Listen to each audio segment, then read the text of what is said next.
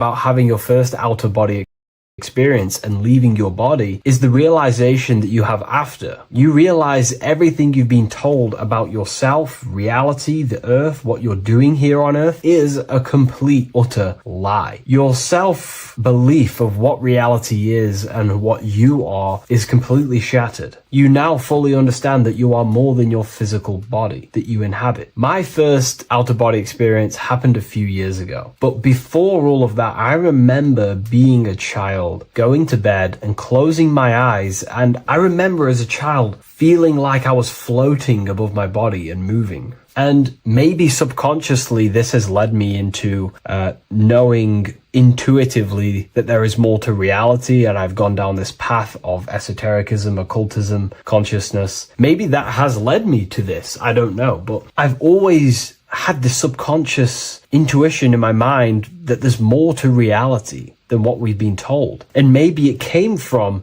having these experiences as a child. And I'm pretty sure some people in the comments will also have that experience, feeling like you're floating when you close your eyes in bed as a child. I remember this very vividly. But a few years ago, I had my first out-of-body experience, and it completely shattered everything. And it confirmed to me that I am eternal, and there is so much more to the self, to consciousness. I then realized after my first out-of-body experience that our self is not just here in the physical dimension, it's existing in every dimension there is in the universe. However, our mind is focused primarily on this physical time space. When your mind is totally giving its attention and time to this particular time space, it locks in the mind or consciousness into that particular body of consciousness, such as the physical body, right? But for example, let's say you have a daydream and your full focus isn't in the present moment and your environment that you're in physically. Your mind kind of wanders off into a daydream, what we like to call it. That again is shifting time space. Your consciousness is 40% here in the physical plane, because your body's there, but then the other 60% is in this daydream, this imagination. So you're shifting time space, and what an out-of-body experience does is allow your mind to reduce that attention to the physical body and access attention to this altered body or dimension of consciousness. So I'm going to give you the story of my first out-of-body experience, because I know when I was researching this, I was always looking for personal stories about someone's out-of-body experience, and there's not many out there, to be honest with you. Well, based off my research, I couldn't find many. You find a few, but I'm going to give you my experience of my first out-of-body experience that happened a few years ago. It was early in the morning. I kept on waking up and falling asleep to my alarms. I went back to sleep after waking up for like the third time in the morning. When I fell back to sleep, that is when I had my out-of-body experience. It's also good to mention that I have been listening before that about podcasts, books about out-of-body experiences, astral projection, and things along them lines. So this was stored in my subconscious, this topic. And I had a desire in my heart to actually experience this for myself. Long story short, I went back to sleep early in the morning because I kept on waking up, and it began with this tingling sensation, a high energy sensation. It was like bursting, intense, high frequency energy. My attention was no longer in the time space of my body, but my attention shifted into this energy body, which I now understand. I didn't understand at the time properly, but I now understand that as my consciousness started to feel like it was being pulled upwards, right now, our time space, our attention is in our body, and you feel all the data of the senses, right? And that's what I'm feeling right now. That's what you're feeling right now. But imagine that was completely stripped. My attention was no longer feeling the sensations of my body, because my body kind of just dissolved as I fell back to sleep. So this was a natural out-of-body experience. I didn't force it. I didn't meditate. I didn't do anything. This was just a natural out-of-body experience that I had. And a lot of people get these that I've read about. So my my attention started to feel like I was being pulled upwards, and I no longer felt my body, but I felt this intense energy, frequency, sensation all around my body. It felt like this, like it felt like illuminating energy that's moving very, very, very fast. So my conscious awareness was now shifting. I now understand. My whole body faded into this sensation. My whole mind faded into this energy sensation, this tingling free, and it was very, very intense. I was not feeling my normal senses anymore, only this energy. This energy was also pulling me up. The more I was lifted up, the more intense the frequency became. So think of it like just a frequency resonator, how it just goes up and down, up and down. But then imagine the frequency resonator just going higher and higher and higher frequencies, and it would just get more and more and more intense. The energy was moving faster. This tingling was faster and faster and faster as I was being pulled up. Part of my mind began to fear this. My arms and legs grew very tense. I started to tense up because at this moment in time of the experience, I was very vaguely conscious. I was half there, half not. And as I was being pulled up, my physical body started to tense. And this is again when I started to feel my body again. But then I remembered what I heard out of body experiences is that you have to submit to the process. If you try and force an out-of-body experience, it will never happen, because an out-of-body experience is not truly out of body. What we're trying to do is trying to find a needle in a haystack. If you're trying to find a needle in a haystack, you don't go rummaging through the haystack to find the needle. What you do is you burn the haystack and then the needle reveals itself. It's the same with an out-of-body experience. We dissolve the senses of the body, so the body falls asleep, but the mind stays awake. As soon as I let go of this fear and I let go of the tensations in my body,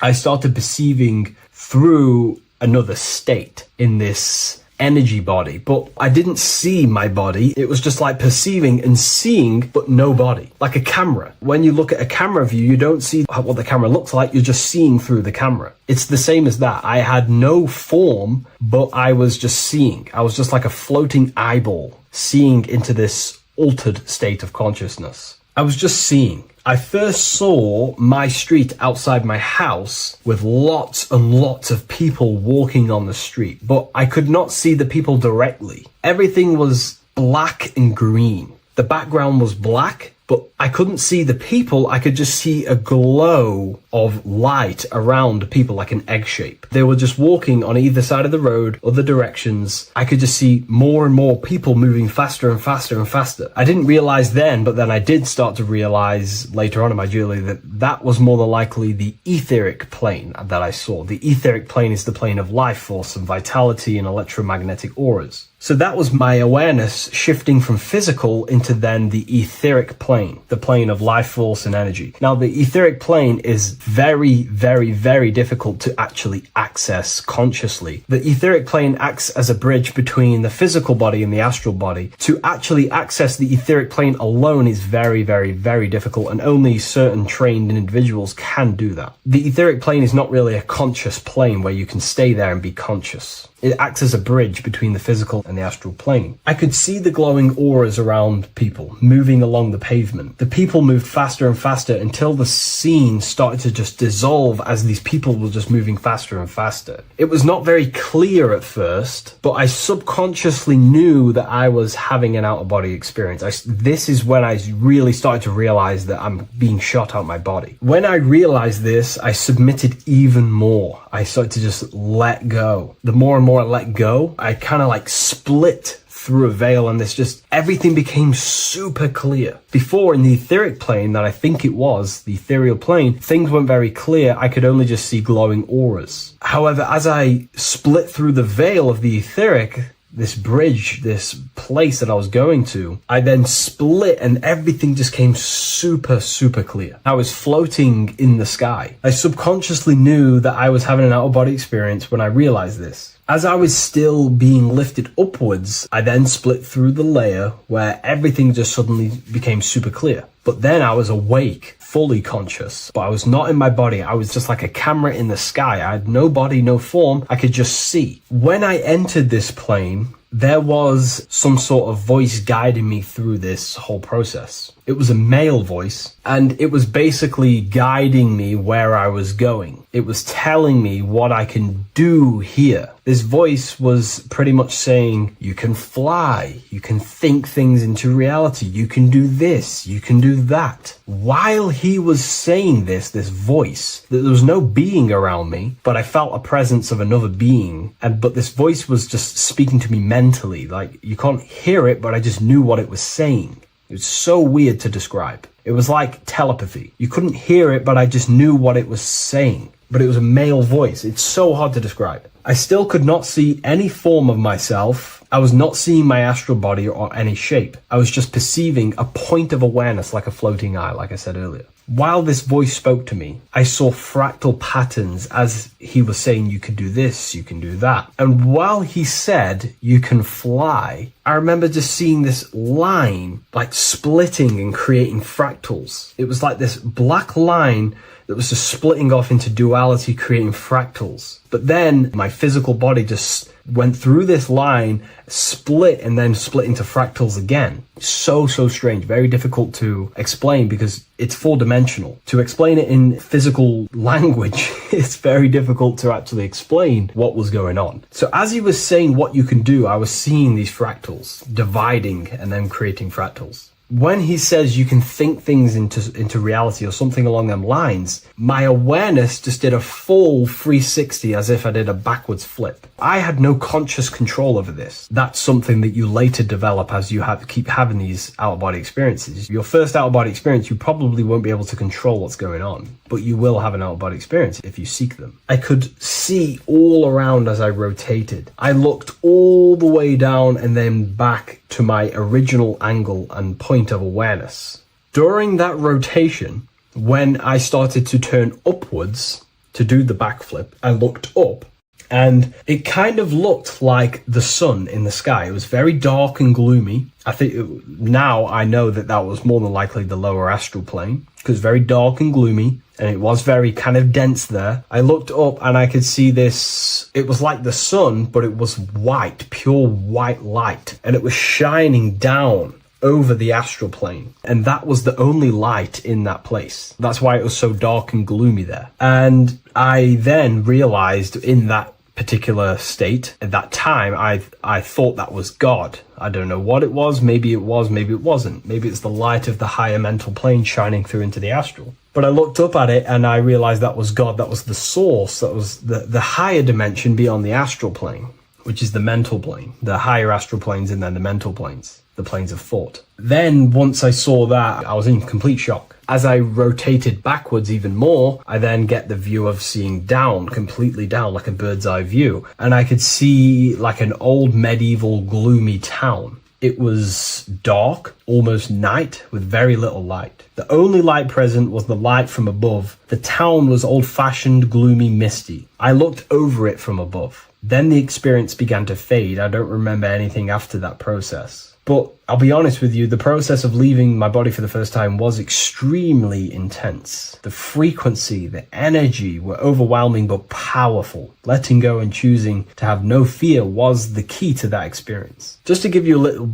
bit more wisdom on what I actually experienced now, what I realized what was happening, I now understand that the voice that I was hearing was not an external being guiding me. It was actually a higher aspect of myself, a part of my own consciousness that is not focused in the time space of the physical world. My physical mind is focused here in this timeline, but once I exited this timeline and focused elsewhere, the higher part of myself guided me towards that experience. This higher version of ourselves that we call the higher self is a higher dimensional being, but we're just unconscious of it. This being exists beyond our ordinary thinking mind. Our self exists everywhere in the universe, and we can unlock higher versions of ourselves as we progress on our journey of awakening and self-realization. Because let's say right now, only 10% of your awareness is actually in the physical plane. Science tells you that 90% of you is actually in your subconscious mind. 10% of your awareness is your conscious mind. So there's 90% of you that your conscious mind is not aware of. But our conscious mind becomes so addicted with the physical world and distracted with the physical world, it just gets totally locked in with the physical.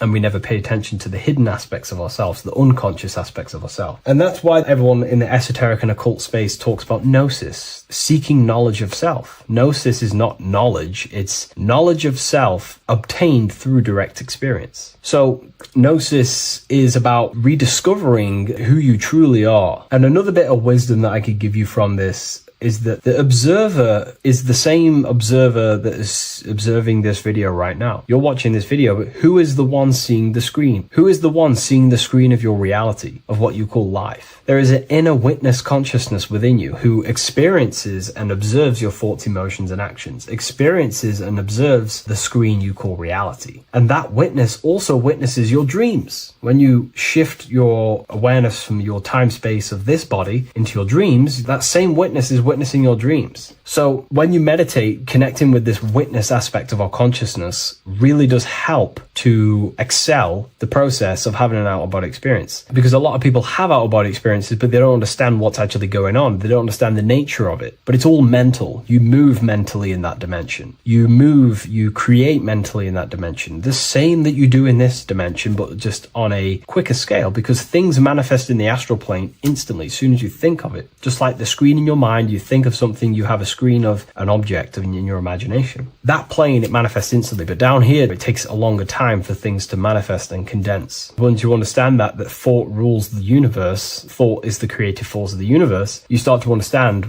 these different dimensions and these experiences that you have. But really connecting with that witness consciousness, that part of yourself that observes everything, really does help with excelling the process of having an out-of-body experience, or mystical experiences, or lucid dreams. Because connecting with that witness consciousness just makes you more conscious. Even in your physical life, staying conscious. Most people aren't conscious. They think, feel, and act unconsciously throughout their day, and they unknowingly create their reality. Connecting with that witness consciousness allows you to actually stay conscious over your thoughts, emotions, and actions, because they are giving birth to realities. That's pretty much my experience, my first out-of-body experience. What that did for me was make me so much more confident and powerful. Most of my fears just disappeared overnight. The fears of death, the fears of unknown, the fears of that I had of things shattered, disintegrated, because I understood that I am eternal. No one can use death against me to control me, because I know I am eternal. I now take riskier actions because I know I am eternal. I know that I will never truly disappear or die. So it really, really does help you, and it gives you a lot of internal power, because no one can make you scared of anything. You should not fear someone who can hurt you physically. You should fear someone who can corrupt your soul. That is the worst thing, who can corrupt your internal world, because that is what truly matters. So I hope this helps you understand out-of-body experiences. Hopefully this can help you move along in your journey. It's good to hear other stories, because this is exactly what I was seeking when I was researching this stuff. Maybe in the future I can share some more stories about my out-of-body experiences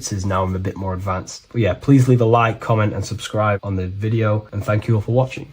666 is a code, and this code needs to be broken down to fully understand what 666 truly is. In an esoteric view of 666, it represents a state of consciousness, a way consciousness functions within the individual. Now, if we look at the Bible in Revelations, it says that the mark of the beast, 666, is going to be placed on the right hand or on the forehead of an individual. The forehead symbolizes the mind, while the hand represents action or behavior. The forehead represents a belief or a mindset, a way consciousness functions. Therefore, the mark of the beast is not something external. It is actually a way consciousness functions within the individual. But the code reveals the darkest secret about 666. 666 is 3 sixes. The number 6 in esotericism and occultism represents the cube, because the cube has 6 sides. And the physical dimension, everything has 6 sides. Up, down, back, forward, left, right. Everything is 6-sided in this 3-dimensional world. The body is the cube itself. It is the number 6. And the number 6 is the number before 7. 7 is a divine number. It represents divine perfection, as there are 7 functions and cognitions of the mind, 7 energy centers along the spinal column, 7 major planets for the 7 days of the week, 7 days of creation, 7 visible light spectrums, colors. The number 6, therefore, is often understood as imperfection, as the body is imperfect. The physical form is imperfect compared to our divine spiritual nature. But let's decode the 666 code properly so you can understand this. Now you understand that the number 6 represents the material three-dimensional world, or the physical body of consciousness. We can then look at the number 3 because there are 3 6s. The number 3 represents the 3 ways consciousness functions. Consciousness thinks, consciousness feels, consciousness acts. We have a mental body, an emotional body, and a physical body. Most people confuse these things to be all one. They think their mind is their emotions and their mind is their brain, and they interlock all of these, but these are actually 3 different bodies of consciousness. Consciousness has many vehicles or bodies it expresses itself in. So the 3 ways that we ultimately create our life, the 3 ways that shift our reality, and the 3 full things that we have full control over are our thoughts, emotions, and actions. If you try and control anything else other than these 3 aspects of life and consciousness, you are then breaking natural law. If you try and control someone else, you are then breaking their will, their natural rights. These are the 3 things you have full control over: your mind, emotions, and your body. Therefore, the number 3 represents the 3 ways that you express consciousness in this life or reality. And the number 6 represents the material body. 666 is the mark of the beast. Therefore, the mark of the beast could be a state of consciousness where your thoughts, emotions, and actions are all directed towards the physical, material, three-dimensional world, leaving no room for true spiritual connection with your higher self, no divine connection to the source or God, giving no attention to your true internal nature, to the self inside the mind. All of your thoughts, emotions, and actions are directed only for physical pleasures, for materialism, for status, for egoism, leaving no room for connection with the divine. And this is the mark of the beast. When people's minds become so obsessed with materialism, chasing desires for the material things, they disconnect themselves from their true internal nature. And we can see this today. People are becoming so obsessed with materialism, money, becoming rich, whatever it is, they're gradually losing connection with their internal self. They think that they are the body. They think that they are these 5 senses. But ask yourself, if I remove my thoughts, if I turn off my mind, who am I then? Because who most people think they are is a bunch of beliefs in their subconscious mind. Their name, their job, their reputation, their friends. If you remove the mind and no longer think, who are you then? The observer, the pure awareness, beyond the mind, the body, the emotions. That is your true nature. You are the internal thinker. And when that internal thinker becomes so attached to the external physical body and does everything in its power to think, feel, and act only towards the material things, you become disconnected to your true powers, to your divine nature, to literally God. If you don't want to become the mark of the beast, then have balance. Now, I'm not saying materialism is evil. Chasing material things is wrong. I'm not saying that at all. We all have a different views. But me personally, I like to have balance. Yes, I love reaching goals. Yes, I love living the best life possible for myself, materially. But I also make room for my internal world. I train my mind to have self-mastery with meditations. I try and lucid dream and astral project as much as I can. And I try and perfect my thought processes and my internal world as much as possible. So I live a truly balanced life between my inner self and my outer self, which is what these 2 pillars, Jachin and Boaz, represent, the inner and outer world. And the middle pillar in the middle represents the unity of the inner and outer world, living in balance. Or you see a person standing in between them, they represent the middle pillar, or a ladder. This is all symbolic of living in balance between the inner world of consciousness and the outer world of consciousness. Yes, this is Freemasonic artwork. You can learn a lot from their artwork and symbolism, but I hope this brings a bit more clarity about the number 666 and the mark of the beast. Please leave a like, comment, and subscribe to the YouTube channel if you want to see more. And one last thing, the Book of Symbolism has finally been accepted on Amazon, so you can now order this on Amazon in pretty much any country. You're living in 4 planes of existence right now, but most people are only aware of one. And that's why they feel lost, disconnected, and stuck in cycles they can't explain. If you don't understand the blueprint of reality, you'll keep trying to fix the physical, while the real causes lie in the unseen dimensions that you have direct access to. You must understand is that the universe only exists in the mind. Everything is a projection of consciousness. Therefore, consciousness produces everything. Our internal world is consciousness. Our external world is this physical body, physical world. Everything is an externalization of consciousness. For example, this was a thought. Now it's made physical. But before this was invented, it was existing in someone's mind, in consciousness, invisible. Then it was made manifest, made physical. So everything in this physical plane is the effect. The cause is consciousness, mind, the mental plane. So now I'm going to explain these different dimensions of consciousness. You don't just exist in this physical plane. The physical plane, in fact, is the lowest plane there is. It's the illusionary plane. So first of all, we have the Buddhic plane. This is the nothingness. So think of it like this.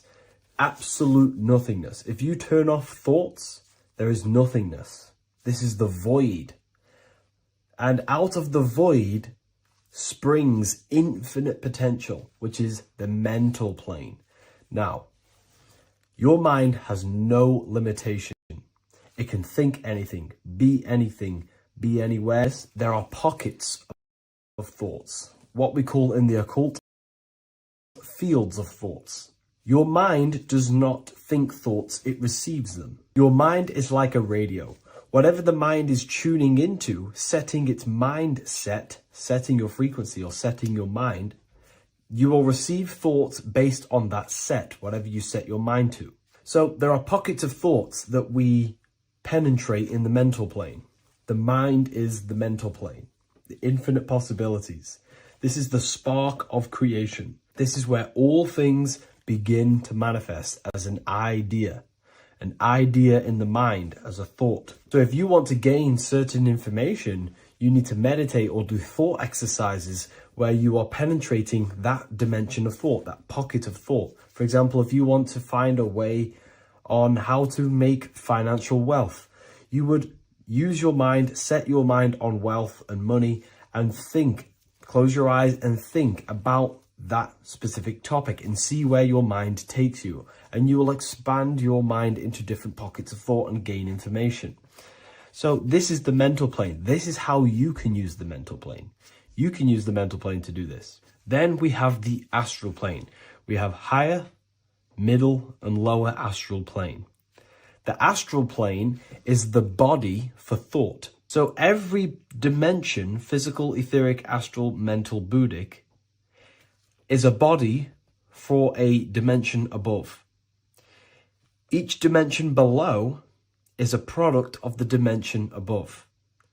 So for example, the astral plane is imagination. This is the lucidic realm of imagination. This is where thoughts begin to manifest into some sort of form. It's not a physical form because this is physical, but imagination is a lucidic form. It's not really physical, but it's there. It's a projection of light. It's astral matter condensed by the willpower of the mind. So depending on the vibration of that thought will depend whether it manifests in the higher astral plane, middle astral plane, and lower astral plane. If you think about more material things and visualize material things, this will manifest on the lower astral plane because material matter is low vibration. Now, that does not mean it's evil. That does not mean it's bad. Okay? It just means low vibration just means more material. But if you think and imagine more spiritual things, this manifests on the higher astral plane. So the astral plane is the screen in your mind that allows you to vision an apple, that allows you to vision anything. It's that mental projection that's inside of your mind. Now, this is what we call the third eye. It's an eye because the eye is the mind, and the mind can see into the astral plane. It perceives this spiritual world, this lucidic realm that we have access to. This is where also infinite potential takes place. This is the realm of spirits, demons, jinns, whatever you want to call them. Spiritual entities exist in this. because this is where thought forms manifest into form. This is where thoughts create bodies. Think of it like this. The mental plane is a thought of a chair. The astral plane is the imagination of that chair and all of the different possible chairs that could possibly be. The etheric plane is the energy double of that chair. And the physical plane is the physical chair. So as you can see, the higher we go up, the more formless and lucidic it is. The lower we go down planes, the more dense it becomes. This is formless and this is form. Everything manifests through this process. This highlighter is down here in the physical plane, but the idea began in the mental plane. Everything begins in consciousness before it creates a physical body. It goes through this process. Therefore, if you want to start to mold and create your own reality and create things in your world, you can use these planes to your advantage. You can use your mind to do mental thinking exercises by closing your eyes and expanding your mind into a different pocket of thought to gain wisdom, gain information, gain downloads. The way you do that is simply get into a meditative state, close your eyes, pick a topic that you want to think about, and see where your mind takes you, but always remain centered on that topic. And you can do this for maybe an hour or two or half an hour, and your mind will take you places where you will unlock information. You can even use this to make decisions in your life. Think of the topic and see where your mind takes you. You'll gain information. This is how you use the mental plane for ideas. The astral plane is imagination. You have to reconnect with your imagination very vividly. Your imagination, your consciousness is infinite. It's not a three-dimensional plane. It's an infinite plane. You can think and make form anything in your consciousness, in your imagination. You can think anything and you can imagine anything in the most vast details. You just have to reconnect with your imagination. I have a free book on my website. I'll leave the link in the description. It's an ebook. It's called Activating the Inner Eye. This is going to help you reconnect with your imagination. It's a practical guide on how to imagine. So once you know how to use the mental plane and astral plane, thought and imagination, you pretty much need to use the physical plane to take physical action with this physical body that you have and start to manifest these desires you have in the higher planes. Now, it's very important that we master the mind, because the mind is the very fabric of reality. We become what we think about. Your life is a product of every thought you thought in the past. It is the mind that directs the flow of consciousness. And wherever this consciousness is flowing is what you will create in your life. Consciousness is the most potent force in the universe, and the mind is pretty much the universe in a microcosm form. It is infinite potential, and your mind will continue to expand into new realms of thought forever and ever and ever. You are eternal. You are not this physical body down here. You are consciousness, literally dreaming that you are in this physical body. So everything begins with the mind. We need to be conscious of the thoughts that enter our mental field of consciousness. There is a level of self-awareness that you can reach where you can become conscious of pretty much every single thought that enters your mental field. Now, we have over 7,000 thoughts a day. You can gain such mastery over your mind where you can become conscious of every thought you think. And that is when you gain superior power. Because when the mind is fully under control of self, you can direct the mind's potent force into a specific goal. Most people's minds are dualistic. They want something, but their mind is thinking something else. They have limiting belief systems. They have the little voice that comes in and says, you can't do this, you're a failure. That is a fractaled mind. The mind needs to be singular. It needs to be on your team and not an enemy. Do not let your own mind take away your power. Your mind should be on your team, giving you power, giving you the best possible thoughts and the best possible beliefs. When the mind is in this condition and on your team and not taking away your power through the destructive thoughts, it becomes a potent, powerful force used for manifestation to create anything. And the way we get the mind on your team is through constant meditation to learn how to control the mind and turn it on and off. Subconscious reprogramming through visualization, affirmations, cultivating emotions associated with your goal. All these 3 ways we can reprogram the mind slowly over time so that it becomes powerful and becomes on your team and doesn't give you negative contradicting thoughts. When the mind is fully aligned on one thing, it can create massive empires and things in your physical reality. So I hope this video helps, and I'll see you in the next one. What if I told you that the seasons don't just change the external world?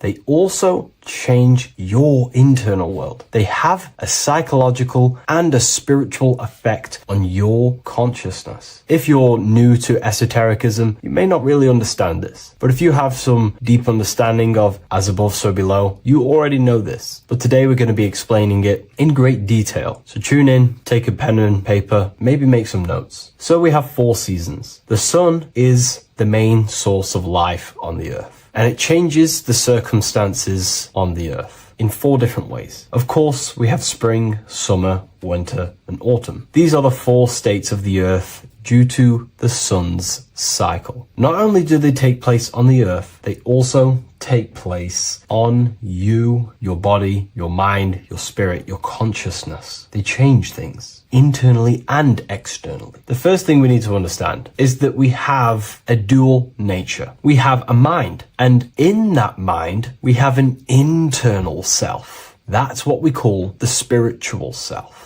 It is the individual that exists within their own mind, within their own consciousness. It is the self that imagines, thinks, feels. That's the spiritual self. And internally, that self is the true self. When it's detached from the false identifications, of course, such as the ego. But the true self dwells within the mind, and that's the immortal self. That's the self that will never die, never perish, that will always be there and it always has been there. The internal self. But on the other side of the mind, the outside of the mind, we have this, what we call our physical human body. This is our external physical body. So outside of us is a physical reality, but inside of us is a spiritual non-physical reality.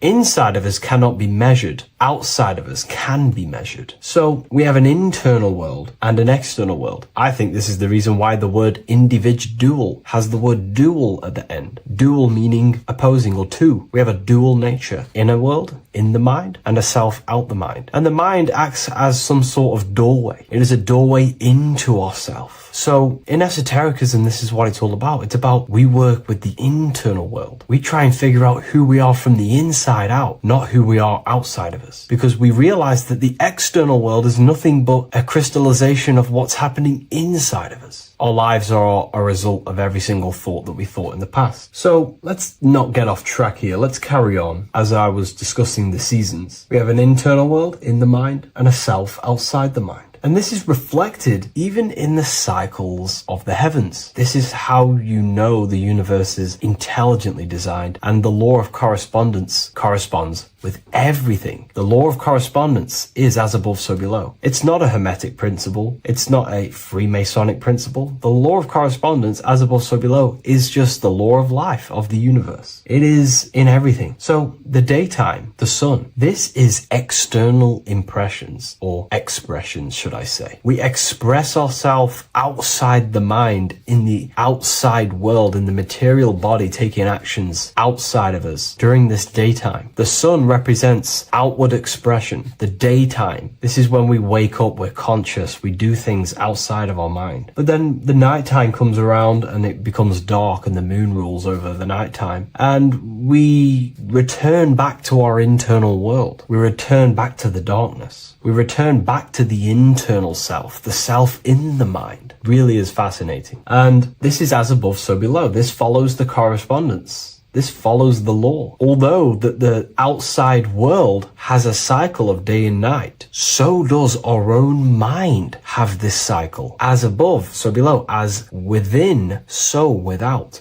What's happening outside of us is also happening inside of us. The mind is also going in a cycle. Because in the daytime, the mind wakes up and we express things externally. But when the sun goes away and the electromagnetic rays of the sun are not very strong, our brainwave decreases, our body activity decreases, it slows down and we return to the internal self. The body switches off and we return to the internal self in the mind. We enter in the doorway of the mind and return to the internal, the spiritual self. And when the body is less active, this is when we are more connected to the internal world, our spiritual true self. So as above, so below corresponds with the day and night, the sun and the moon. The moon represents our internal world, the world inside our mind, the self inside the mind. And the sun represents the external self in the external world. So not only are these cycles happening in nature, the darkness outside of us when the sun goes away is the same darkness that we go within ourselves when we go to sleep. It's the same cycle. Our bodies are in the cycle of the external world also, as above, so below. But then we can even take this even further. This fractals down even further. If we look at the cycle of the yearly cycle of the sun, which is what we call the 12 zodiac signs, we notice that these 4 seasons also take place in every single cycle of the day. So a yearly cycle can be seen as a big version of a daily cycle, or a daily cycle can be seen as a smaller version of a yearly cycle. For example, we look at Aries, which is spring. This is when the sun springs everything back to life in the spring. This is when the crops start to spring up and start to grow again. But we could see that at 6 a.m. in the morning, when the sun rises and just cracks over the horizon and starts to bring light into our day. Aries is associated with the morning time also as spring. Morning time is a smaller version of spring. Then we look at the summertime. The summertime is midday, when the sun is at the top of the middle of the sky. This is when the sun is most powerful, most radiant in our day. This could be seen as the summertime. Then when the sun starts to set, this is associated with autumn. Autumn time is the sunset. Then the winter time is associated with the nighttime, the midnight, when everything's very dark. So a daily cycle is basically a smaller version of a yearly cycle. And just how I explained how the cycle of the sun outside of us also happens inside of us with our consciousness falling asleep when the sun goes away, is also happening to us on a yearly cycle also. So the daytime is associated with the summer and the nighttime is associated with the winter. The winter is like the inhale. The summer is like the exhale. It's the breath of the universe, just like how we breathe in and out of our lungs. Everything takes this rhythm and polarity, okay? So winter is associated with the self and the world inside of ourselves, inside of our mind, the spiritual self, the internal. Because the winter is when the sun's rays, electromagnetic rays, are not very powerful. And this decreases brainwave activity, making us more connected to our internal world, inside the mind. But the summer's the complete opposite. The summer is when the sun is very, very powerful.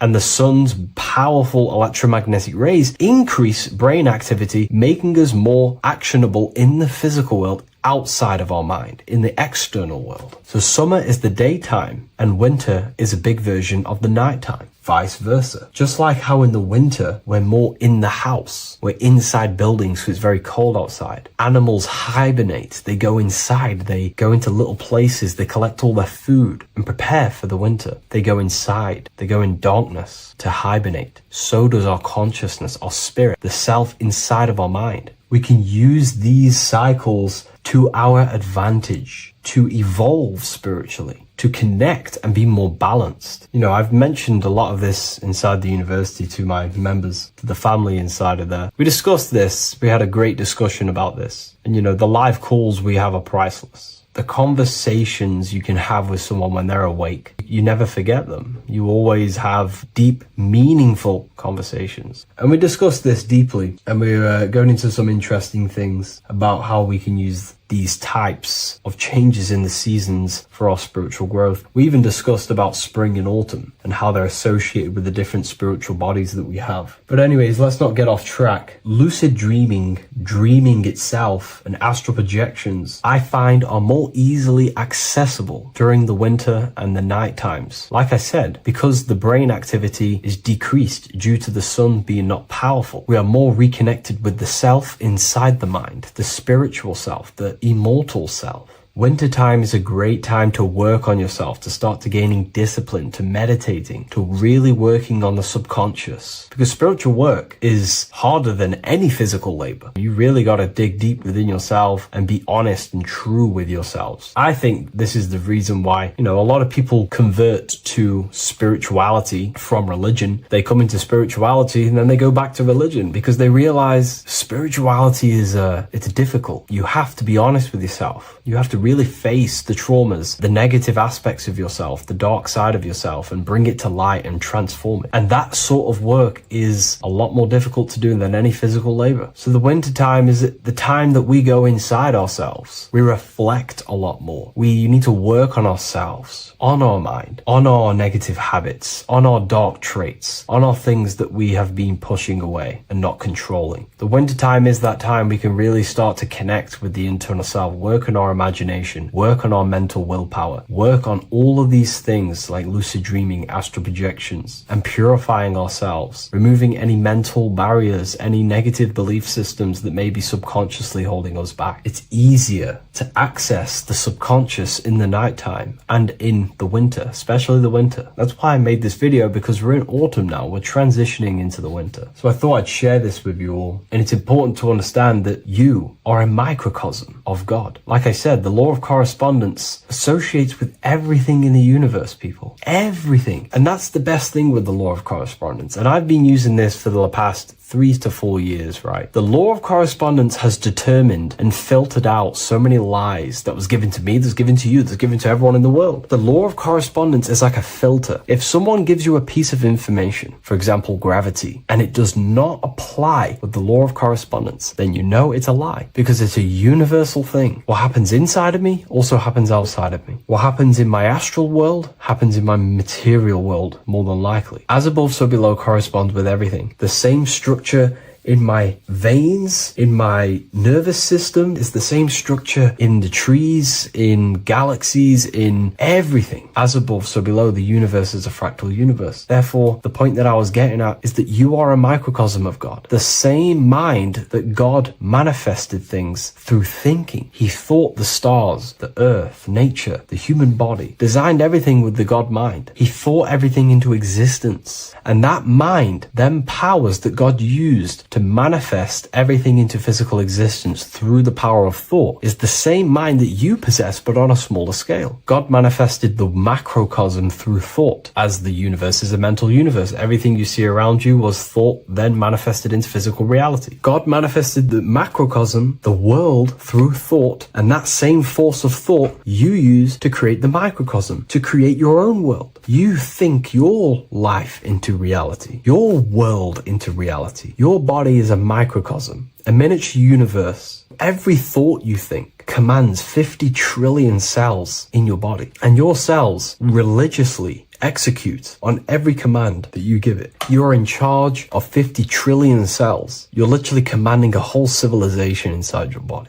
And this is how you are a reflection of the divine. The God mind created the macrocosm, the world, and you create your own world inside that world using the same power as thought. Very powerful. So everything that happens outside of you is also happening inside of you. The law of correspondence is the most important, the law that you could possibly learn, because it makes everything so clear for you in the universe. Makes life so clear. You see the reality for what it truly is. It's a reflection of the higher dimensions. Just like how reality right now is a reflection of what's happening inside of people's minds and consciousness. We can't blame the elites for all the negative things that's happening in reality, because all the negative things that's happening in reality is the negative things that's happening in people's minds. We need to take control of ourselves. So with that being said, thank you all, everyone. If you wish to read more, 90% of you watching this video have already got this book. I want to say thank you for your support. It means the world to me. It makes me research more and write more books. And the book of symbolism is coming very soon. So thank you, everyone. I'll leave a link in the description for the university, for the live calls, and for the book if you wish to join. Have an amazing day.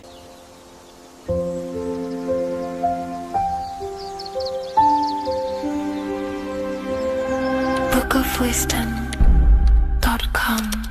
Visit today.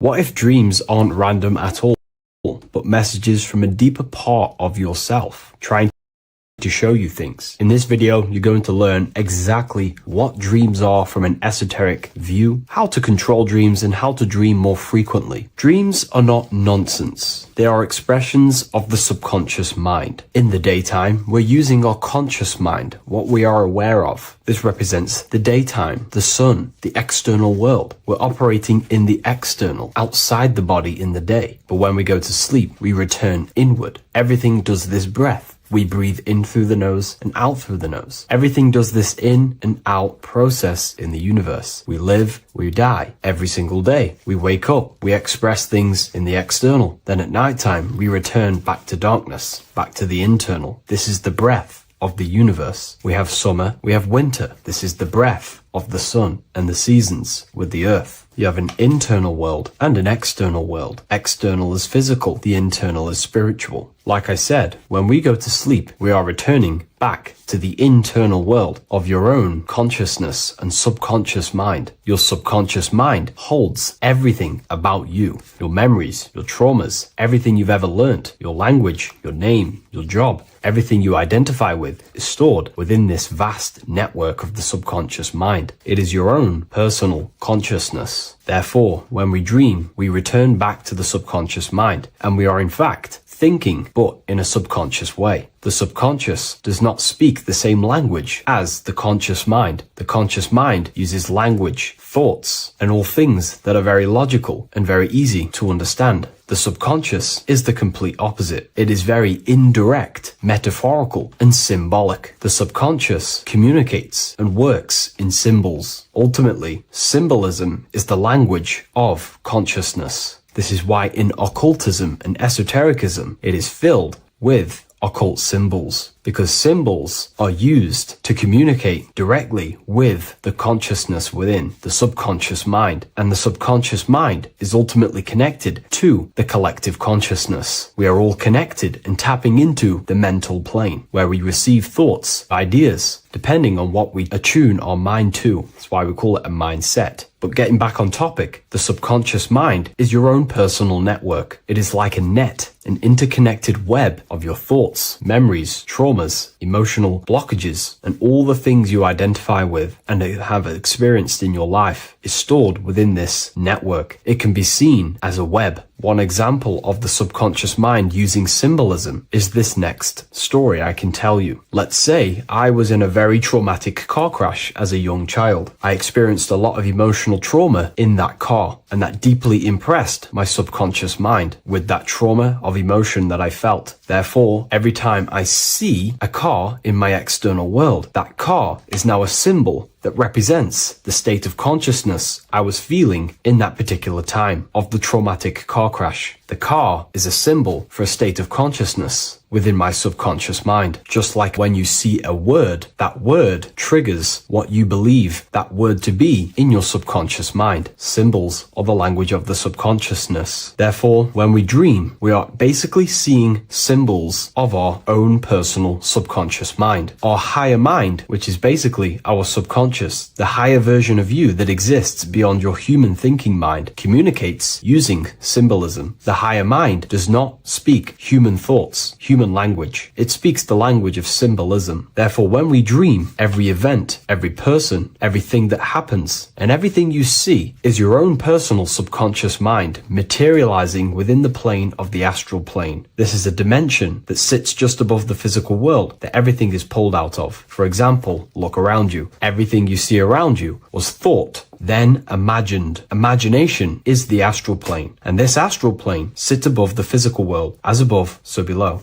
These objects were thought, imagined within someone's mind, and then pulled into a physical reality. Therefore, the imagination is what you're experiencing within a dream. It is your subconscious mind thinking and materializing within the imaginative plane. For example, let's say you are a Christian, you believe in Jesus your whole life, you have lots of emotion towards Jesus. This deeply impresses your subconscious mind. You believe in him so much. You go to sleep. You have a dream that you meet Jesus. You did not meet directly with Jesus. You met with your own belief. It was your own belief materializing within the imaginative plane and revealing itself to you. Dreams are materializations of your memories, your subconscious beliefs, traumas, and anything that could be inside the subconscious mind. It is your subconsciousness revealing itself to you in a material form. Let's say you have a nightmare. There is a big dark figure chasing you and you are running away in fear, away from this dark figure chasing you. That dark figure is not an external entity. It is not a spirit or a jinn or a demon. It is in fact an aspect of your own mind. It is a symbol that represents maybe a fear, a trauma, or something you are running away from internally, inside your subconscious mind. Something that you are not addressing, but something that is fearful, something that can be controlling you on a subconscious level. Let's say you have a fear to address something in your personal life. You want to address someone who is getting on your nerves at work. You continuously put this off and you fear doing that situation. Over a long period of time, this can slowly control you subconsciously. You start to avoid the person, avoid any contact. It is subconsciously controlling you. This is not the best example, but you can see what I mean. Hidden fears and traumas in the subconscious mind can subconsciously control your actions and ultimately lead you to low states of consciousness, keep you from reaching your higher potential, and ultimately create blockages within your own consciousness. That figure in the dream is a materialization of something that you are fearing and running away from and not addressing. This is why people always have dreams of traumas that they have experienced as a child or when they were younger, or maybe from a year ago or two. It's because that emotion is deeply impressed in the subconscious, and the subconscious is always trying to reveal things to you, communicate to you that you need to change, purify, and maybe heal within your own consciousness. This is how the higher self communicates to you, through the language of symbolism. Once you understand this, dreams can become a very powerful tool, not just entertainment at nighttime. Your consciousness never rests. Your consciousness is eternal. It is the very spark of the divine. Your body needs rest. Your consciousness is not physical. It does not need rest. So this is a way you can identify what your dreams are trying to show you, is by writing them down. A dream journal. Every single dream that you have a book placed near your bed. Every time you wake up, first thing you should do is pick up the book and write every single detail that you can remember about the dream. The people that you met are all symbols or aspects of yourself. Maybe it is a friend you saw in your dream. That friend represents a state of consciousness that is within you and is trying to reveal something to you. It's about making the subconscious into the conscious, to become conscious of the unknown. Write down every detail, everything you saw, every event that played out, even the details of the clothes that they were wearing. Everything is symbolic within dreams. Write everything down and then analyze the dream. Don't analyze it from a logical mind. Analyze it with the right hemisphere of the brain, which allows you to see metaphors, read between the line. Try and gain the message that it's trying to show you. What does this overall mean to you? And what could this reveal about aspects of yourself that you need to heal or maybe take action in your life and world? Because your higher self is always guiding you towards awakening and fulfilling your mission in the manifested physical world. Dreams speak in symbols, not logic. Ask about your dreams. What is this trying to tell me? Don't take things literally. Look for an emotional tone and symbolic resonance. With practice, you'll begin to understand the personal language of your subconscious mind. Now that you understand that, again, please leave a like or a comment on this video. This is now a technique for lucid dreaming and dreaming more often. This is not going to happen overnight. This is not an easy method. It simply takes practice and dedication. Every morning, choose 3 time slots. For me, I choose 4:30, 5 a.m. and 6 a.m. 3 alarms that are going to go off at these 3 times, half an hour apart from each other. Each time you wake up, stay awake for 5 to 10 minutes. Turn off the alarm. Try and keep your conscious mind awake, but drift back into sleep. There's no other better way for me to explain that. It's very difficult, but try and keep the mind awake, but the body falling back asleep. More than likely, you will drift off back to sleep. Then, the next alarm will go off half an hour after. This will wake you up again, guaranteed. You will probably drift back to sleep by repeating this process. After the 3 alarms go off, each one of them times, you're either going to have a dream or a lucid dream. But definitely, you will have a dream. And if it doesn't work one time, keep trying it. I've been using this method for a very long time, and I can tell you 70-80% of the time it triggers a dream,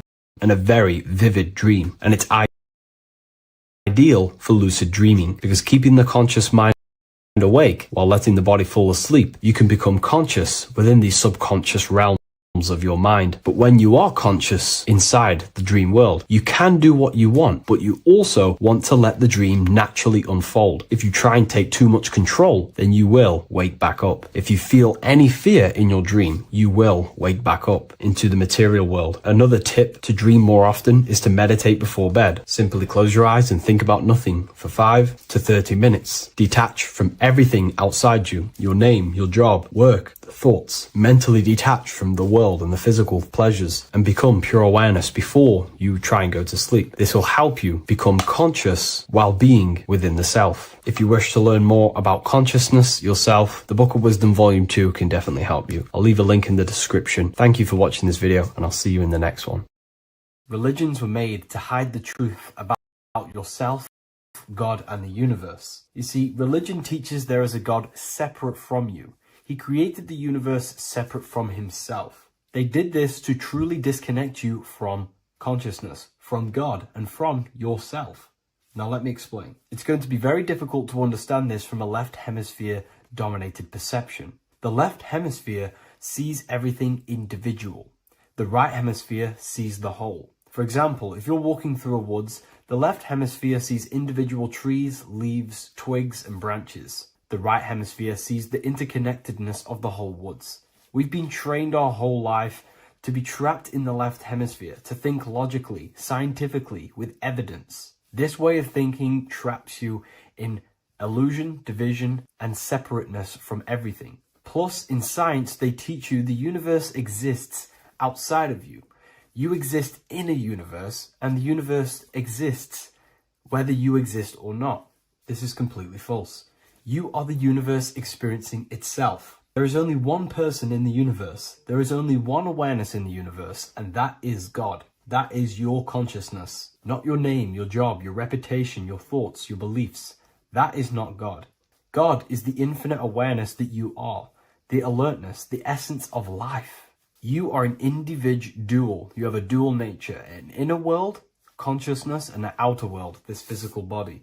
The inner world is the immortal, consciousness, awareness. This physical reality is for the immortal within us to experience and enjoy. And the immortal consciousness, the immortal self, the individualized expression of the only thing that is truly real, which is God, consciousness, is seeking a way to understand itself through infinite vantage points. The same consciousness inside of you, inside of the dog, the squirrel, the plants, the stars, the same awareness is in absolutely everything. Only the right hemisphere can see this connection. The universe is one mind separated into the infinite bodies and life forms. This is why scientists tell you that the universe is forever expanding. It's truth in plain sight, because the universe is the mind, and the mind is always seeking more vantage points to understand itself. And the mind is always expanding into new realms of thought. The mind cannot be filled up. It does not exist in space. However, human awareness, human consciousness is very sacred. And the reason why I say that is because humans possess a two-way consciousness, unlike a dog, an animal, or a squirrel, for example. The dog looks in the mirror. It is not aware of itself.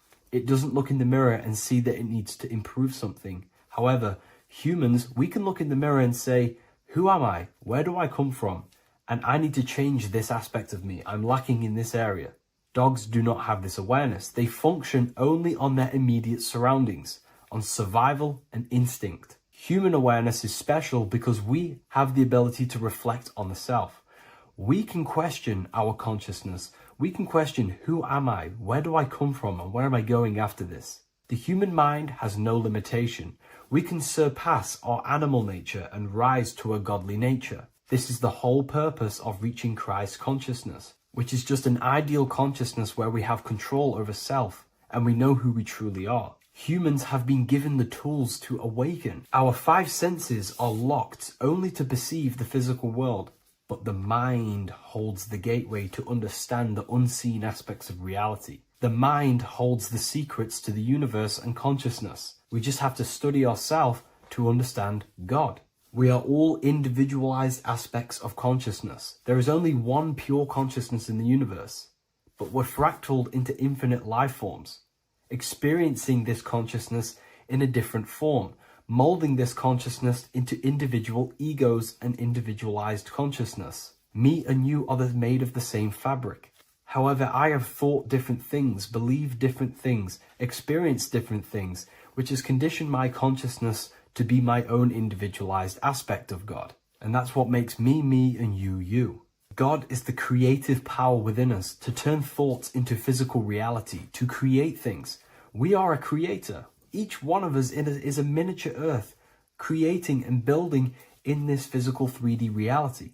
Our consciousness holds power over the 3D reality. We can mold it and create anything we wish. However, we have been conditioned to live like an animal, living in our animal nature, eating, surviving, lusting, and these low-level desires keep us trapped from figuring out our creative power.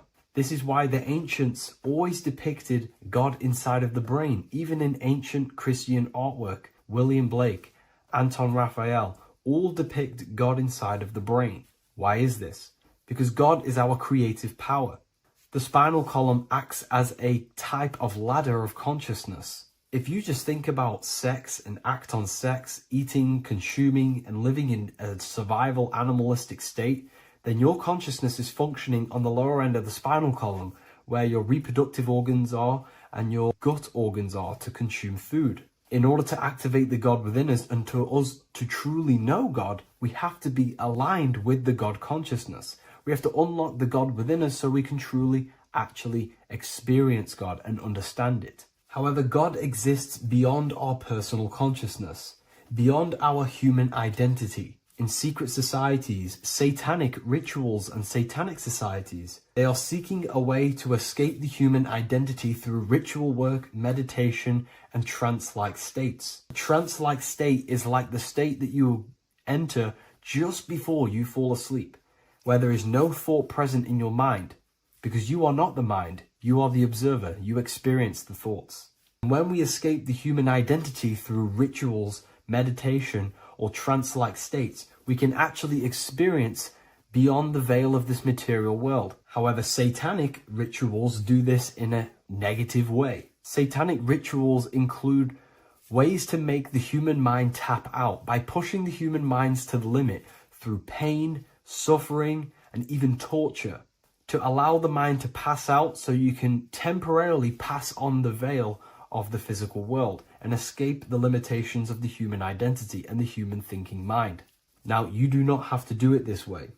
You can experience the divine and beyond your human identity through many different ways, such as deep, deep meditation, rising above your thoughts, and setting 3 alarms, one for 6 a.m., one for 6:30, and one for 7:30. And when you wake up at these times, what you need to do each time you wake up is allow your mind to stay awake but your body to fall asleep. And you will enter this trance-like state. And you can gain ideas, experience lucid dreams, and maybe even astral project. All of these rituals in secret societies and satanic societies is all about escaping the human identity and experiencing the divine planes beyond the physical. To wrap all of this up, this is all about consciousness. Consciousness is the infinite awareness of the universe, just fractaled into separate bodies. And this consciousness is seeking a way to understand itself in infinite angles and vantage points. And religion was made to cut off your connection to the divine planes beyond this world and beyond your self-identity. Therefore, if you want to know God, you have to study the attributes and qualities of God, such as geometry, numbers, consciousness, the mind, the subconscious, human anatomy. All of these things are aspects of God. We have to study ourselves and study nature so we can see God. God is the infinite awareness of the universe. If you love this video, please leave a like and share it with a friend. I'll leave a link in the description for the Book of Wisdom, Volume 2.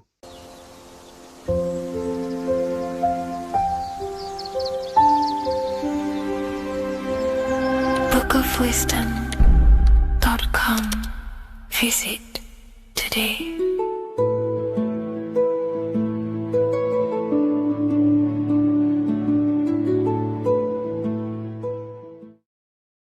Do the elites actually worship Saturn? In this video, we're going to be discussing the occult and esoteric meaning of the 7 planets and the abuse of the Saturnic energy within today's world. This will help you gain a deeper understanding of reality, yourself, how you create reality, and what these 7 planetary energies actually truly are. In order to understand anything within the universe, we have to understand the law of correspondence, the law of as above, so below. There is one consciousness expressed in infinite forms. Me, you, the squirrel, everyone who possesses consciousness within this universe is an expression of the one divine consciousness, what we like to call Source, God, or the grand architect of the universe. We have to understand there is a large scale, but the large scale is mirrored in the small scale. If we look at lightning, this is a large scale. This is the macrocosm. Then we go a bit smaller to the trees. We see the same pattern. Then we look a little bit smaller into the human body. We see the same pattern of the nervous system. Then if we zoomed into the microcosm, brain cells, we still see the same pattern. This reveals the universe is a fractal universe. The large is reflected in the small. And this is the symbol of the Fibonacci sequence, which represents this as above, so below principle. The big spiral represents the macrocosm, but then this spirals into the tiny spiral. This symbol goes for eternity, never touching, never finishing. The large is mirrored in the small. With understanding this, we can realize that we are a microcosm of God. We are our own universe. We are our own world. Your body is the earth. Your mind is the mind of God, just in a smaller version. You are a drop in the ocean of the vast collective consciousness. With that being said, everything you see outside of you is inside of you. As above, so below. The 7 planetary energies on a macrocosmic scale are the 7 energies that form the physical world. The physical dimension is crystallized thought. Everything you see around you was thought made manifest. Thought imagined, then created in the physical reality.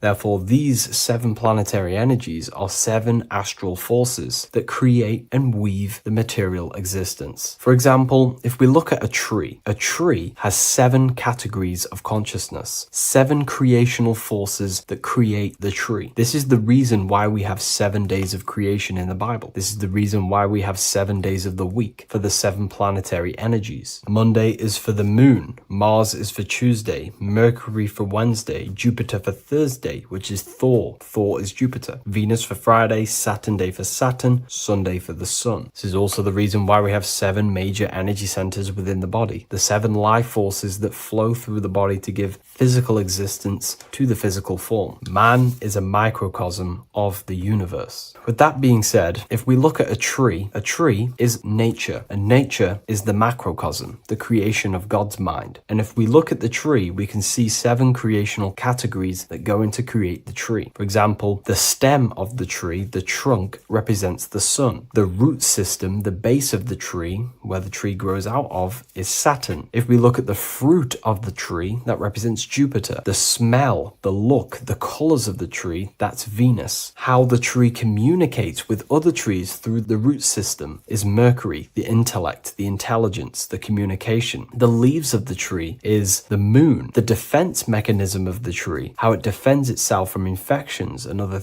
territories, is Mars. So we can see all physical matter, all physical creation demands these 7 categories of consciousness, these 7 planetary forces. But again, that is the macrocosmic scale. The macrocosm is reflected in the microcosm, which means you have access to these forces, these 7 planetary energies, and you use them to create anything in reality. You've been using them maybe unconsciously your whole life. For example, this book that I've created, the Book of Wisdom Volume 2. You can find it in the bio if you're interested in reading it. It has the 7 planetary forces that go into this tree, into this book. I used the sun, which is my passion and my drive to take actions. I used Mercury, which is my intellect, my thinking, my communication. I used Venus, the layout, the look of the book. I use Mars, my defense of my work, my trademark, my copyright. I use Saturn. Saturn is my time, my discipline, my attention. I use Jupiter, which is the why, the reason why I created it. I used the moon, which is my care. My care is the generative force. Whatever you create in your reality is because you care. You care about keeping a house above your head. Therefore, you go to work and earn money. Care is the driving force to create anything in reality. What you see right now watching this video is because you care about watching this video. If you lose care about watching the video, you will turn it off and continue to do something else. All creation demands these 7 forces, hence why we have here a midsection. Sometimes we see the symbol of the earth, which is a circle and a cross in the middle, because these 7 forces create earth. But again, this video is specifically aimed to Saturn. We're going to be discussing Saturn's Saturnic energy because there is a lot of misunderstanding in today's world. And I'm going to give my perspective and my research on the energy of Saturn and how we use it and how it's being abused in today's world. Saturn externally, because remember, we have an external world, an internal world, a macro and a micro. Saturn externally in the material plane governs the foundational and enduring aspects of existence, such as the roots of plants, the bones of our body, even the insects that dwell beneath the ground. It represents the dull, hard, unyielding forces of life, symbolizing structure, limitation, and conditioning. Under Saturn's influence, things become rigid, bound by the god of time, bound by restriction and boundaries. In Roman mythology, Saturn is revered as the god of time, ruling over the cycles, beginnings, and endings. This connection with this emphasizes Saturn's role in marking the passages of life, aging, and inevitable constraints we all face. Internally, inside yourself, the microcosm. Internally, Saturn embodies the conditioning within our own consciousness. When Saturnian aspects of consciousness dominates, we become overly rigid, fixated, restricted in our thinking and actions. For example, Saturn's influence is strongly felt in today's world, where many people's minds are confined to societal norms and conditioned responses. The pervasive control Saturnian energy can lead to the sense of limitation, as people become trapped within structure imposed by society and power structures. However, we have to remember that limitation, there is dark and light. Limitation is not bad. This is why Saturn is connected to the god Satan. They are the same being. It's something that restricts, holds back, and keeps you limited, conditions and limits consciousness to its lower power. Saturn is a great teacher, guiding us through difficult life lessons that ultimately lead to growth and expansion and power. Although Saturn's energy is harsh and often challenging, it helps us to develop resilience, discipline, and wisdom. Yet in modern age, this energy has overpowered the minds of the masses, fostering excessive rigidity and limitation. Instead of being ruled by Saturn's constraints, we should seek to embrace more freedom, love, joy, balancing Saturn's lessons with openness and fluidity in our life. So like I said, Saturn rules law. Anything that is limiting or holding back, something that is a restriction or a wall. This is why we see judges wear black robes. The color black is associated with Saturn because Saturn rules over the nighttime and the winter time. Capricorn, they wear black robes. A graduate also wears a black robe with a black square cap on its head because black is associated with Saturn, restriction, limitation. University graduates wear this. Personally, not to offend anyone, these educational systems that we have in today's world are not here to give you power, to find you the power of consciousness or yourself. They are simply to restrict you, to keep the mind limited in a certain belief system. That's not to say the things in university are completely useless, but what I'm saying is it is a conditioning by the educational system. And if we actually look at the top of the hat, it's a square over a circle. And in Freemasonry, we see the compass on top of the square. In Freemasonry, we see the square underneath the compass on top of the square. The square creates squares and the compass creates circles. So this is symbolizing the square, which is matter, the circle, which is spirit, matter over spirit when it needs to be spirit over matter. This is a symbol of conditioning, limiting the mind into being locked in the five senses and base consciousness. Saturn's energy is keeping people restricted. This is why there is so much Saturn symbolism in today's world, because Saturn is anything to do with limitation, restriction, and time. All of the systems in place are to limit our minds, to keep us on base consciousness, only thinking in a limited box, only thinking and aware of the five senses. In base consciousness, in animal nature, one only thinks according to their senses. When they have a sense, their mind thinks. This is an affect state of consciousness. They're living in the affect. We need to understand that in base consciousness, we have no true power to create. We're simply living in cycles of affect. Now, what do I mean? The physical world is the effect. It's already manifested and cannot be changed. Our consciousness needs to rise to become a cause instead of playing around and being lost in the effect, to become a co-creator. And this is what the system does not want you to do. It does not want you to become a conscious creator. So they keep you in base consciousness, not giving you the awareness that you are literally a God creating a world right now. You are a world and you are shaping the world. Our consciousness needs to be mastered, controlled, and then we can become a conscious creator instead of running around in the world of illusion and effect. As above, so below. What happens in the mind happens in reality. We do not want to be matter over spirit, which means the external world over the internal world. We need the internal world to rule over the external. Saturn symbolism can be symbolized as a black cube. The cube symbolizes this physical world because everything has 6 sides. We can move forward, backward, left, right, up, and down. We are in this cube. This is why we say think outside the box. Thinking outside the box means to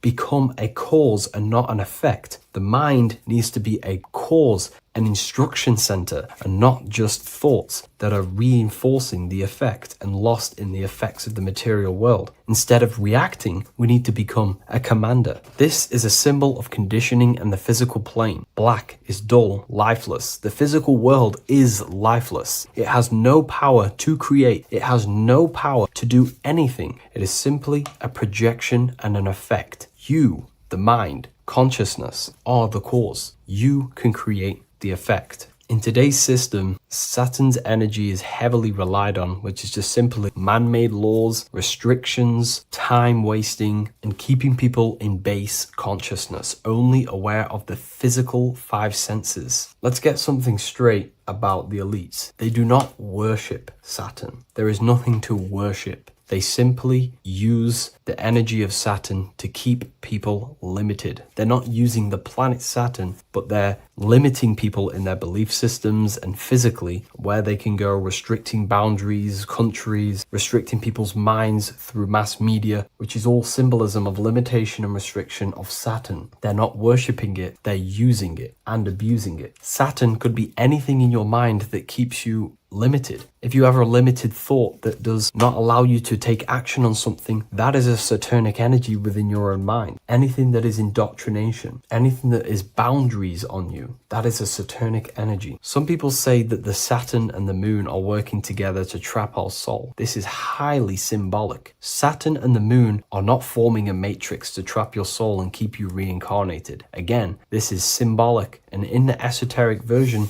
and understanding of this, we can see that they do have a relationship. The moon is our subconscious mind, and Saturn is restriction. If we have restrictions and belief systems in our subconscious mind that keep the soul locked and trapped only in these 5 bases, these 5 senses, then we will think and condition ourselves that we are only the physical body and never actually free ourselves from the material world and ascend. Saturn and the moon are not working together, but these are highly linked. By limiting the subconscious, we keep people stuck in base awareness, keeping them locked in the world of effect, never becoming a conscious creator. We have 2 spiritual currencies, time and attention. These are the two currencies that we spend. We spend time or pay attention. These are the two spiritual currencies that pretty much create our reality. And the system aims to hijack these two currencies from you, to limit you, to dominate you, so you do not become a conscious creator. So again, no one worships Saturn. It's simply just a symbol of limitation and restriction. Limitation has good and bad. Limitation can make us learn, overcome, become strong, disciplined, but when it's abused, it can keep people locked in base consciousness and stuck in their lower nature, never figuring out how powerful they are. You hold the power to shape a world. That's how powerful you are, to turn thoughts into physical existence. I'll see you in the next video. Please leave a like, comment, and a subscribe.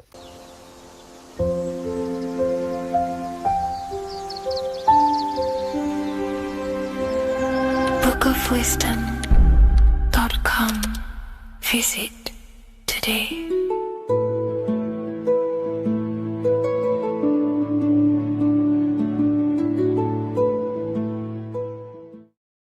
Welcome to Revival of Wisdom. Welcome people, we're back with another video. In this video we're talking about how Jesus Christ and Christianity is all sun worship. The Holy Bible of Christianity is not meant to be taken literal for history. It is a story and has lots of metaphors. Starting with the symbol of the cross of Jesus. This cross originates from this ancient cross of the sun. This symbol has been used for thousands of years, way before Jesus was a thing, in Europe, America, Asia, and all around the world. In fact, this symbol is still being used by Christians today, not knowing it represents the sun. This is a 4,500-year-old artifact, a golden plate with an equal-armed cross found in England.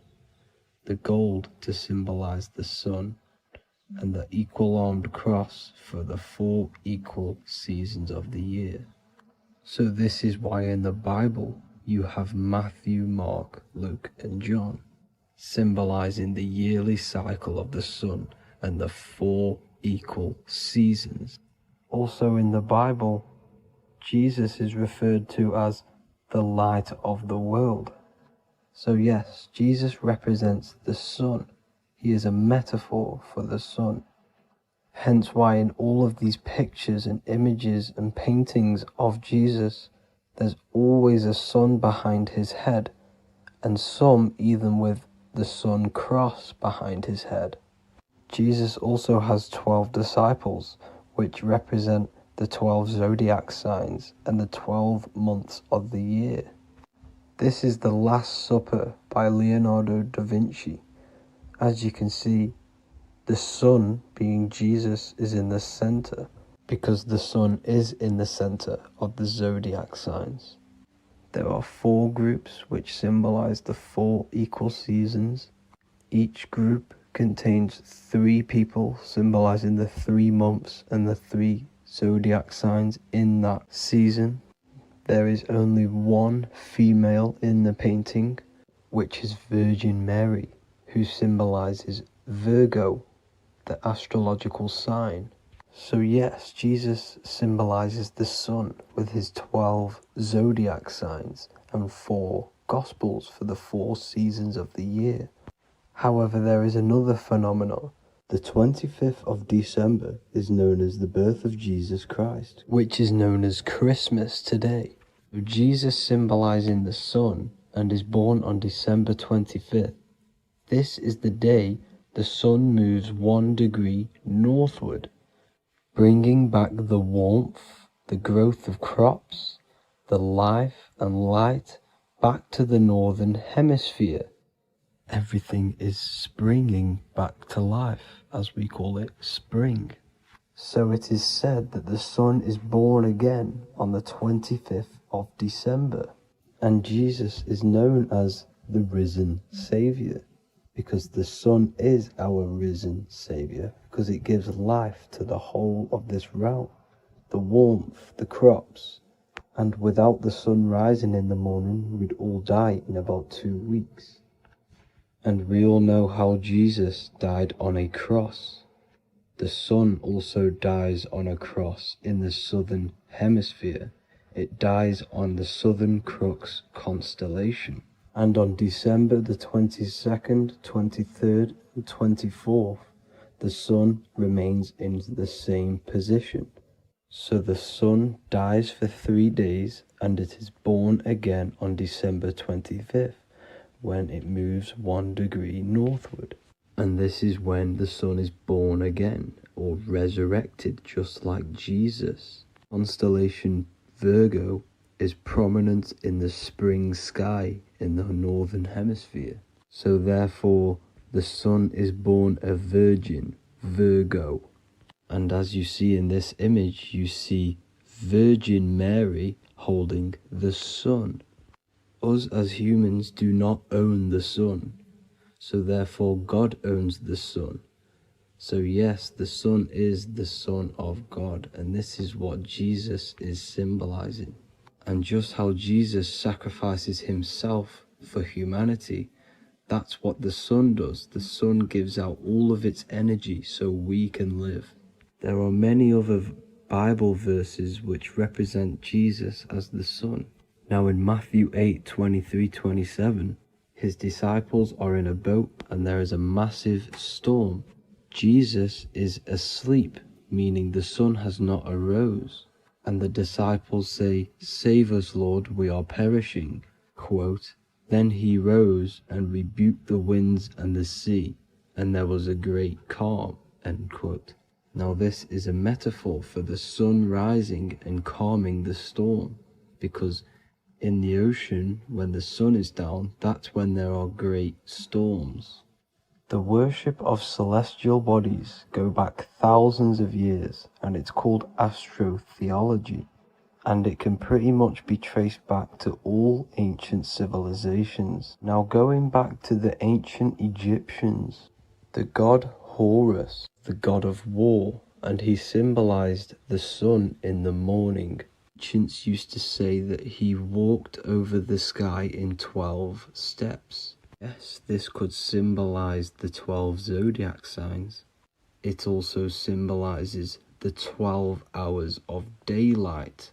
So we have 12 hours of Horus, but now they've rearranged the word to hours. Horus and hours. And when the sun rises, Horus rises, we say horizon, which is Horus is rising. That's the etymology of horizon.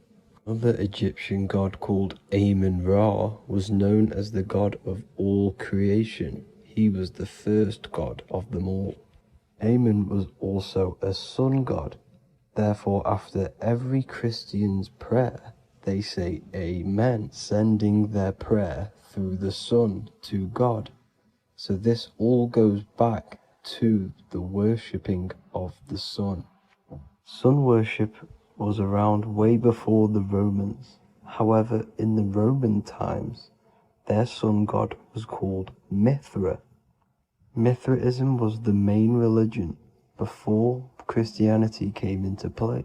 Mithra was the son of God. He died on a cross, and he was dead for 3 days and resurrected, just like Jesus. So the Catholic Church was not made in heaven. It was made by the Roman Empire. They mixed all the sun religions of Judaism, Mithraism, and other Arabic religions, and combined it into one, so Caesar, the Roman emperor, could gain his own religion. So yes, Christianity was a political move to gain more control over the masses, because it was a worldwide government at this point in time. So here is a Sumerian helmet with the rising sun symbol. And then the Romans also used this rising sun symbol on their armor. So sun worship has been going on for thousands of years, and it still goes on today. However, with all the programming and the low IQs, Today we do not get the full interpretation of the Bible and these stories from the past. And Christians and other religions are all brainwashed to not question their religion and not realize their true origins and where they come from. I do advise you all to do your own research and come to your own conclusions. However, I'm just pointing out the facts and connecting dots for you all to see. That's it for this video, guys and girls. Thank you all for tapping in. God bless.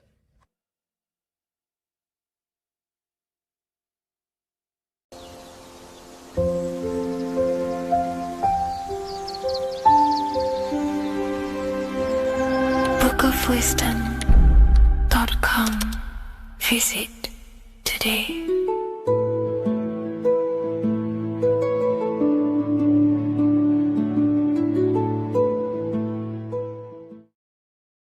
Welcome back, people. We're back with another video. Let's jump straight into this. Make sure to tune in till the end because this has got so much information in this video. So sit back and enjoy. So everything's torus fields. The Earth's a torus field. Everything's torus, which is electromagnetic field, electric and magnetic. The center of the torus field is where the two opposing forces meet in the center. And this is what creates the plane of inertia, the dielectric plane of inertia. Okay? You got red shift, blue shift, positive, negative, south and north pole, right? This is what the ancients were showing with the tree of life. As you can see here, this is the plane of inertia and this is the torus field. Everything consists of this. Everything is a torus field. A atom is a torus field. Okay, now the inertia is the 0 point. So this plane is a 0 point. It's the balance between two poles. Okay, now this creates matter because matter is two opposing forces in motion equalized. So these two forces coming together is what creates matter on this physical plane. And this is why we can't see the electromagnetic field, because it consists of one of the elements, which is either electric or magnetic, but when they combine together, it's what creates this physical plane, which is physical matter, which is light in motion. Now, everything is one. Don't get confused by duality. Duality is two opposing forces, but them two opposing forces are created by the same substance. It's two aspects of the same substance. So, for example, water and ice are the same thing, you know what I'm trying to say, but it's two aspects of the same substance because all is one. The whole universe is one. All goes back to the one, which is God, the creator, or magnetism, whatever you want to call it, because magnetism pulsates. Electricity has two poles, red shift, blue shift. Okay, so red shift, blue shift is electricity, and electricity vibrates, and all vibration always comes back to a standstill point. But magnetism is what pulsates. This is why your heart pulses. You breathe, which is a pulse. This is the breath of the universe, magnetism. Now, this is why the earth is green, okay? Earth can be spelt heart. If you just move the H to the beginning, it spells heart, okay? Because the heart is the center of the torus field, which is the heart chakra for us humans, okay? We consist of the same field, as you already know. Heart being the center, which is green, which is the center of the seven colors. The center of the seven colors. This is the most powerful chakra in your body. People think it's the crown chakra, but it's the heart chakra because it's the center of the torus field. You must align them all and combine them all into one, which is the heart chakra. Now, Earth is green. Nature's green. Okay, this is because we live on heart chakra, the plane of inertia. It's the center of the torus field. Okay, and this is what the Egyptians called Isis, which is nature. Nature is balanced. And nature is female, Mother Nature, because it looks after us with the fruit it grows with abundance and the water. It's a female energy, Mother Nature. And this is the symbolism of an equal, balanced arms. This is the scales, it's balanced. Mother Nature is balanced. This is why the sky is blue, because what comes after the heart chakra? Blue. Sky is blue. We live in Midgard. This is what the ancients called Midgard. You don't have to take this tree literally. It's a metaphor. We live in Midgard, where both positive and negative duality here. Now, Mount Meru. Mount Meru was known as the center of the earth, okay, or known as Hyperborea. And this is the North Pole, the electromagnetic North Pole. But when I say Mount Meru, it's not an actual mountain. They weren't saying there was a real mountain in the center of the earth, a magnetic rock. No. The plane of inertia, okay, there's something called a hyperboloid. That's what it's called, a hyperboloid. And this is the center of the torus field. And this hyperboloid is what is in the shape of a mountain, you see? So if I go to this next one, they say Hyperborea on this map. Why do they call it Hyperborea? Because this is the hyperboloid in the center of the torus field. And this is the electromagnetic mountain, a metaphor. Mountain, what they're metaphorically saying, this is the electromagnetic mountain at the center, the double vortex, the center of the torus field, which is the North Pole. Pole of electromagnetic energy. So this is why they call it Hyperborea. It comes from the word hyperboloid. And the center of the earth is so sacred. And they symbolize this with, obviously, the North Star, which is Polaris. And this is where the swastika comes from, because it's the 4 seasons moving around the North Star. This is the Big Dipper constellation moving around the North Star, which is Polaris. There's that pole again. Pole. Magnetic pole of the torus field. And this is where the green, emerald green, aurora borealis comes from. It comes from this center hyperboloid at the center of the earth, where the most electromagnetic energy is stored. The center of the plane of inertia, the center of the plane of inertia. This is the all-seeing eye as well. As you can see, they got the sun, the moon, this is the Masonic cosmos, the sun, the moon, and the all-seeing eye, because the eye is Polaris, the eye of the stars. It's all a big eye. Now, the eye means a lot more as well. It's not just that. There's different ways you can interpret symbols. Now, this is the emerald tablets. Deep in Earth's heart lies the flower, the source of the spirit that binds all in its form. Okay? The flower of life is thine own place of thine spirit, and stream through the earth as thine flows through thy form, giving off life to the earth and its children, renewing the spirit from form unto form. This is the North Pole. This is what he's talking about. He's talking about the aurora borealis. Aurora borealis. It's the Earth's aura. Emerald green. Heart chakra. Plane of inertia. Green. Earth. Heart. You see? All related.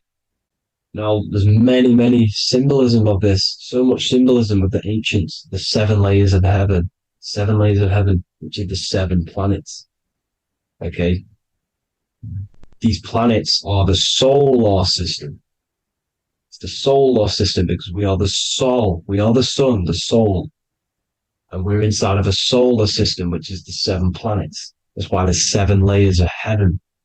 Okay? The rings of Saturn, the rings of the planets are moving around us. Okay? So this is what the ancients were depicting in their cosmology. Now this is the Hebrew cosmology of the earth.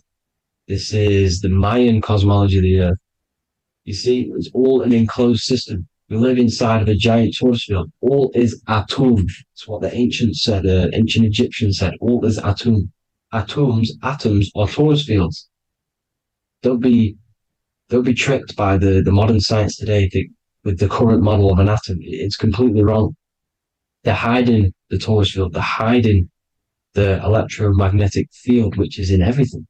Absolutely everything is in motion, and motion comes from this field.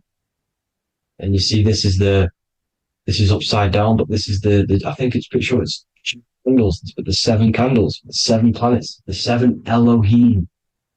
You see, it all goes back to the stars and the heavens.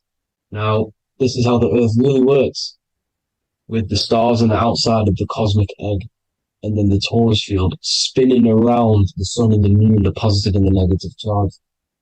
The sun gives you energy, the moon takes your energy. The moon controls monthly cycles. Moon is mon. This is etymology. Mon, month, money, demon, monster. Stir is star, moon star. We are all stars. Youngster, minister, superstar, Hollywood star. We're all stars. We come from the stars, which is heaven. Our soul comes from the stars. You see? We are the universe, the image of man made in the universe. We are a microcosm of the universe. The universe is a macro. We are micro. We consist of everything. The body, mind, and spirit. The sun, the soul. Moon, the mind. Earth, the body. Body, mind, and spirit. We have 12 systems in the body, which are governed by the 12 zodiac signs. Starting at the Aries, which is the ram, the ram of God, all the way down to Pisces and Capricorn, kneecap. It all goes back to the stars. We are the stars. We are the universe. Everything is inside of us. Everything. Like I say, the Temple of Solomon, the Temple of the soul and man. The soul, the temple is the body. The soul is the soul, and the man is the mind. The temple of the soul and the mind. Body, mind, and spirit. We consist of the 5 elements: air, spirit, water, earth, and fire. We consist of everything. We are the universe. We're made in God's image, which is the universe. You see? Now, everything goes back to the stars. The ancients worked with the stars because the stars govern everything. They govern the systems in the body. They govern your life. This is why your zodiac is so important, your sign. Each zodiac has a specific element associated with it as well. Aries, which is the first sign, the Ram of God, the Lamb of God, which is a fire sign. Fire, first. Fire, first. F-I-R, this is etymology. The cerebrum, ram, which is in the brain. Aries, the ram, controls the head, the face, and the nose upwards. So it controls the cerebrum. The Torah, which is, I'm pretty sure it's a Hebrew Bible, which is the Taurus. Tornado comes from the Taurus field. You see? Everything's inside of you. It all goes back to the Taurus field, and the Taurus field is everything. Now, like I said, 12 zodiac signs, 12 systems, 12 cranial nerves in the brain, the 12 disciples of the Bible. All symbolic. Have to read the Bible properly. Now, this center, at the center of the earth, right? This is what's stirring the ether. And the ether consists of the 4 elements. Because there's 5 elements. Spirit can be called ether. People call it spirit or ether.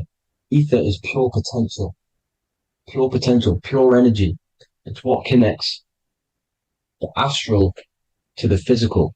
It's the dimension between the physical realm, which we're on, and the astral. So it has pure potential. It's pure energy. This is why we say either. I either want to go there or there. It's connecting 2 scenarios. That's what the ether is. It's connecting the 2 worlds, the astral and the physical. The center is like the cosmic womb. There's a black hole in the center. This is the center of the Taurus field. This is the womb of creation. This is the womb of creation. And inside of this black womb are the 5 elements, and everything's being stirred around. Everything's in motion. Light is motion. Everything's motion. Now, like I said earlier, light crystallizes into physical matter. They are the same substance. Spirit and matter are the same substance, but different variations, different aspects of the same substance. Low vibrational spirit turns into matter. High vibrational matter turns into spirit. Or light, whatever you want to call it. Matter is light crystallized. This is where we get the 7 metals from. The planets are light, specific frequencies and vibrations of light. When these lights, or the planets, materialize, material metals materialize, they turn into the 7 metals. Saturn turns into lead. That's why lead is red. Saturn is red. The sun turns into gold. That's why the gold is yellow and the sun is yellow. You see, Saturn is the time god. What happens in autumn? The leaves turn red and they die. This is why Saturn, Satan, time god, the reaper, everything is crystallized till it's death and then reborn again. You see, rust. When things rust, it turns to red. Because it's Saturn. Saturn crystallizes everything. He's the reaper who comes around in winter. You see? He's Satan. Jesus and Satan, the sun and Saturn. They say we live in a solar system. The solar system. I think I've already just broke this down. The 7 planets are the 7 chakras. Everyone already knows this. But I'm going through it anyway. But this is where we get the 7 planets from. And the 7 metals. You see, all the ancients knew it was an enclosed electromagnetic system. It's not a spinning ball in the middle of space, people. They want you to believe this so you get stuck in this material world. Because if you believe everything's material, you can never affect this plane effectively. You can never create your life effectively if you don't understand the planes of existence. Because the mental plane is a higher plane. And it breaks down and it controls the planes below it. The mental plane, hold on, I've got it here for you. The mental, the astral, etheric, then physical. Etheric connects the physical to the astral, but the mental is what's above them all. You see? Now, it's important to understand this. It's important. However, the ancients always talked about the enclosed system. Only NASA, which is introduced around the Roman times, not NASA, but the globe Earth was introduced around the Roman times. Okay? By these Masons. These Masons introduced this because they wanted to take over the minds of the masses and control them. These people worship the physical realm. They know how it works. They know the ins and outs of it. They know how to do the magic. They know how to do it all. They understand it all. That's why Masonry have to take the oath. The oath of not speaking. You're not allowed to speak about anything you learn about in Masonry.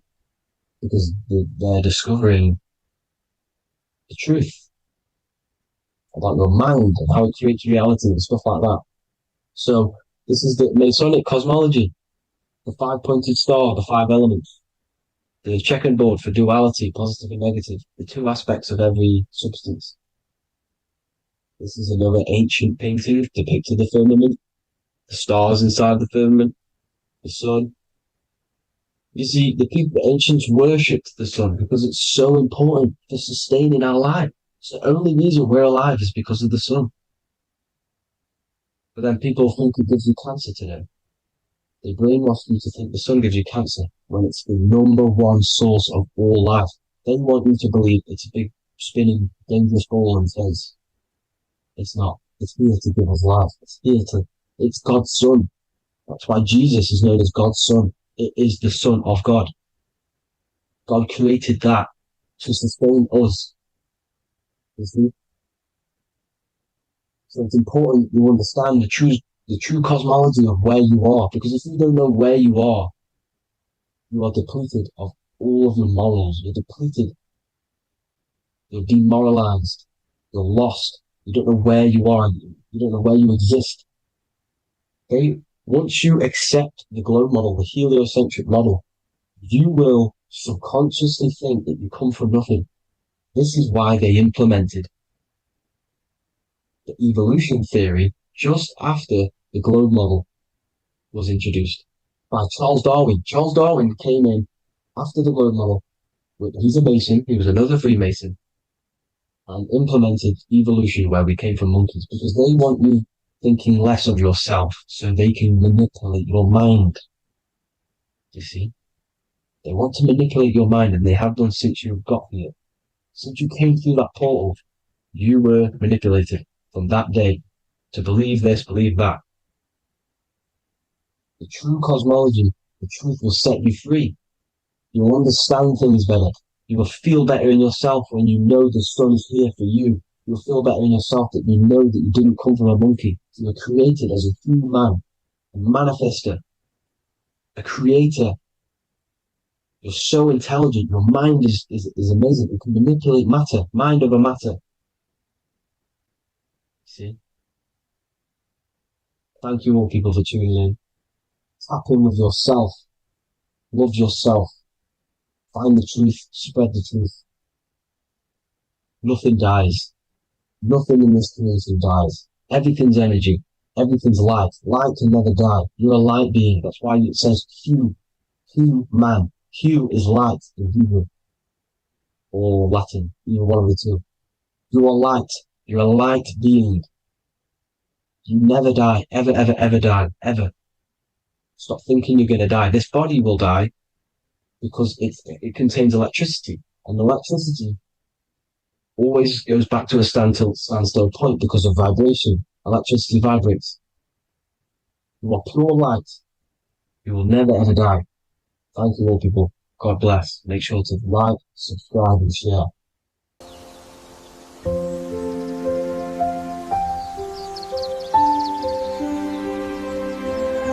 bookofwisdom.com. Visit today.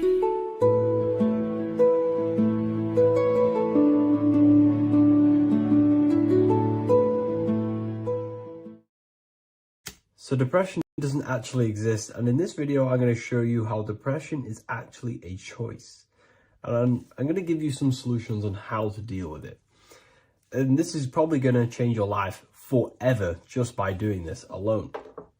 Okay, so the first thing you need to understand about depression is that it exists in your conscious mind. It exists in your thinking mind. So what is inside your thinking mind? You have your body, your name, your reputation, your trauma, your memories, your family, your worries, your interests, your bills, your passion, dislikes, goals, right? Most people identify their lives with this. They identify their lives with their thinking mind. They think they're their name, their job, their reputation, their memories. But this is not who you actually are. Who you actually are is the observer of that. What happens if you stop thinking? What is left? You're left with unconditioned consciousness. You're left with the self, which is what we refer to as I. We are the consciousness, not the thinking consciousness. You are not these labels. You are not your thoughts. You are not your job, your name, your reputation. Okay? And the reason why I'm telling you this is because it's very important, is that we are something beyond this body, beyond this name, beyond our thoughts. We are the consciousness. So depression exists inside of the thinking mind, the conscious mind. Okay? So if you want to get rid of depression, you must learn how to escape the thinking mind. And not only just escape, but that's step one. In meditation, you do meditations, right? We sit still and we have to learn how to control the mind and turn off the thoughts. And when we turn off the thoughts, depression goes out the window because there's no thought present in your mental field of consciousness to be depressed. Okay? You must understand, who is the one suffering from the negative thoughts? Who is the one suffering? Your mind is not suffering because the mind is producing the thoughts. Your body's not suffering from the negative thoughts. You are suffering. And who is you? You are a soul. You are that feeling. You are that person beyond the thoughts, beyond the feelings, beyond that. You are the one experiencing. You are that. Meditation gives us the ability to turn off the thinking mind. This allows us to escape our thoughts, okay? And it gives us, over a long period of time after meditation, you'll be able to turn this switch, and this switch will be able to turn off your thoughts. And by doing this, we will be able to control our conscious mind directly by the hand. So when you notice yourself gaining them negative thoughts, we can then turn off the switch of turning off the conscious mind and rising to our authentic self and knowing the thoughts are just illusions. Now, let me tell you something that's very powerful. Most of your thoughts are coming from beliefs. Most of your feelings are coming from beliefs. So if you have a feeling of lack, this is coming from a belief that you don't have much. If you are feeling alone, this is coming from a belief that you are alone. So what we must do is restructure ourselves. We must restructure the subconscious mind, and we do this in many different ways. We can do this with meditation. We can do this with visualization, visualizing our desired reality as if we are living it. We can do this with affirmation. Now, a lot of people think, oh, I'm trying to speak something into existence with affirmation. No, you're not using vibration to try and change reality with what a lot of these new age people will teach you. Vibration, your words will not have much an impact on reality. That's the truth. But what they do have an impact on is reprogramming and recrafting and refining your mind. If you repeat, I am wealthy all day long, your subconscious mind, that word will be lingering inside your subconscious, and you will start to mold that into your conscious. You'll start to be consciously thinking about this.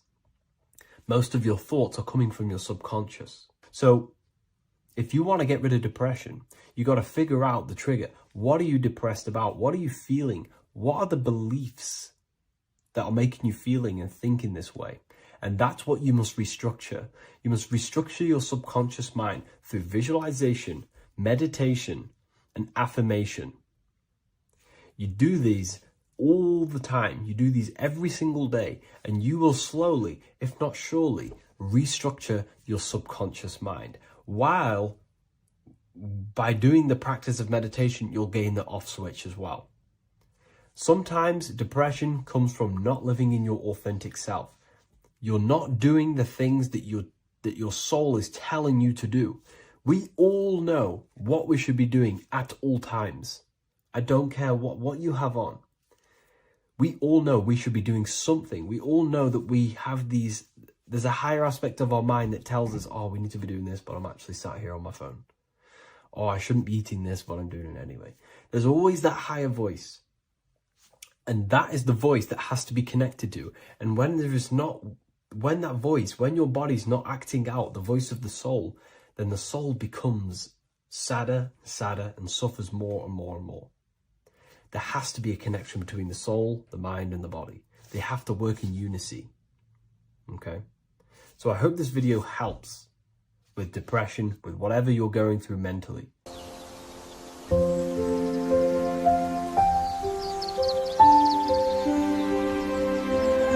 bookofwisdom.com.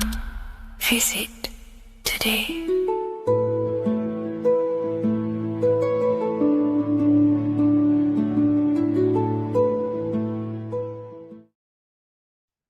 Hello everyone, today we're going to be discussing the esoteric and occult meaning behind the story inside of Genesis, the story of Adam and Eve. This is a widely known story, but not many people know the true esoteric meaning behind it, okay?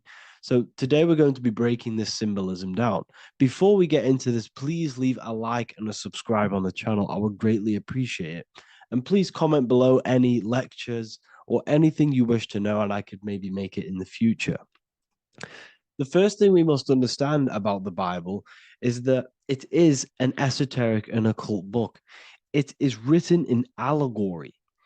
It is written in such a way that we understand the book compared to our level of perception. Now, what do I mean?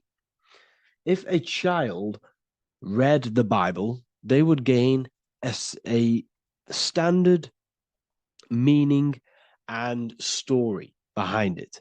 They would gain a normal interpretation of the book, of being good, praise God, and be a good person.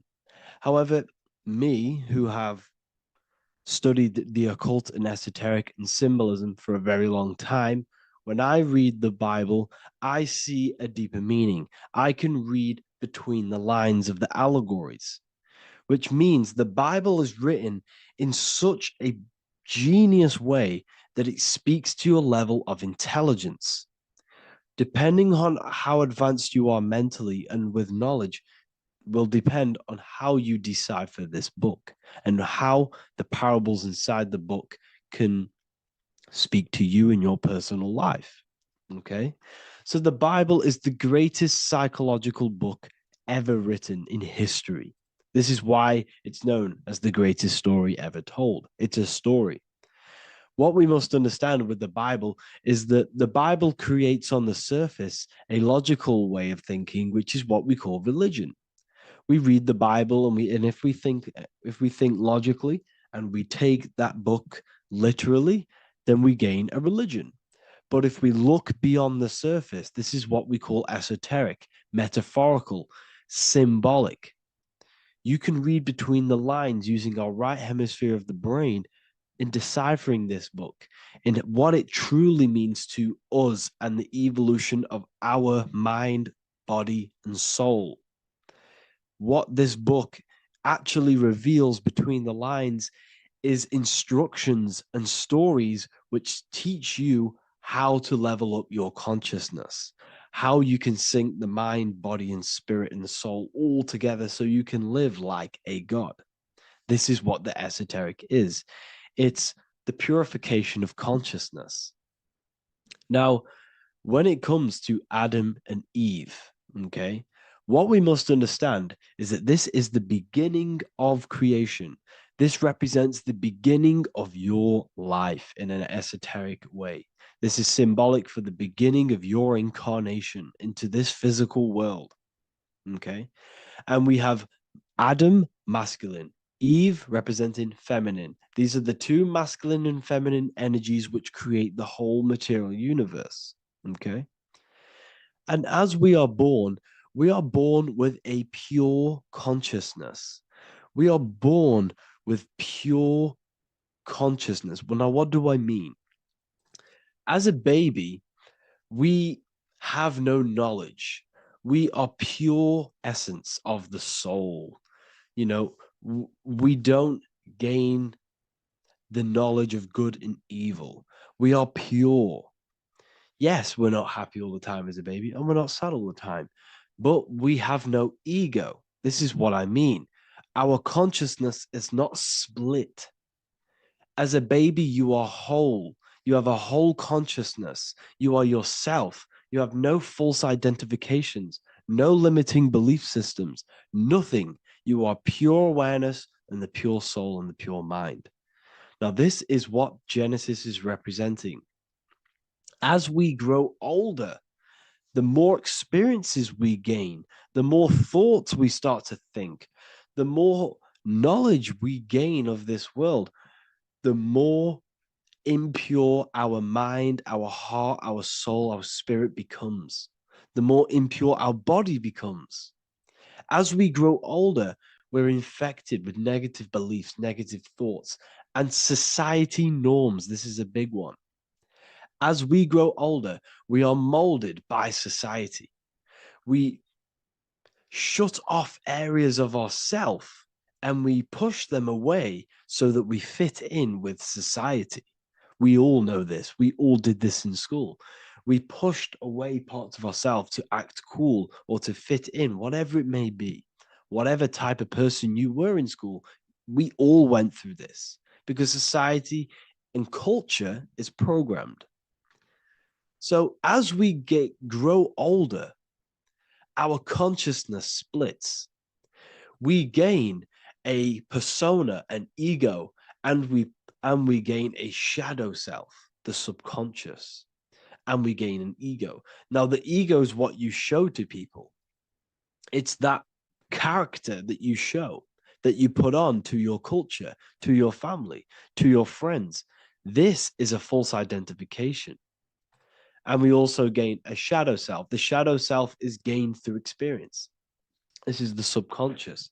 Our ego is created through experience. And so is the subconscious and the shadow self. Okay. So as we gain age in this material body, we fall from the Garden of Eden. We gain the knowledge of good and evil.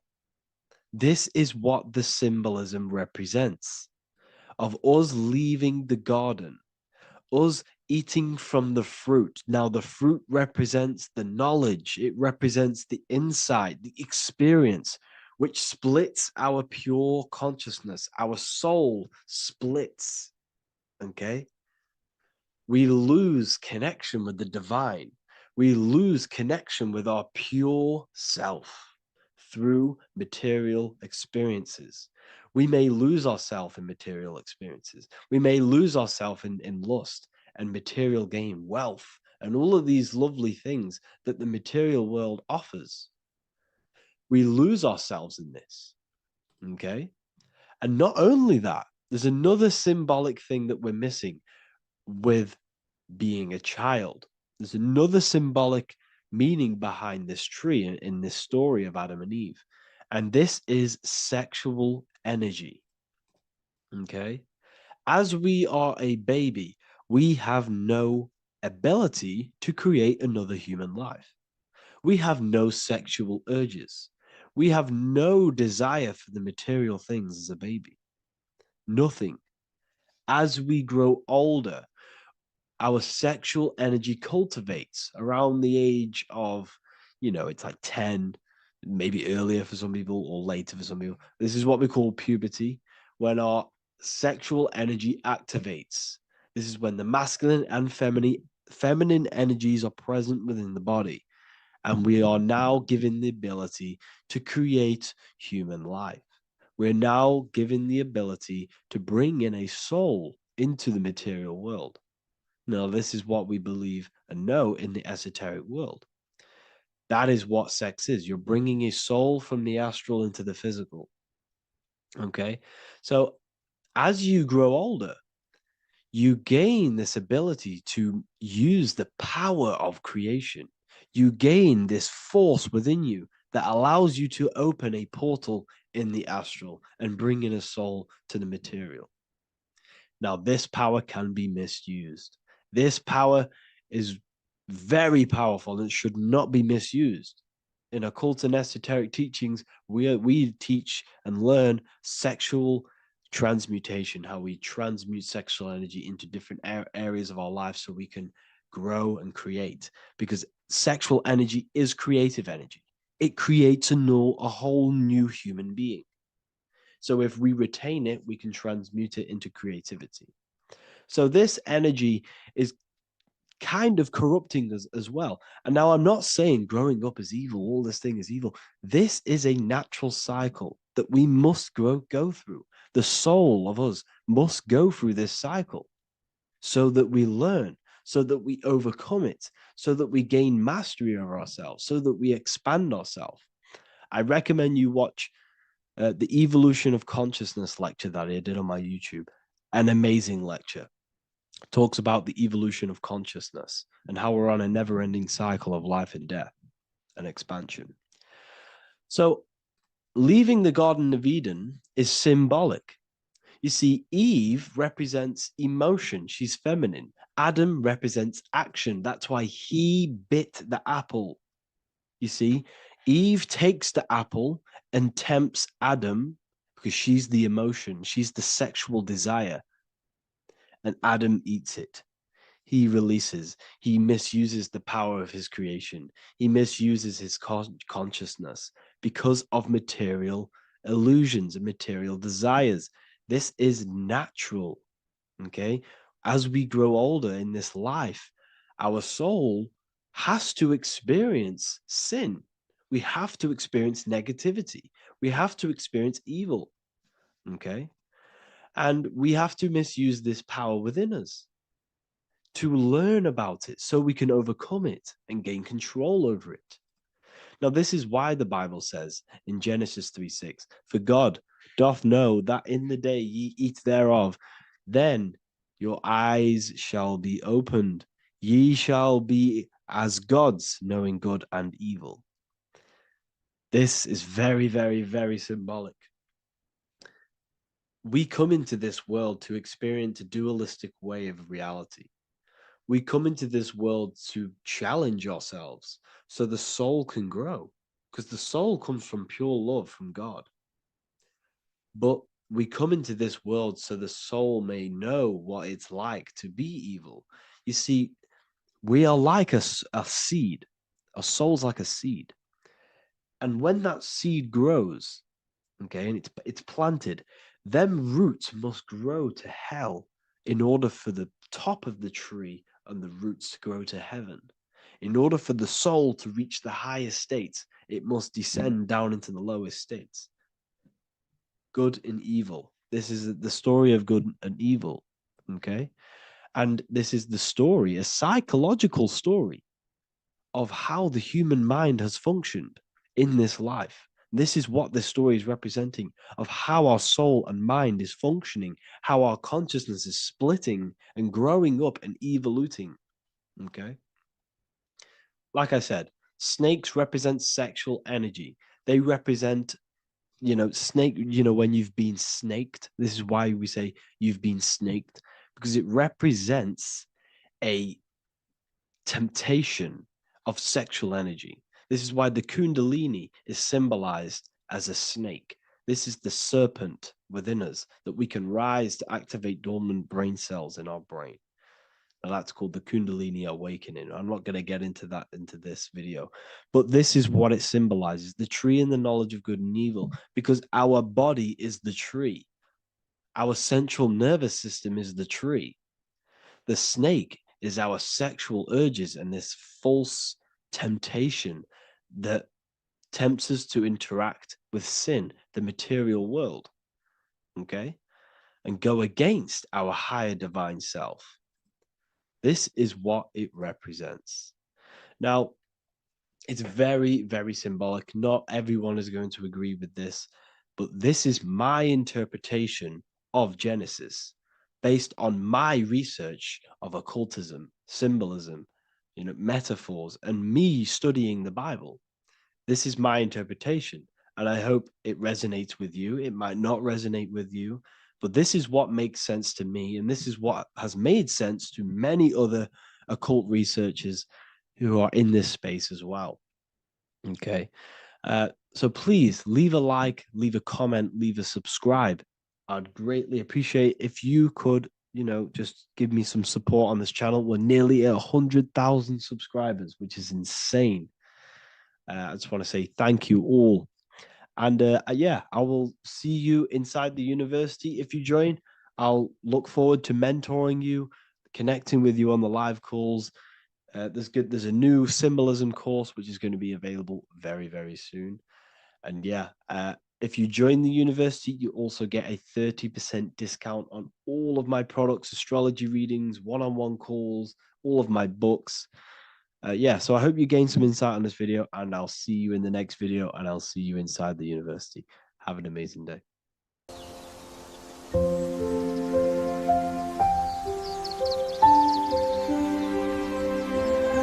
bookofwisdom.com. Visit today.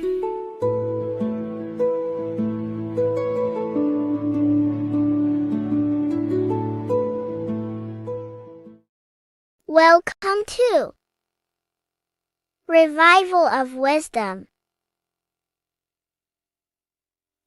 Welcome people, we're back with another video.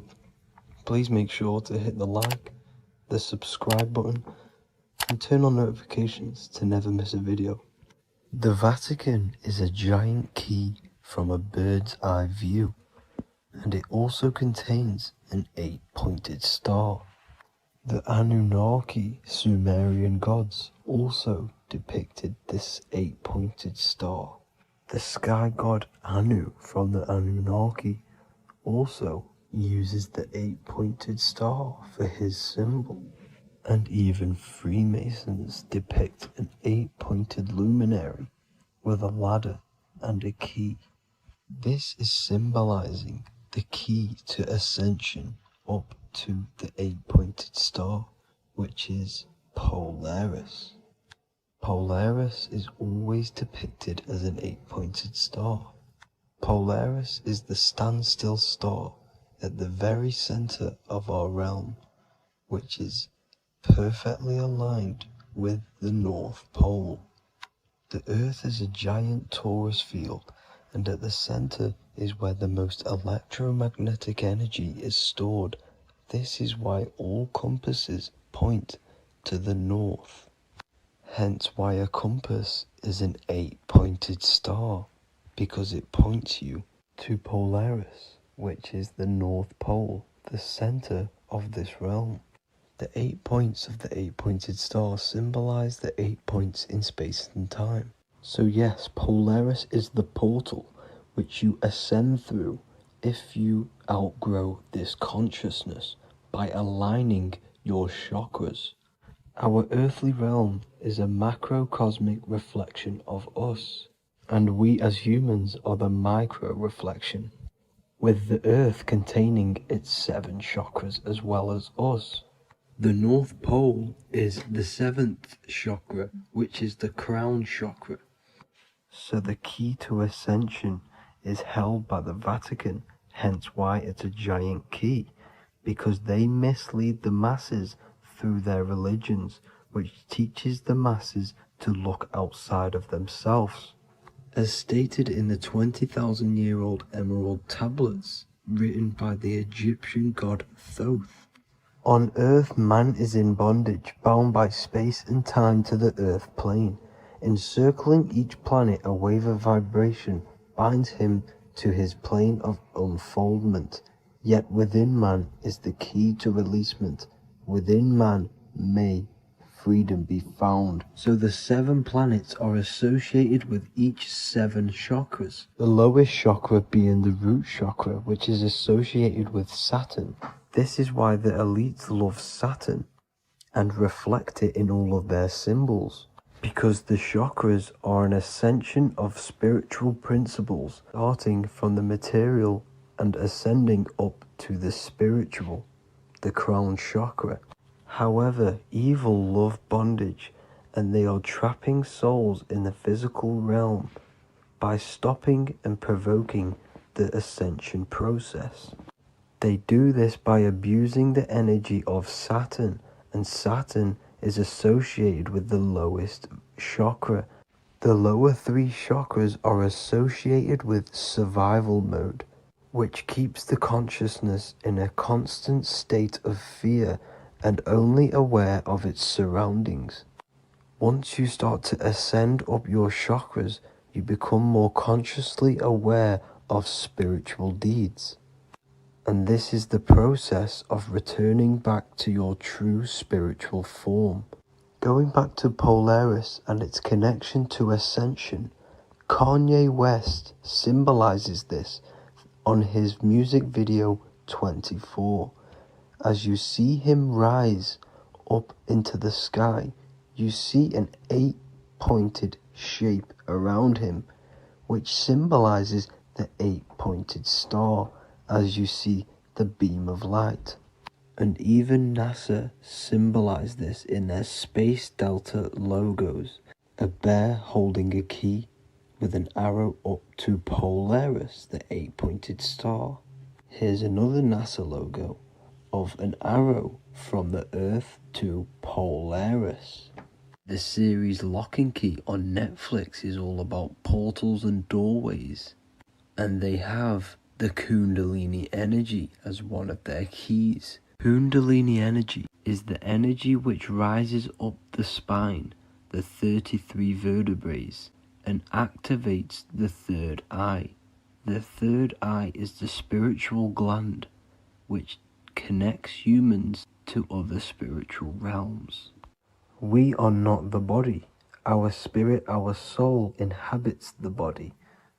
We exist physically, spiritually, and mentally, Therefore, we are multidimensional. The intellectual and spiritual inhabit the body. Therefore, this is just an avatar within this timeline. However, within each and every one of us, we all have the key to releasement, as says in the Emerald Tablets. This releasement is ascension up until higher states of consciousness. As stated in the Emerald Tablets, man is in process of changing to forms that are not of this world. Grows he in time to the formless, a plane on a cycle above. And another one saying, man is a flame bound to a mountain, but we in our cycle shall ever be free. Know ye, O man, that when ye have progressed into the cycle that lengthen above, life itself will pass to the darkness, and only the essence of the soul shall remain. That's it for this video. I hope you all enjoyed. Please feel free to leave a like, subscribe, and comment any subjects you want me to talk about. God bless you all.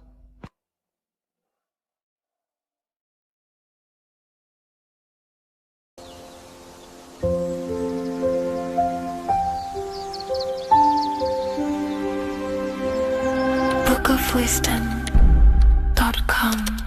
Visit today.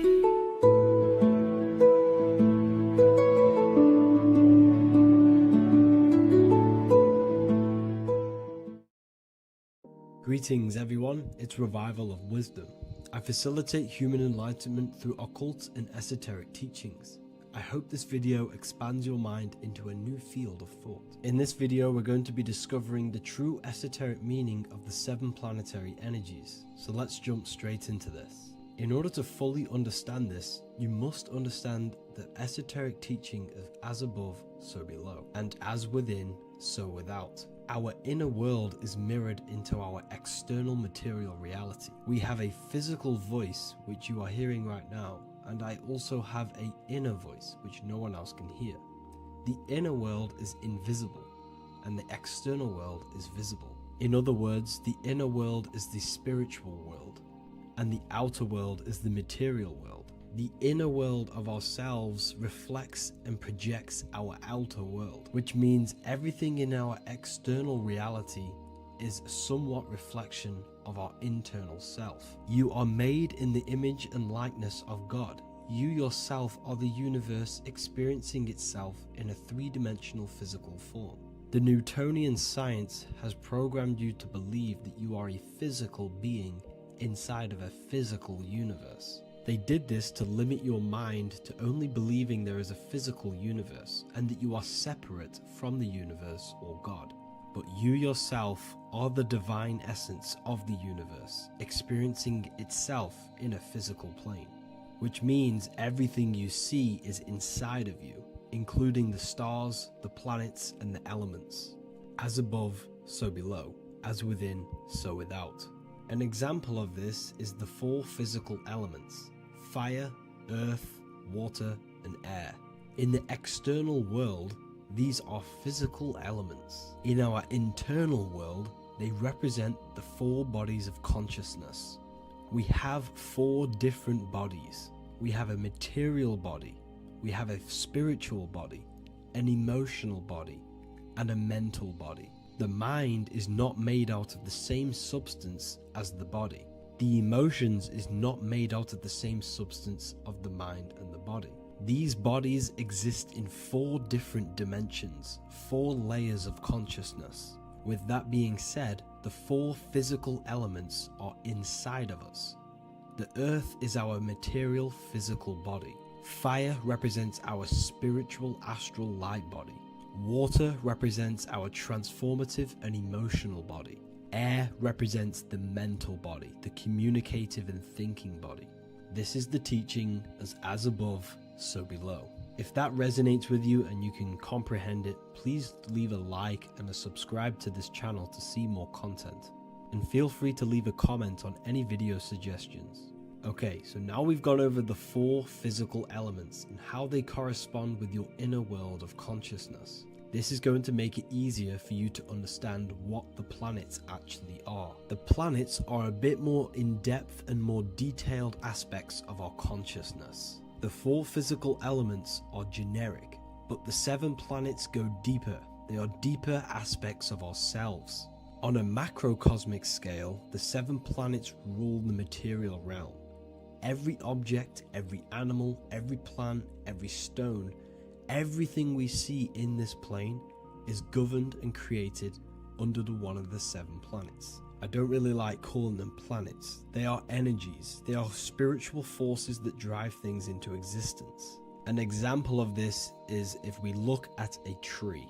The roots of the tree are governed by Saturn. The stem of the tree is governed by the sun. The leaves of the tree are governed by the moon. Any offspring or fruit of the tree is governed by Jupiter. Any defense mechanisms of the tree is governed by Mars. The communication and networking of the tree is governed by Mercury. The smell and the look of the tree is governed by Venus. Everything we see in this material plane is governed by one of these specific energies. Everything material has a spiritual force that brings it into physical existence. This is the reason why we have 7 days of creation in the Bible. The 7 days of the week, all governed by the planetary energies. Monday is Moon Day for the moon. Mars governs Tuesday. Mercury is Wednesday. Jupiter is Thursday. Venus is Friday. Saturn is Saturn Day. And Sunday is for the sun. This is the reason why there are so many 7s in this physical plane. 7 days of the week, the 7 colors, the 7 chakras, the 7 diatonic musical notes, the 7 lamps on the Jewish candlestick,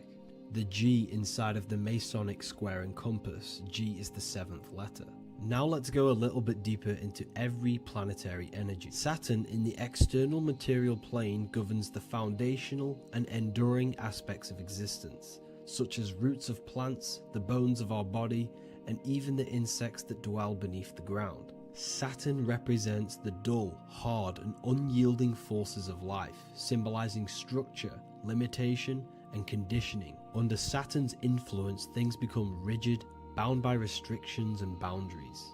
This is the reason why Saturn is known as Father Time, because Saturn rules anything that is a restriction and a limitation, which is time. The whole of this material plane is governed by time.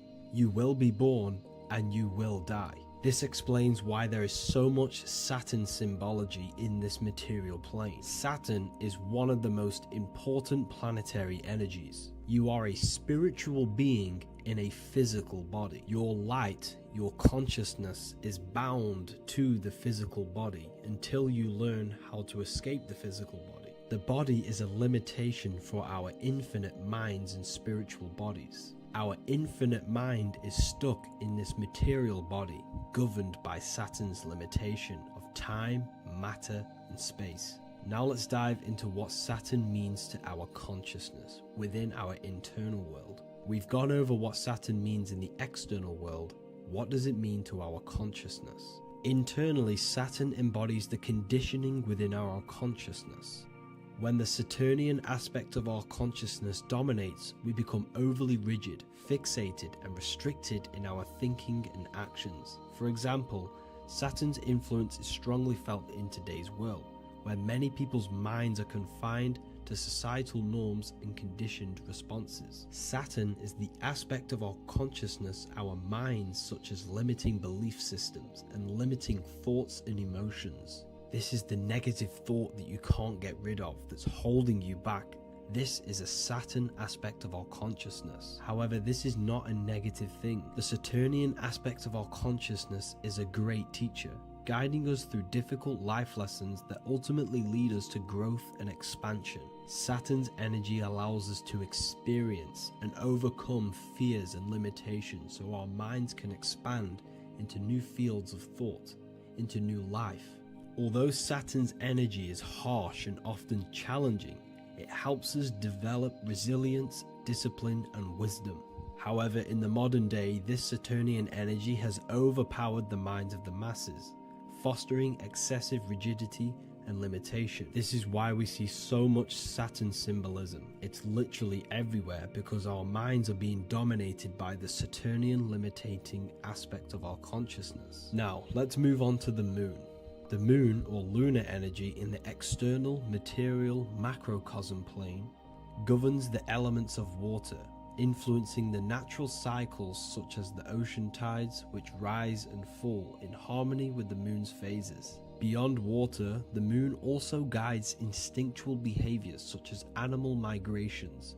Birds, insects, and other creatures rely on the moon's subtle energies to navigate their journeys. For example, dung beetles use polarization patterns in the moonlight to orient themselves and travel safely home. The moon creates the months. M-O-N is moon. There are 28-day cycles, and this 28-day cycle of the moon is reflected in the woman's body, known as the menstrual cycle. The moon is a feminine energy, governing the feminine elements such as water and the feminine cycles of the body. The moon is the womb.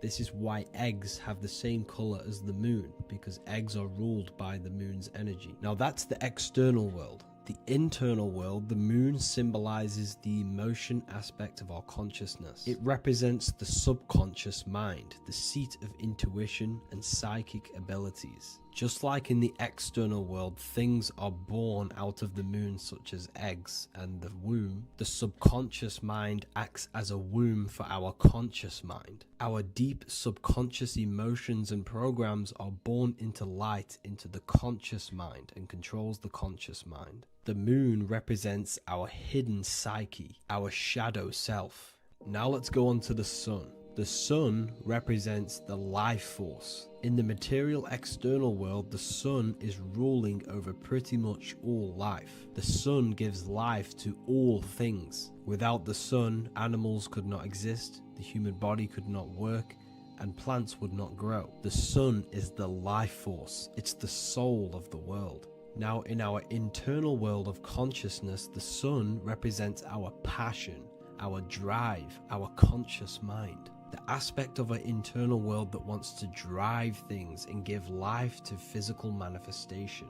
Now we go on to Mars energy. Mars is well known for being the god of war. Mars energy manifests into the material plane through anything that seeks to protect or defend itself. For example, the holly tree. The holly tree leaves are very sharp and they defend itself.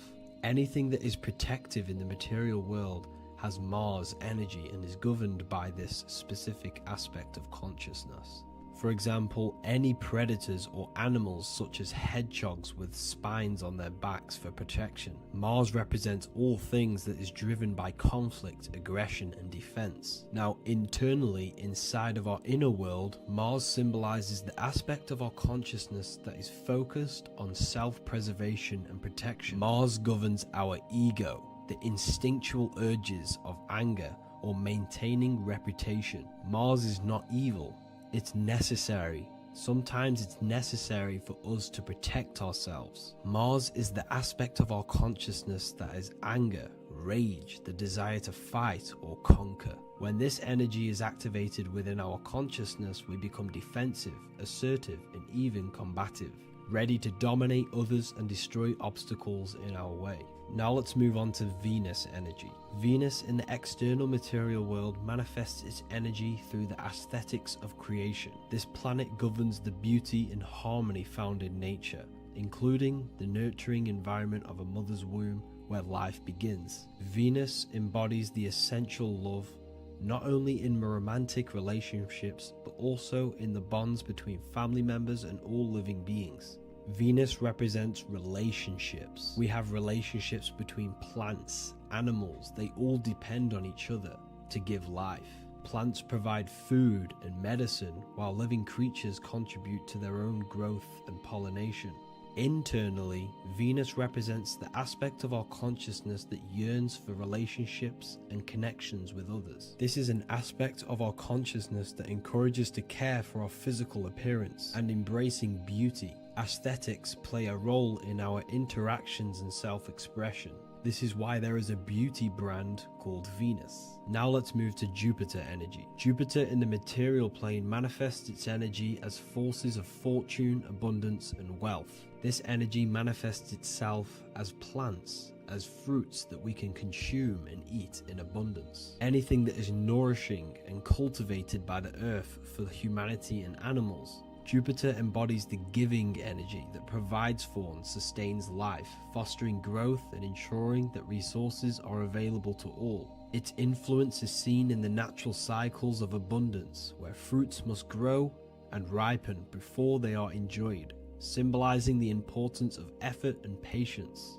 Internally, in our spiritual world, Jupiter represents the aspect of our consciousness that yearns for abundance and seeks growth in various aspects of our lives, including wealth, knowledge, and personal development of the mind, spirit, and the soul. This is the aspect of our consciousness that wants to gain wealth, that wants to gain expansion and abundance in our lives. However, when Jupiter's energy dominates our consciousness excessively, it can lead to feelings of stinginess and greed. It represents material possession.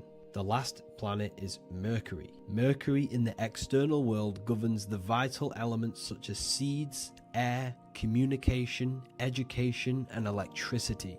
Known as the messenger of the gods, Mercury rules over intellect, communication, and the transmission of knowledge. Mercury's states of consciousness manifests itself in the material plane as the network between trees and plants, how they all communicate together. It represents the intelligence behind all physical things. It's the intelligence behind the seed that allows it to grow into a plant. Mercury's creative energy is manifested in the nervous system of the human body and all living animals, the intricate messenger that transmits signals from the body to the brain and then to the mind.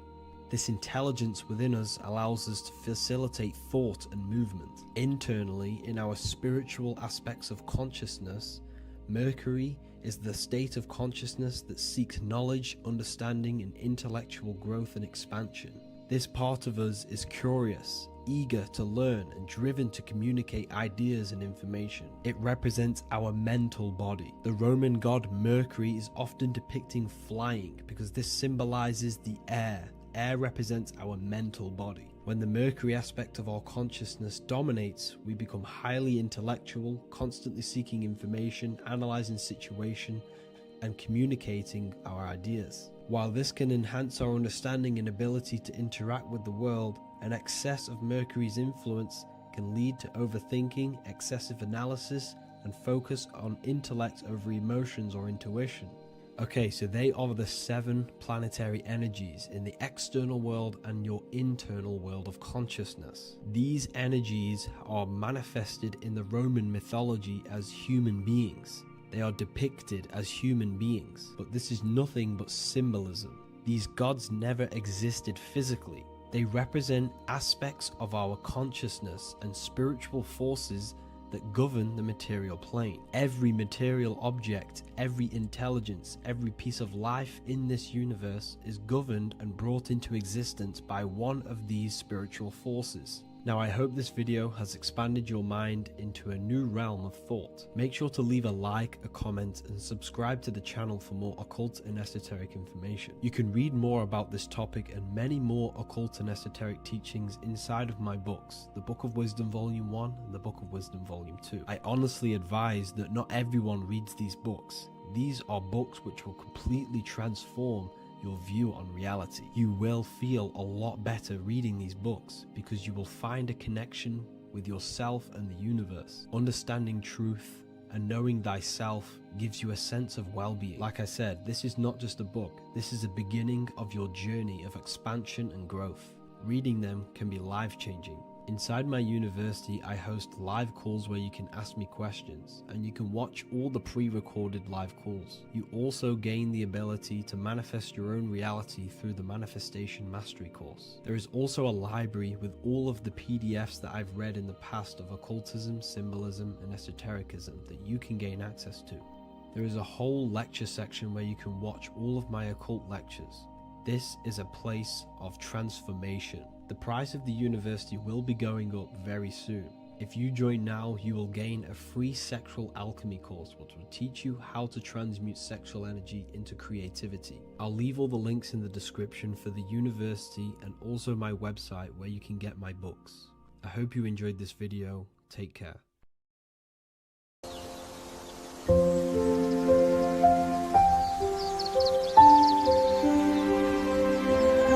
Book of www.wellofwisdom.com. Visit today.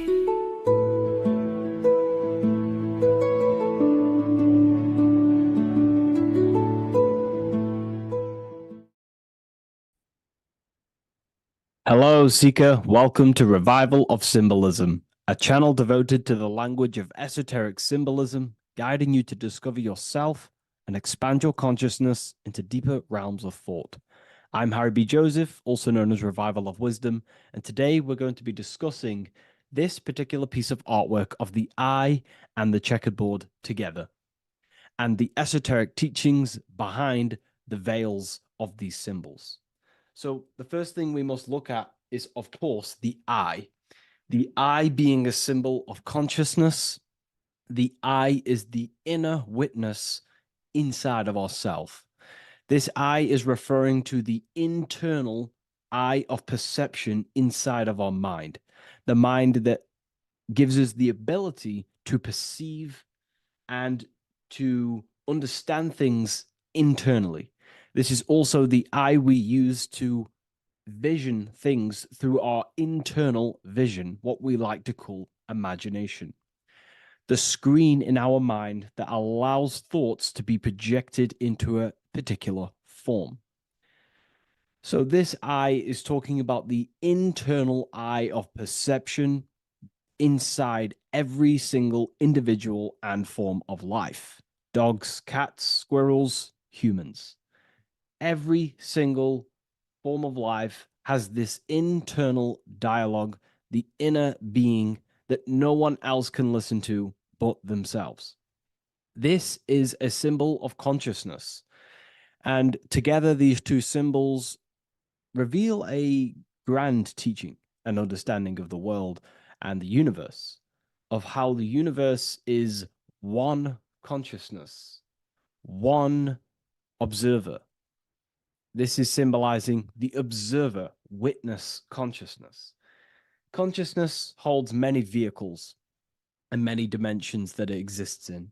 As I've talked about previously in my previous lectures, we have a physical vehicle of consciousness, which expresses physical actions through the physical body. We have an emotional vehicle of consciousness, which is our emotional body or the astral plane. We have a mental vehicle of consciousness to express thoughts inside of, the thought body of consciousness. We also have a witness side of our consciousness. This internal witness, like who is the one seeing the screen of your reality right now? Who is the one seeing it? Not looking, who's perceiving the screen of reality through your eyes? Well, that would be the inner witness. And that inner witness is also perceiving your thoughts. A lot of people become identified with their thoughts, and they let the changes, the ever coming, unfolding changes in their mind, world, become a part of who they are. And they get caught up in the world and the changes that happens to them. And a great teaching that I've come across this last year is to never identify with the ever-changing circumstances that happen in life. When things are tough, when things are bad, always remind yourself that you are the witness of your thoughts and you are the witness of this reality. You are the one witnessing your thoughts, emotions, and actions. You are the one behind them. So when things get tough, try not to get too indulged in these negative things. The eye is the witness. Connect with the witness. And this is the same eye that sees the screen of your reality, and it also sees the screen of your dreams.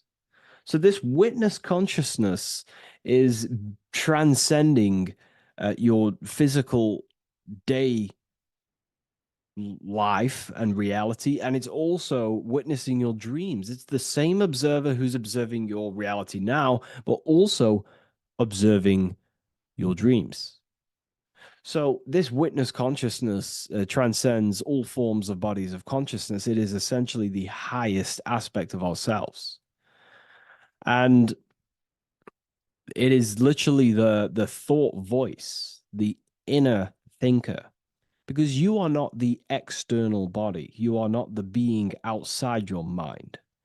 You are the being inside your mind who is actively thinking. I like to call uh, what you are, what we are as consciousness is consciousness in action. We are the thinking inner thinker, the inner being. And it's about becoming into contact with that inner being again to unveil who we truly are. If we sit back and truly have a thinking session of, closing your eyes and going inside yourself, and you ask yourself, who am I truly? Who am I beyond all of my beliefs, memories, my body? Who am I beyond that? And it will lead you to the inner voice, the inner dialogue. But again, you are not the voice, you are the one hearing the voice. You are the silent, invisible one, the one behind the veil. So this is ultimately what the eye is representing. It is representing the inner self shining, looking down upon the earth, upon duality, right? But this also reveals a great teaching as well, is that consciousness is universal. It is not something uh, solely given to you. It is universal. It is a part of a greater whole. Consciousness is personal and also impersonal. We have our personal sense of self. We have this inner voice. We have this sense of who we are in this world. And that is our personal sense of self. But you can also transcend the personal sense of self by turning off the mind and fading into the collective impersonal consciousness, which is ultimately what you call transcended states of consciousness, altered states of consciousness, or astral projection. When you astral project, you are simply accessing this impersonal aspect of consciousness. And this is ultimately what the symbol is representing with the checkered board floor, because the checkered board floor is duality, division. There is many, many different forms, but the I is singular. This is representing how the universe is one witness being, one consciousness expressing itself in infinite life forms and into division. But ultimately, division is an illusion. Consciousness fades into an impersonal consciousness. So the checkerboard floor and the eye above symbolizes how consciousness fractals itself and crystallizes into many different forms of personalized consciousness, the self, the sense of self, right? And this is why we always say, I am. I. If we look at the word I and the word I, so we have I, which is I am, and you also have the word I, which is like the eye you see here in the sky. The I, and if you look at the beginning of some words, you have inside. You also have internal, intelligence, all things to do with the inner self. Most words begin with an I, which is, I find, is a great connection because it's referring to the inner intelligence, the inner being, the inner sense of self. So the universe is essentially one being expressed in many different forms. That's also found in the word universe, uni, coming from the root word unite, meaning oneness, unification, united, and verse being a verse of a song, because we're all playing the song of consciousness, which is an ever unfolding song, an unfolding vibration, an unfolding creation. So this is simply representing how consciousness fractals itself into many different forms. And when we identify with our self consciousness, our sense of self, we no longer realize that we're a part of a greater whole. We're part of a unified field of consciousness. And there is only actually one true being in the universe, and that is the inner witness. And that inner witness is inside of every living form. And in order to truly process that, it takes a lot. You have to disintegrate who you truly think you were before you wake up to this universal truth. Before you understood this, you just think, I am me, you are you, and everyone is divided and everyone is their own being. When in fact, we're all not. We're all one consciousness expressing itself infinitely.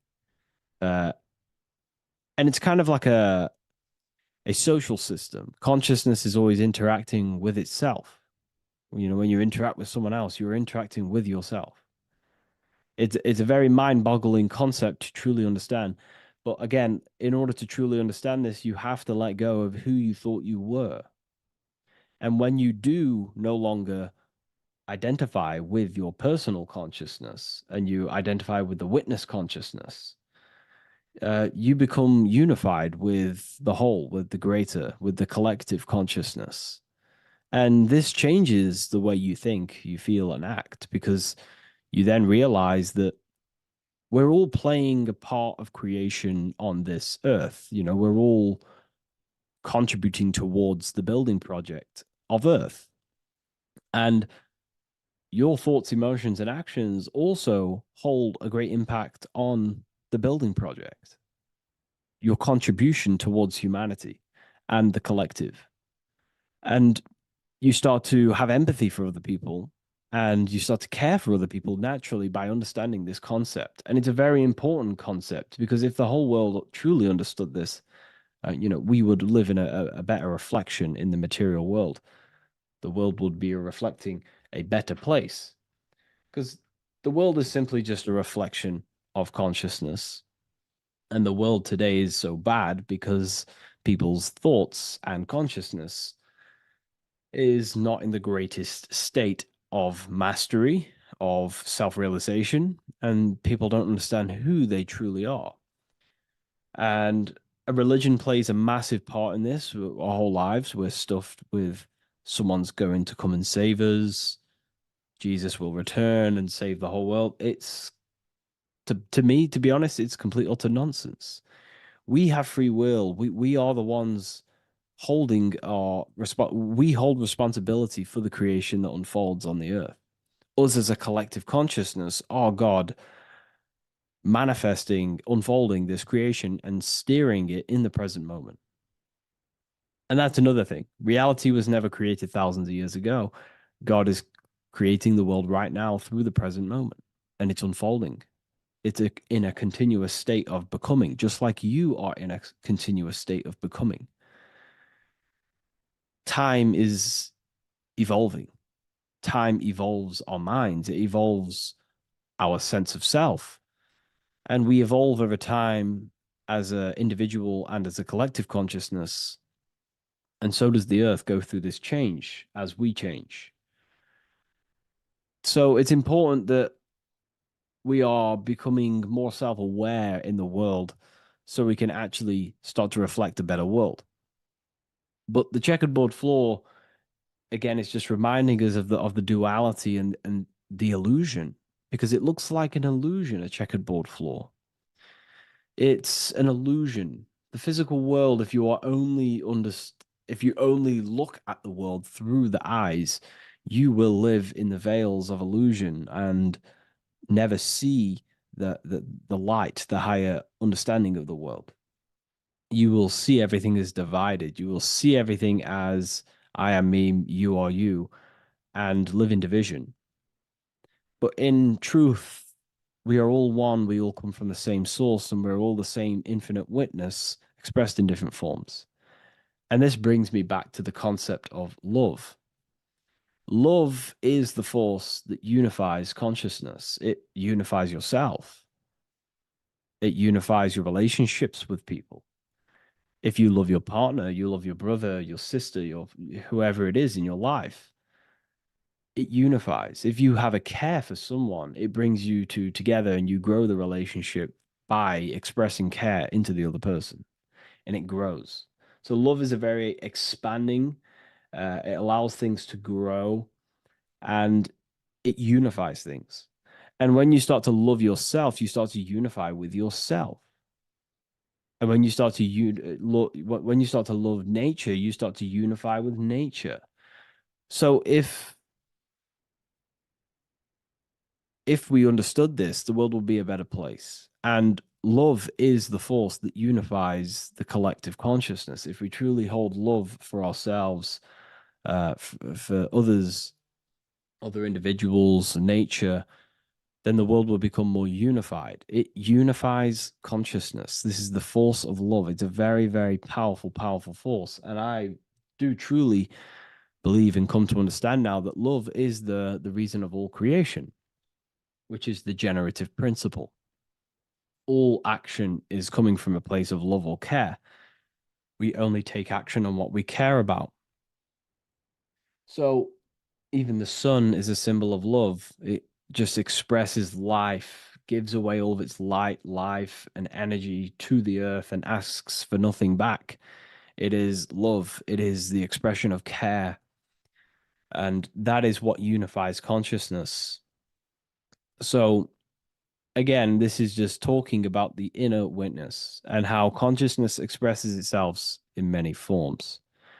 And the checkerboard floor also transcends that idea that I've just described of how it's consciousness divided in many forms. It also represents a state of an individual's mind. The checkerboard floor is symbolic of uh, being divided, you versus me thinking, walking down the street and thinking everyone's a threat.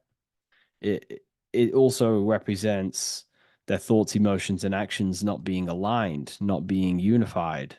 Their thought, emotion, action are scattered, and they're not creating things consciously. It also represents many, many different personalities in our minds, the divided personas and personalities in our mind that we have. And the I represents the unification of that. It's about unifying our mind pretty much to not have all of these different characters and sides to ourselves and actually being a whole mind, uh, becoming conscious of uh, the unconscious aspects of ourselves and transmuting them. And when we become conscious of something, we then hold the power to change it. If we have an unconscious part of ourselves, we never truly realize it, we don't change it, and that unconscious thing can actually seek to control our thoughts, emotions, and actions from that place of the unconscious mind. So ultimately, that's what darkness to light represents. Darkness symbolizing things we are unaware of, because when something is in dark, you cannot see it. Most people are in darkness of their imagination. They don't realize the power of their imagination. They're unconscious of it. They don't use it. And to become conscious of that is to put it into light. Shedding light on something reveals something. If I shine a torch on an object, it's going to reveal it. It's the truth. So it's about becoming conscious of the aspects of ourselves that we may be unconscious of, and actually using them and transforming them as tools. And again, we have the I with light, with white and black. This is duality. You are also the witness consciousness, as previously mentioned, and the witness consciousness thinks in duality. We think we are the hater and the lover. We are the deceiver and the truther. The truth is that consciousness thinks within duality, and within the mind, beyond the witness, there is duality in thought. But in truth, you are not either. You are neither the positive or negative thought. You are the witness of it. There's a great saying in the Gospel of John, and I can't remember exactly the words, but it goes something along the lines of lift the wood, I am there. Lift the stone, I am there. It's basically saying that everything is the I am, everything is the same consciousness. No matter where you go in the universe, you're talking to self. You're talking to the same thing. You're seeing the same thing. It is the same consciousness that is everywhere. So consciousness thinks within duality, and it is the light and the dark, and we have the ability to transform between them. And some people think that, darkness is all evil. Darkness is not inherently evil. Darkness is not inherently evil. There are dark aspects of the world that help you actually progress into the light. Without the darkness, consciousness can't move into the light, into knowingness. Without bad, there is no evil. They are needed. Both of them are needed. So, in order to understand the light, you have to understand darkness. And there are some forces of some forces of darkness in the universe that are purposely there to cause certain things to then push you and activate the good or the light. Some Gnostic texts talk about how there are beings that, very powerful beings, that purposely descend themselves into darkness on purpose to make things happen in certain people's lives, so it actually pushes them towards the light, towards the good. So, this is ultimately what the whole allegory of Satan is. Satan was created by God, and Satan is necessary, which is symbolic of darkness. Is symbolic of evil, the evil forces of the universe, because the universe is simply just one force of consciousness, and that one force can express itself in good and evil. The power of the mind can be used to kill, or the power of the mind can be used to create amazing things. So there is only one force in the universe, symbolized by the one eye, the one force of consciousness, and that one force can be used for light and dark, which is the checkered board. It's also symbolic of the checkered board being on the ground, symbolizing the earth, which is base awareness, duality thinking, base consciousness, stuck in division consciousness. And the one eye symbolizes unification of the mind, a balanced internal perception. We're rising from the ground to the sky, symbolizing from heavy to the light, from darkness to light. The eye is also symbolizing perception, what we perceive. And this is ultimately the end goal of all occult and esoteric research, is to gain more light, to gain a higher perception of the self, to gain a higher eye, a higher perception. That's why the eye is always raised above, symbolizing you're chasing the eye, you're chasing a higher perception of yourself and reality and the universe.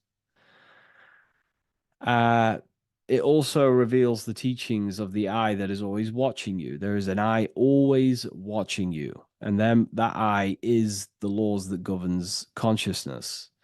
Consciousness, or your mind, is governed by certain laws that your mind cannot escape, such as cause and effect, vibration, mentalism, correspondence, rhythm. The 8 universal principles that pretty much crystallize consciousness into a reality. Your mind cannot escape the law of cause and effect. That force is too powerful to escape. Therefore, this is the eye watching you. This is the I that has governance over you. It is the laws. But then again, on a negative context of the I can then become a symbol of surveillance. Hence why certain organizations and companies in the world use the symbol of the I, symbolizing surveillance, gaining, manipulation and surveillance over humanity and certain things and data. So there's light and dark of every symbol. It's just depending on how you use it.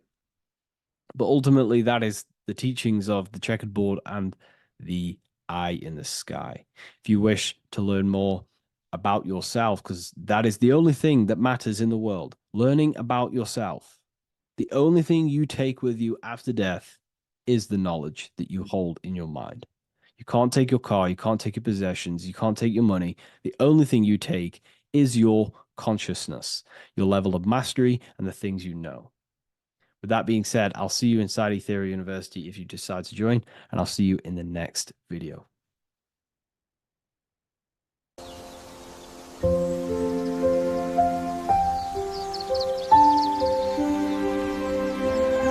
bookofwisdom.com.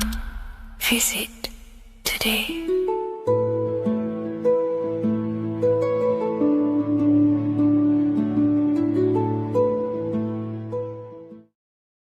Geometry. This is the study of nature, of the codes, the mathematical codes behind physical reality.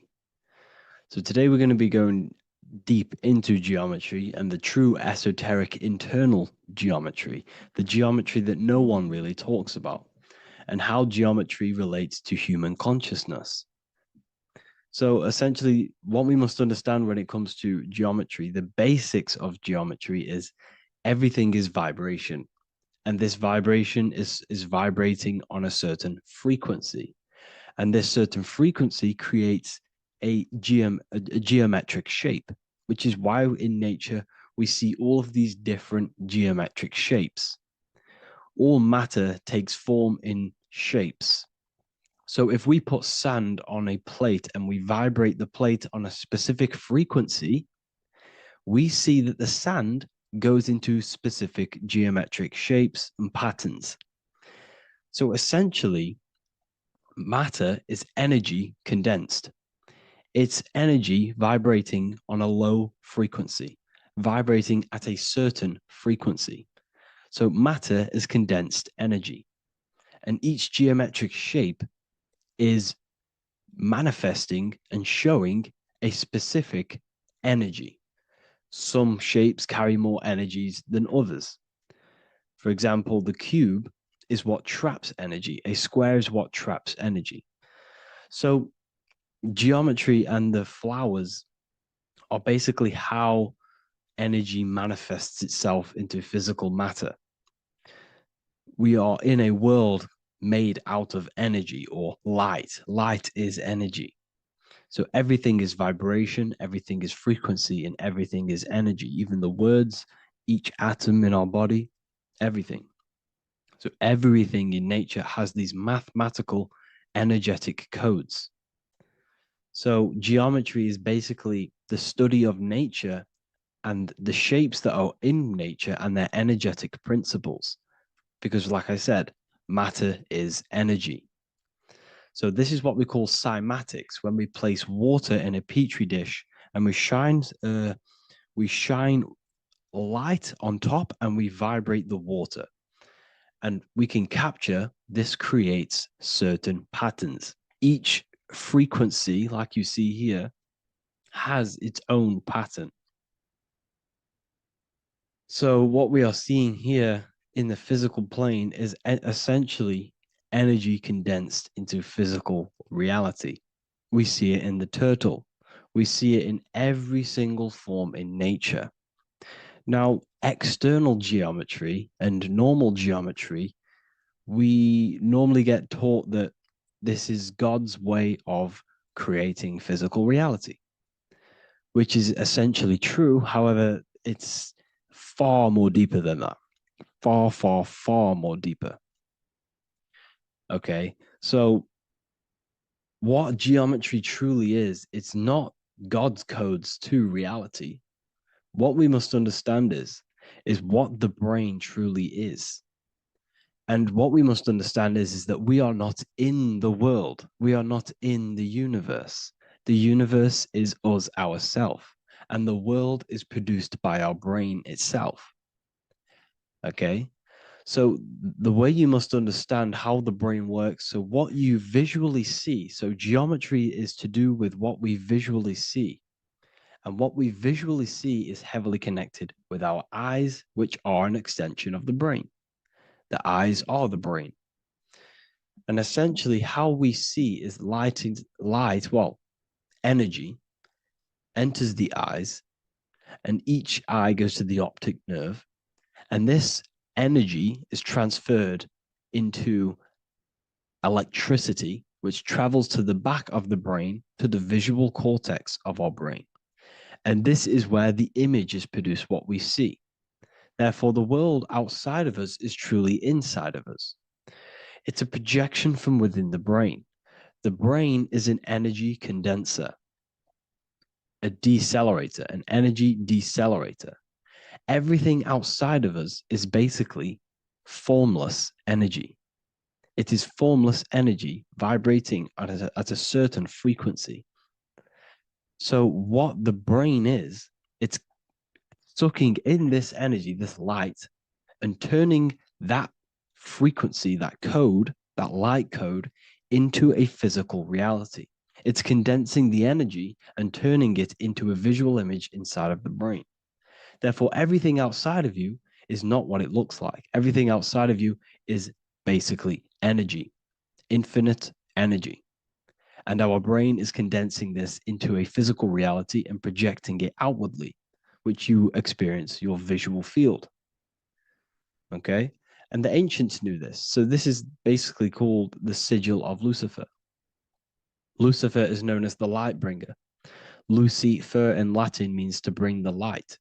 This is the sigil of Lucifer, which shows the visual field and the brain. We also see this in the Google Play symbol.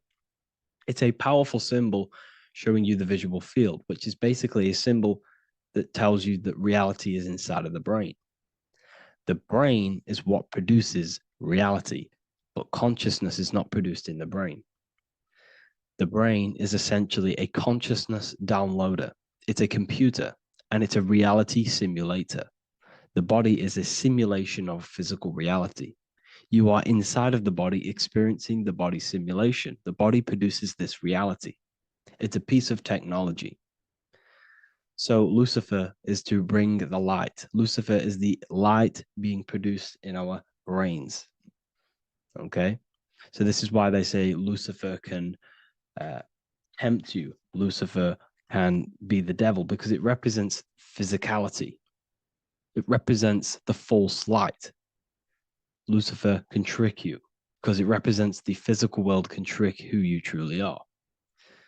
So now that you understand how the brain is basically an energy decelerator and it creates and simulates a reality to your consciousness, you are no longer a person in a universe. You are the universe itself experiencing itself.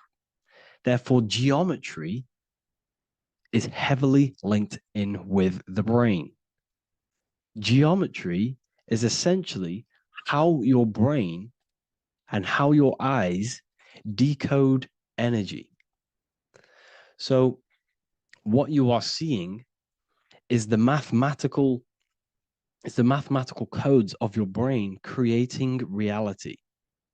So what they teach you is the external is that geometry is God's way of creating this world, and these are the mathematical codes God's created. But now I'm telling you the internal. This is the truth. Geometry is how your brain mathematically condenses energy and light into a physical reality. So therefore, your brain is a computer program. So now geometry is nothing outside of you. Geometry is not something created by something else. It's created by your brain. Your brain produces these patterns through mathematical codes by breaking down energy into physical reality. And this is why you see geometry in everything around you. This completely changes your view on geometry. It's in your ear, it's in your face, it's in everything. Geometry is everything. Okay. So now that you understand this, now, as we were talking about the visual field earlier, the ancients knew about this. The ancient Egyptians knew about this. We can see this symbolism inside of the casket, the Egyptian casket. See, this crossover represents the visual field. This represents the back of the brain. This is the left hemisphere, the right hemisphere. And now some of the most simplest teachings in geometry is that straight lines are masculine and curved lines are feminine. And we even see this in the human body. The feminine human body is curvy and the masculine human body is liney. And even with the genital reproductive area, we have a line and a curve, 0 and 1, the binary code of all creation, 0 and 1, because that's basically all that exists. Nothingness and one, nothingness and God, nothingness and consciousness. That's all that exists.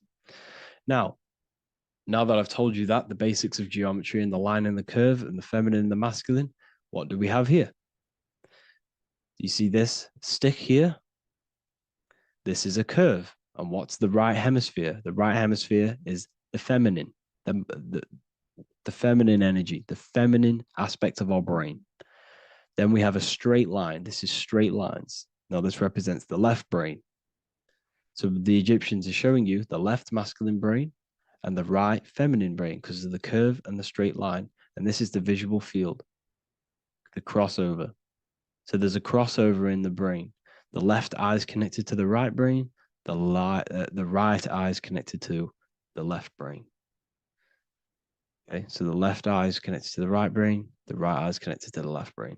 The solar and the lunar. So, like I said, everything outside of you is basically energy. Your body is basically a holographic avatar, condensed energy produced by your brain. There's nothing actually outside of you. Your 5 senses are electrical threads of light. And when you touch something, this is basically electrical signals in your nervous system, which are reporting back to the brain. Therefore, what you touch is actually, you're not touching. The feeling that you feel when you touch something is not the true feeling. That's your nervous system you're feeling. You're feeling your nervous system in the brain. It's electrical signals to your brain. So the 5 senses do not decode, well, what you're experiencing as the 5 senses is not outside of you. This is your brain interpreting electrical signals. You don't experience the world, you experience your nervous system and your brain. The nervous system is an extension of the brain. So this is the truth. This is not woo-woo spirituality. This is true consciousness science that I'm teaching you here. Okay? So nothing is truly outside of you. It is a universe. You yourself are the universe, the fabric of the universe itself. The only thing that exists outside of you is essentially energy. That is it. And your body and your brain condenses this energy into reality. So when we look into architecture, why is architecture, the ancient architecture, so important? Because what did I tell you at the beginning? Shapes and physical matter is condensed energy. Each shape holds specific energy. Some shapes hold more energy, emit more energy. Some shapes condense energy. Some shapes transfer energy. Each shape, each geometric shape has an energetic principle because matter is essentially energy.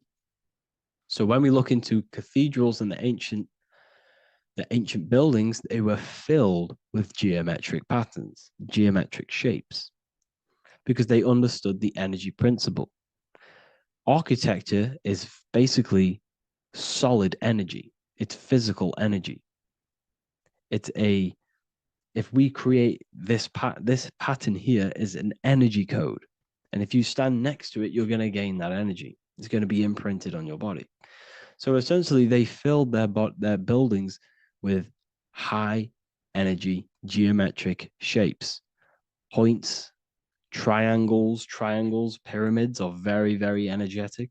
This is why you have crystal pyramids made, organite pyramids. They're always in pyramid shapes. That's why the Egyptians built in pyramids, because pyramids hold high energy, they emit high energy. So this is why you see all these different geometric patterns. Okay. So in the real reality, in the energetic plane, this building would basically look like this: lines and grids of energy. Okay. This is what it would look like in the energetic plane, a blueprint of the energy body. So as you see here, these are the different frequencies in a petri dish, of water in a petri dish. And you can see they are specifically aligned up with these specific patterns. You can see geometry even within geometry. It's fractal. So essentially, when you would stand inside of these buildings, they would imprint the energy of the building in your body, because your body is healed through energy. You have an electromagnetic field around your body. So by creating buildings with geometric patterns, we are essentially increasing the energy of the building, because the building itself is energy. Okay. So when we fill it with geometric patterns, we're increasing the energy.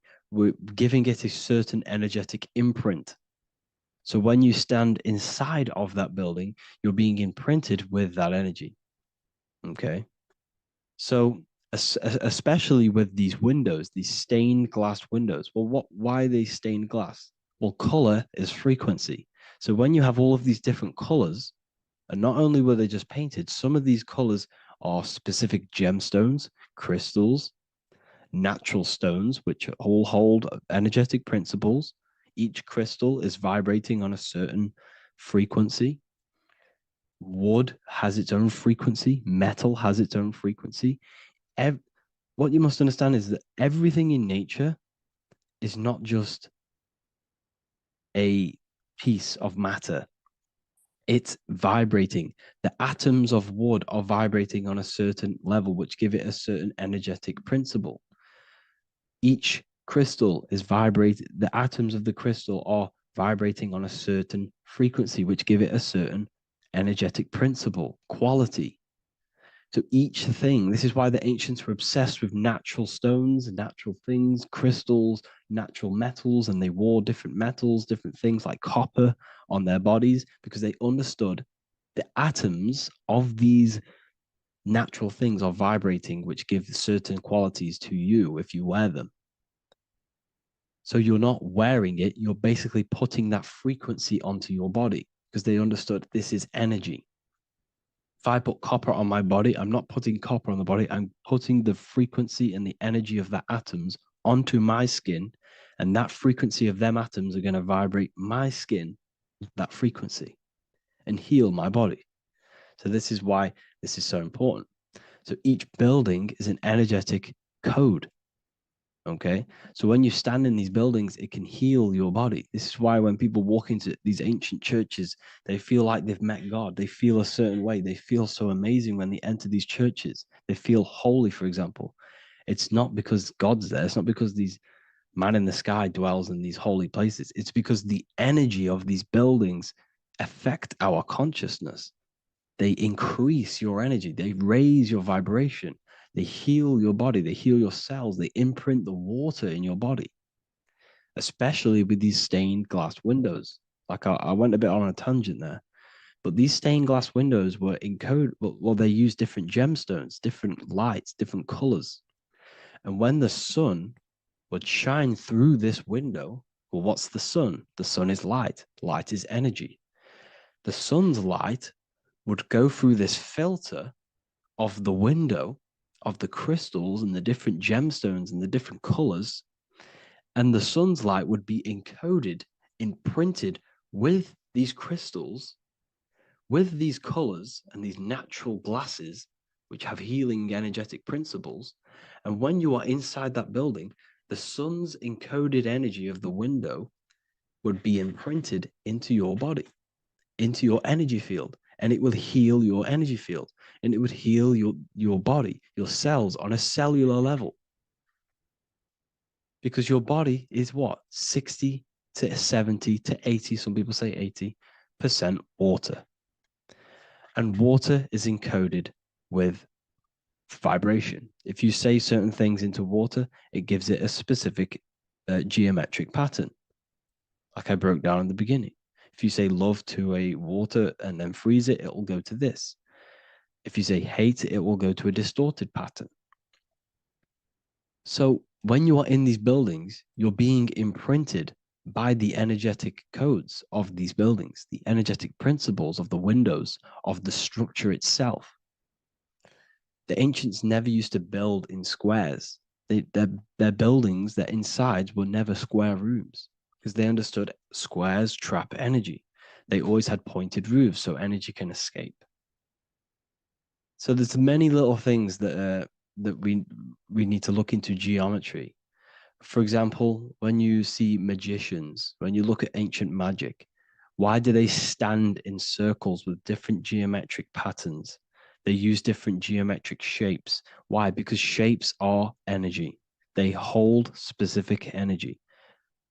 So when the magician stands in a circle with a pentacle, they're working with the energy of that pentacle. You can work with different energies based upon the different geometric shapes that you draw. And you can use this in your structure, in your architecture, in your work, and it can influence everything. So this is the true geometry. I hope you gained a deeper understanding on geometry and how it relates with you and your consciousness. Like I said earlier, your brain produces geometry. It's basically how your brain decodes energy. It's not God, how God creates this reality. And no, you're in this reality. You are the reality itself. Your body produces the reality. Therefore, geometry is one with you. So therefore, if I play with the geometry of the buildings, for example, like the government have, everything's in squares. If you look outside, everything's a square, everything's a rectangle. You go to a city, every window is a rectangle, every building is a rectangle. You live in a box room, everything is boxed and squared off in this reality, in this modern society. Why? Because they're trapping energy. The box is the cube is the most simple geometric shape, which basically condenses energy and it traps energy. And if you subconsciously see squares all the time, your phone's a square, your TV screen, everything's a square, your keyboard, your desk. Go and look at the ancients. They never used to build in squares and cubes. And if you go into nature, you'll never see squares and cubes. Nature doesn't create squares and cubes. Everything in the modern society is squares and cubes to simple your consciousness down, to dumb your brain down. So the ancients built very, very complex structures. Why? Because they understood what we see affects our brains, because our brains decodes reality and creates reality. If you see a sophisticated building, this is going to give you a sophisticated mind and raise your IQ levels over time, subconsciously. I'm not saying if you look at this building, you're going to become smart. I'm saying if every single building in your environment, ment is mind, mental, every single building in your environment was this complex and complicated, it would increase your IQ on a subconscious level. It'd make you more complex, make you more intelligent. So they've dumbed everything down. They've dulled everything down. Look at everything. Everything is being dulled down. So anyways, I hope you all gained a better understanding on this. If you want to gain more occult knowledge and esoteric knowledge, make sure to read the Book of Wisdom, Volume 2. If you're inside the university, you can get this book for free. Go to the general chat area and follow the instructions and you can order yours for free. Truly life-changing stuff. Because the issue is with the world is that no one really understands who they are, what they are, and why we are here. That is the issue for people's depression, for people's wrongdoings. They don't understand who they are, what their emotions are, what their mind is, what their body is, what reality is. This book gives you that. This book gives you the sense of understanding, the sense of well-being that will give you a better life because you understand life and what life is.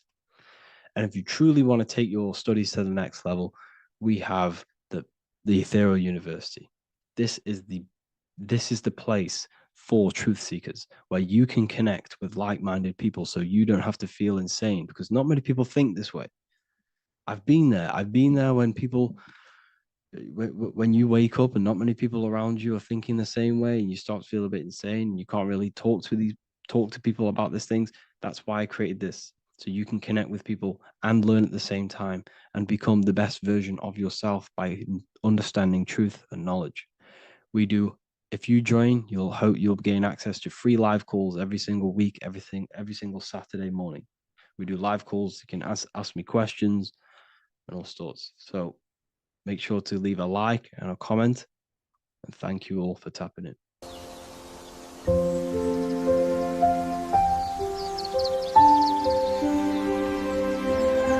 bookofwisdom.com. Visit today.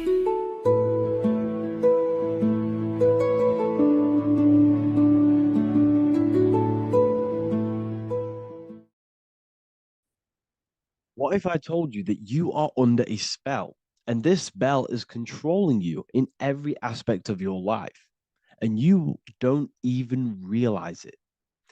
Spells are not what you've been taught. They're not fantasy magic wands that are casted over you. No, no, no. Spells are much, much deeper.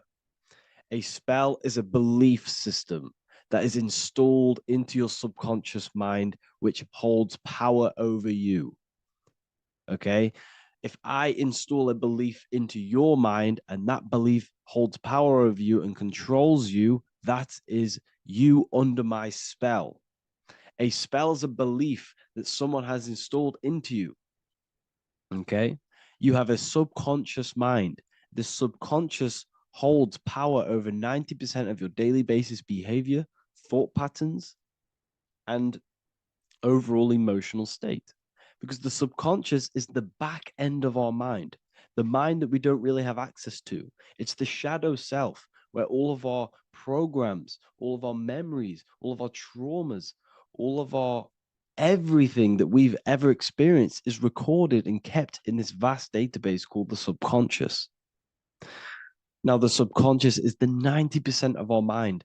We are only aware of 10% of our mind, which is the conscious mind, which is what you're using now, what you're consciously aware of. But there is a subconscious mind that holds power over your conscious decisions, and you don't even realize it. For example, as a child, you had a very, very traumatic event happen.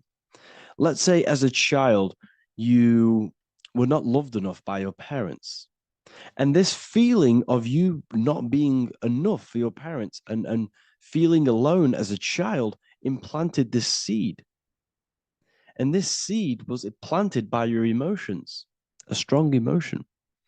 And over time, as you grew older into an adult, this seed grew and grew and grew. And what this seed grew into is you being very needy, you always seeking validation from others. Okay. But you taking this conscious decision 10 years down the line actually stems from this hidden cause within your subconscious mind, within this little feeling, this seed inside your subconscious where you don't feel like you are worthy. So this results in a conscious decision of you seeking validation from others, being very needy from others. Okay. This is what the subconscious is. The subconscious holds power over us. For example, posting on social media. Why are you actually posting on social media? If you take a selfie with your new watch, new car, and you go and post that onto your social media, why are you actually doing that?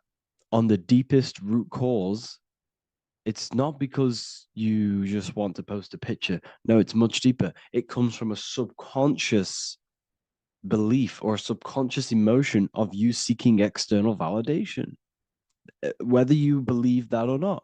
But that's what it is. If you're posting on social media, you're seeking attention, you're seeking validation from others on a deep level, on a subconscious level. You may not even realize this because it's subconscious. Now, this is what a spell is. Money is a type of spell. Remember, money doesn't actually exist. Money does not exist.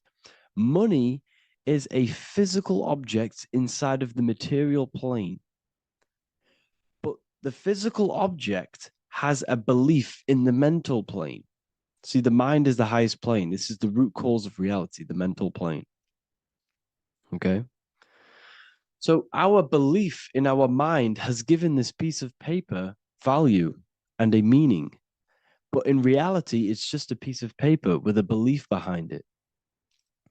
But this subconscious belief behind this piece of paper is controlling your daily basis behavior, is controlling your emotional state and controlling your life without you even realizing it.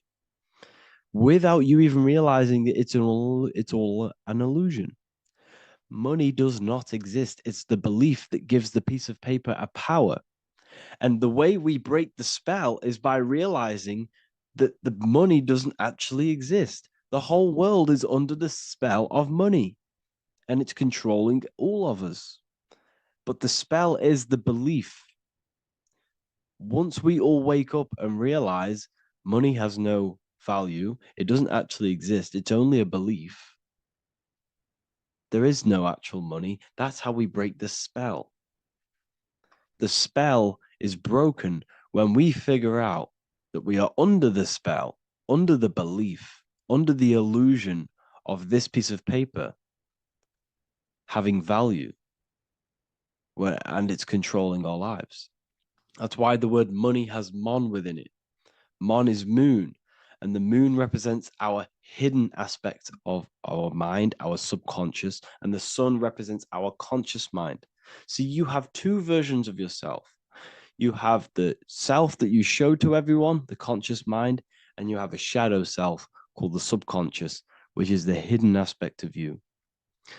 For example, do you really love your partner who you're with, or are you just with them for, is there a subconscious fear of being alone?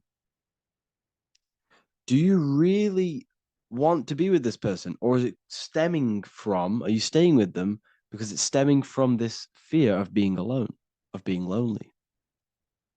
Or are you just with them because you have a subconscious sexual addiction? And all of your conscious decisions are actually coming from this little seed of wanting sex or not being alone. You have two versions of yourself, the conscious mind and the subconscious, the shadow self and the self that you show to everyone else. Okay? And the subconscious is what's holding power over you.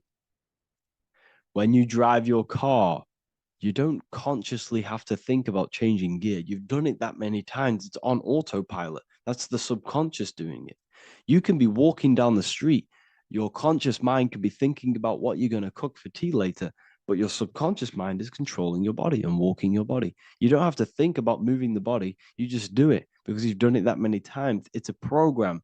It's a belief in the subconscious that's giving this movement power. You see, the subconscious holds a lot of power over you. Our beliefs hold power over our daily basis behaviors and actions. Okay, like I said, posting on social media, this is seeking external validation. There's a subconscious stem, there's a subconscious urge bringing this desire into conscious reality. So we must break the spell of our emotions controlling us, our traumas from a child controlling us. For example, another example of this, let's say you were in a car crash years ago, and this car crash led you to having a very traumatic event, very traumatic emotion you felt in that car crash. You felt a lot of pain. That was impressed into your subconscious. And even to this day, you're probably scared of going into trains, going onto cars, going inside of vehicles. And you might not even be aware that it's actually stemming from this event that happened 10 years ago. That's the spell. That's the spell that's holding power over you. And you don't even realize it. You realize the spell when you realize you're being controlled by this old belief, this old trauma. That's what a spell is. A spell is not something I cast over you with a wand like Harry Potter. Spells much deeper. It's the hidden aspects of our mind that hold power over us, that control us. Okay? So, how do we get rid of the spell? How do we break the spell? By installing new belief systems, by installing new programs into our subconscious. The subconscious is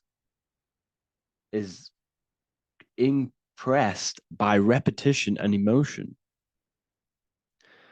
Everything you do on repeat, for example, tying your shoelaces, you can be looking up into the sky, closing your eyes, thinking about what you're going to create for tea while doing your shoelaces. You've done it that many times, you don't have to think about it.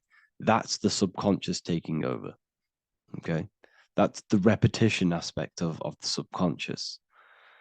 For example, you could probably run down your stairs. You know exactly how to run down the stairs. If I tried to run down your stairs, every staircase is different. I'd probably fall over. But you've done it that many times, you know exactly how to do it. It's what we call ritual. When you have an evening ritual, when you tidy the house, you do your skincare routine, you wash your teeth, that's a ritual. This is what the ancients called ritual. When we do rituals, we're trying to implant something into our subconscious to either remove an old program, an old seed that is controlling us, for a new one that's going to grow into new light, into a new reality. So you can implant messages, implant new programs into our subconscious, which will then grow into a new reality. Okay? Because if I tell you something over and over and over again every single day, for example, if I say, you do what I say every single day I repeat this statement into your ears, about a month or 2 months in, you're going to start to believe in that statement and you're going to start to be under my spell.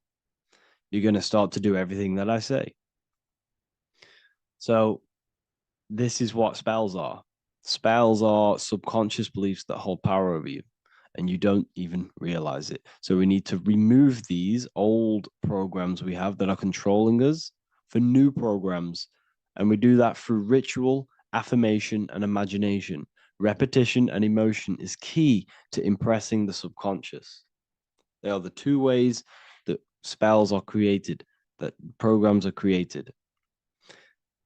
The subconscious only knows the now and it only knows you. So every word you say is a spell. So when you call someone else a name, you're calling yourself a name because your subconscious takes everything you say as truth because it only knows you. It doesn't know anyone else. So every night we can do affirmation. We affirm the reality we want. This is what we call a ritual. We sit down or we stand up, whatever it is, you affirm the reality you are, I am statements. And then you imagine that reality. And you do this over and over again, every day, twice a day, 3 times a day, however many times. And this will cause repetition. This will install a new belief system into your subconscious, which will then start to show in your external reality. It will start to put you under a spell of the new program. For example, if I install into my subconscious that I believe that I am rich, every single night I affirmate that I am rich, I am wealthy, I am free. And then I do a ritual. I start to imagine this reality. Every single night, I do these two things on repetition, and I start to feel the reality and imagine the reality. Over time, I'm going to start to believe that I am rich, that I am free, and I am wealthy without having the physical reality. And what this will do is that it'll implant a message deep within your subconscious mind. It will plant the seed of this belief. And this belief over time will grow into 90% of my thoughts, 90% of my actions, 90% of my words. my words, my thinking will change due to this new belief. I may not even realize it, but I'm looking for more opportunities to make money. I'm speaking to more people because of this belief that I've installed. This belief has triggered new ways of thinking. My mind, my conscious mind is now only operating to fulfill this belief. And my conscious mind might not even be aware of it. You won't even realize that you're manifesting this belief of being rich. And that's how it happens. You implant the belief within your subconscious. You implant the spell into your subconscious, which will then gain control over you. So we need to make sure we're removing the negative spells, the negative programs that are controlling us for new regenerated ones, for new ones that are going to create new realities, a better life. Okay? You don't want negative traumas, negative seeds controlling you and growing into your life. If you don't cut them off, they will continue to grow and grow and grow. Your anxiety will get bigger and bigger and bigger. Your depression will get bigger and bigger and bigger. But it's all actually stemming from one belief system or one trauma. Okay? So this is important. Everything in this physical plane is an effect of the higher planes. It's a shadow of the mind. Everything we think, all physical objects began as a thought, then an imagination, then energy, then a physical reality. So we must change the mental plane. We must plant seeds into our mind to change down into our physical material life. It's about manipulating this higher plane so we can create change and effect in the physical external material plane. That's what magic is. This is what spellcasting is. This is all what it is. It's not fantasy. This is the manipulation of the higher planes of consciousness, which your mind has access to. You have access to these higher planes. Okay? This is exactly what I teach in my university. I teach different rituals. I teach specific rituals to get rid of certain things, certain belief systems. I teach all different rituals, all different ways for you to create your own reality and live the best reality you want. We also have all of these different courses. We have activating the inner eye. This will teach you exactly how to lucid dream and activate your inner vision of imagination. We have the sexual alchemy course. This will give you the power of transmuting your sexual energy into creativity. We have electromagnetism studies. We have esoteric exchange, an exclusive live call that we do every single week. And I connect with all of the students. They can ask me questions, can speak with me one-on-one inside of these live calls. We have the real numerology section. We have the health section. We have a lecture section. Look at all of these lectures we have on occultism, symbolism. All of these lectures are designed to gain you power, to give your personal power back to you, to make you realize things about you. We have a meditation section. We have a library section where you can download all of our library, all of our books, different books on occultism, symbolism, Freemasonry, astral projection. And of course, we have the Manifestation Mastery course, which teaches you exactly how to create reality so you can live that desired reality that you want. This is the last chance to lock in the price of $55 a month. This is less than $2 a day. You can really level up your life because the price is going to increase as the value of the university increases because there's a new symbolism course coming out. And if you join now, you'll get this course for free because obviously when this course releases, the price will go up. The symbolism course will teach you the language of esoteric and occult symbolism. I'll leave the links in the description. Make sure to leave a like, comment, subscribe to the channel if you want to see more content. Thank you all, people. Have an amazing day.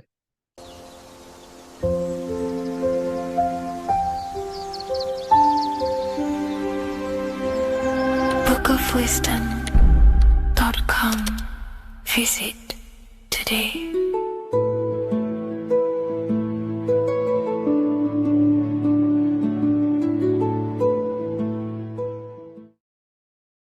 What if the word Yahweh is proof that God is embedded in our very own being? Stay with me because what I'm about to show you might change the way you see yourself forever.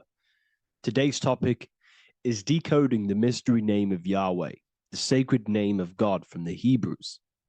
By the end of this video, you'll uncover the true meaning of the word Yahweh and how your connection to it unlocks your own personal power. When we look at the word Yahweh in Hebrew, we flip it on its side. We're actually looking at the human body.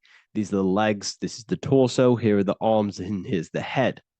So if we actually switch this on its side, we see the human body. The Hebrew name Yahweh often translates to I am. The I am. Now, what is the I am? The I am, when you say I, you're referring to your highest self. Everything with the letter I in the beginning, most of them words are referring to our inner self, inside, intelligence, internal, in. The I represents the inside self, the invisible self. You cannot see the I am because this is the spirit, this is our consciousness. It's the intelligence controlling the human body. When you say I, you're not referring to your name, your job, your reputation, your ego, or your thoughts. You're referring to the observer who is beyond the thoughts, the one who's observing the thoughts. That's the soul. Look at the word Yahweh, Yahweh, the sacred name of God. Yahweh can be observed in the natural rhythm of the human breath. When inhaling, we subtly hear Yah. When exhaling, we hear Way. Do this yourself. Breathe in through your nose, you'll hear Yah. Breathe out, you'll hear Way.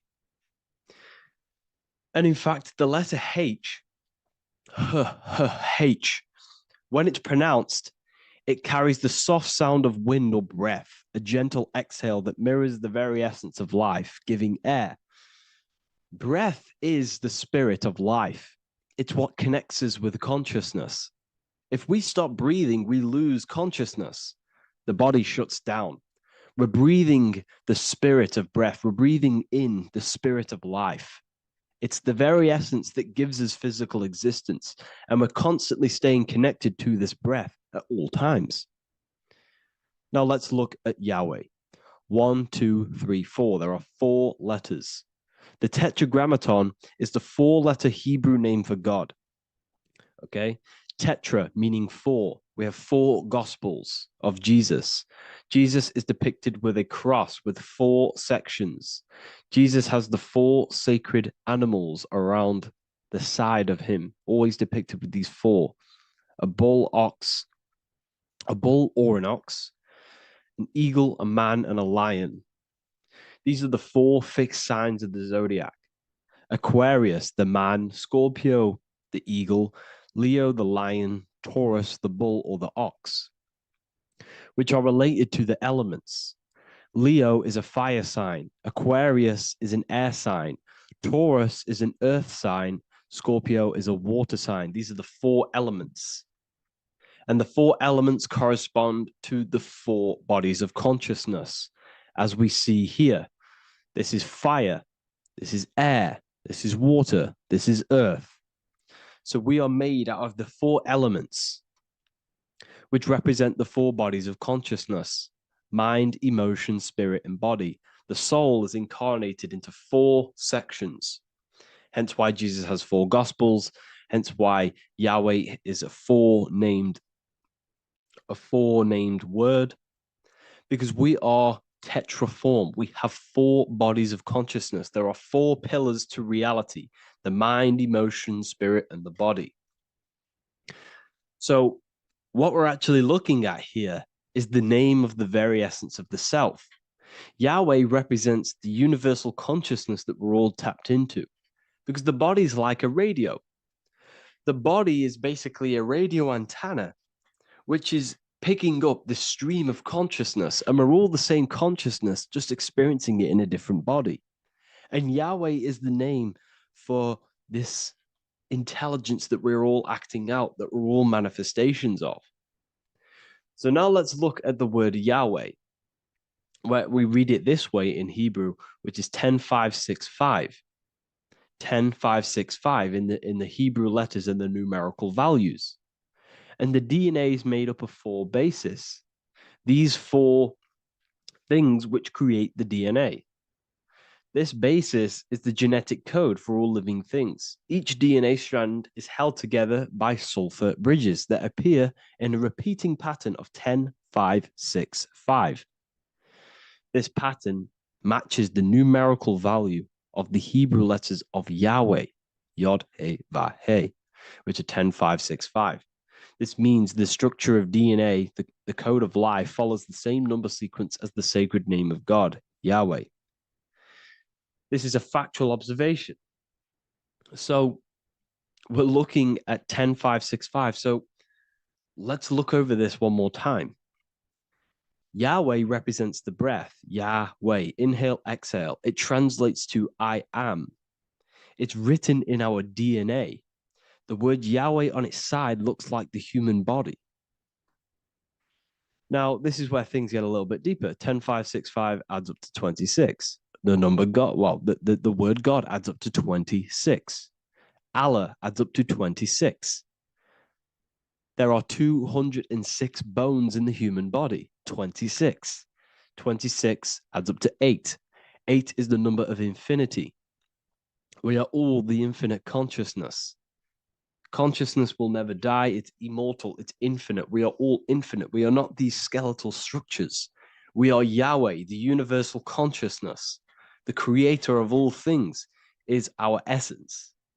We're all God with individual identities, but the highest versions of ourselves is God. The ego is our own personal experience of God. Does this make sense? So in conclusion, Yahweh is not the name of a separate God from us, but rather the reflection of the divine consciousness manifesting through the human form. The human body is like a receiver acting as an antenna that tunes into the infinite intelligence and life force we call consciousness or God. This means that rather than being external, the divine presence is within us, expressed through our very existence. It's very interesting when we look into this, and what religion has done is flipped all of this knowledge. All of this sacred knowledge has been externalized. They've externalized God so that we worship God and we view God as something separate from the human experience. They do this so that we don't find the God within us, so that we don't find that we have the power of creation. The mind is the creative force of God. The body is the will to act out that thought. They don't want us to figure out that we are creators and we're all creating our own earthly experience. We're all projecting this reality. And they don't want us connecting with the divine intelligence within us because they want to be the creators. They want to keep this knowledge. They don't want the masses to wake up to this powerful knowledge. So what they've done is that they've taken the scriptures, they've externalized it so that we start worshiping and giving away our power to these external things. And when God is external, we start to fear God because we start to think that God has power over us. He can send us to hell or heaven. So this is what's going on. They've been externalizing this for thousands of years to keep us in a suppressed state. Okay? Humans are very advanced because we possess self-awareness. We possess the ability to move our awareness and our thoughts outside of the instinctual nature. For example, a cat or a dog. These things can only live in their instinct. They live based on instinct. They smell, they eat. That's pretty much all they do. But humans, we have the ability to rise above that nature and turn to our infinite selves, our higher selves. We can move beyond our instinctual nature and create very advanced things. That's why humans are made in the image of Yahweh. We are literally God in human form. So this is what we all need to realize. And I hope this video has helped. Please leave a like, a comment on inside of the description. I'll have some links to my books and my university. The people who have read them have just absolutely changed their lives. You could probably see that in the comment sections if someone leaves a review of the book. We also have Trustpilot. But yeah, I thank you all. And I'll see you in the next one.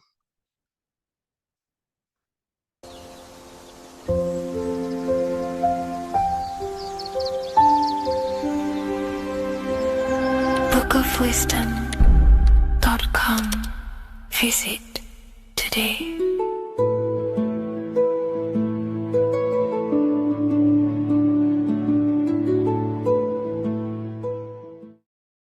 What if dreams aren't random at all, but messages from a deeper part of yourself, trying to show you things? In this video, you're going to learn exactly what dreams are from an esoteric view, how to control dreams, and how to dream more frequently. Dreams are not nonsense. They are expressions of the subconscious mind. In the daytime, we're using our conscious mind, what we are aware of. This represents the daytime, the sun, the external world. We're operating in the external, outside the body in the day. But when we go to sleep, we return inward. Everything does this breath. We breathe in through the nose and out through the nose. Everything does this in and out process in the universe. We live, we die every single day. We wake up, we express things in the external. Then at nighttime, we return back to darkness, back to the internal. This is the breath of the universe. We have summer, we have winter. This is the breath of the sun and the seasons with the earth. You have an internal world and an external world. External is physical, the internal is spiritual. Like I said, when we go to sleep, we are returning back to the internal world of your own consciousness and subconscious mind. Your subconscious mind holds everything about you,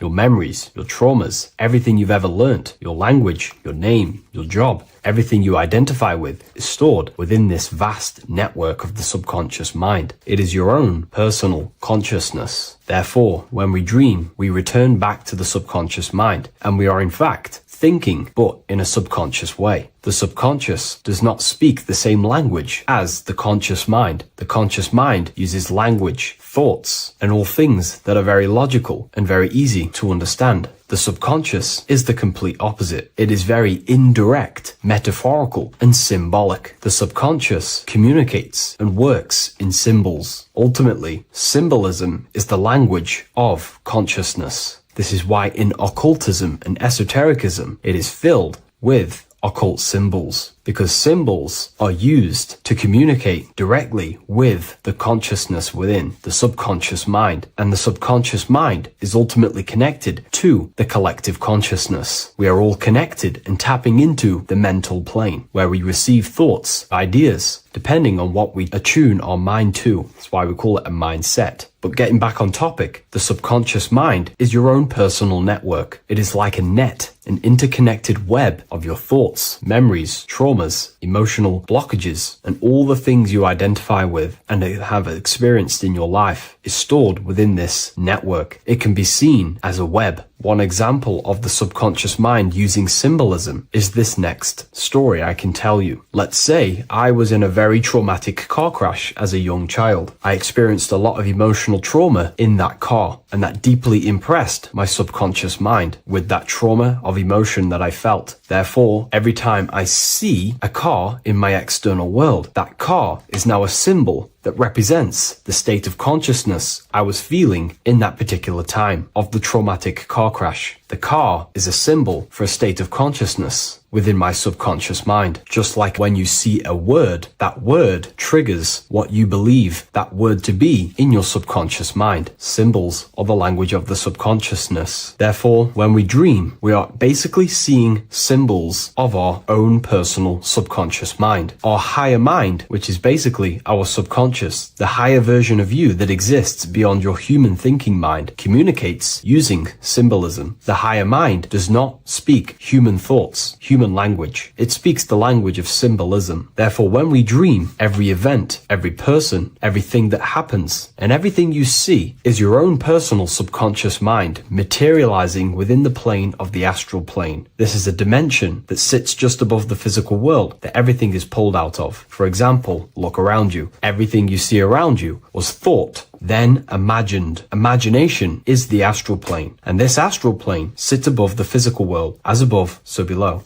These objects were thought, imagined within someone's mind, and then pulled into a physical reality. Therefore, the imagination is what you're experiencing within a dream. It is your subconscious mind thinking and materializing within the imaginative plane. For example, let's say you are a Christian, you believe in Jesus your whole life, you have lots of emotion towards Jesus. This deeply impresses your subconscious mind. You believe in him so much, you go to sleep, you have a dream that you meet Jesus. You did not meet directly with Jesus. You met with your own belief. It was your own belief materializing within the imaginative plane and revealing itself to you. Dreams are materializations of your memories, your subconscious beliefs, traumas, and anything that could be inside the subconscious mind. It is your subconsciousness revealing itself to you in a material form. Let's say you have a nightmare. There is a big dark figure chasing you and you are running away in fear, away from this dark figure chasing you. That dark figure is not an external entity. It is not a spirit or a jinn or a demon. It is in fact an aspect of your own mind. It is a symbol that represents maybe a fear, a trauma, or something you are running away from internally inside your subconscious mind. Something that you are not addressing, but something that is fearful, something that can be controlling you on a subconscious level. Let's say you have a fear to address something in your personal life. You want to address someone who is getting on your nerves at work. You continuously put this off and you fear doing that situation. Over a long period of time, this can slowly control you subconsciously. You start to avoid the person, avoid any contact. It is subconsciously controlling you. This is not the best example, but you can see what I mean. Hidden fears and traumas in the subconscious mind can subconsciously control your actions and ultimately lead you to low states of consciousness, keep you from reaching your higher potential, and ultimately create blockages within your own consciousness. That figure in the dream is a materialization of something that you are fearing and running away from and not addressing. This is why people always have dreams of traumas that they have experienced as a child or when they were younger, or maybe from a year ago or two. It's because that emotion is deeply impressed in the subconscious, and the subconscious is always trying to reveal things to you, communicate to you that you need to change, purify, and maybe heal within your own consciousness. This is how the higher self communicates to you through the language of symbolism. Once you understand this, dreams can become a very powerful tool, not just entertainment at nighttime. Your consciousness never rests. Your consciousness is eternal. It is the very spark of the divine. Your body needs rest. Your consciousness is not physical. It does not need rest. So this is a way you can identify what your dreams are trying to show you is by writing them down. A dream journal. Every single dream that you have a book placed near your bed. Every time you wake up, first thing you should do is pick up the book and write every single detail that you can remember about the dream. The people that you met are all symbols or aspects of yourself. Maybe it is a friend you saw in your dream. That friend represents a state of consciousness that is within you and is trying to reveal something to you. It's about making the subconscious into the conscious, to become conscious of the unknown. Write down every detail, everything you saw, every event that played out, even the details of the clothes that they were wearing. Everything is symbolic within dreams. Write everything down and then analyze the dream. Don't analyze it from a logical mind. Analyze it with the right hemisphere of the brain, which allows you to see metaphors, read between the line. Try and gain the message that it's trying to show you. What does this overall mean to you? And what could this reveal about aspects of yourself that you need to heal or maybe take action in your life and world? Because your higher self is always guiding you towards awakening and fulfilling your mission in the manifested physical world. Dreams speak in symbols, not logic. Ask about your dreams. What is this trying to tell me? Don't take things literally. Look for an emotional tone and symbolic resonance. With practice, you'll begin to understand the personal language of your subconscious mind. Now that you understand that, again, please leave a like or a comment on this video. This is now a technique for lucid dreaming and dreaming more often. This is not going to happen overnight. This is not an easy method. It simply takes practice and dedication. Every morning, choose 3 time slots. For me, I choose 4:30, 5 a.m. and 6 a.m. 3 alarms that are going to go off at these 3 times, half an hour apart from each other. Each time you wake up, stay awake for 5 to 10 minutes. Turn off the alarm. Try and keep your conscious mind awake, but drift back into sleep. There's no other better way for me to explain that. It's very difficult, but try and keep the mind awake, but the body falling back asleep. More than likely, you will drift off back to sleep. Then, the next alarm will go off half an hour after. This will wake you up again, guaranteed. You will probably drift back to sleep by repeating this process. After the 3 alarms go off, each one of them times, you're either going to have a dream or a lucid dream, but definitely you will have a dream. And if it doesn't work one time, keep trying it. I've been using this method for a very long time, and I can tell you 70-80% of the time it triggers a dream, and a very vivid dream. And it's ideal for lucid dreaming because keeping the conscious mind awake while letting the body fall asleep, you can become conscious within these subconscious realms of your mind. But when you are conscious inside the dream world, you can do what you want, but you also want to let the dream naturally unfold. If you try and take too much control, then you will wake back up. If you feel any fear in your dream, you will wake back up into the material world. Another tip to dream more often is to meditate before bed. Simply close your eyes and think about nothing for 5 to 30 minutes. Detach from everything outside you, your name, your job, work, thoughts. Mentally detach from the world and the physical pleasures and become pure awareness before you try and go to sleep. This will help you become conscious while being within the self. If you wish to learn more about consciousness, yourself, the Book of Wisdom Volume 2 can definitely help you. I'll leave a link in the description. Thank you for watching this video, and I'll see you in the next one.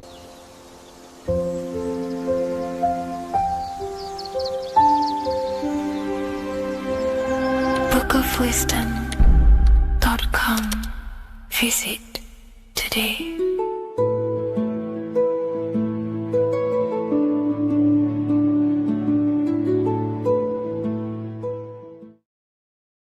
In this video, we're going to be talking about the evolution of consciousness.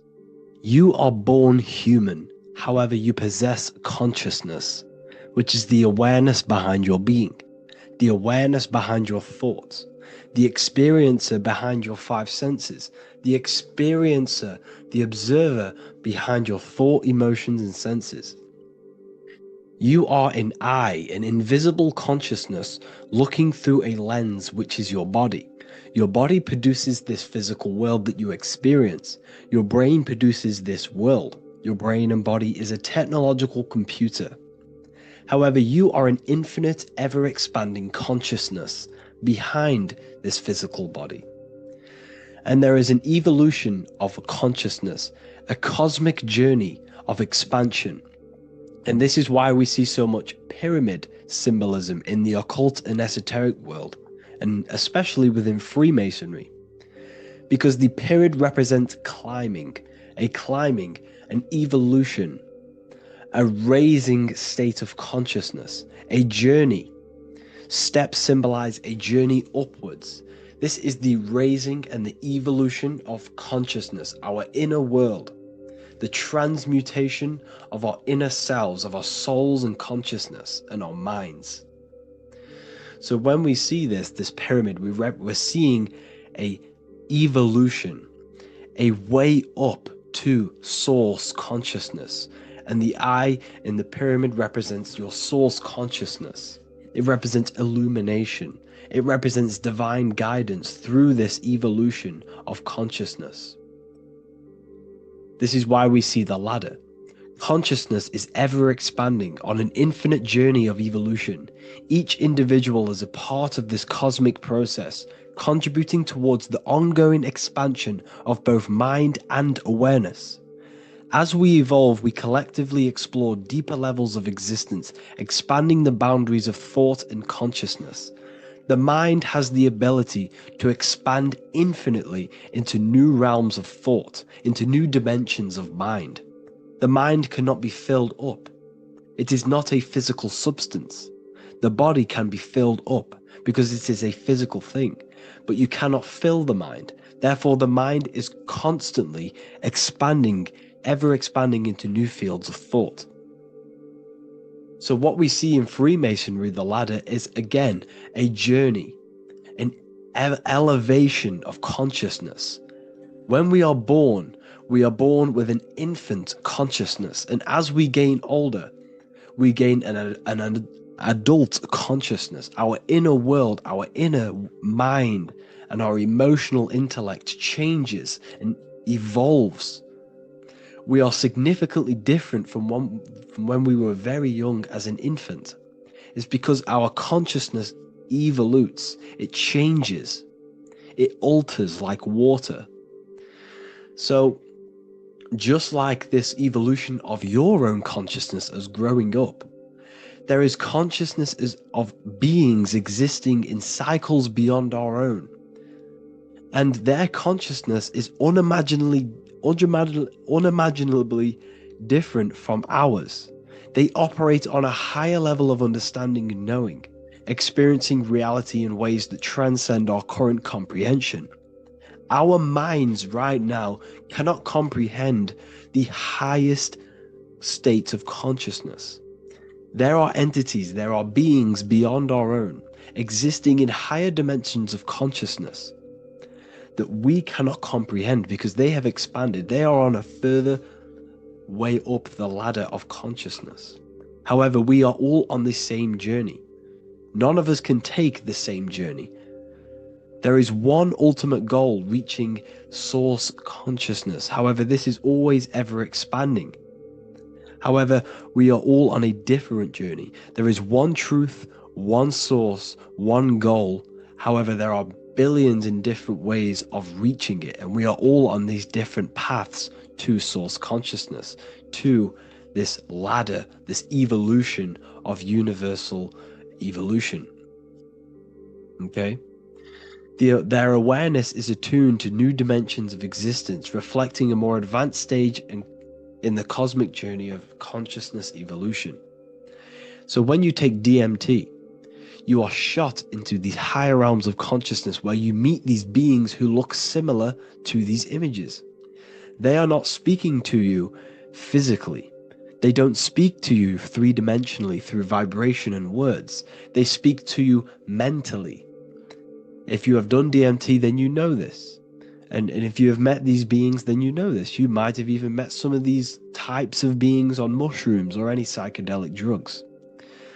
Because ultimately, when you take these mind-altering substances, it's altering your consciousness. It's merging your consciousness with the spirit of that substance. And you are essentially attuning your mind to higher dimensions of consciousness. That's why we say we're getting high when we take these substances. Therefore, when you meet these beings on DMT, you are essentially meeting beings who are attuned to higher dimensions of consciousness, and they speak to you mentally. They speak to you telepathically through thought, because the universe is mental. Everything exists within the mind. The way you are now, your physical existence, is a state of mind. Mind, thought creates matter. Spirit and matter are two opposing ways of thinking.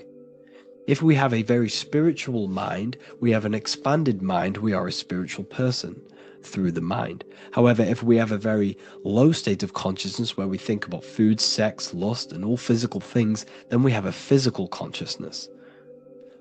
Matter and spirit are two opposing forces, two ways of thinking. The mind attunes itself to different levels of understanding in different dimensions. So, essentially, this is what we're looking at. The body is a vessel for the fluidic, formless consciousness, a temple that houses the essence of our awareness. While the five senses are limited to perceiving only the physical plane, the mind transcends these limitations, capable of perceiving the full scope of reality. It is through the mind that we access deeper truths beyond the material, tapping into boundless nature of existence. Physical existence is a thin band, a thin layer of reality. It's like 0.001% of reality. And your five senses are only tuned into this layer of reality. But the five senses are, by design, only allowed to perceive physicality. But the mind has the power to expand beyond this physical five sense state. The mind has the power to expand and evolute. It is a conscious decision whether you want to take this path or not. You can stay in a three-dimensional way of thinking, or you can expand your consciousness from within. It's not an external journey. There is no God going to save you. You must save yourself. Therefore, behind every single one of these eyes is the same source consciousness. However, we are all different cells in a different journey. The organs in your body, the cells in your body are all alive. They all possess same consciousness, universal consciousness. However, we are all on a different journey of evolution. As above, so below. As the baby is in the mother's womb, when the baby becomes conscious, there is a world outside of its mother. What does it do? It presses and seeks a way out to be born in the other world outside of its mother. It is the same with your consciousness, your mind. When your mind becomes aware that there is realities beyond the immediate surroundings, it seeks a way out. And this is exactly what I'm doing to you now. I am now expanding your mind and telling you there is other ways of reality. There's other dimensions of consciousness which you can access through inner transmutation, through different ways of thinking, spiritualism, and meditating and connecting with yourself and detaching from external things. We can upgrade our consciousness. Your body is a womb. Why Jesus says you must be born again to see the kingdom of God, because you are born physically and then you must be born again spiritually, awakening your inner consciousness. So like I said, as the baby is in the womb, it's the same principle. As above, so below. You were a baby. You were in your mother's womb and you figured out there is a world outside of your mother. So you seek to weigh out your mother to be born in another world. It's the same now.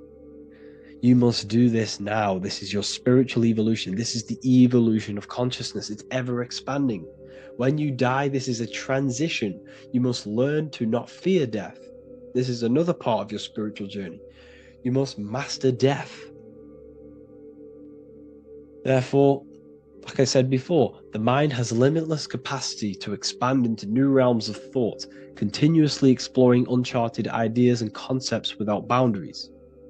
The mind can ever expand. It can never be filled. It can never ever know everything. There is infinite fields of knowledge, infinite fields of thought. Your current state is just one stage on an infinite pathway. You won't remain human forever. The human experience is a crucial phase where we learn to balance polarities, master the fundamental laws of the cosmos.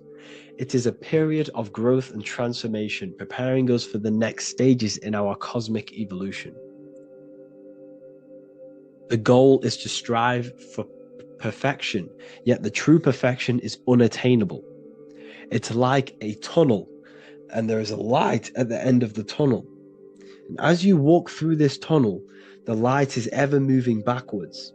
You should forever seek to meet that light, but you will never meet that light because consciousness is ever expanding.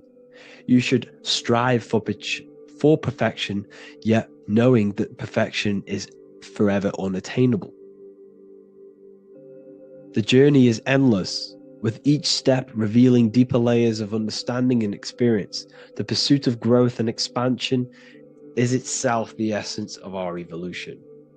You can find all of this knowledge in the amazing book that I have read for years. I have read this book, The Emerald Tablets of Thoth, the Atlantean, by M. Dorial, translated by M. Dorial. I'm telling you now, this book, now that I've told you this, you have some context on the book. The whole book is about evolution of consciousness. He's talking about higher dimensions beings. He's talking about how you can transcend this physical plane. It is truly the most amazing book you will probably read. One of the best spiritual texts you'll see. It's hard to understand, so you must read it over and over again. And the more your mind progresses, like for me, I read this every couple months. And the more I learn about consciousness, the more I expand my own consciousness. And every time I read this book, I pick out something new that just completely blows my mind, because you can only understand this book to your level of consciousness, to your level of understanding. So now that I've told you all this information, go and read this book and it will absolutely blow your mind. And so will the Book of Wisdom Volume 2, which is now available. I released it the other day. I'm just going to read a page out now. This page is called Spirit and Matter. The Earth is not merely a dense, lifeless rock drifting through space. It possesses spirit, a living essence that animates its form. But what do we mean by spirit? Spirit in esoteric terms refers to the energy, the life force, animating the principles infused in matter. So essentially, what this page is talking about is how everything has spirit, consciousness within it. You are the middle, you are spirit and matter.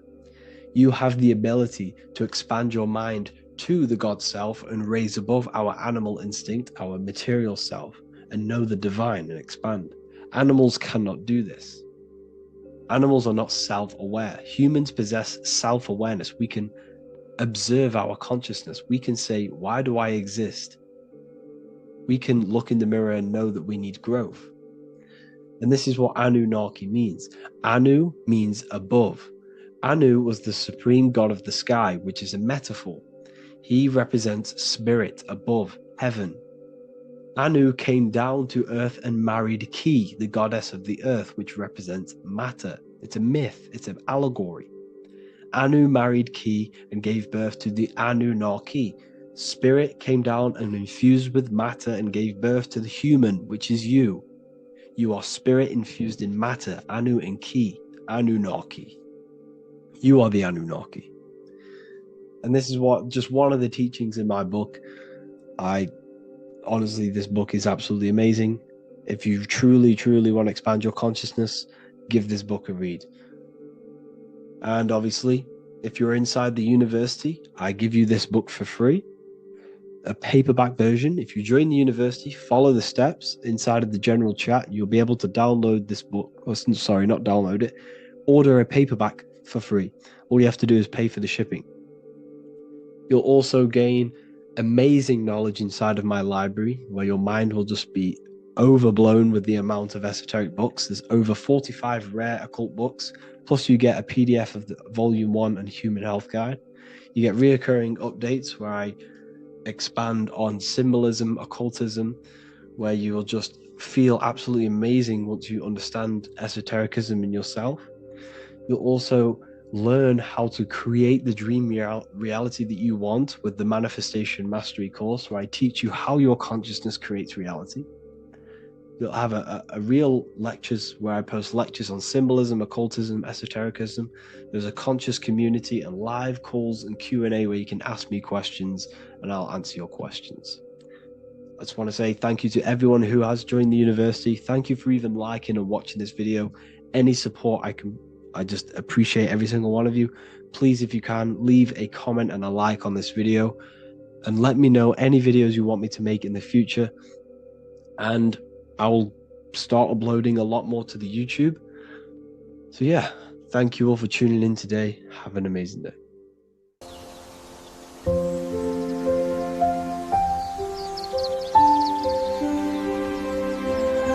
bookofwisdom.com. Visit today.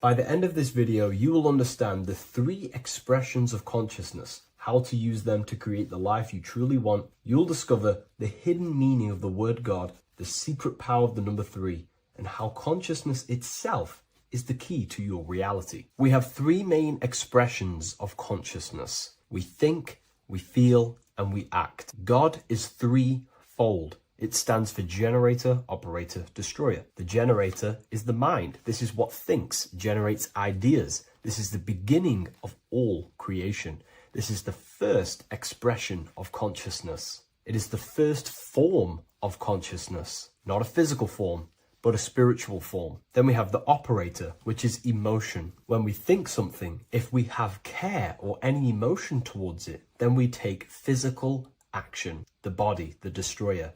We think, we care, we act. Thoughts and emotions are the 2 spiritual forces which merge together and give birth to actions. Think about it.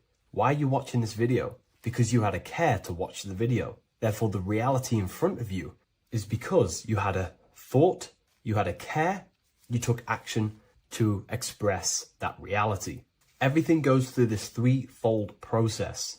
This is why we say follow your heart, because the body does follow the heart. We think something in the mind, we feel something in the heart, and the body takes action towards it. Everything operates on the care energy of the heart. The body follows the heart. If you do not care about something, then you do not act towards it.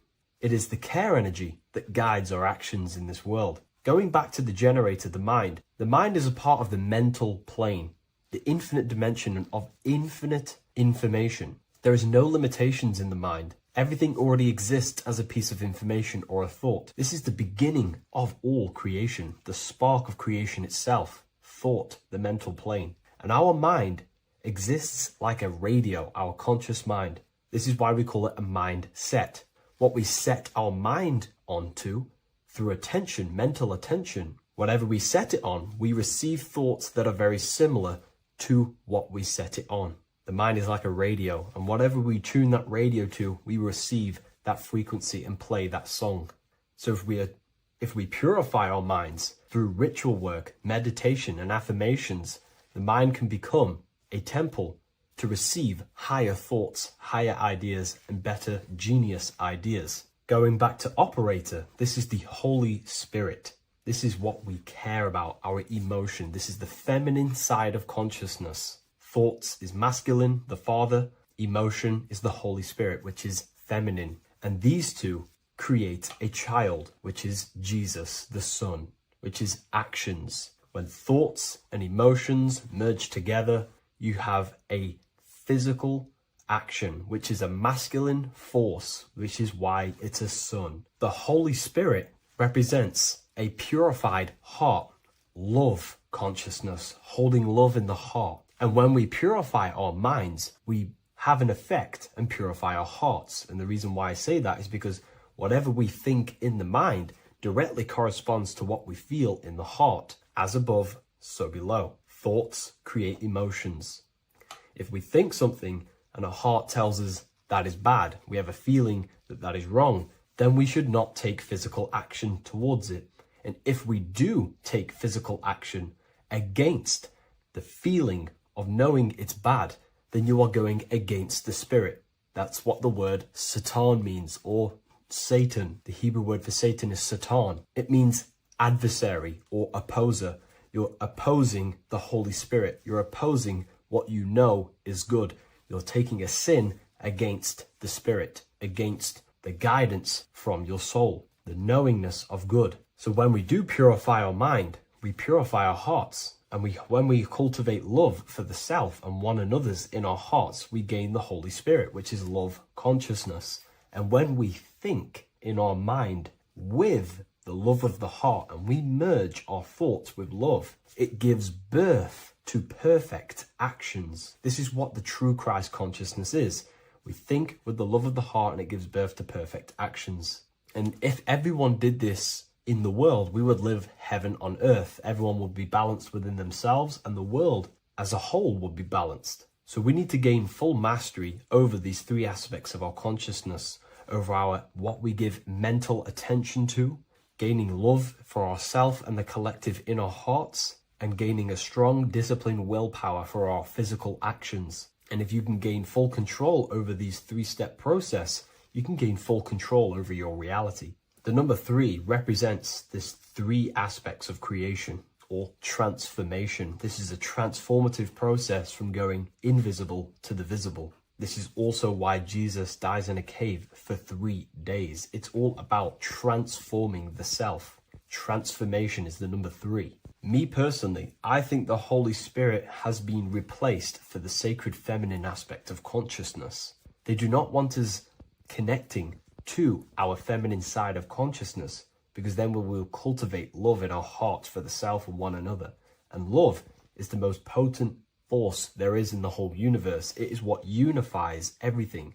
It nurtures everything. It allows things to grow. Think about it. When you hold love or care for someone, you grow relationships.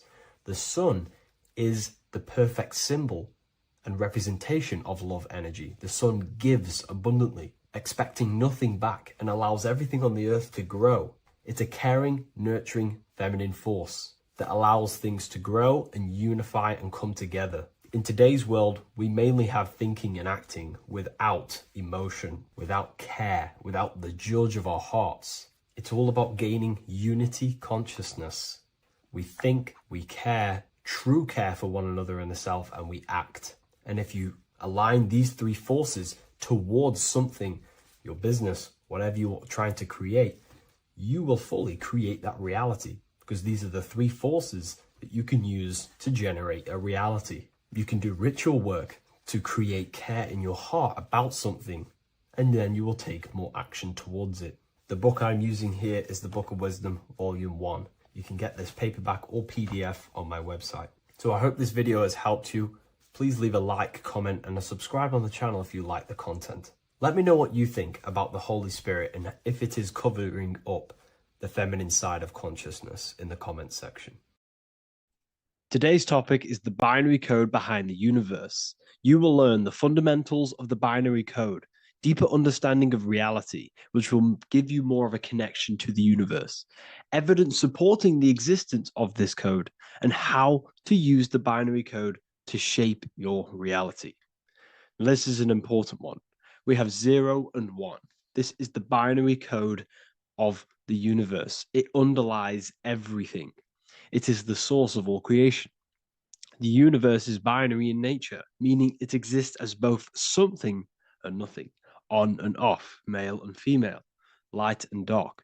Everything has its polar opposite. At its core, all that exists is 0, representing nothingness, infinite potential, and 1, representing something, order. 0 represents the feminine, vast, formless, and infinite potential. It is the space from which all things emerge, the womb of creation, the receptive and expansive force. 1 represents the masculine, structure, form, and order. It is the active principle, the initiator, the force that defines and shapes reality. Together, they create the fundamental duality that underlines existence, the balance between chaos and order, the void and creation, yin and yang. We see this in the masculine and feminine bodies. This is deeply encoded into the fabric of reality.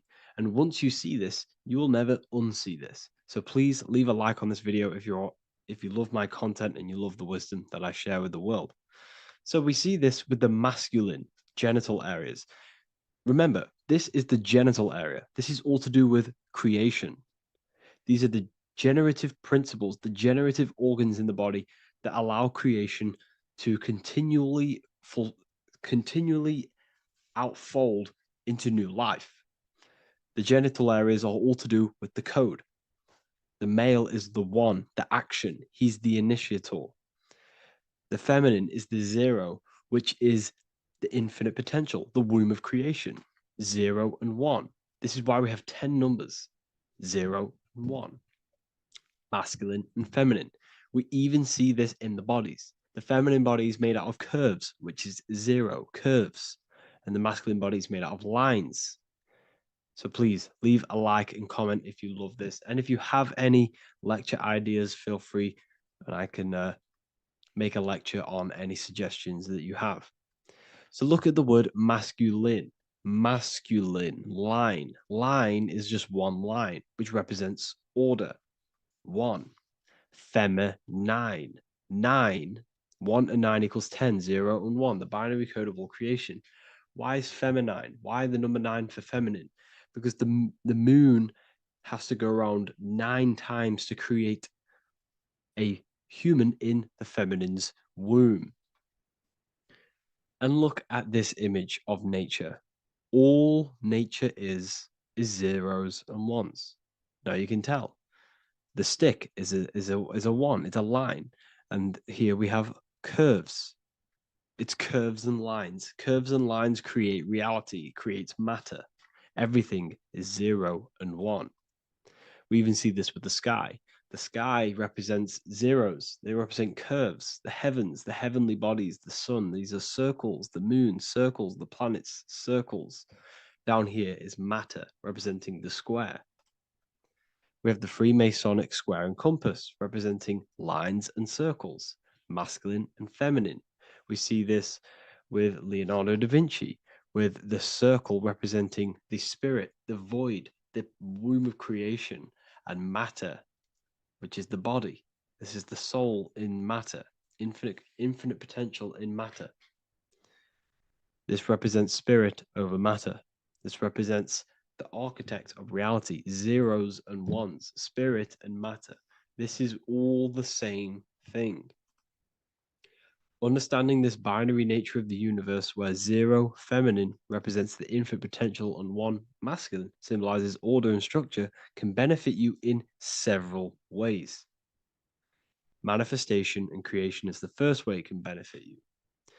Now that you understand this, you understand that everything comes out of infinite potential. Zero, infinite potential. One, action equals manifestation equals creation. So you must pull things out of infinite potential. If you have ideas but don't take action, too much zero, nothing materializes. You'll never materialize if you sit there imagining all day, visualizing all day. You have to take action. They both come hand in hand. If you only take action without tapping into intuition and creativity, too much one, your actions may feel hollow and misdirected. Using both effectively leads to greater success in life, work, and relationships. This is the 33rd degree motto, or this is the on the 33rd degree of Freemasonry Scottish Rite logo, and it's called Order ab Chaos, order out of chaos. Chaos is the zero, infinite potential. Chaos is the dimension of the imagination.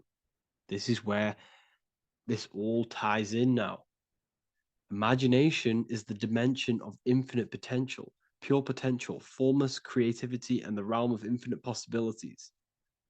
It is the void, the unmanifested energy that contains all that could ever be. That is the imagination. The imagination is the dimension that you are connected to, and you can pull any idea out of and materialize it into a reality. Matter, on the other hand, is order brought out of the imagination, chaos. It is when raw potential is structured, defined, and crystallized into form. This is the fundamental principle of order out of chaos, the process of turning the unseen into the seen, the abstract into the concrete, the dream into reality. That's why we say dreams into reality. Dreams are in the imagination, infinite potential, and the human mind is connected to high dimensions of consciousness, which we can pull ideas, things out of, and materialize it into our lives. Whether that's good or bad, that's completely up to you. But we have access to higher dimensions beyond the physical plane. And this is the secret that the human mind is connected to, and that you are not just a physical body. Okay? The universe itself was born from chaos. Before form, there was only energy and potential. Our minds function the same way. The mind is a microcosm of the universe.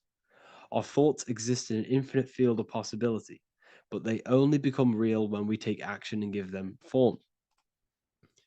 If your inner world is filled with chaotic thoughts and impulsive emotions and negativity, then creating order within is essential for balance, clarity, and growth.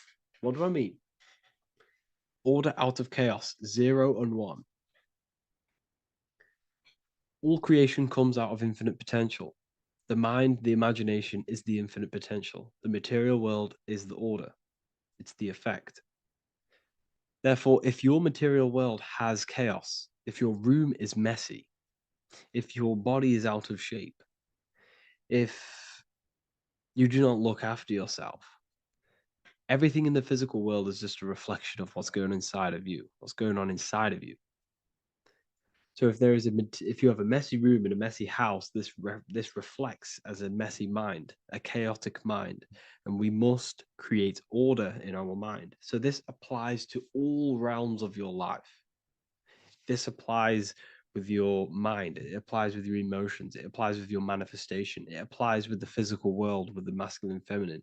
0 and 1 is heaven and earth. It's everything. It's duality. It's on and off. It's everything. So it applies to all realms of your life. Okay. So in order for this to benefit our lives, we must, one, have awareness and observe the chaos. Step back and observe your thoughts and emotions without reacting to them. Recognize that you are not your thoughts. You are the observer of them. You are the soul. You are in between them. You are the midpoint between the left and the right, the 0 and the 1. You are the soul. Journaling or meditation can help you identify patterns and negativity and impulsivity. So it's important that we recognize these patterns, we recognize the chaos within us, and we transmute it. 2, implement structure, mental discipline, mindful practices, meditation, breath work, and slowing down your reactions. Cognitive reframing, replace destructive thoughts with constructive ones. This is so important. For every negative thought that you place attention to, place your attention onto 5 more positive. Never think about something that you don't want to manifest, because whatever you're placing attention on inside that mental field of consciousness, you're giving attention to it, which then can manifest into your action, and that will materialize into your world. Routine and ritual. Create daily habits that anchor you. Morning routines, exercise, or creative outlets bring stability. We must master the inner world of thought and emotion. We must bring chaos into order. In order to create anything in your life, you're turning chaos into order.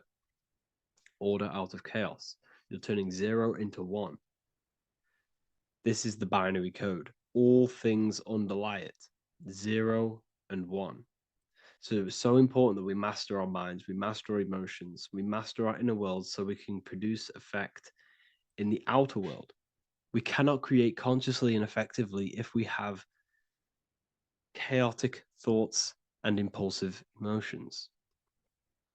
So I hope this has made more clarity to you so you can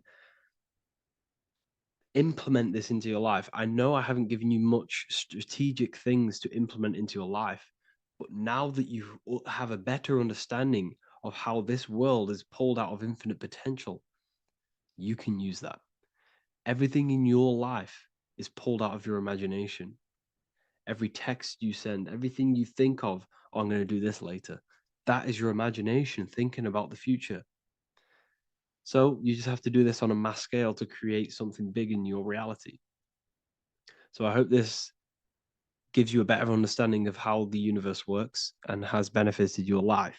If you have any comments or any suggestions or how this video made you feel, let me know in the comment section. I would really appreciate it.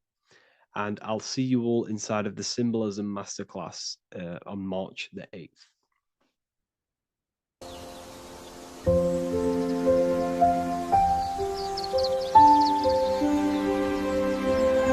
bookofwisdom.com. Visit today.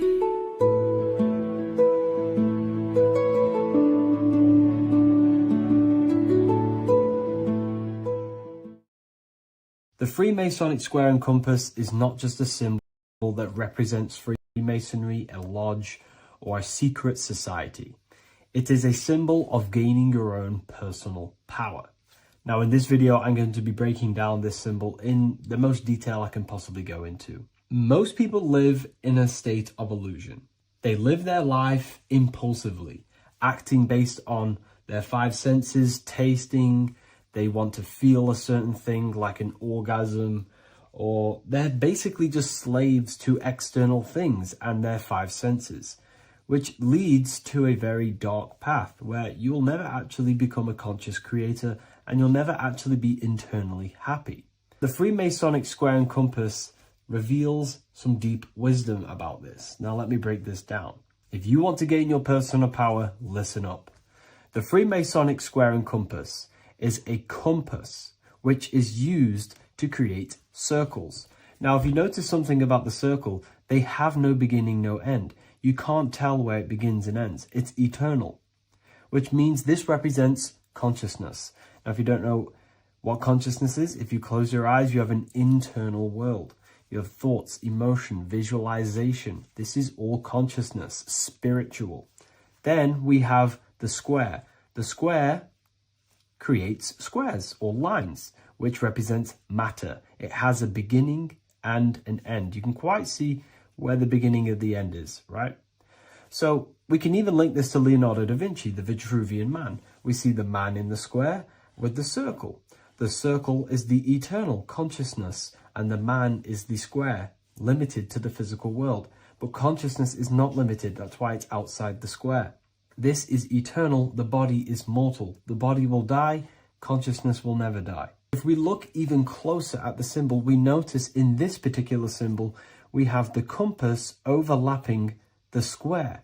This is very, very symbolic. This represents spirit over matter, also known as mind over matter, consciousness over matter, the circle over the square. Like I mentioned earlier, most people are slaves to their senses. They go through their day and all they do is chase validation and feelings. They eat all day to feel good, which means they're slaves to their taste. They're slaves to their feeling. They masturbate, which means they're a slave to orgasms and external things. They're literally being governed by the external world controlling their internal world. They're literally living life on autopilot. And don't get me wrong, I was guilty of this too. We're all guilty of this when we join this world because we're not taught this sacred knowledge. Until you actually stop and recognize this, you'll be living life on autopilot, literally not even living. You'll be running off subconscious programs, seeking external validation and being ruled by these five senses. The square underneath the compass represents consciousness on top of matter, which means the internal world is controlling the external world. It is the mind controlling matter and not matter manipulating the mind. In the occult and esoteric world, it's very important that you are conscious of every action that you are taking in your day-to-day life. Never act subconsciously. Always be conscious. What are you thinking? What are you acting? What are you giving your attention? All of this is contributing towards creating because you are a creator. Consciousness is a creative force. You need to make sure that the compass is on top of the square, that your inner world is controlling the outer world and not the outer world controlling the inner. As I've mentioned in many videos before, the internal world of consciousness is what's producing the external world. Your life is just a result of every thought and emotion that you felt in the past. Everything you own, everything you possess, your friends are all reflections of your consciousness. They're all reflections of what you are thinking about. When you change your thinking, your external world starts to rearrange itself. On a basic level, this symbol represents the combination of spirit and matter. You are a spiritual being and a material being.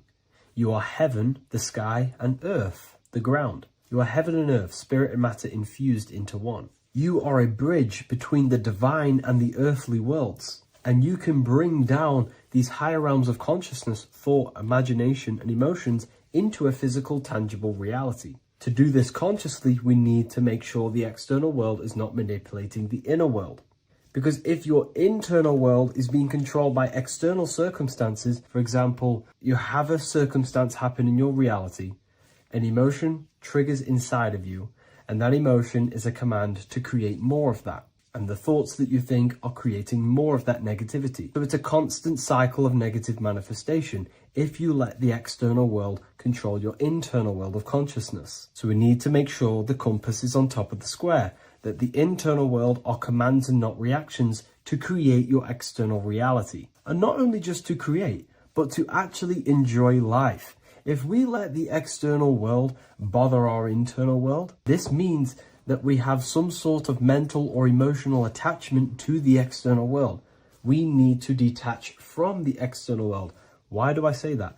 Because it's temporary. It's an illusion. We are going to die one day, and none of this will matter. You need to understand that everything in this world is temporary. You have to be okay with losing things, losing family, losing things in this world, because it's guaranteed to be temporary. We need to make sure the internal world is order and not chaos. commands and not reactions. Now, at the back of the Book of Wisdom, Volume 2, the book that I've wrote here, I go over the different meanings of the different arrangements of the square and compass. Sometimes we see the square overlapping the compass, which is the opposite of what we've just broken down.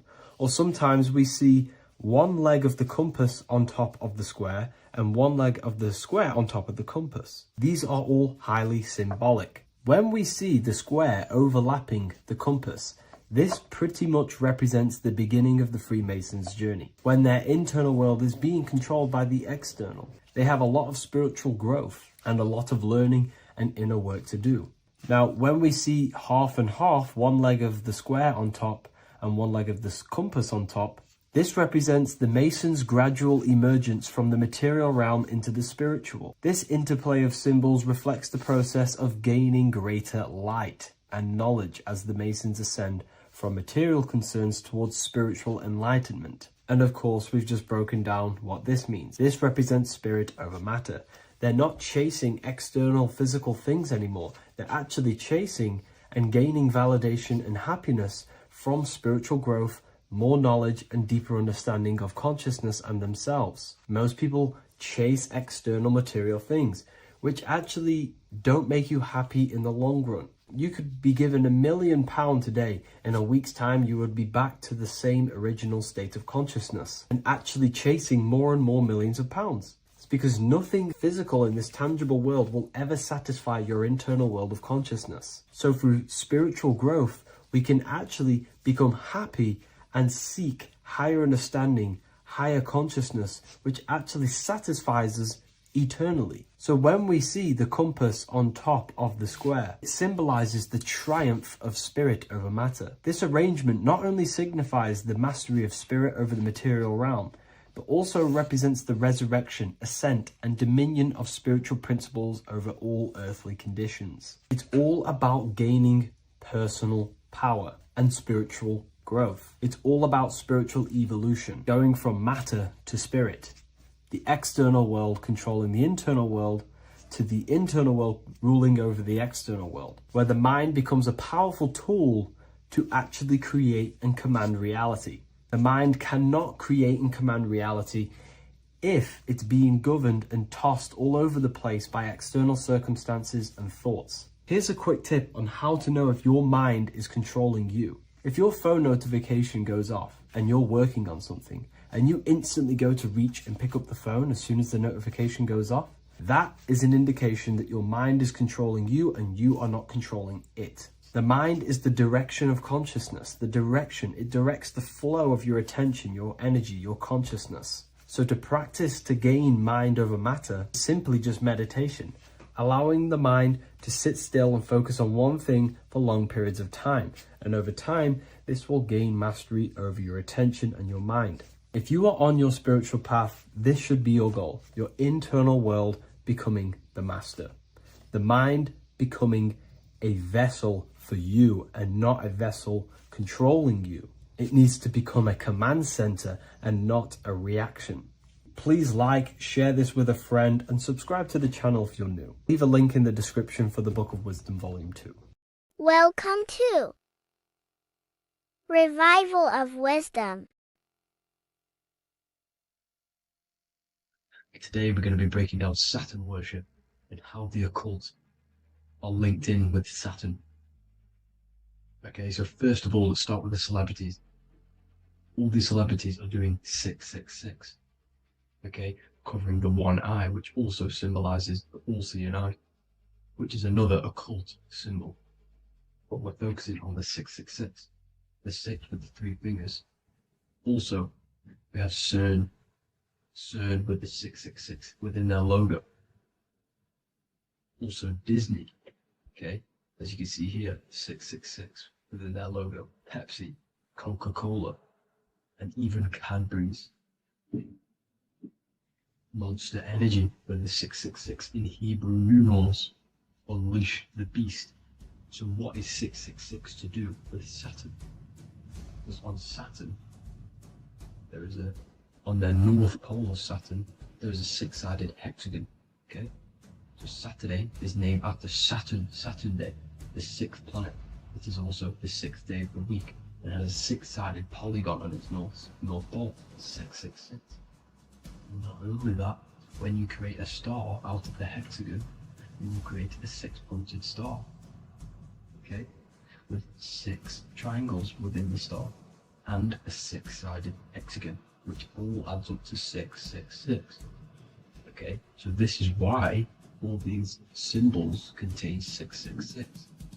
So why do they worship 666? Saturn. Because Saturn is the god of time and death, okay, and order and lessons. Okay, Saturn is a very cold and dry being. That is the 6th planet from the sun. Okay, Saturn represents the winter, which symbolizes death. Okay, because all nature dies within winter because the sun's not there. So it represents darkness and death. It rules the zodiac sign of Capricorn. Okay, so in the celestial cycle, Saturn is always opposite the sun. So it's the opposite of the sun. So they're worshipping this energy which is death-like. Okay, this god which is death and does not bring life. Okay, also is the god of time. Okay, also in the Roman and in Greek it's called Chronos. Okay, which is just a translation for time. It's also known as the Father Time, aka the Grim Reaper. Okay, the Grim Reaper. Keep that in mind. We'll come back to this. Here are some more logos with Saturn. Okay, NAG, Internet, Wi-Fi. Okay, all these occult logos all worship Saturn. They are a satanic occult. They worship this death god, this evil god. Okay, this is where the cube now comes in. Okay, because what colour is associated with Saturn? Okay, black, because it's the absence of light. It's opposite the sun. So black is the colour associated with Saturn. Each planet has its own colour associated with it. Okay, so when you make the cube, okay, as you can see here, the cube out of the polygon, it creates what? A black cube. Okay, and the Kabbalah, okay, Kabbalah means cube, Allah means the god, the cube god. These religions are secretly worshipping this cube god, the god of death, Saturn, Satan. It's the same entity behind it all. Okay, so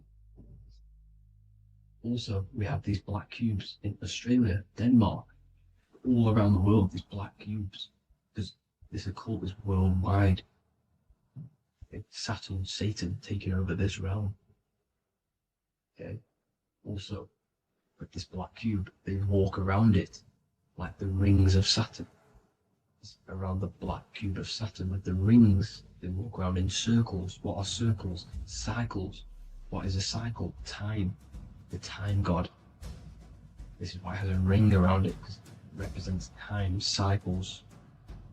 Okay, and this is another depiction of Saturn, always depicted with this Reaper staff. Okay, keep in mind this staff, just like we associated with aka the Grim Reaper. The Grim Reaper also wears a black robe, representing Saturn with the same staff. Can you see it? This is where it comes in. Okay, the same thing, look, the same staff with the black robe, black representing Saturn, the god of death. Okay, the Grim Reaper, Satan. Okay, also when you graduate from university, what do? You wear a cube on your head, a black cube with a black robe. This is Saturn worship. See, this is how Saturn, Satan, has tricked the world into worshipping him, not God, the sun, which represents God. So what is a corona? Because a corona is a crown, a circle, okay? A set of concentric circles of light seen around a luminous body. So Saturn. So this is why they used to worship Saturn by wearing crowns in ancient days, and we still do to this day. The king or queen has a crown, a corona. Also, corona, the drink. Corona adds up to 666, just like Saturn is 666. But like you see in the corona, you see the staff. You see this staff, just like the staff of Saturn, the Saturn god, like the Grim Reaper, with the black robe and the staff, just like the Saturn god. What is the Grim Reaper? It's a killer. It represents death, just like Saturn, the god of death and time. So all these occults and secret societies all worship the 666 god, which is Saturn, Satan. All of our energy is being put into Saturn. Okay, and Saturn, Satan, is harnessing all of this energy. So gradually, this is what the mark of the beast is. Like it says in the Bible, the mark of the beast, or the name of the beast. Here is wisdom. Let him know that you have to understand and count the number of the beast, for it is 6. It is the number 6 of a man, and is 600, 3 score is 6, 666. So this is what the mark of the beast is. They are going to eventually put green chips, just like Neuralink, which is what Elon Musk is pushing. Okay, so this chip is the mark of the beast, and it's going to be implanted to our hands or brains. Okay, and they will manipulate our consciousness, and it will manipulate our DNA, and it will directly connect us to AI, and AI is linked in with Saturn, Satan, as the demons and the people who rule this world are in love with AI. They want to connect humans to AI. And this will control our consciousness completely and give all of our energy back to Saturn, Satan, this deity that they all worship. Just like when you get married, you wear a wedding ring, the rings of Saturn, over the finger, which represents the sun. So you're basically seeing Saturn over the sun. The sun is the son of God. It represents the sun, represents God. So you're putting Saturn over the sun. So thank you guys all for tuning in. I'm going to leave you guys here. Please leave a like, comment some topics that you want me to talk about. And please subscribe for more amazing content. God bless.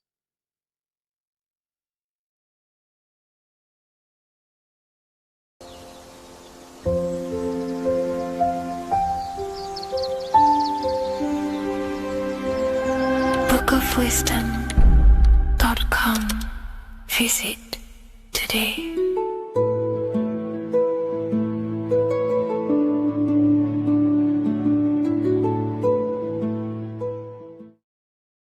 What if I told you the devil is closer than you think, and it's not actually a real person, force, or spiritual entity outside of you, but a being and an aspect of your own mind and psyche? In this video, you will learn exactly what the devil is and the true esoteric meaning of the devil. The first thing we need to understand is that the universe is a mental universe. Look around you. Every action, every building, everything you see around you was begun first as thought in the mind, then manifested. We use the mind to build and shape our reality. The universe, the world, only exists inside of our mind. Therefore, God and the devil exist inside of our own psyche. So first of all, the devil is not a literal being, but a symbol of the lower self. It represents the unmastered, ego-driven part of the human mind, a symbol of destructive thoughts, emotions, behaviors, lives in realms of chaos, fear, hatred, lust, and ignorance. This is why we see the devil as red, because red is the lowest vibrational color on the color spectrum. It also corresponds with the root chakra, which is also all to do with survival instincts. Red represents chaotic and intense emotions like hatred and anger. When we are angry, our face turns red. The devil represents our animalistic fundamental needs, our instinctual needs, our survival state of consciousness. We have a survival state of consciousness and a godly state of consciousness. Our godly state of consciousness is creating, not just experiencing in the animal state, but consciously creating reality. This is why we see the devil with a goat head, an animalistic head, and the head is where the brain is. The animal head represents living off instinct, the part of our mind that lives on urges, impulses, and instincts. Eating, sex, power, ego-driven actions, and ego-driven thoughts. Animals are only aware of themselves. Animals live on instinct. They have no ability to consciously create like humans. This is our lower desires for the material world. That's not to say the material world is evil. However, when our consciousness is only seeking material things, this leads us down a path of self-destruction, because nothing material can ever satisfy our soul. Everything material is temporary. Therefore, the devil represents the part of us that seeks only material desires, only material fulfillment, the ways of thinking where we only think about ourselves and ego-driven thoughts. It also represents the unchecked, unconscious self, where we have no mastery over our thoughts, over our emotional impulses, and no mastery over our actions. We're living in instinct and impulsive states, which causes chaos, selflessness, destruction, and keeps us bound to our lower material 3D state of consciousness. It's important to recognize that the word devil was never present in the earliest Gospels. Instead, what was mentioned was a spirit of evil. This distinction is crucial because it underscores that the idea of the devil, as popularly conceived, does not actually exist as an independent entity. Rather, it is a personification of the lower aspects of the human mind, a facet of our own consciousness. The term spirit of evil was not meant to denote a specific deity or being, but rather any force of negativity, whether it manifests as a destructive thought, emotion, or action. A spirit is a force, an energy, and we have three forces that create our reality: thoughts, emotions, and actions. We have full control over these three aspects, which transform and mold reality. A destructive thought, a destructive emotion, a destructive action is a spirit of evil, and it originates from the darker aspects of the human psyche. So now, because we're on the topic of the devil, we have to look at the pentagram, which is obviously connected to the devil heavily. The upright pentagram represents spirit, air, water, earth, fire. Upright, which represents spirit, the most important element on top of the earthly elements, showing spiritual principles over material principles. As spiritual beings as we are, we have to put our spirit first, our higher self first, and material things second. Why? Because material things never satisfy us long term. Seeking material fulfillment will leave us feeling unfulfilled in the long run and very unhappy, and we can lose ourselves in illusions. We have to put our spiritual principles first. Seeking wisdom, knowledge, connection to the divine, and connection to our higher self is what gives us true fulfillment in our hearts and souls. But when we see this pentagram inverted, we now have spirit on the very bottom, which now represents earthly principles on top of the spiritual principles. We're putting our earthly elements on top of our spiritual element, which this inverted pentagram represents no longer caring about spirit, no longer caring about our invisible internal world, and only caring about this external body, food, sex, material things, cars, money, and all the things outside of us, the world outside of our mind. This is what true Satanism is. Satanism is not worshipping an external deity, but it is worshipping the self, only fulfilling the ego's desires. This is what true Satanism is, and we have all been conditioned to live in this state. Satanists want us to believe that there is an external deity called Satan or the devil, and the reason they do this is because they trick us, making leaders believe that we are not Satanists, while they are actually conditioning us to be self-seeking, ego-driven people, where we only care about sex, food, material things, and money, which is actually conditioning us to be Satanists. 80% of the population today are unknowingly involving themselves in Satanism, which is ego-driven thoughts, actions, and emotions, dwelling and living in this state, where we only care about ourselves. When we are spiritual, we realize we are all one. We are all one consciousness family, and we need to do things that help and contribute towards our collective experience, helping others, instead of seeking to serve only the self. The angel is depicted with wings, which represents elevation, higher self. The devil is represented with an animal horns, which is on the ground. A goat is on the ground, which represents the lower self. This is the elevated mind and the lower material mind. Horus, the bird, higher self. Set, the ground animal, lower self. Jesus and Satan. These are two forces, two characters that exist within the human psyche, not real entities. They are forces of our minds, and there is a battle between our higher self and lower self all the time within our own minds. There's always a part of us that's telling to do one thing and another thing, to do something bad and to do something good. There is this battle inside of our own consciousness. Here we have the human spinal column. The human spinal column is showing you the higher and the lower self. The higher self represents the head. The head is where the mind is. This is the creative essence of the universe. This is where all material things begin as a thought in the mind. We create with the skull, with the brain. This is our higher self, the heavens, connected to the heavens, the sky. And the lower end of the spinal column is where our reproductive organs are, where our gut is. Our reproductive organs and our gut is all to do with survival. The lower end of the spinal column, lower instinctual 3D based consciousness. The lower end of the spinal column is where our lower self dwells. Eating, consumption, power, and sex, lust. These are all emotional forces and instinctual based organs that are not inherently evil, but when we dwell and live off this lower end of the spinal cord, it keeps us in low states of consciousness. Our goal to raise to our higher mind is to balance this, not to overeat, not to abuse power, not to abuse sex and lust, but to master these organs and gain the ability to say no to these organs so that we can raise to our creative side of consciousness. Instead of dwelling in our instinctual nature, we can turn to our creative nature and consciously become a builder and constructor of reality. This is the true way of raising consciousness. This is the stairway to heaven, out of the animal consciousness to the higher consciousness. To wrap all of this up, it's all about gaining control over our instinctual lower nature and allowing our spirit to rule over our body and not our body ruling over our spirit or mind. The moment you let a thought become instantly an action is the moment you are an impulsive person. We are all trained to be this way. It is okay if you are in this state. The moment you let a thought turn straight into an action without questioning, that is the mind controlling you and you not controlling the mind. We need to gain control over the mind, and we do this through many different ways, through meditations,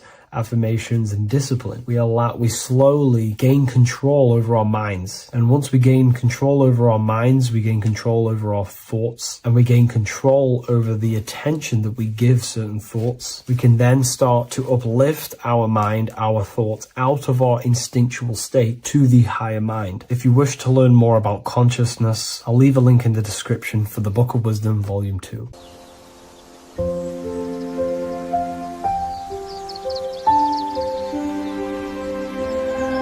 bookofwisdom.com. Visit today.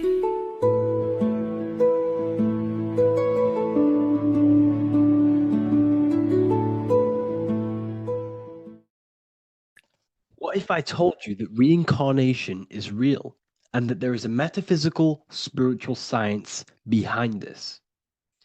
Most people leave this world just as lost when they entered it. That they carry their fears, attachments, and addictions with them, only to be born again, trapped in the same cycle, repeating the patterns of lifetime after lifetime. This lecture is not just about preparing for death. It's about mastering yourself before death, so you don't take them burdens with you. Because the truth is, whatever addictions, fears, and unresolved emotions you cling to in this life, you carry with you into the next. Unless you break free now. You must master yourself before death. Death is not the end, it is the great passage. But how we transition depends on our mastery of the self. This was symbolized by the Ouroboros, the snake biting its tail. Every ending is a new beginning. It's an infinite cycle of consciousness. Now, your human body is basically an antenna tapped in to a stream of consciousness. Just like a radio is tapped into a specific frequency to play that radio. Your body is basically an antenna, a crystal picking up the consciousness of God. You are on an ever-ending journey, a journey of learning and expansion of the mind into new fields of thought. This was symbolized as the Ouroboros. When you die, it is a new beginning. It's a transitioning, not an ending. Everything is eternal in this universe as consciousness is formless and constantly transforms into new forms of life. Let's break down the word death. Death contains the word ether. Now, the ether can be found in the word heart or earth. Ether. Everything in this plane comes from the etheric plane. The etheric plane is the barrier between the physical plane and the spiritual plane, the astral plane. The astral plane is the screen that you have in your mind that allows you to imagine a red apple, for example. This is the imaginative plane where thought forms start to take form. Everything begins as a thought, then the thought form becomes an imagination, then energy, then physical. Everything in the physical plane is a shadow of thought, all objects manifested as thought. You came from the astral. You came from the stars. This is why we say reach for the stars. Or this is why you say you are a star. Cis star, miss star, fraud star, stir is star. And when you become famous, you become a superstar and you gain a star on the Hollywood floor.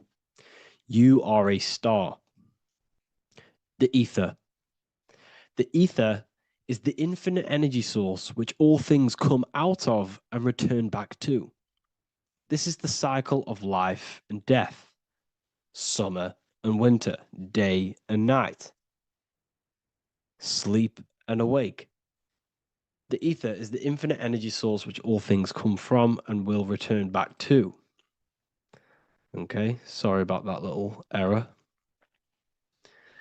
The ether is the boundless source of energy from which all things emerge, to which all things return to. We can see this in the cycle of the sun. The sun does this wave of creation. It rises and it falls. We have the day and the night. The daytime represents our conscious mind when we are alert. The nighttime represents our subconscious mind when we are inside the spiritual realms. The nighttime is spirit, the daytime is matter, spirit and matter. Awake and asleep, conscious and subconscious. We see this in the yearly cycle. Summer is life, winter is death. Spring is the morning, summer is midday, autumn is evening, winter is the night. Everything is a macro and a micro cycle of being born out of the ether and returning back from life and death. Life and death is manifested within the cycles of the sun and everything outside of you, as within, so without. This is why we say sleep is the cousin of death. The macrocosm is death, the microcosm is sleep. Every time you go to sleep, you are essentially it's a miniature death. You're entering into spirit and then returning back into matter in the morning when the sun rises. Everything is a reflection of the macrocosm cycles. Preparation for death. The first thing we must do in order to prepare for death, for life after death, in order to stop being reincarnated in this cycle of materialism, in order to progress as a soul, because remember, you are a soul in a body. Just like the sun gives power and life to the earth, your soul gives power and life to your body. When you say I, you're referring to the soul. And your soul can be stuck underneath layers of false identifications. Who you believe yourself to be is merely a collection of subconscious programs running within your mind. Now, that's very deep. That is very, very deep. Who you think you are is a part of your thinking mind. Your name, your job, your reputation, your family, your friends. These things are not you. They're all aspects of the thinking mind. What happens if you meditate and you turn off the mind? Then all these things do not exist. You're left with the pure soul, the pure awareness, the pure observation. If you turn off the thinking mind, you're no longer your body, you're no longer your reputation, you're no longer your friends, you're no longer your job and your labels. You are the soul. That's the true you, the observation of the mind, not the thinking mind. The ego is the echo. It's an echo of your true self. The ego is your mind's perception of itself, shaped by experiences, trauma, emotions, and beliefs. It is merely an echo of your true soul self. The ego is not you. Your mind is not you. You are the soul. And this is the true self that we must express within our life and we must connect with before we die. Because when we die under the echo, under these false layers of the emotions, the traumas, the experiences, the addictions, the emotional attachments, when we die underneath all of this, when we don't know our true self, the soul is still hidden. The true you is hidden underneath these layers of false identification. We must remove these layers of false identifications.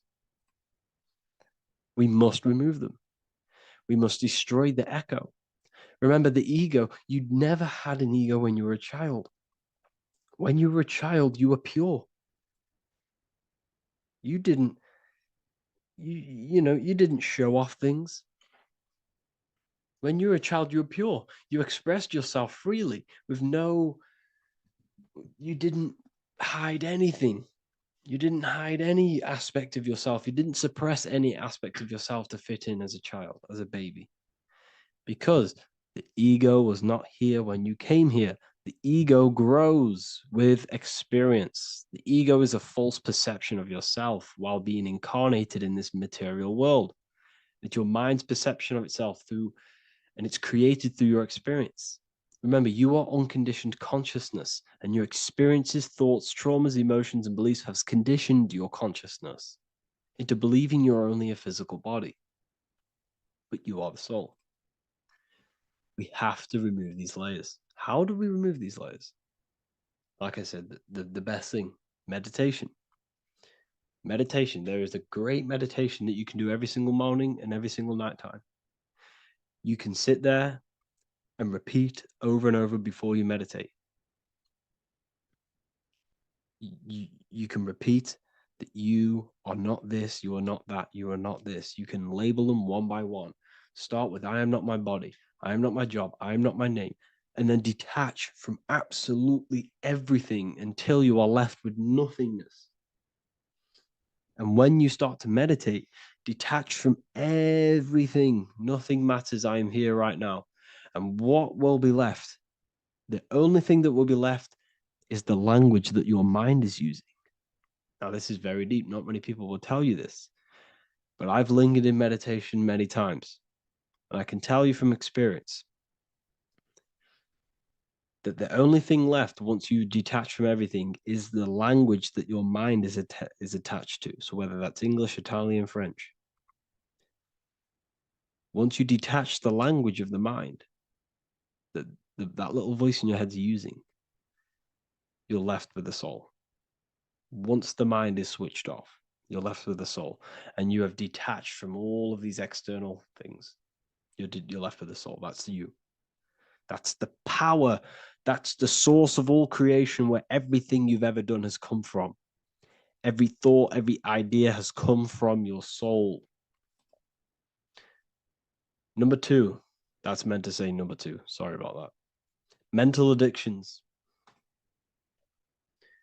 and emotional addictions. Okay.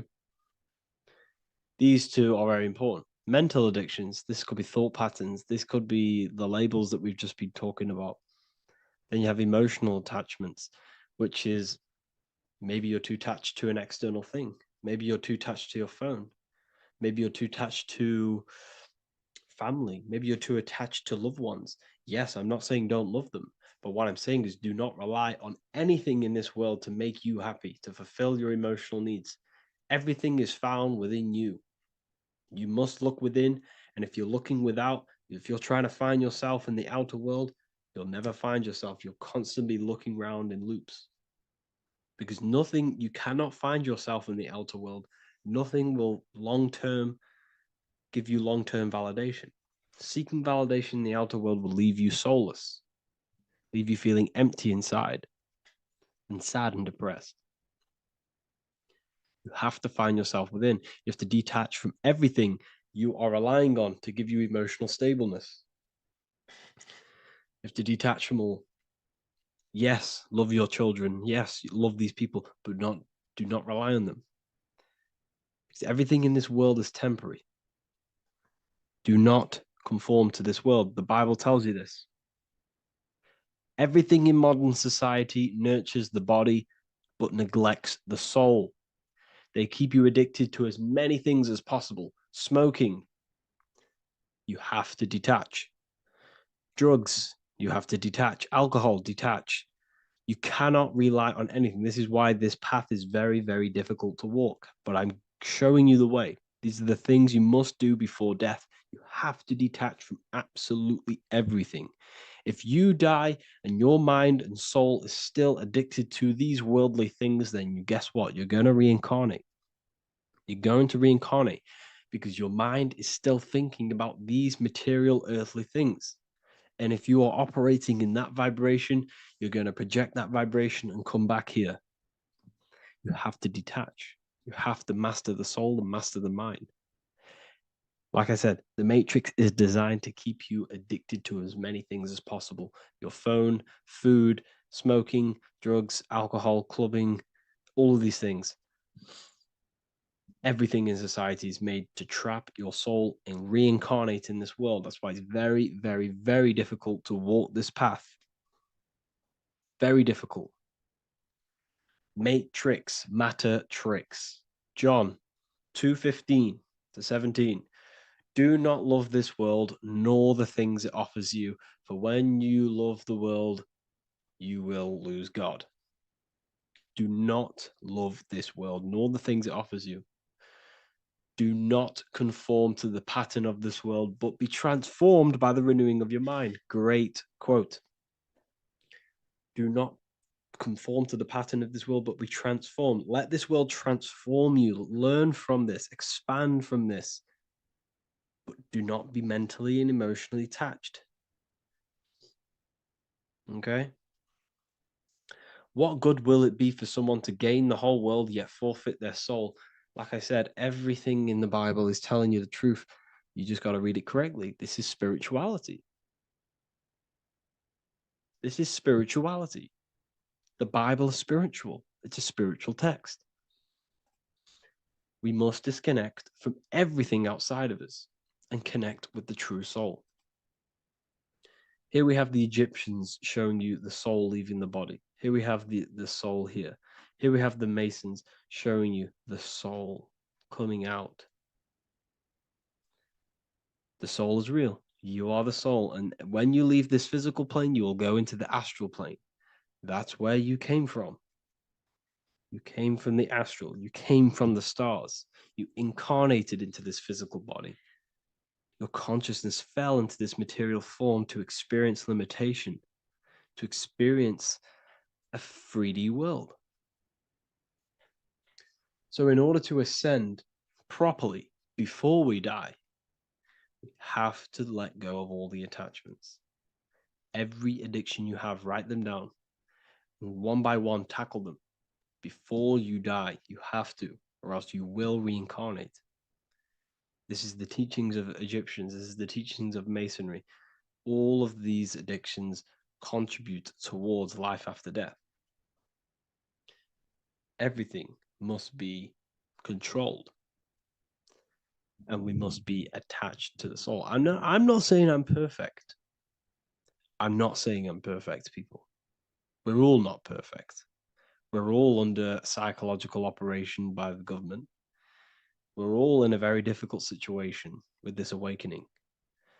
I'm simply pointing out what I know from my journey and what I've been learning through occultism and research and reading lots of books and many different things. I'm on this journey just as you are. Maybe I'm further. Maybe you're ahead of me. We don't know. But this is what I'm sharing with the world. This is what I'm sharing with my research. And this is what makes sense. It's common sense. Look at everything around you. Everything's made to feed the body, not the soul. So, my beautiful watchers and fans and supporters, I appreciate every single one of you, and I hope this video has supported your journey. If you're feeling lost in life, if you're searching for deeper answers, whether you're seeking clarity, looking to expand your studies, or ready for personalized mentoring, this is your chance to connect with me live and receive insights tailored just for you. Start your path to self-mastery and enlightenment inside the world's best esoteric school. Your journey starts now. Tap the link in the description if you want to join Ethereal University, or feel free to check out my books. I thank you all, and I really appreciate for 100,000 subscribers on YouTube. I love every single one of you. Make sure to drop a like, a comment, and subscribe to the channel if you're new.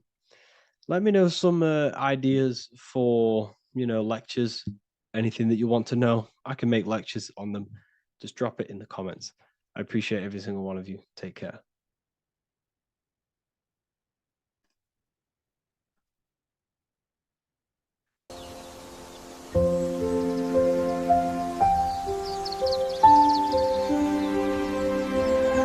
bookofwisdom.com. Visit today.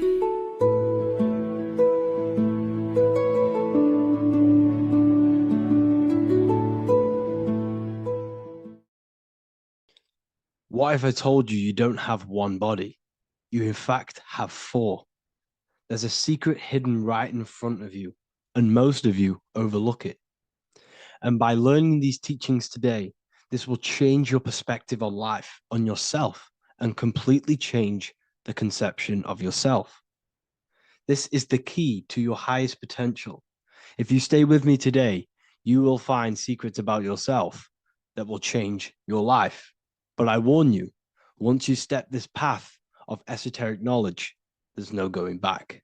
Once you see, you can't unsee.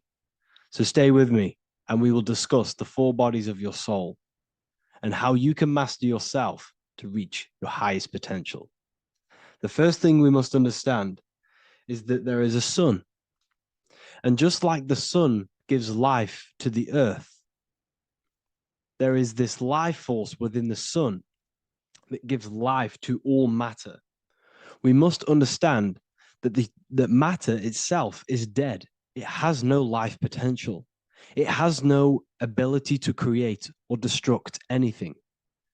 All of the life comes from above, from the sun, from the life-giving power of this infinite energy source we call the sun. No matter what model you believe, the sun still gives power to this physical realm, giving life to all of the crops, giving life to animals, giving life and growth to all things that the rays come in contact with. This is a macrocosm process. We must understand the teachings of as above, so below. This means that the macrocosm repeats itself in a microcosm form. Now, what do I mean? Humans are made in the image and likeness of God. You are a miniature version of God, a spark of the divine consciousness made in human form, in physical form. Just like the sun gives life to all physical matter and growth to all crops on the earth, your soul is a miniature sun. and your soul is giving life to the body. Your body is a miniature earth, which also goes through the cycles of the 4 seasons of the sun.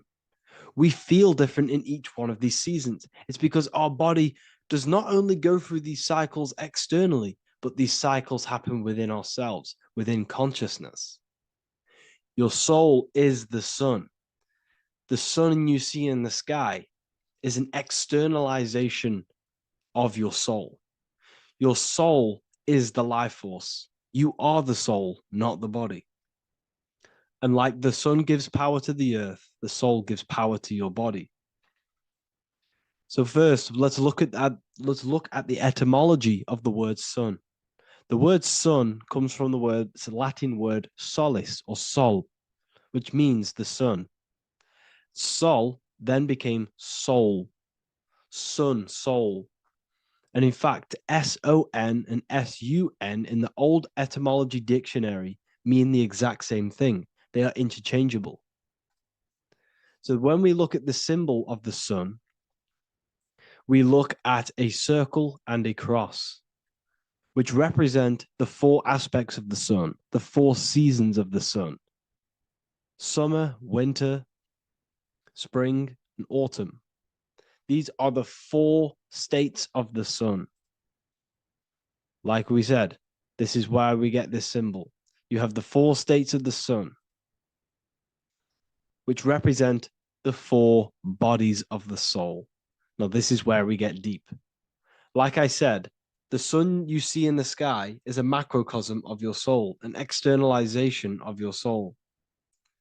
Just like your sun has 4 seasons, the 4 seasons within us are the 4 bodies. Our soul is incarnated and split into 4 sections. We have a mind, we have a physical body, emotions, and spirit. These are all interchangeable and they are all linked. In ancient alchemy, we have the exact same symbolism of the 4 stages of alchemy. But in this case, they're symbolized as the 4 elements: earth, water, air, fire.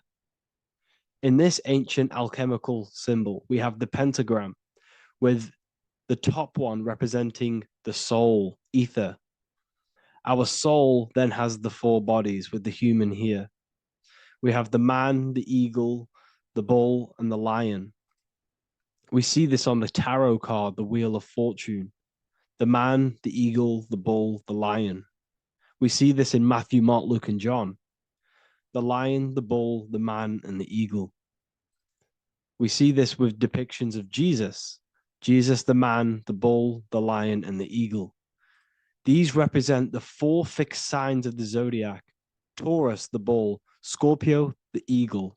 Scorpio was symbolized as an eagle. It's an ancient symbol. Now it's been changed to a scorpion, of course. Leo, the lion; Aquarius, the man. These represent the 4 fixed signs, which are 4 different elements. Taurus is an earth sign. Scorpio, a water sign. Leo, a fire sign. Aquarius, an air sign. Taurus is the earth. As above, so below. The earth is the physical body. Leo is fire. Fire is the spirit. Scorpio is water, which is the emotions. Aquarius is the mind, which is an air symbol. Air is the mind. That's why we call people airheads. Okay? So what we're actually looking at here are the 4 aspects of our soul. We have the sun in the middle and the 4 bodies of the soul. This is what Jesus is symbolizing. Jesus represents you. God made flesh with the 4 aspects of the soul. The 4 gospels are all depicting Jesus in 4 different ways according to the different body of consciousness. The Wheel of Fortune are representing the 4 bodies of the soul.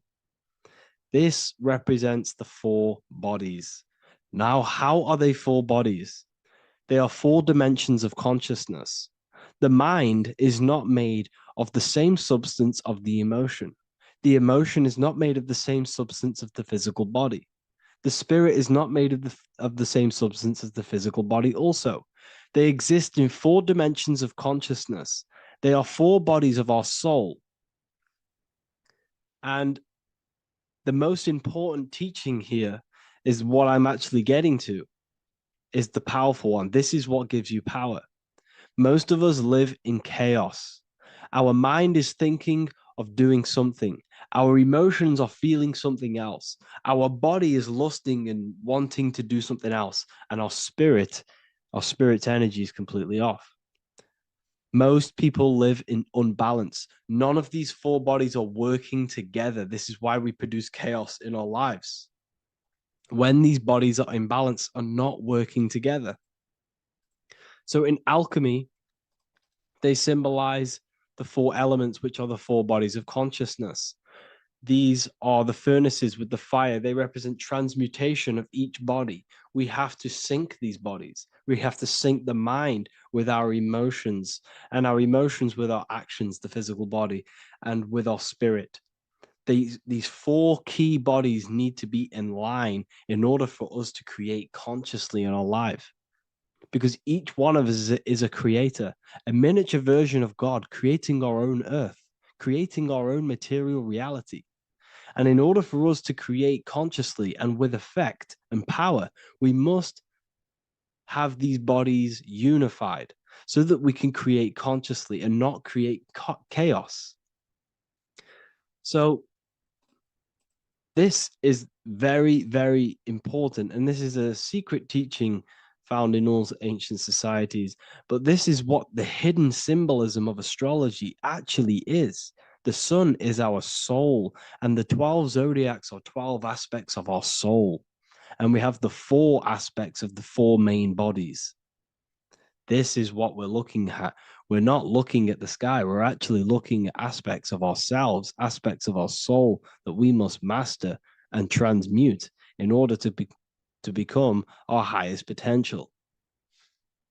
So I hope this makes sense. And it may take a while for you to fully understand this, but the key knowledge in order for you to understand any of these teachings that I've gone through today is the major teaching of as above, so below. What is above is below. What is within is without. Your inner reality projects the outer reality. What is inside of you is outside of you in some form or way. Whatever trees, whatever roots that go down will always shoot up.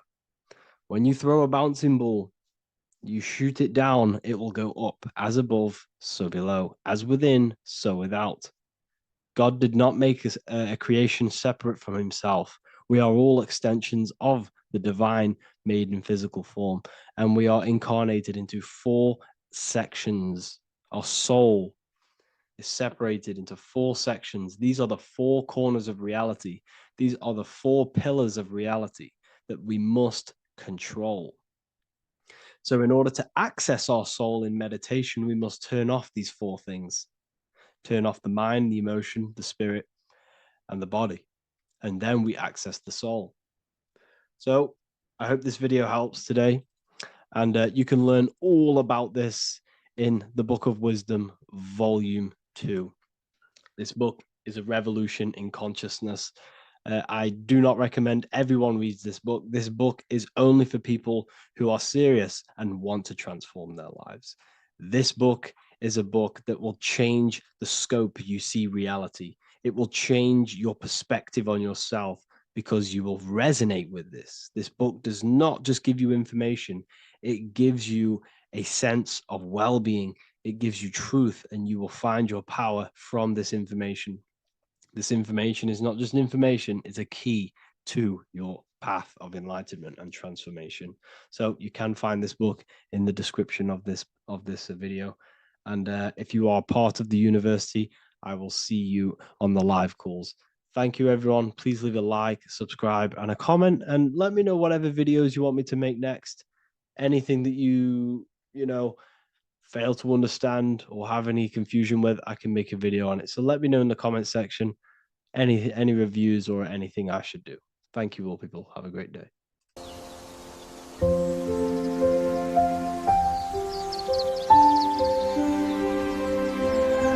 Book of schoolofwisdom.com. Visit today.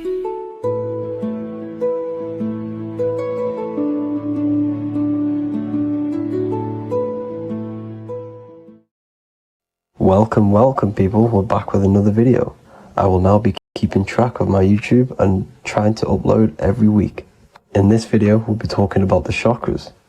The chakras are the 7 attributes of God, and they are the 7 planets. These are literally vortex portals within us that connect us to these vices and characteristics of God. Each one of these energy centers are a spinning wheel of energy which controls the cells and organs in that particular area of the body. For example, it's literally a mini brain for that area of the body. Each chakra has a vice which you need to turn to a virtue in order to climb up through the system. They work like a stairway system. You have to go through each chakra in order to unlock the one above. This process is turning matter into spirit as you descended from spirit to matter. Saturn is Satan, that's why it's the lowest chakra, and that's why the devil is red, because red is the lowest vibrational color. When you are in these lower states of consciousness, you are in your animal nature. This is your physical side of your nature, and you are mainly being driven by your animal instincts, or your ego. Moving back to your higher self or your spirit self is not an easy process, it takes a while. However, with discipline, consistency, and motivation, you can achieve this, and this is what the ancients called Christ consciousness. Once you have achieved this, it is basically a state of mastery of the mind. You no longer lust for the lower animal nature things. Now, let's start with the root chakra. This is located at the base of your spine, and you can feel this chakra by tensing your anus. This energy center is in control of your survival needs, your vitality, stability and security. Now, if this chakra is unbalanced, you will feel insecure, fear, anxiety, unstable, low self-esteem, anemia, over or underweight, and constipation. In order to balance this chakra, you need to feel grounded, embodied, stable, calm, centered, a sense of safety and trust in yourself and the world around you. The next chakra is the sacral chakra, which is located around the belly button area. You can feel this chakra just by sucking in your belly. This chakra is to do with relationships, self-worth, creativity, empathy, and most importantly, sexuality. This is the most important one in order to start to raise your vibration overall, is giving up the over-sexualized nature. In order to balance this chakra, you need to come into harmony with all the toxic relationships that you have. Get rid of the fear, the anxiety, the isolation, and 100% get rid of the over-sexualized nature. Lust is one of the most lowest vibrations you could possibly feel. It is literally manifesting hell. In order to work on this chakra, you need to feel self-worth. You need to do creative things, empathy, healthy relationships, and 100% being confident. The next chakra is the solar plexus. This is to do with personal power, will, metabolism, eating, happiness, and your self-esteem and self-identification. You can feel this chakra just above your belly, below your ribs, and you can suck in this area. If this chakra is blocked, you will feel lack of confidence, difficulty in manifesting your desires, low self-esteem, misuse of power, misuse of dominance, weak will, and shame in yourself. Biggest one for this chakra is overeating, as it's to do with metabolism. If you are overeating, you are literally unbalancing a lot of your lower chakras, not just the solar plexus. In order to work on this chakra and balance it, you want to have a positive self-identification. You want to feel happy, a happy self-esteem, effectiveness to people, not overeating, and a strong willpower. Now for the heart chakra, one of the most important chakras. Chakra is to do with love, understanding, trust, hope, openness, compassion, balance, and forgiveness. The most important because your heart is the tree of life in the body. It is the center of the toroidal field. It is the most powerful chakra. Your heart is 5,000 times stronger magnetically than your brain. Once you have hit the heart chakra and you start surpassing the heart chakra, you are now turning matter into spirit, as the lower three chakras are dense and physical, and the above the heart chakra are turning to spirit.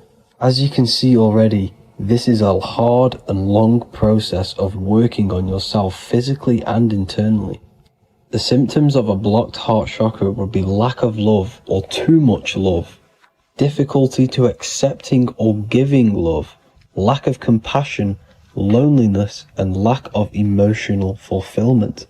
Finally, a lack of connection with a divine or to nature. In order to balance this chakra, the most important thing and the most powerful thing you can do is loving people, accepting and giving lots of love. Second most important thing to balance the heart chakra is balance. You need a balanced life. You need balance in all aspects of your life. Now for the throat chakra. This is a very important chakra as it's to do with communication.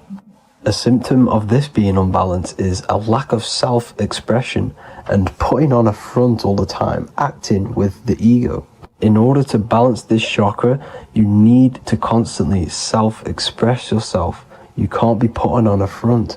That voice inside your head, you have to let it come outward. Don't just block it off with a wall. Self-expression will lead to you gaining friends who actually like you for being you, and not these fake friends that you have to put on an ego for. In order to balance this chakra, you need to express yourself, express the word that's within you.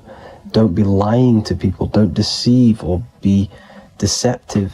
The next chakra is the third eye chakra. This is starting to get very advanced and you are coming very close to spirit. Just before we head on, I want to announce the PDF is now available, containing all the presentations I've ever made, all into a condensed 38-page PDF. The link will be below this video for you to access. And if you want to learn how to create reality using your mind, how to attract your desires, how to get out of the situation you are in, the link will also be there for the Manifestation Mastery course.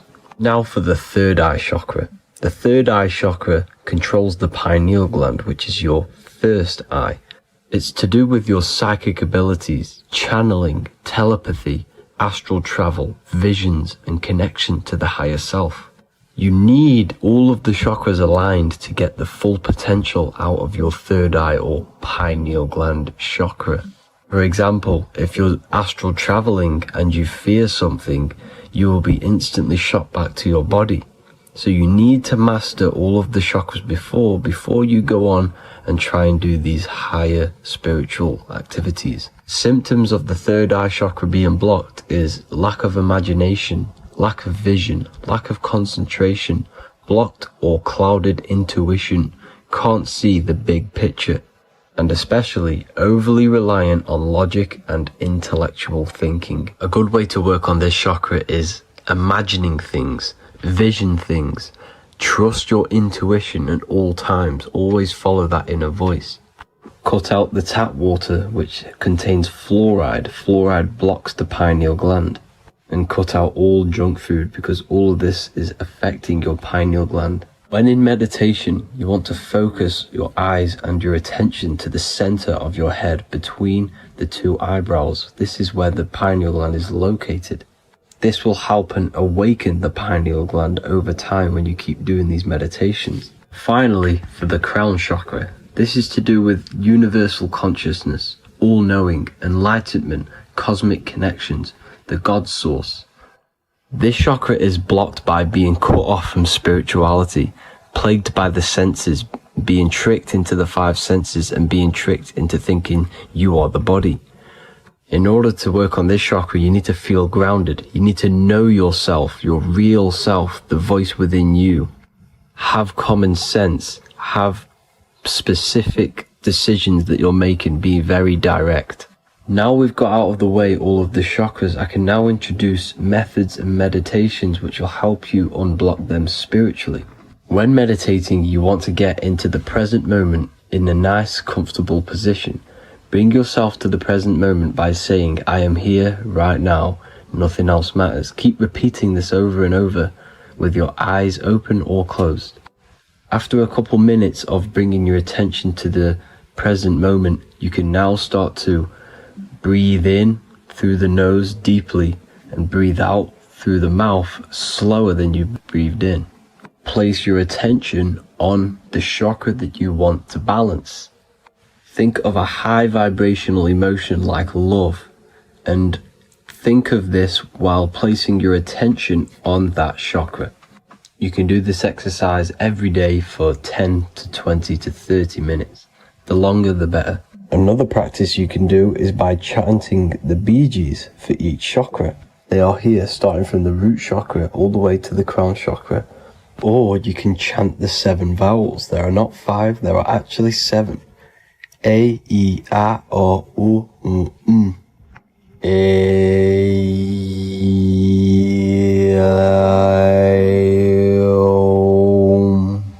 This is the proper way of pronouncing the 7 vowels. These are so powerful because these are the only things that exist. It is literally the sound of God. By pronouncing them right, you can actually create a lot of power within you and align your chakras. That's it for this video, people. I'd appreciate a comment and a like to help the algorithm. I appreciate you all. Love and light.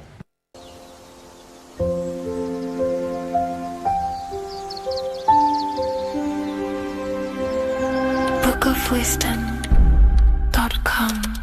Visit today.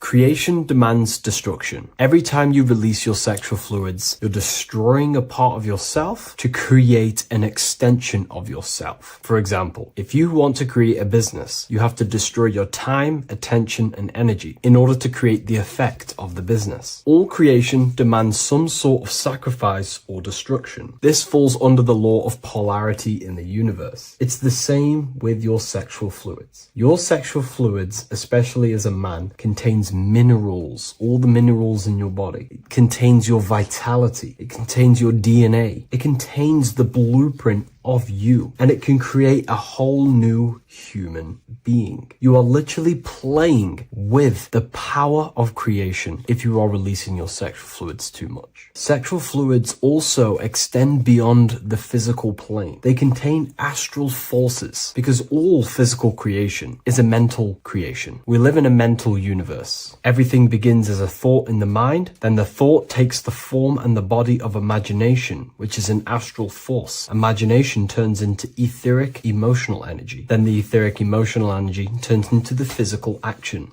and the physical manifestation. We live in a mental universe. Therefore, these dimensions do not exist separately. They are permeating and mixing in with all. Your physical body has an astral body. Everything physical has astral forces behind it. Semen is known as the astral fluid of the soul. It feeds nerves, the channels of life force and consciousness within the body. And every time you release it, you're destroying a part of your vitality, your brain, your nerves, your energy levels, your creativity, and your DNA to create an extension of you. Therefore, it is a sacred fluid within your body and not something to be played with and to be released too much. Think about it. This is a very creative energy, your sexual fluids. It can create a whole new human being. This is how powerful it actually is. It is the power of creation, and the misuse of this power can destroy your own vitality and your life of your body, because that life you are giving in order to create an extension or a child is the same life you could keep inside of you and not waste to recycle and regenerate the body. Sexual energy has been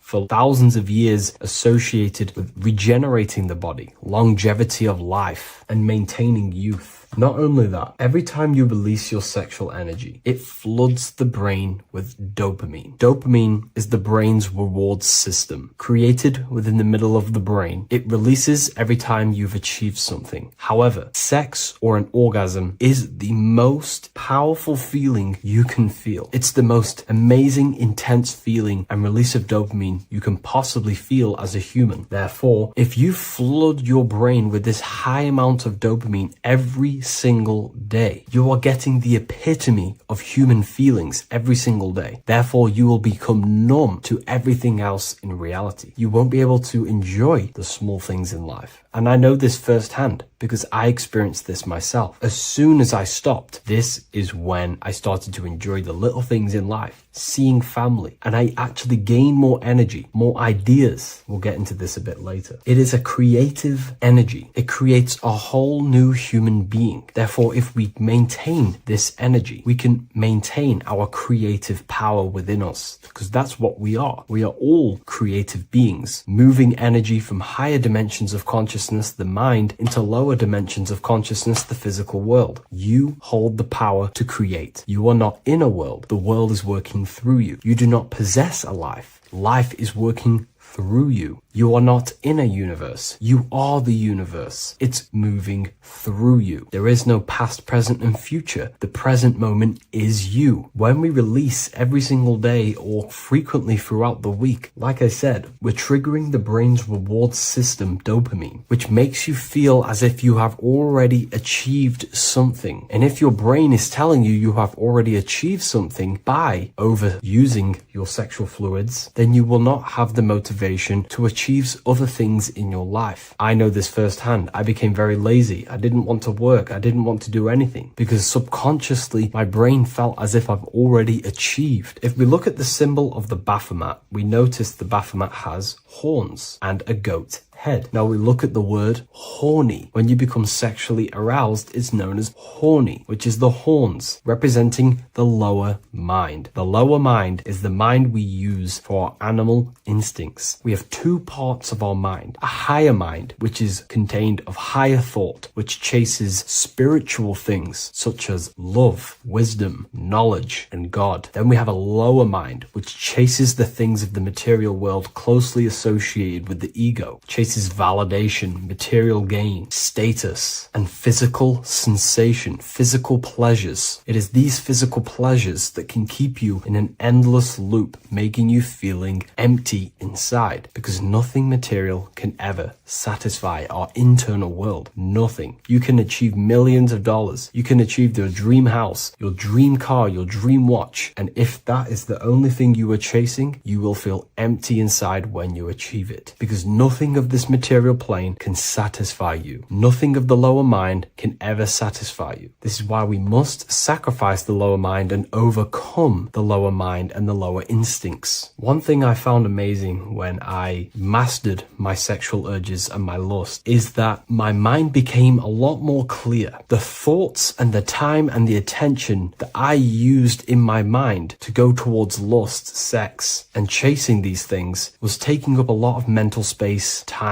and energy. But as soon as I removed it and mastered it, my mind became an open vessel for higher thoughts to be received from the higher mind. The mind is like a radio antenna. Whatever we attune it with, that's what we receive. If we're constantly thinking about lust and low-level pleasures, we're going to just receive low-level thoughts. But once we remove all of the lower mind and we conquer our physical body and physical urges, our mind becomes an open channel for divine thoughts and spiritual thoughts. This is what most people call today as downloads. You receive wisdom from your higher self. Not only do you receive more wisdom, you just receive more power to create. The male and the female come together to create a child. That's how you were created. Now, the law of correspondence teaches as above, so below. It refers to everything in the universe. Therefore, in order for you to create a reality, to give birth to something, you have to bring together the masculine and the feminine. Your masculine forces are willpower and actions. Your feminine forces are emotions and imagination. When you combine the willpower, action, emotions, and imagination and combine them together, you can give birth to reality. But it's important to only give birth to things that are spiritual, that are good,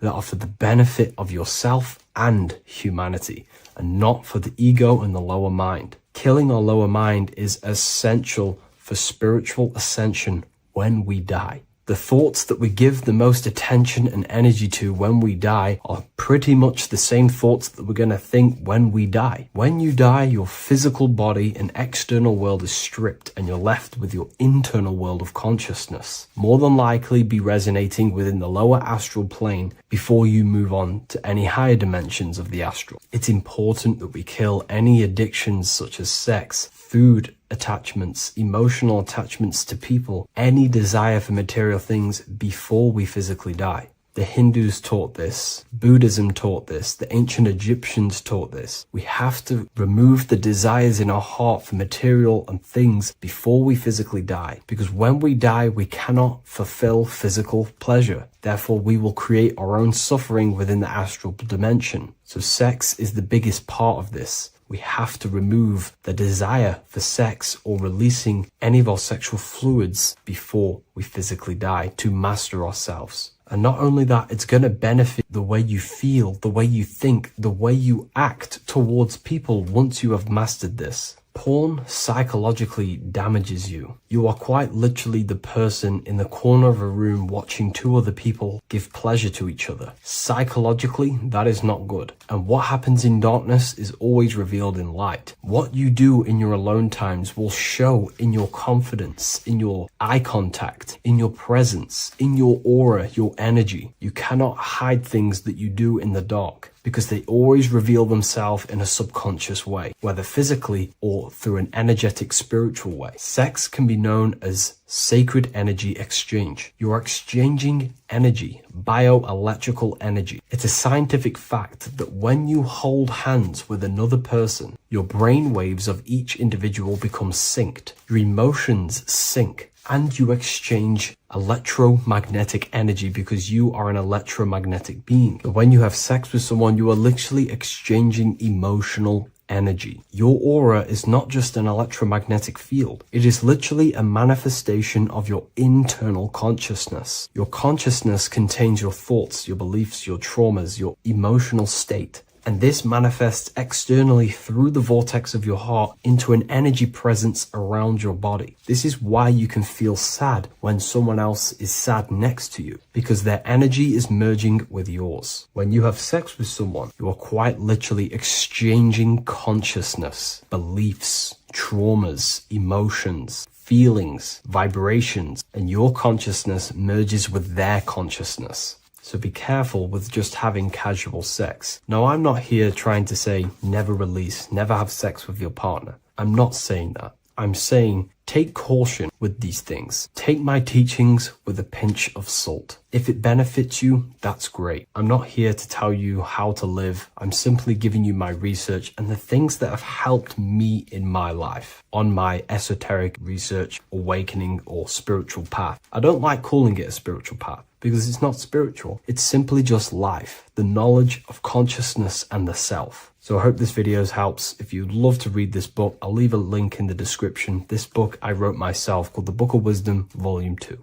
The scariest thing about having your first out-of-body experience and leaving your body is the realization that you have after. You realize everything you've been told about yourself, reality, the earth, what you're doing here on earth is a complete, utter lie. Your self-belief of what reality is and what you are is completely shattered. You now fully understand that you are more than your physical body that you inhabit. My first out-of-body experience happened a few years ago, but before all of that, I remember being a child, going to bed and closing my eyes, and I remember as a child feeling like I was floating above my body and moving. And maybe subconsciously this has led me into knowing intuitively that there is more to reality, and I've gone down this path of esotericism, occultism, consciousness. Maybe that has led me to this, I don't know, but I've always had this subconscious intuition in my mind that there's more to reality than what we've been told. And maybe it came from having these experiences as a child. And I'm pretty sure some people in the comments will also have that experience, feeling like you're floating when you close your eyes in bed as a child. I remember this very vividly. But a few years ago, I had my first out-of-body experience, and it completely shattered everything. And it confirmed to me that I am eternal, and there is so much more to the self. to consciousness. I then realized after my first out-of-body experience that our self is not just here in the physical dimension, it's existing in every dimension there is in the universe. However, our mind is focused primarily on this physical time space. When your mind is totally giving its attention and time to this particular time space, it locks in the mind or consciousness into that particular body of consciousness, such as the physical body, right? But for example, let's say you have a daydream and your full focus isn't in the present moment and your environment that you're in physically. Your mind kind of wanders off into a daydream, what we like to call it. That again is shifting time space. Your consciousness is 40% here in the physical plane because your body's there, but then the other 60% is in this daydream, this imagination. So you're shifting time space, and what an out-of-body experience does is allow your mind to reduce that attention to the physical body and access attention to this altered body or dimension of consciousness. So I'm going to give you the story of my first out-of-body experience, because I know when I was researching this, I was always looking for personal stories about someone's out-of-body experience, and there's not many out there, to be honest with you. Well, based off my research, I couldn't find many. You know, you find a few, but I'm going to give you my experience of my first out-of-body experience that happened a few years ago. It was early in the morning. I kept on waking up and falling asleep to my alarms. I went back to sleep after waking up for like the third time in the morning. When I fell back to sleep, that is when I had my out-of-body experience. It's also good to mention that I have been listening before that about podcasts, books about out-of-body experiences, astral projection, and things along them lines. So this was stored in my subconscious, you know, this topic. And I had a desire in my heart to actually experience this for myself. Long story short, I went back to sleep early in the morning because I kept on waking up, and it began with this tingling sensation, a high energy sensation. It was like bursting, intense, high frequency energy. My attention was no longer in the time space of my body, but my attention shifted into this energy body, which I now understand. I didn't understand at the time properly, but I now understand that as my consciousness started to feel like it was being pulled upwards, right now, our time space, our attention is in our body, and you feel all the data of the senses, right? And that's what I'm feeling right now. That's what you're feeling right now. But imagine that was completely stripped. My attention was no longer feeling the sensations of my body because my body kind of just dissolved as I fell back to sleep. So this was a natural out-of-body experience. I didn't force it. I didn't meditate. I didn't do anything. This was just a natural out-of-body experience that I had. And a lot of people get these that I've read about. So my attention started to feel like I was being pulled upwards, and I no longer felt my body, but I felt this intense energy, frequency, sensation all around my body. It felt like this, like it felt like illuminating energy that's moving very, very, very fast. So my conscious awareness was now shifting. I now understand. My whole body faded into this sensation. My whole mind faded into this energy sensation, this tingling free. It was very, very intense. I was not feeling my normal senses anymore, only this energy. This energy was also pulling me up. The more I was lifted up, the more intense the frequency became. So think of it like just a frequency resonator, how it just goes up and down, up and down. But then imagine the frequency resonator just going higher and higher and higher frequencies, and it would just get more and more and more intense. The energy was moving faster. This tingling was faster and faster and faster as I was being pulled up. Part of my mind began to fear this. My arms and legs grew very tense. I started to tense up because at this moment in time of the experience, I was very vaguely conscious. I was half there, half not. And as I was being pulled up, my physical body started to tense. And this is again when I started to feel my body again. But then I remembered what I heard out of body experiences is that you have to submit to the process. If you try and force an out-of-body experience, it will never happen, because an out-of-body experience is not truly out of body. What we're trying to do is trying to find a needle in a haystack. If you're trying to find a needle in a haystack, you don't go rummaging through the haystack to find the needle. What you do is you burn the haystack and then the needle reveals itself. It's the same with an out-of-body experience. We dissolve the senses of the body, so the body falls asleep, but the mind stays awake. As soon as I let go of this fear and I let go of the tensations in my body,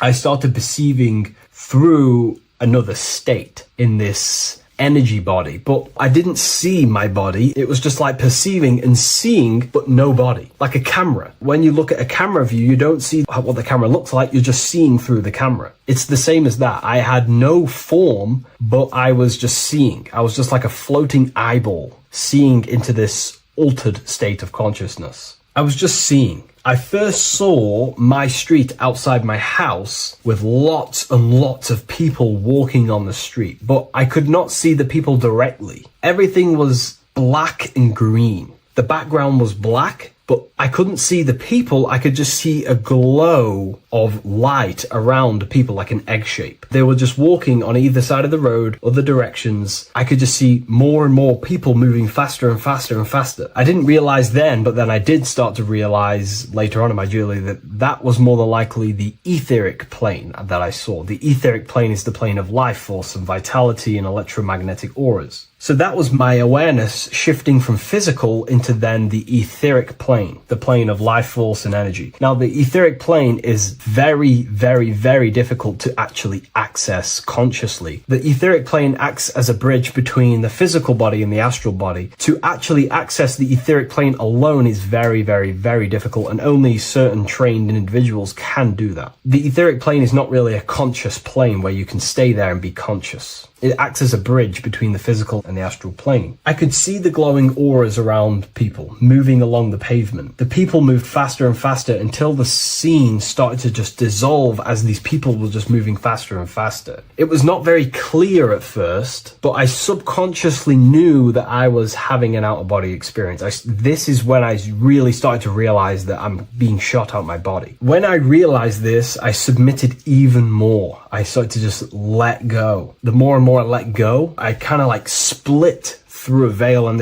everything became super clear. Before, in the etheric plane that I think it was, the ethereal plane, things weren't very clear. I could only just see glowing auras. However, as I split through the veil of the etheric, this bridge, this place that I was going to, I then split and everything just came super, super clear. I was floating in the sky. I subconsciously knew that I was having an out-of-body experience when I realized this. As I was still being lifted upwards, I then split through the layer where everything just suddenly became super clear. But then I was awake, fully conscious, but I was not in my body. I was just like a camera in the sky. I had no body, no form. I could just see. When I entered this plane, there was some sort of voice guiding me through this whole process. It was a male voice, and it was basically guiding me where I was going. It was telling me what I can do here. This voice was pretty much saying, you can fly, you can think things into reality, you can do this, you can do that. While he was saying this voice, there was no being around me, but I felt a presence of another being. But this voice was just speaking to me mentally. Like, you can't hear it, but I just knew what it was saying.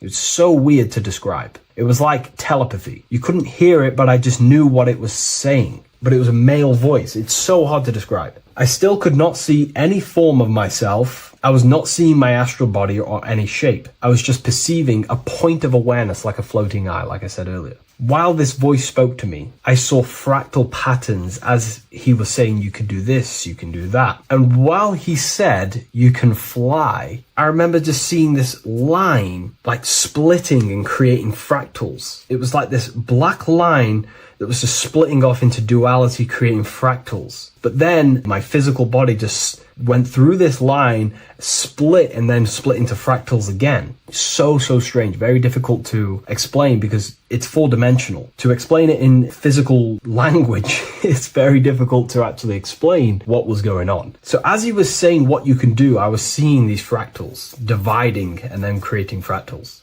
when he says you can think things into reality or something along them lines, my awareness just did a full 360 as if I did a backwards flip. I had no conscious control over this. That's something that you later develop as you keep having these out-of-body experiences. Your first out-of-body experience, you probably won't be able to control what's going on, but you will have an out-of-body experience if you seek them. I could see all around as I rotated. I looked all the way down and then back to my original angle and point of awareness. During that rotation, when I started to turn upwards to do the backflip, I looked up and it kind of looked like the sun in the sky. It was very dark and gloomy. Now I know that was more than likely the lower astral plane, because very dark and gloomy, and it was very kind of dense there. I looked up and I could see this. It was like the sun, but it was white, pure white light, and it was shining down over the astral plane. And that was the only light in that place. That's why it was so dark and gloomy there. And I then realized in that particular state, at that time, I thought that was God. I don't know what it was. Maybe it was, maybe it wasn't. Maybe it's the light of the higher mental plane shining through into the astral. But I looked up at it and I realized that was God. That was the source. That was the higher dimension beyond the astral plane, which is the mental plane, the higher astral planes, and then the mental planes, the planes of thought. Then once I saw that, I was in complete shock. As I rotated backwards even more, I then get the view of seeing down, completely down, like a bird's eye view. And I could see like an old medieval gloomy town. It was dark, almost night, with very little light. The only light present was the light from above. The town was old-fashioned, gloomy, misty. I looked over it from above. Then the experience began to fade. I don't remember anything after that process. But I'll be honest with you, the process of leaving my body for the first time was extremely intense. The frequency, the energy were overwhelming but powerful. Letting go and choosing to have no fear was the key to that experience. Just to give you a little bit more wisdom on what I actually experienced now, what I realized what was happening, I now understand that the voice that I was hearing was not an external being guiding me. It was actually a higher aspect of myself, a part of my own consciousness that is not focused in the time space of the physical world. My physical mind is focused here in this timeline, but once I exited this timeline and focused elsewhere, the higher part of myself guided me towards that experience. This higher version of ourselves that we call the higher self is a higher dimensional being, but we're just unconscious of it. This being exists beyond our ordinary thinking mind. Our self exists everywhere in the universe, and we can unlock higher versions of ourselves as we progress on our journey of awakening and self-realization. Because let's say right now, only 10% of your awareness is actually in the physical plane. Science tells you that 90% of you is actually in your subconscious mind. 10% of your awareness is your conscious mind. So there's 90% of you that your conscious mind is not aware of. But our conscious mind becomes so addicted with the physical world and distracted with the physical world, it just gets totally locked in with the physical. And we never pay attention to the hidden aspects of ourselves, the unconscious aspects of ourselves. And that's why everyone in the esoteric and occult space talks about gnosis, seeking knowledge of self. Gnosis is not knowledge, it's knowledge of self obtained through direct experience. So gnosis is about rediscovering who you truly are. And another bit of wisdom that I could give you from this is that the observer is the same observer that is observing this video right now. You're watching this video, but who is the one seeing the screen? Who is the one seeing the screen of your reality, of what you call life? There is an inner witness consciousness within you who experiences and observes your thoughts, emotions, and actions, experiences and observes the screen you call reality. And that witness also witnesses your dreams. When you shift your awareness from your time space of this body into your dreams, that same witness is witnessing your dreams. So when you meditate, connecting with this witness aspect of our consciousness really does help to excel the process of having an out-of-body experience. Because a lot of people have out-of-body experiences, but they don't understand what's actually going on. They don't understand the nature of it. But it's all mental. You move mentally in that dimension. You create mentally in that dimension. The same that you do in this dimension, but just on a quicker scale, because things manifest in the astral plane instantly as soon as you think of it. Just like the screen in your mind, you think of something, you have a screen of an object in your imagination. That plane, it manifests instantly, but down here, it takes a longer time for things to manifest and condense. Once you understand that thought rules the universe, thought is the creative force of the universe, you start to understand,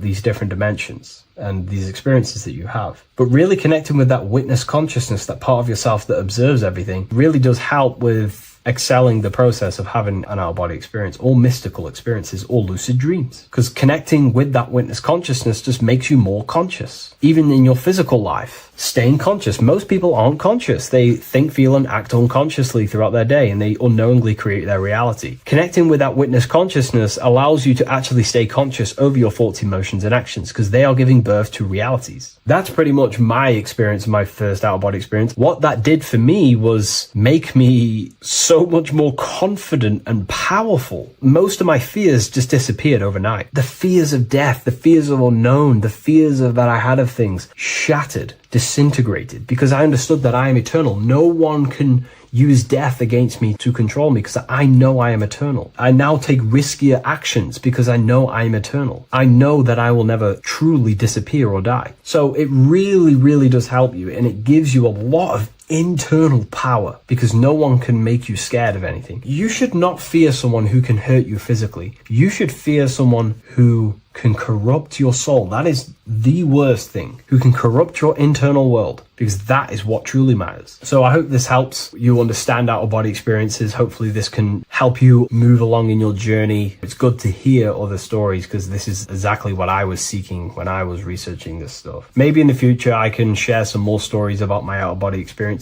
now I'm a bit more advanced. But yeah, please leave a like, comment, and subscribe on the video, and thank you all for watching. What is good, people? It's Revival of Wisdom. Today we're going to be talking about Saturn. I've done this video in the past. However, this video is going to contain a lot more in-depth explanation of Saturn.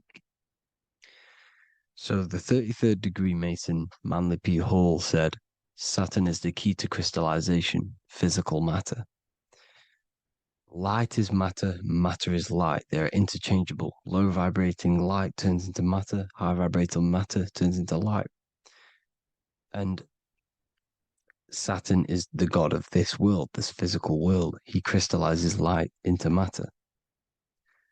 This is symbolized as the Masonic checkered board, matter and spirit, matter and light, light and matter. He's also the god of time, destruction, justice. He creates and destroys, because all things in time die. He creates and destroys you. So, because we live in this physical world, which is the electric world, this is why we say electricity, because it comes from the root word of El, Saturn. They used to call Saturn El, E-L. This is why we used to say Elohim is God. The real God of this world is Saturn, but it's being hid. This is being hid. Jesus is Saturn. All of this is Saturn. It's all Saturn worship. It's the real God of this world,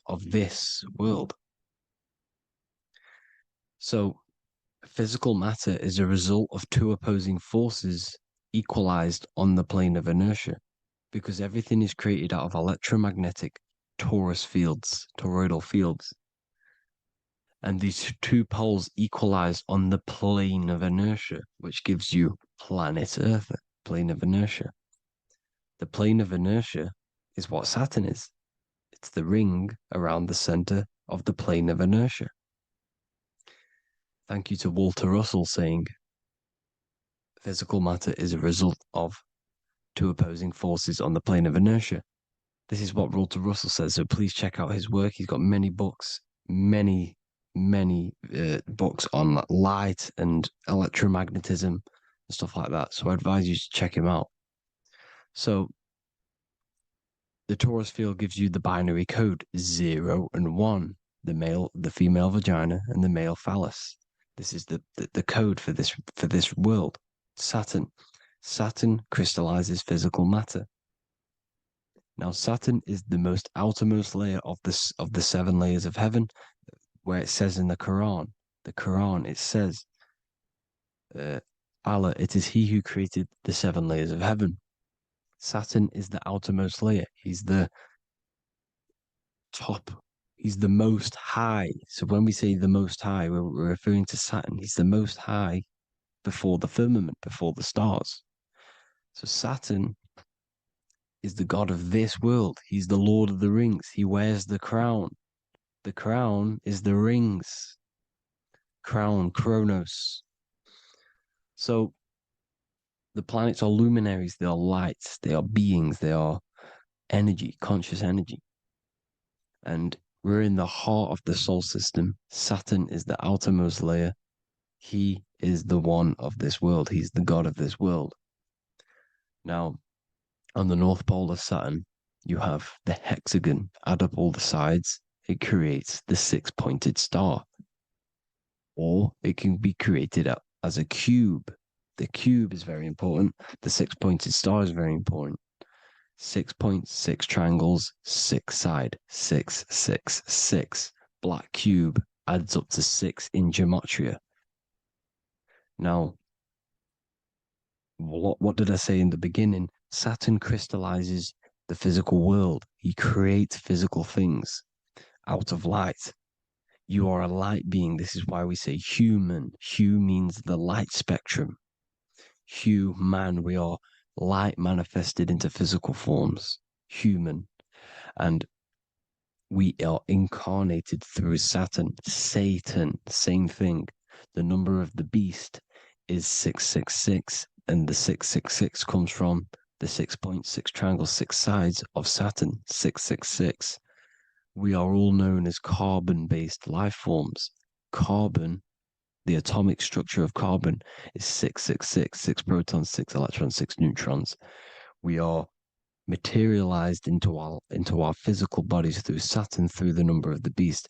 These bodies are the beast, it's the animal. The divine, the Christ, is the consciousness within, because you're a physical, spiritual being combined into one, hexed into one. Hexagram. This is a hexagram. You're hexed into physical matter, spirit and matter, light and dark, combined into one. Now you contain of the mark of the beast, the mark of your body. Your body's the beast. It says in the Bible, Satan, who is the god of this world. This world. There are many different worlds, but this world is run by Saturn, and it says that in the Bible. Saturn is Satan. It's the same thing. And look at the crown of thorns are wrapped around the heart. The soul is in the heart. The mind is in the brain. The soul is wrapped around the rings of Saturn.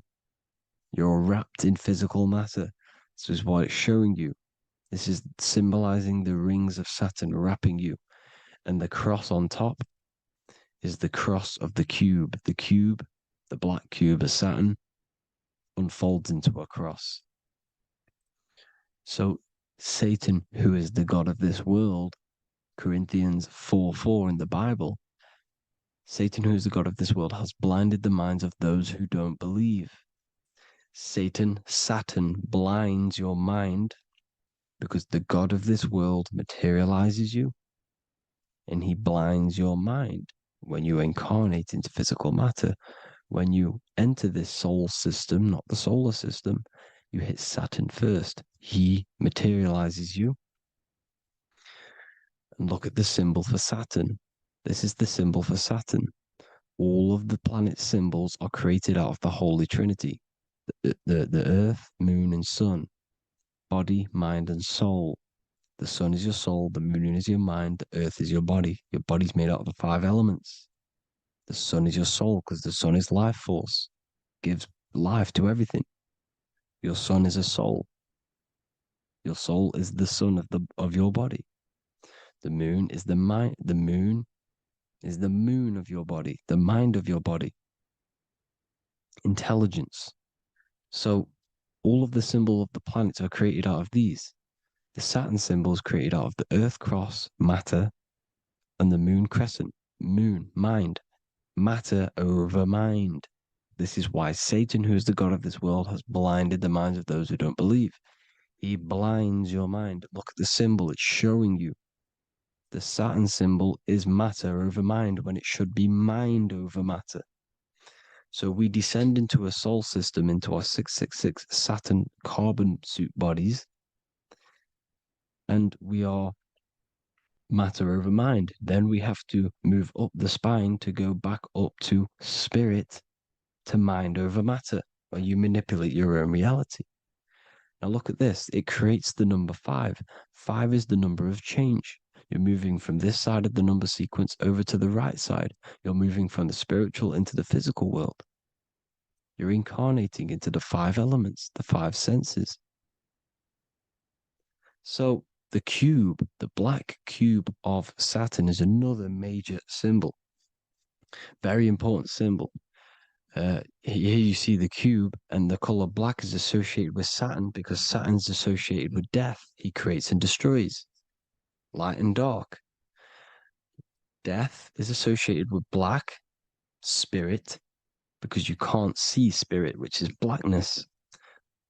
So the black cube is black because Saturn rules the nighttime, which is dark, blackness, and he rules the winter, which is death, blackness. So Saturn is the black cube. Cubes have 6 sides: up, down, right, left, back, and forward. Cubes are 6-sided. Everything is 6-sided inside of this creation because you're incarnating, you're materializing, crystallizing into the cube, the world of the cube. Everything's a cube. Everything's got 6 sides. Here's Leonardo da Vinci showing you that you're in the cube. Leonardo da Vinci did this famous painting. You're in the cube, you're hexed into physical matter, where you're incarnated into the 3rd dimension, the 3-dimensional world, which is a cube, 3D. And black cube adds up to 6 sides of the black cube. The Kabbalah means cube god in Arabic. And look at what they do. They worship the cube, the black cube, and they stand in rings like the rings of Saturn. Australia, Denmark, Manhattan, Santana all have these black cubes. You go to New York, you will see the black cube there as well. These black cubes are everywhere because it is the real God of this world, So look at the cross. The cross unfolds into the cube. Xbox, Nintendo GameCube, Sega Saturn, anything to do with a simulated gaming reality, they put Saturn in it because we're in the simulation of Saturn. This is a simulation. And this is why they reflect this through the Xbox, GameCube, Sega Saturn, anything to do with gaming, simulations, is all Saturn. Because we're in the cube of Saturn, the black cube. We're in the GameCube, the Xbox, the Sega Saturn. As above, so below. So they reflect it through the simulations that they create inside of this simulation. Cubes have 8 points for the 8 points of time and space. 8 is the number of time. Everything's cycling, infinity. So look at the cube. The cube is symbolized as in Judaism. The Judays have the black cube. They wrap themselves in a black band and they cover their eyes into blackness. The black cube, for the black cube of Saturn, they use the star of Saturn and they worship their god on Saturn Day because it's all Saturn worship. And look how the Saturn god is wrapped around with these thorns or leaves, just like Jesus is wrapped around his heart. And Jesus on the cross is us on the cross. We are in the cross. We are in the cube. The cross is the cube. And the cross is even in the Saturn symbol. This is another symbol for Saturn. There's 2 symbols. You got this one, the one I've just broke down. And there's this one. This is the cross of Saturn, the cube god, the simulation, the game cube. Now, Chronos is another word for Saturn. Chronos means time. When you clock into work, You go to the Chronos machine. Well, I did anyway. And I'd tap my card on the Chronos because Chronos is time. Anything to do with time is Saturn. He creates and destroys. Look at the artwork of Saturn with the sand, the time. Look at this, how he's cutting off the baby's wings. He's crystallizing the spirit into matter. He's cutting off your wings. Satan, in the Bible, he falls from heaven into earth and he loses his wings. He becomes a serpent. You see that's it's all symbolic for us. We are the fallen angels, fallen angles of light. We're fallen angles of light. We are light beings. Now we're fallen into physical matter. Saturn's chopped off our wings. He's chopped off our spirit wings because when you astral project, you can fly. You will fly around. He's got the Reaper staff here, always depicted with the Reaper staff. Now look at the clock. Saturn day is the 6th day. The number of the beast, 666. Look at the clock. 6 take away 12. Sorry, 12 take away 6 equals 6. 7 take away 1 equals 6. 8 take away 2 equals 6. 60 seconds in a minute. 60 minutes in an hour. 24 hours in a day. 2 plus 4 equals 6. That's 666. Everything's 666 because it's time. Saturn. All goes to Saturn. He's the god of time. We're in time now. We're in time. We're in the time, which is God, the god of this world, the god of time. Now look at this. The Reaper is also depicted as the Reaper with the staff, the black cloak, black symbolizing death, spirit. Judges wear black because Saturn is the law. He's the god of this world. He's the law. This is why they wear black cloaks. When you graduate from university, you wear a black cloak and a black cube on your head. You've been hexed. Funerals, you wear black because it's all to do with Saturn, Father Time, Father Crystallization. Now Saturn, here's another one of him cutting off the wings of a child. Because he cuts off the wings. He creates and destroys your body. We're in the electrical world. Everything that is electrical vibrates.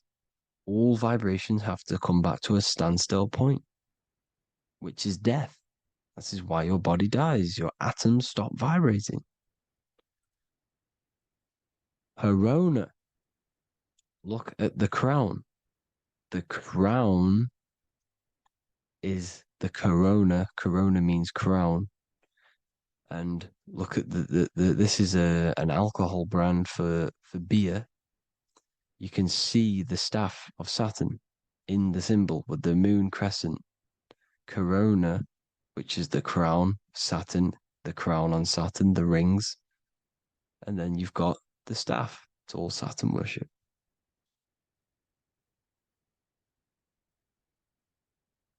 Is the black cubes of 9/11. 2 black cubes. This was a ritual for Saturn. It's all ritualistic. And look at the Star of David, the Star of Saturn. It's not the Star of David. Creates IXXI, the sigil of Saturn. IXXI means 9/11 in Roman numerals. 9/11. It's all a ritual for Saturn, and they have the 2 black cubes of Saturn. Now look, XX, there's more symbolism of Saturn now. We're going deeper. XX is more symbolism for Saturn. The sigil of Saturn is XX, as above, so below. Same with the Star of David. You split it in the middle, as above, so below, as above, so below. XX, this is a Knights Templar Cross of Lorraine. XX, Knights Templar, High Order of Masonry. They all worship Saturn. Well, Saturn's the real god of this world. X Eon with the XX, XXL magazines, which is all to do with famous rappers and stuff like that. When you die, you put XX on the eyes because it's Saturn. He's the Reaper. is Jesus with the XX crown with the thorns around his heart, around his soul, with the cube on the top, the cross cube. Le Lucifer with the XX cross of Lorraine. Jay-Z with his alcohol brand, XX cross of Lorraine. The X Factor with the rings of Saturn. All Saturn worship. The seal of Melchizedek is also Saturn. This is the cube. This symbolizes the cube with the 8 points for the 8 points of space and time. And this is the cube. It's another ancient symbol for Saturn. Here you see the star of Saturn with the Melchizedek symbol around it, which is all to do with Saturn. Here you see an altar, the Holy Grail, the Melchizedek symbol on it, and they're worshipping it. This is why we wear rings, wedding rings for the rings of Saturn. It all goes back to Saturn. Earrings. The 8-pointed star of the ancient Sumerians is all Saturn. It's all Saturn. So the ancients, the symbols of Saturn goes on forever. It's in all of the major corporations. You can see it everywhere, the rings of Saturn. Toyota is an obvious one. Internet, Nike, Target, Sega, Saturn. All Saturn worship. All Saturn worship. Because he is the real god of this world. Here's Kanye West's album with a Saturn here. Here's Michael Jackson's album saying X, escape. There's the X again. The X, escape. You have to escape this reality. Maybe that's what he's pointing at. Here you see it on the dollar bill. The star of Saturn. Here you see it again on the dollar bill. So that is it for today's people. I hope you all gain some insight on Saturn. Please like, comment, and share if you can. Subscribe if you like the channel. Please have an amazing day. God bless.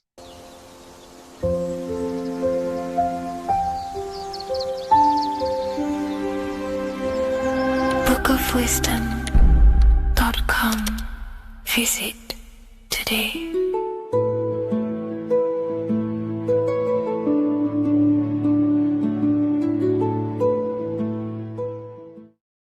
There is a massive mystery around the Freemasonic G, and in this video we're going to be discussing it. Some people call it geometry, God, gnosis, genesis, generation, but in fact it's all of these things, and all of these things relate back to one concept that links them all. And in this video, you will be discovering this secret force, which pretty much creates everything in your reality, in your life, and has done unconsciously, whether you are aware of it or not. The Freemasonic G is the 7th letter in the English alphabet. This is important because the number 7 has many mysteries inside the esoteric and occult traditions. Some people say the number 7 represents the 7 colors of light, the 7 major planets, or the 7 musical tones, 7 days of creation. The number 7 is a massive mystery. But what we have to understand is that in the context of Masonry, Freemasonry is all about building the self. Every day we wake up, we are either building our prison of our mind or freedom of our mind. Everything inside of esoteric Freemasonry is about building the self and reconstructing our consciousness, our inner dialogue, the inner voice. We're transforming the mind from low awareness to high awareness. This is why Freemasonry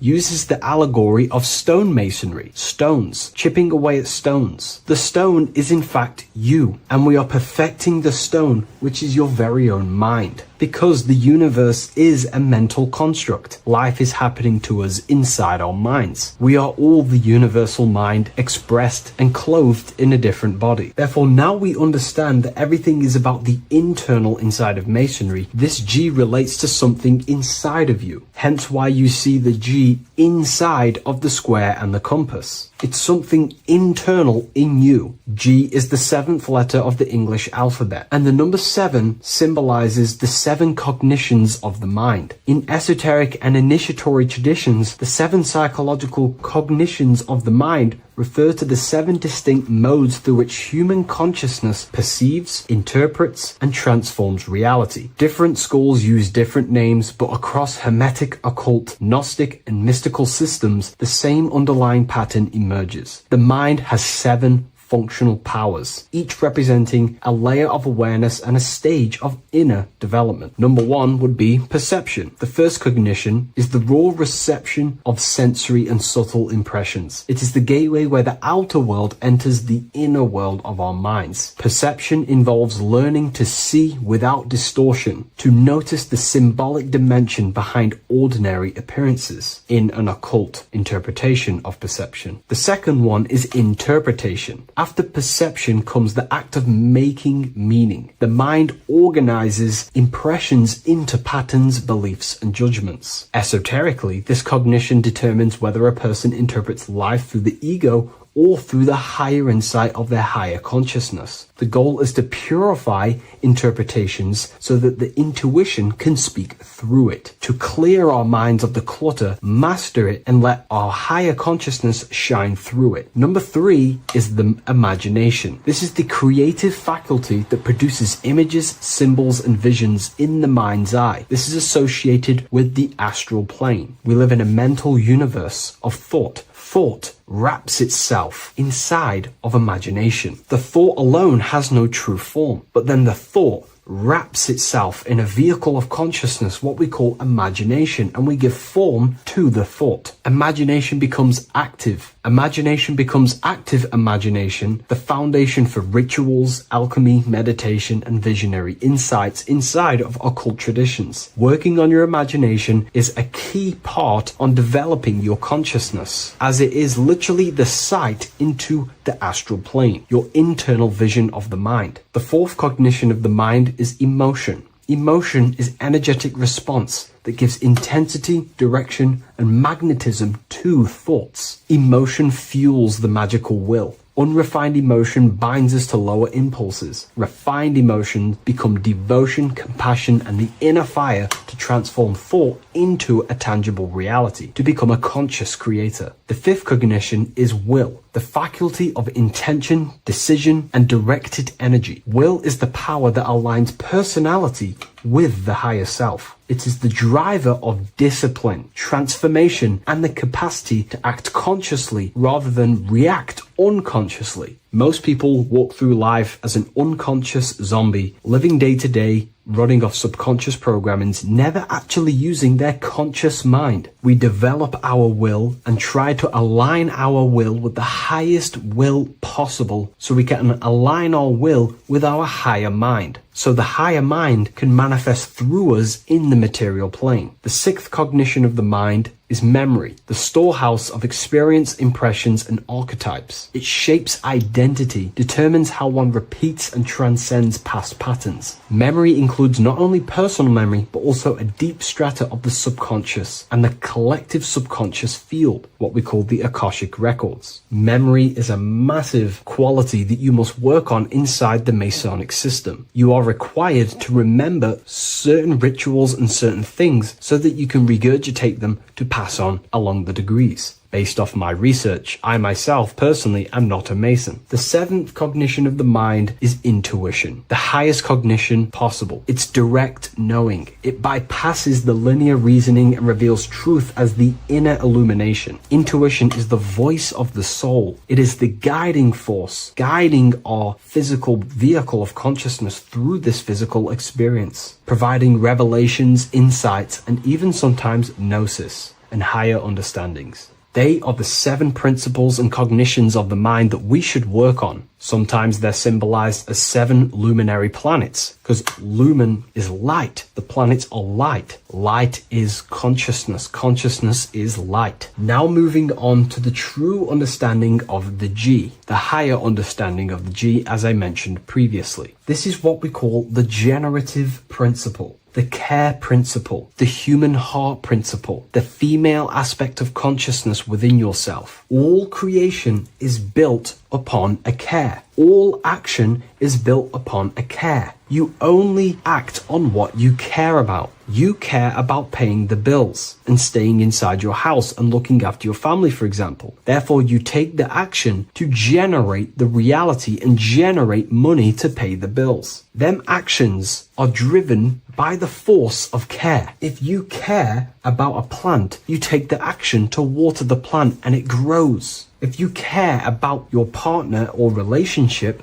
you give them attention and care and love, and you grow the relationship. As soon as you stop providing care, watch the relationship crumble and the reality destroys itself. Care is the generative force of reality. This is the generative principle that generates your experience in this world. We are in a continual state of becoming. Each cause gives birth to an effect, and that effect gives birth to a new cause. The G is the generative principle that drives creation in the present moment. Reality is creating, unfolding in the present moment, and the G is the force inside of you that generates your experience. You're watching this YouTube video right now because you have a care in your heart for the information I have provided in the past, and you have a care about watching this video. As soon as you don't care, you take action to do something else with your time that you actually care about. The G is the generative force of the heart. It is the love energy. You only take action on what you love or care about. The whole world is built upon this principle. This is why we say money makes the world go round, because the whole world has a G or a care for money, and it's making everyone wake up in the morning, take actions, and make the world go round. It is the G, the care for that principle or money object to generate that reality. It is the force that drives you, hence why the G is sometimes surrounding with light rays, because it represents a force, emanation, something that is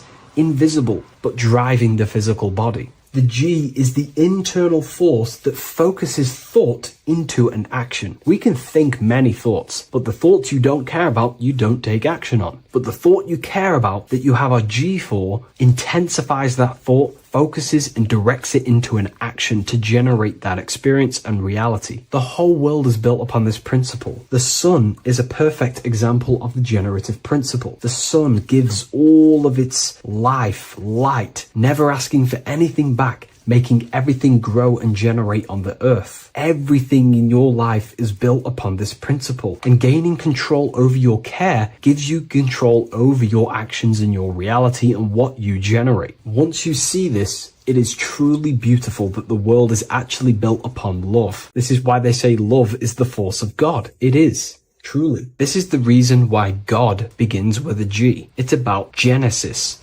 Genesis means creation. G, generation. Anything that generates and creates is all to do with a care or a love energy. But don't get me wrong, people can love sick and twisted things, and they act upon them sick and twisted things. This is why purification of ourself is important by understanding this principle, as it is a very powerful principle to understand. This is the reason why the word gift begins with a G. You're giving something. I care, I'm going to give you something, a gift. Or guidance. This is what guides you into becoming something, what you love. This is why also gnosis begins with a G. Gnosis is not actually knowledge. Gnosis is knowledge obtained, attained by direct experience or through direct experience. For example, you're not believing you're watching this video right now. You know you're watching this. Know, gnosis, same phonetic sound. It's about knowing. Gnosis is about gaining knowledge of the self. Self-knowledge through direct experience.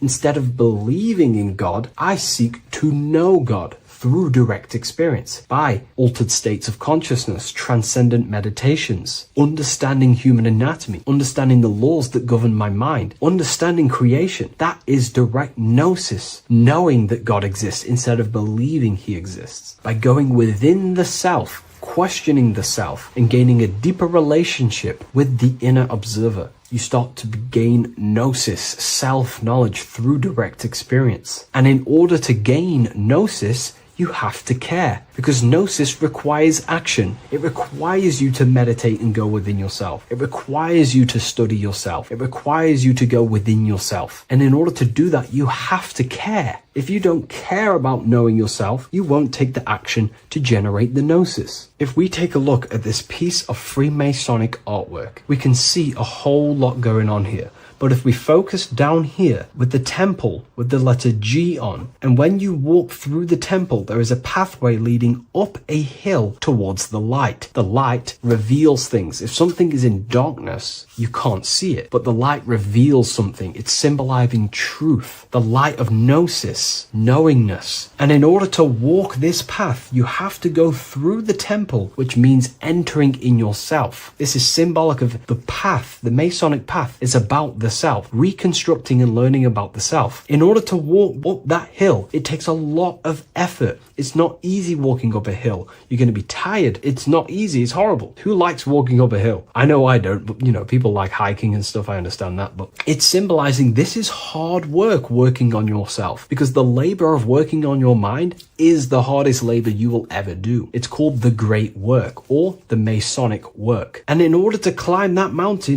you go through the G. You have to have the care. If you do not have the care, you will not walk up that mountain. You will not generate the gnosis. You will not get close to the light. You have to have the G to walk that path of self-mastery and working on your mind. This is very, very important. If you want to gain the light, you have to have the G inside of you. You have to have the care to generate a higher consciousness. If you want to earn more money, you have to have the care, or else you will not take the action necessary to generate that reality. This is why we have to master ourselves and write down everything you love. It could be even the bad things. It could be lust. It could be anything you're wasting your care energy on. Try and remove them one by one. Master them and become disciplined. And then you'll have more G energy, care energy to direct towards something else in your life to generate and grow that experience or reality. Again, the word grow, G. It is a growing force. What you place your love and care into grows and expands. What you have a G for is what you spend your time and attention on, your two spiritual currencies. So this is the Masonic G, and I hope you gain a deeper understanding of this. So that is pretty much everything about the Masonic G that you need to know, and hopefully this has helped you. If you wish to learn more and gain guidance through your life and understand yourself on a deeper level, the book I've used today is called The Book of Symbolism. I'll leave a link in the description.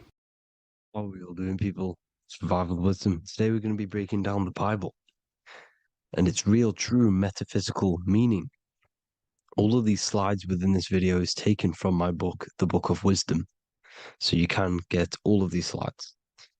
So the Temple of Solomon, you are body, mind, and soul, which is the Holy Trinity, the moon, sun, and earth. The sun is your soul because the sun is its infinite source of energy. It is its own source of energy. And that is what your soul is. It's its own source of energy. The moon is mind. This is why you call people a lunatic. You're a lunatic. Luna means the moon. And inside of your mind, you have a specific mood. Mood is moon, and mind in German is Mond, and the word Mon means moon. And earth is your physical body because your body contains of the four elements, the four physical elements. Well, the Temple of Solomon is the temple of the soul and the Mon, the soul and the Mon, the soul and the mind. And it's the temple of the Holy Spirit in the Bible. Everything leads back to one singular point in the center of the brain. The brain is not the mind. It's mind over matter. Okay? The brain is the physical manifestation of the mind. The brain is the electrical computer which decodes the light waves given to it by the mind. This is why everything in the body leads back to one singular point. And we'll go over this in a minute. But this is controlling the physical body. This is the within. If you rearrange within, it spells high twin because within you is your twin, your true self. And it's just an entity in the center of the mind. And if you shut your eyes, you can feel it. Your awareness is in the center of the brain. So there's just an empty chamber in the center of the two cherubs, the two brains. They are two separate brains. They're two hemispheres. And the empty chamber, when scientists chop it up and see it's just an empty chamber, well, because you can't see in that plane of reality, you cannot see the mind. You cannot see thoughts. It is invisible to the human eyes, to the visible light spectrum, to the two eyes. The reason why we call it the third eye in the center of the brain, it's not the third eye, it's your true self, it's the mind and soul. It's an eye because it does see. It's the all-seeing eye that you always see here. There's some Masonic artwork showing the two pillars, the two cherubs, the two hemispheres of the brain, and the inner eye. This is the eye that sees all things. What do I mean by seeing all things? Not physically. It sees the mind. It's what, because your soul is watching the mind. You can observe the mind. You are not the mind. And if you meditate deeply enough, you can go beyond the mind.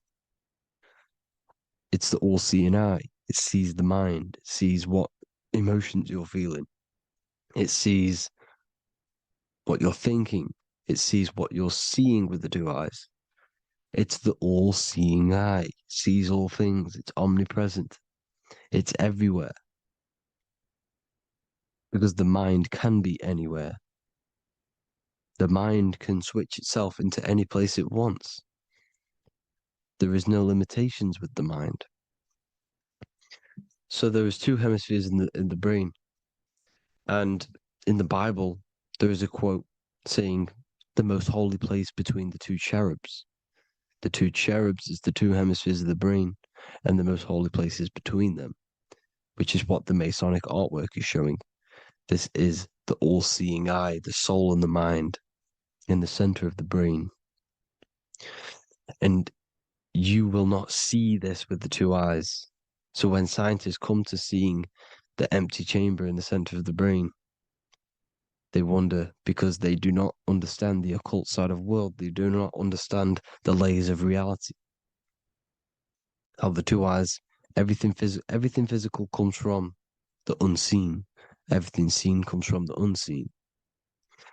Now, the two hemispheres of the brain play a major role in our lives. The right hemisphere is the artist. The left hemisphere is the scientist. The right hemisphere controls the left side of the body. The left hemisphere controls the right side. So there's a crossover. Now, the right hemisphere is to do with your feminine energy, creativity, unification, metaphors, visualization, intuition. The left hemisphere is to do with sequencing, facts, materialistic details, language, and logic. So they keep us normally trapped within the male aspect of our mind, which is the left hemisphere. You know, if you listen to Spotify, Apple Music, and radio, they're all tuned to 440 hertz, which shuts down the right side of the brain, makes you left brain dominant. And we learn, well, 90% of people learn to write with their right hand. They're taught to learn with their right hand, which is to do with the left brain. You see, so we are being trapped within this left side of the brain, which is all to do with logic, thinking logical, not creative. You know, very analytic. But the right side of the brain is to do with your creativity. So the right side of the brain is perceiving reality as a holistic perception. Now, what do I mean? If you're riding through a woods, for example, if you're riding through a woods, your right hemisphere is seeing the whole woods as one unified woods. The left hemisphere's job is to break down the perception given to it by the right hemisphere and break it down into individual trees. So what am I saying? The right hemisphere is seeing humans and everything in creation as one unified consciousness. The left hemisphere is seeing individual egos, This is why the left hemisphere is the place of the ego, the right hemisphere is to do with the higher self. They're both needed, though. I'm not saying one's better than the other. It's balance. Now, they don't want you to see the unified picture, perception of creation. They want you to think everything is individual, everything doesn't come from the one, because all things come from the one. And we experience the two in this reality, dualism. In order to understand the one, we have to experience the two to advance. So, anyways, let's get away from the two hemispheres. The right hemisphere, like I said, is to do with the higher self. And this is why in John 21:6, it says, cast the net onto the right-hand side of the boat and you will find fish. Meaning, cast your energy, cast your perception into the right hemisphere of the brain, and you will find God, unification, and higher self. You will see things from a unified perspective. How we are all one, because we are all the same consciousness. The same spark that is in me is in you. This is why I am you and you are me. We are all the all-seeing eyes of God, just split up into individual bodies.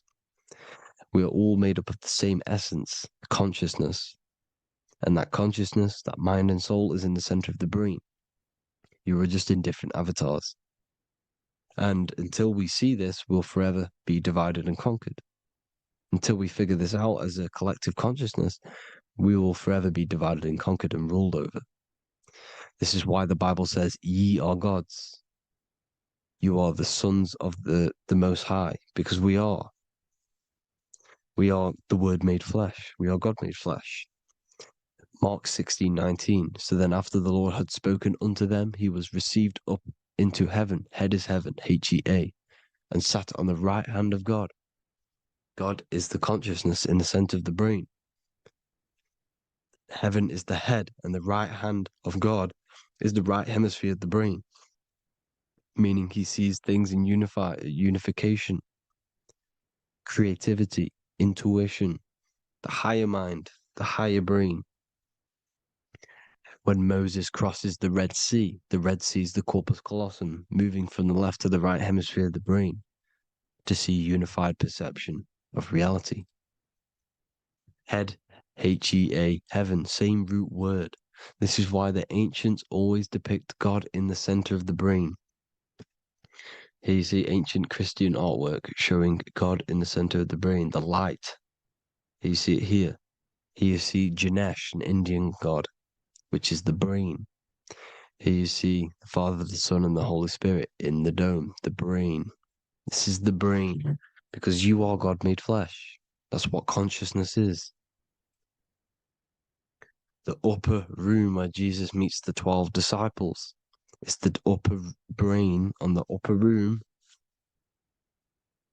The upper room is the chamber, the empty chamber in the center of the brain. That's the room. And the 12 disciples are the 12 cranial nerves in the brain, which pretty much rule the body, all the cranial nerves. The tree of life, the cardiovascular system. This is why in Genesis it says the tree of life was in the midst of the garden. Midst meaning middle, because the middle of the body is the cardiovascular system, which is controlling all of the systems in the body. The tree of knowledge of good and evil is the nervous system. It's the spine and brain. This is what's detecting good and evil.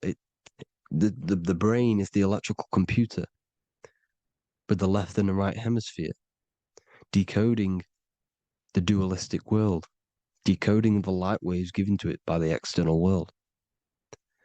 It is an electromagnetic computer. It is artificial intelligence. It is very intelligent, the brain and the nervous system, the human body as a whole. But the tree of knowledge of good and evil is the nervous system, because it is the tree that detects good and evil, makes you learn good and evil in this dualistic reality. Here you see Adam and Eve around the tree of knowledge of good and evil. Adam and Eve, male and female energies, with the serpent in the tree. and the tree of knowledge of good and evil. Well, this is the spine, the brain, and the serpent is the kundalini up the spine. The serpent is the S. That's why S, serpent, the letter S is the serpent. Sex and serpents make an S noise. You know, the Bible cursed the serpent. So we don't figure out the true religion. The true religion is raising the Kundalini and becoming God-man and reaching our higher states, our true God self. Because once the Kundalini is saved and hits the pineal gland, it activates 100% of the brain when we're only using around 20 to 10% as of right now without the Kundalini awakening. So when you use it, you're activating 100% of the brain. You're activating all the dormant brain cells. You're regenerating the body. And this is the serpent in the tree of knowledge of good and evil. This is the spine, brain. This is Adam, Eve, the male and female energies. The light of the body is the eye. Therefore, if thine eye be single, thy whole body should be full of light. Matthew 6:22. This is the single eye in the center of the brain. It is not the pineal gland. It is what's inside the pineal gland. You have to go beyond the physical world, and there are no words to describe things that are not physical, metaphysics. And the whole body should be full of light. Well, this light is the same pyramid that you see. You are the pyramid with the all-seeing eye on top. This is why the ancients built the pyramids with the stairs in the middle symbolizing the spine, because once you open all the chakras and balance them and raise the kundalini, you activate all of the brain, which gives enlightenment. The word enlight in ment. Ment means mind, light in the mind. Enlighten the mind. And this is enlightenment. We are the temple. And Jacob called the name of the place Peniel, for I have seen God face to face. Within spells high twin. Within you is the God self, which you need to manifest into the external world. And he's seen God in Peniel, the consciousness. He's seen his true self, consciousness in the pineal gland. Genesis 28:10, Jacob's ladder. Jacob, he took a rock there and laid his head on it to sleep. Jacob had a dream. He dreamed there was a ladder that was on the ground and reached up into heaven. Head is heaven. The rock he fell asleep on is the sacrum bone, because he's symbolizing the oil that comes down the spine, hits the sacrum bone and rests there, falls asleep, and it looks up and it sees the ladder to heaven. Because when you raise this oil, you become God-man. You become God in heaven. You can leave the body at will. Do you not know that your body is the temple, that your body is the temple of the Holy Spirit? Corinthians 16:19-20. Or do you not know that your body is the temple of the Holy Spirit within you? Your body is the temple of the Holy Spirit, the soul and the mind within the center of the brain, the temple of Solomon, temple of the soul and the mind. Romans 8:10. Christ is in you. It's not external. When you give where attention goes, energy flows. When you give your energy to external things, your attention, your worship to external things, you're giving energy, meaning it's draining you, and you're feeding something within the astral plane, a mental thought within the astral plane. So with you realizing that the Christ is in you, that you don't have to worship anything outside of you, this means that you're internalizing your energy. You're not giving your energy, because where attention goes, energy flows, which means you become more present. You become healthier. because you're not giving off all of your special electromagnetic energy that's charging you. This is why the religions run by the Vatican is all external. They're exoteric. Exoteric means external teachings. The esoteric is the internal, the hidden teachings. In Psalms 82, I have said, ye are gods, and all of you are children of the Most High, because we are the Most High, split up into individual bodies. That's what consciousness is. Consciousness is the Most High, and we have to raise ourselves to the Most High. Brahma, Vishnu, Shiva, the Father, the Son, and the Holy Spirit. Why is it always a trio? It's a trio because it symbolizes us, the soul, mind, and body. The mind is the bridge for the soul to be in the body. What is the soul? It's the life force. It's the watcher. It's the all-seeing eye. The soul sees into different realities, and it gives life to the body of every reality it goes in.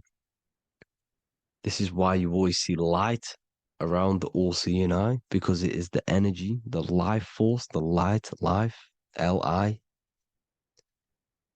Life is light, and it's the eye because it sees into the different realities. It sees into the dream world. When you're going to sleep at night and you dream, it's not a dream, it's another reality. You're a multi-dimensional creature. We live in a multiverse. There's infinite amount of yous. And there is a version of you which is the highest self in a reality somewhere. And this I has the ability to switch realities, which is exactly what astral travel is. Astral travel is the ability to switch reality beyond the 3D construct of this world. The Father, the Son, and the Holy Spirit, Brahma, Vishnu, Shiva. Brahma, the soul, inhabits different bodies. This is why they have different heads. Vishnu, the mind, symbolizing gnosis, meaning knowledge. This is the serpent. The serpent symbolized knowledge. Shiva, the body. Father, the Son, and the Holy Spirit. The bird, the soul, because the bird symbolizes the soul. This is why you have here the Egyptians showing you the soul leaving the body. Here you see here with the twin head, the same head, and it's a bird. This is the soul self. This is the ego self. The Egyptians knew this. They knew all of this. Of course they did. Now the whole story of Jesus is all metaphorical for the process which goes on within your body. Your neck and head is the Holy Grail, which the sun and the moon creates. Sorry, the sun and the moon creates the fluid within the Holy Grail, the brain, the skull. And the moon creates the milk. Sorry, the moon makes the milk. The sun makes the honey, the land flowing with milk and honey in the Bible. The land flowing with milk and honey is the center of the brain in the Holy Grail. Here you see the Masonic artwork showing you the sun and the moon creating the fluid in the spine. Here's the serpent. Serpent symbolizing the two Kundalini channels, the Ida Pingala up the spine. Here's the furnace raising the Kundalini, raising the oil, heating it up, and rising it to the crown. You see? So here you see more Masonic art, seeing the sun and the moon creating the holy fluid in the brain, in the cup, filling the cup. This is why it's a cup, because it's the Holy Grail. This is the holy oil in the center of the brain that gets released down the spine, which is Jesus coming down from heaven. It comes down the spine, down the River Jordan in the Bible. This is when Jesus goes from Nazareth to Jerusalem. He comes down the River Jordan, and Joseph and Mary are in Nazareth waiting for Jesus' return. Joseph and Mary symbolize the pineal and pituitary gland, which produce the two oils created by the sun and the moon. And he returns. When he returns, he gets crucified at 33 because there's 33 vertebrae at the back of the spine, and it crosses the vagus nerve. The crucifixion of the oil past 33 vertebrae creates God-man, and it creates your higher self, and it activates 100% of the brain. And you turn into spirit, you turn to your spirit self. This is why Jesus dies. He didn't physically die, it metaphorically dies and becomes his higher self.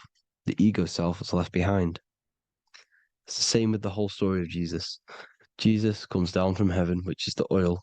He dies in a cave for 3 days, which is the oil hitting the cave. Here's the cave, and resurrects after 3 days. If you resurrect the oil, comes up and gets crucified at 33 in Golgotha.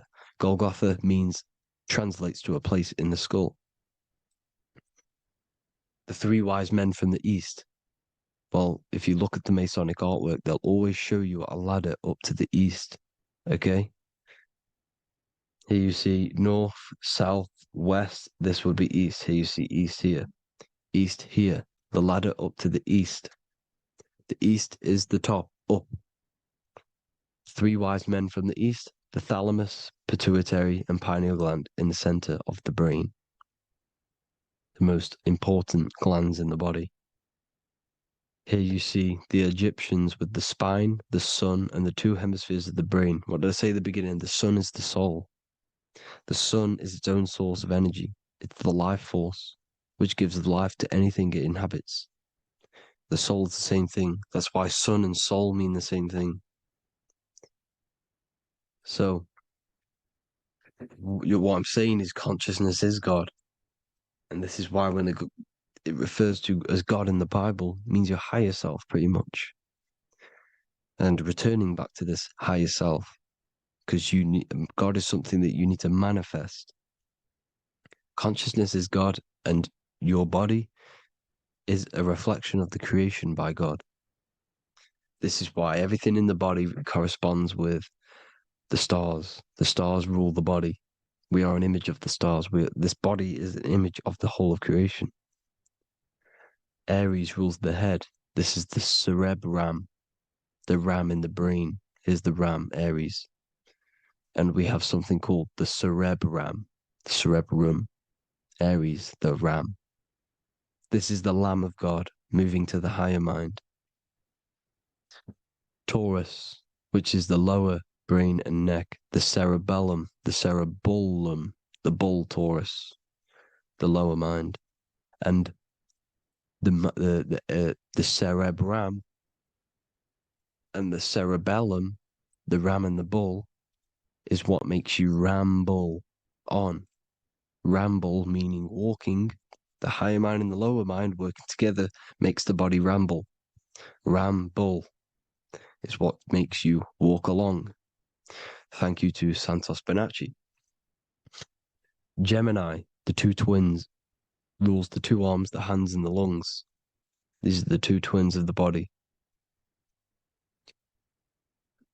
Sagittarius, the horse, which rules the hips. Hips means hippo. Hippo means horse. Hippopotamus means water horse. Hippo means horse, and this is why we call them hips, because horses have massive hips. Capricorn, the kneecaps. Pisces, the 2 fish, the 2 feet. Then they make us swim. We are an image of the stars, people. Well, the body is anyway. Consciousness is God, and the body is the image of the whole of creation. It's a reflection of the whole creation, as above, so below. 12 systems in the body, 12 cranial nerves for the 12 constellations, 12 cell salts. The body's made out of 12 cell salts. So, this is where it gets kind of deep. This is where we get deep. And he said Jesus was known as the fisher of man. And fisher of man, meaning man does not mean man as in the male. Man means mind. He's the fisher of minds. So the Bible is not patriarchal. It's not patriarchal. Man just means mind. pretty much. So the fisher of mind, man, because he was fishing minds out of this reality into the higher realities. He was teaching people how to leave the body when he walks on water. Walking on water is the physical, etheric, astral, and mental. These are the different planes of reality. The ether is the either, because the ether is the substance that's on either side, astral and physical. It's the fifth element, is ether. And the fifth element is the water. The same water at the beginning of the Bible when it says, let the firmament divide from the waters above from below. The water symbolizes the ether. It's the base of all physical matter. And the ether symbolized is known as the water. So when you're walking on water, you're walking on the ether, meaning you're leaving the physical body. So when Jesus walks on water and he's teaching Paul to walk on water, Paul becomes scared and falls back into the water. Well, when you astral travel and you become scared when you're projecting, you'll fall back into your body. So he's pretty much saying walking on water is leaving the body, and walking on the ether, because the ether is the veil between the astral, and that's what devil means. Devil has the word veil in it, because the devil is trapping you between one veil, which is this world. They're trapping you in this world, this thin layer of reality. Your dreams are different veils. The ether, the astral, the mental are different veils. Devil is the veil. The veil. You need to escape being stuck in one reality and live in between realities. And this is when you truly become a multi-dimensional being, because your soul is just the eye. That's what you are. You're just an eye, and you see into different worlds.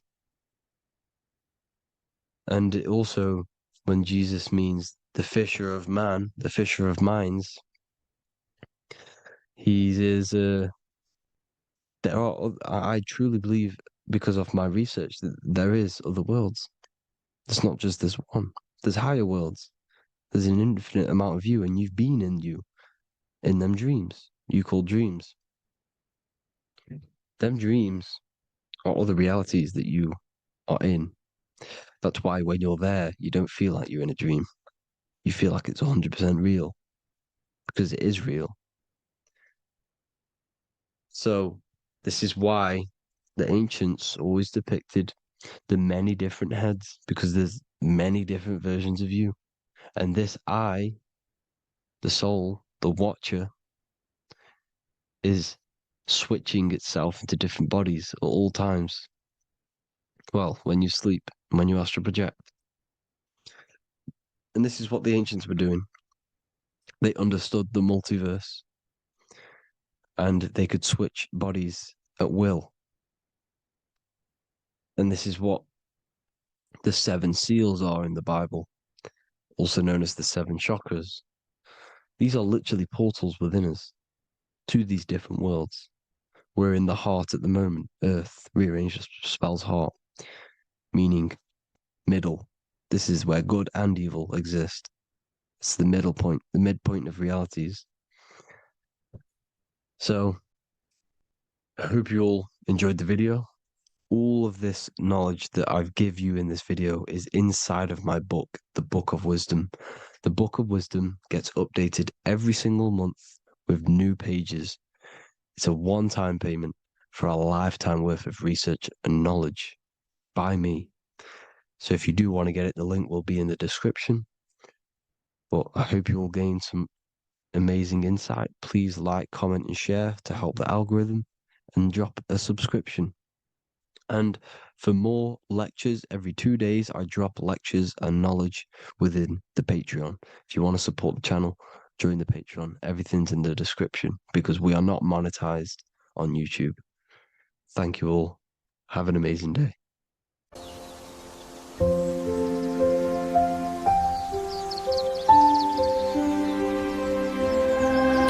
schoolofwisdom.com. Visit today.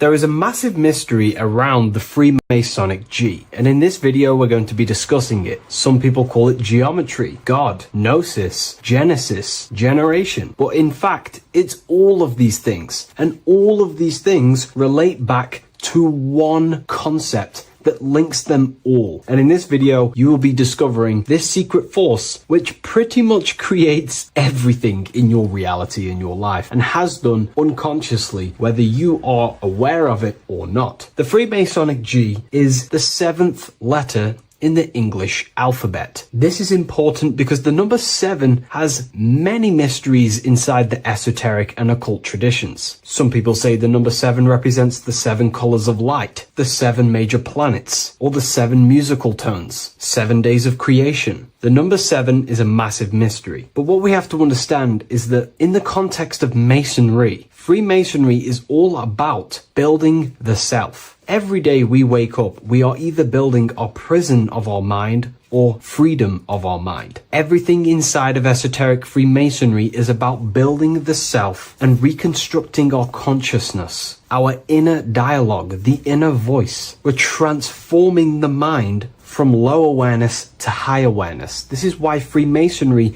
uses the allegory of stonemasonry, stones, chipping away at stones. The stone is in fact you, and we are perfecting the stone, which is your very own mind. Because the universe is a mental construct. Life is happening to us inside our minds. We are all the universal mind expressed and clothed in a different body. Therefore, now we understand that everything is about the internal inside of Masonry. This G relates to something inside of you. Hence why you see the G inside of the square and the compass. It's something internal in you. G is the 7th letter of the English alphabet, and the number 7 symbolizes the 7 cognitions of the mind. In esoteric and initiatory traditions, the 7 psychological cognitions of the mind refer to the 7 distinct modes through which human consciousness perceives, interprets, and transforms reality. Different schools use different names, but across Hermetic, occult, Gnostic, and mystical systems, the same underlying pattern emerges. The mind has 7 functional powers, each representing a layer of awareness and a stage of inner development. Number 1 would be perception. The first cognition is the raw reception of sensory and subtle impressions. It is the gateway where the outer world enters the inner world of our minds. Perception involves learning to see without distortion, to notice the symbolic dimension behind ordinary appearances in an occult interpretation of perception. The second one is interpretation. After perception comes the act of making meaning. The mind organizes impressions into patterns, beliefs, and judgments. Esoterically, this cognition determines whether a person interprets life through the ego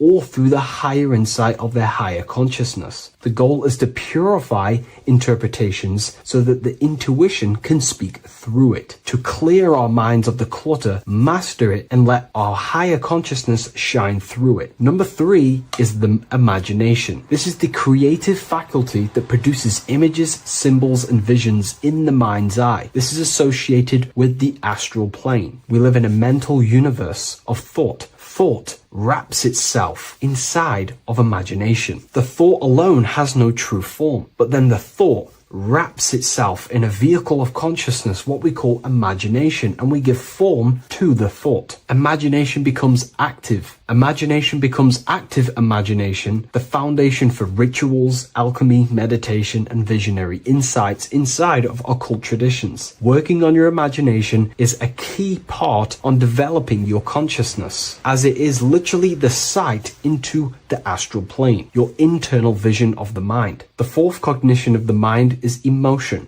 Emotion is energetic response that gives intensity, direction, and magnetism to thoughts. Emotion fuels the magical will. Unrefined emotion binds us to lower impulses. Refined emotions become devotion, compassion, and the inner fire to transform thought into a tangible reality, to become a conscious creator. The fifth cognition is will, the faculty of intention, decision, and directed energy. Will is the power that aligns personality with the higher self. It is the driver of discipline, transformation, and the capacity to act consciously rather than react unconsciously. Most people walk through life as an unconscious zombie, living day to day, running off subconscious programmings, never actually using their conscious mind. We develop our will and try to align our will with the highest will possible so we can align our will with our higher mind. So the higher mind can manifest through us in the material plane. The sixth cognition of the mind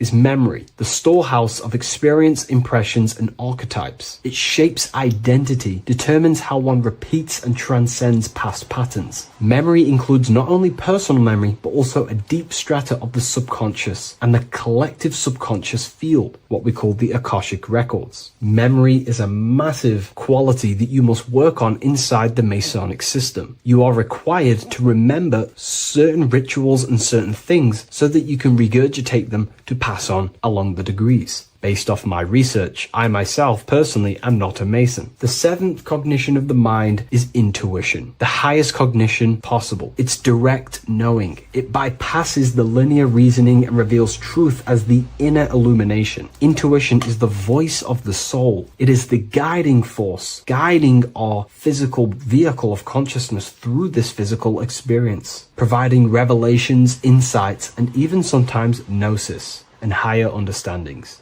They are the 7 principles and cognitions of the mind that we should work on. Sometimes they're symbolized as 7 luminary planets, because lumen is light. The planets are light. Light is consciousness. Consciousness is light. Now moving on to the true understanding of the G, the higher understanding of the G, as I mentioned previously. This is what we call the generative principle, the care principle, the human heart principle, the female aspect of consciousness within yourself. All creation is built upon a care. All action is built upon a care. You only act on what you care about. You care about paying the bills and staying inside your house and looking after your family, for example. Therefore, you take the action to generate the reality and generate money to pay the bills. Them actions are driven by the force of care. If you care about a plant, you take the action to water the plant and it grows. If you care about your partner or relationship,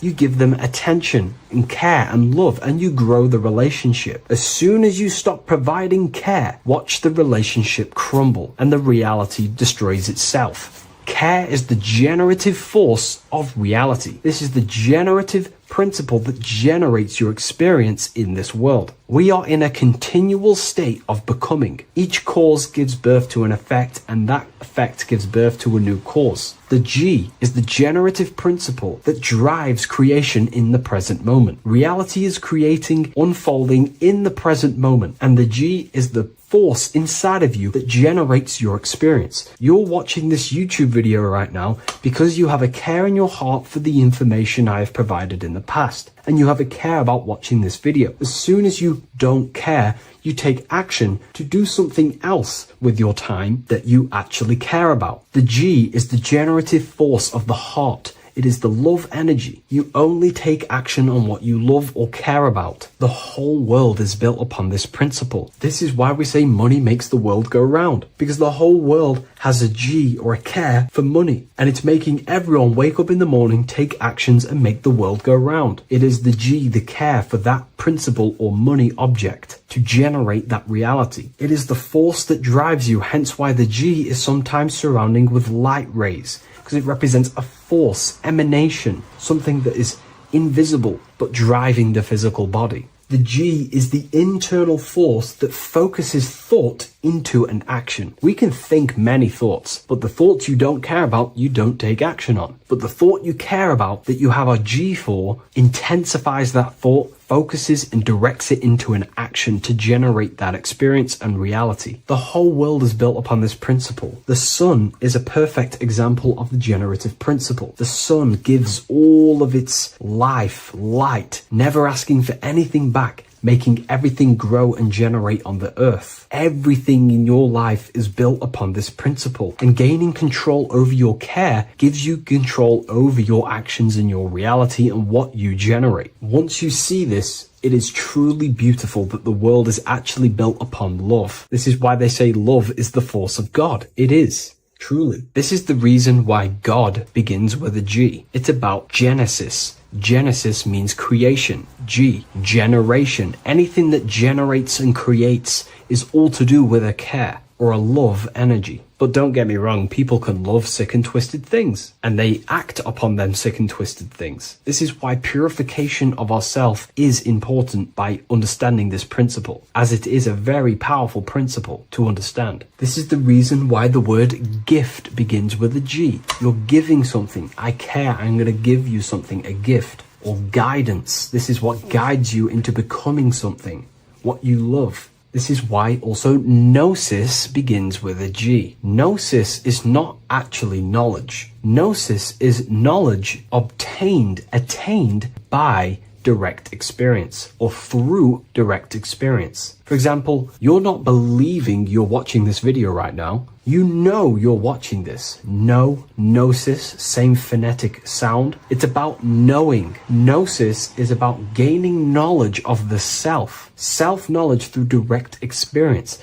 Instead of believing in God, I seek to know God through direct experience by altered states of consciousness, transcendent meditations, understanding human anatomy, understanding the laws that govern my mind, understanding creation. That is direct gnosis, knowing that God exists instead of believing he exists. By going within the self, questioning the self, and gaining a deeper relationship with the inner observer, you start to gain gnosis, self-knowledge through direct experience. And in order to gain gnosis, you have to care, because gnosis requires action. It requires you to meditate and go within yourself. It requires you to study yourself. It requires you to go within yourself. And in order to do that, you have to care. If you don't care about knowing yourself, you won't take the action to generate the gnosis. If we take a look at this piece of Freemasonic artwork, we can see a whole lot going on here. But if we focus down here with the temple with the letter G on, and when you walk through the temple, there is a pathway leading up a hill towards the light. The light reveals things. If something is in darkness, you can't see it, but the light reveals something. It's symbolizing truth, the light of gnosis, knowingness. And in order to walk this path, you have to go through the temple, which means entering in yourself. This is symbolic of the path. The Masonic path is about the self, reconstructing and learning about the self. In order to walk up that hill, it takes a lot of effort.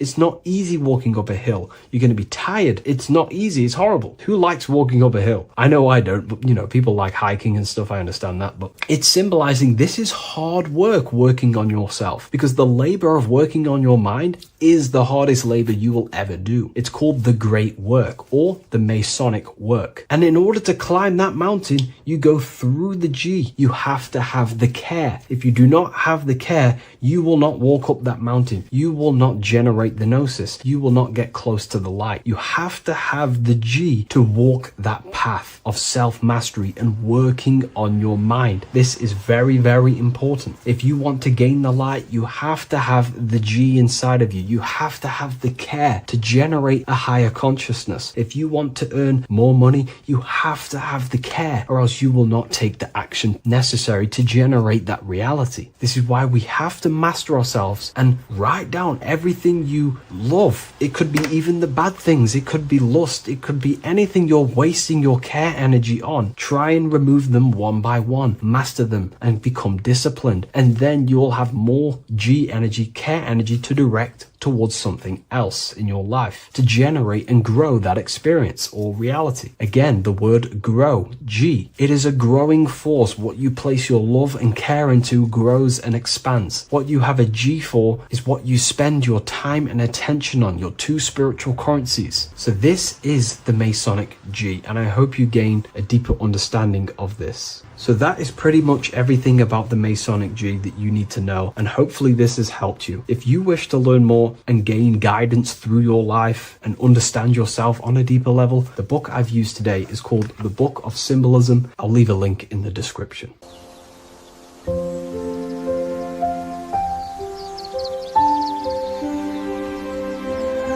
bookofwisdom.com. Visit today.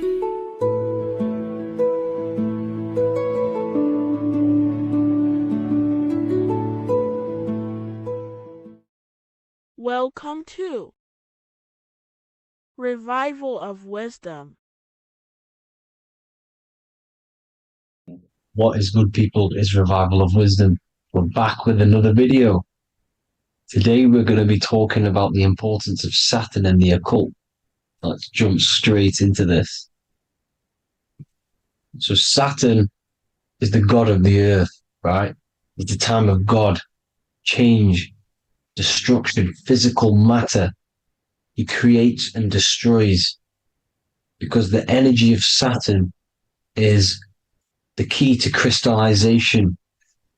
It wraps things in physical matter, right? He creates everything, all life forms, and he takes things back, because the day that you're born, that's the day that your expiry date is coming. The time is ticking until Saturn takes your life. This is why he's known as the Reaper. Okay? As he's personified as eating his child here in this ancient Roman painting. As you can see, he's eating the child. We are all children of Saturn, right? He creates physical matter, our physical bodies, right? He's the god of time because he's the slowest moving celestial body. He's the Lord of the Rings, as you can see here. He's the last one on the ring. He's the slowest one moving, okay? So he is the Lord of time, destruction and creation, okay? This is why his name is Saturn, Satan. He's the devil, okay? But I'm not saying Saturn's evil, guys. It's a part of life. Everything lives and dies, right? He's the key to crystallization. Now, as we have the clock here, our god Saturn, or Chronos in Greek, just means time. He's also the god of time, as I've already said. 60 seconds in a minute, 60 minutes in an hour, 24 hours in a day. Add 2 plus 4 equals 6.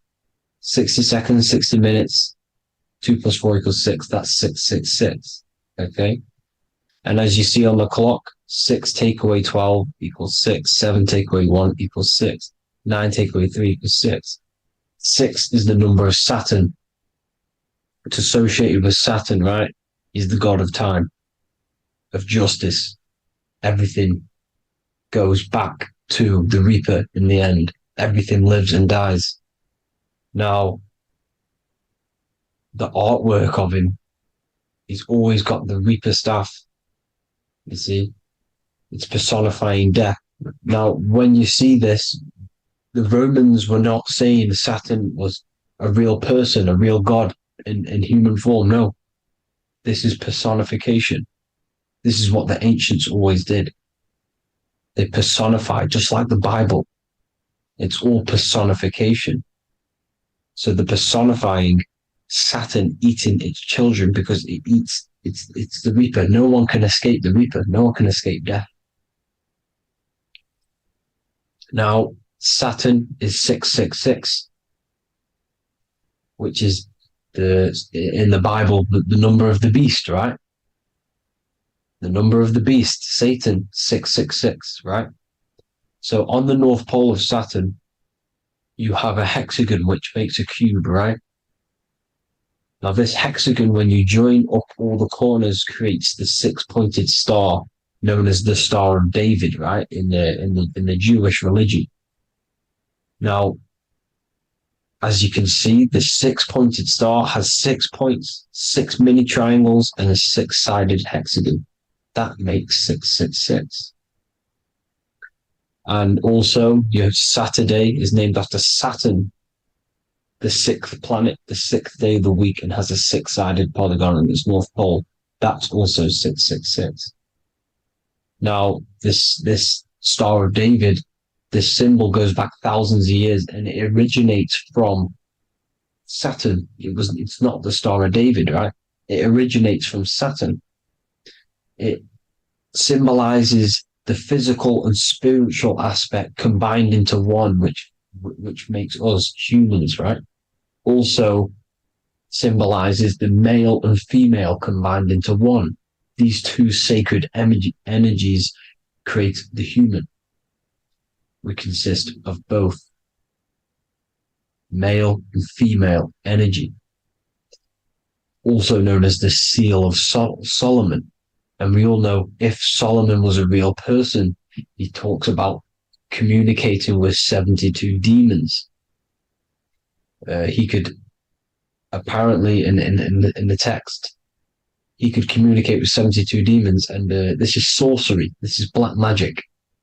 Now, this symbol is associated with hexing people. When you place a hex on someone, that is a form of witchcraft, which a hex is just a curse. When you're cursing someone, this is black magic.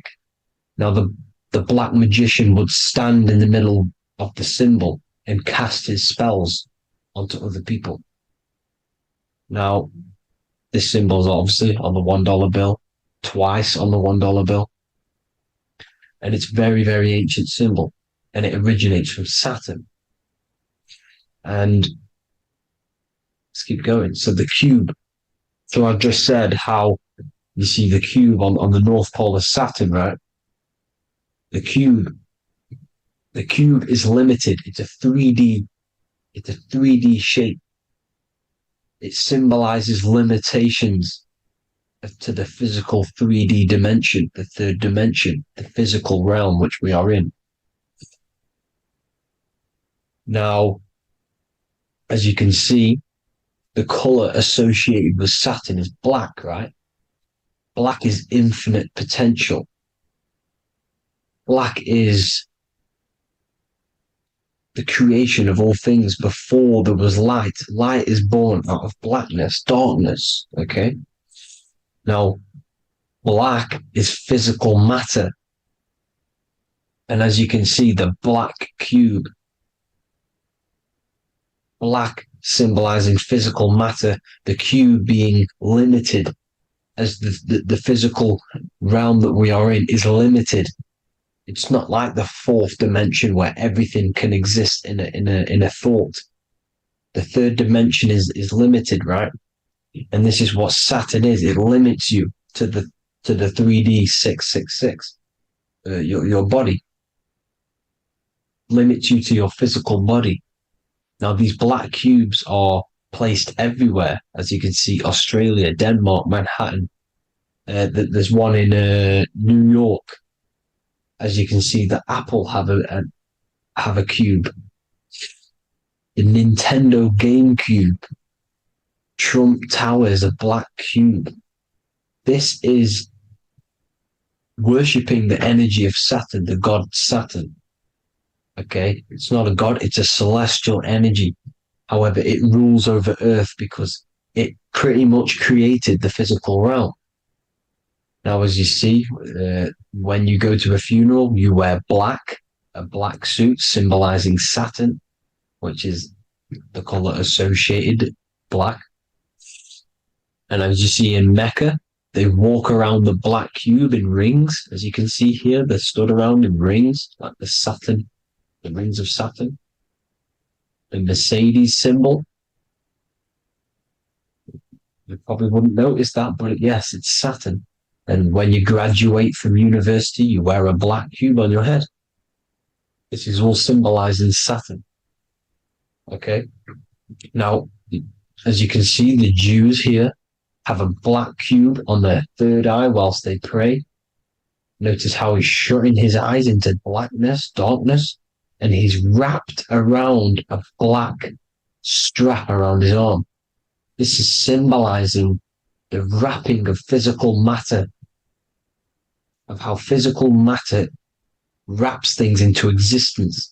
And as we all know, the Star of David is a Jewish symbol. So he has the black cube and the Star of David, right?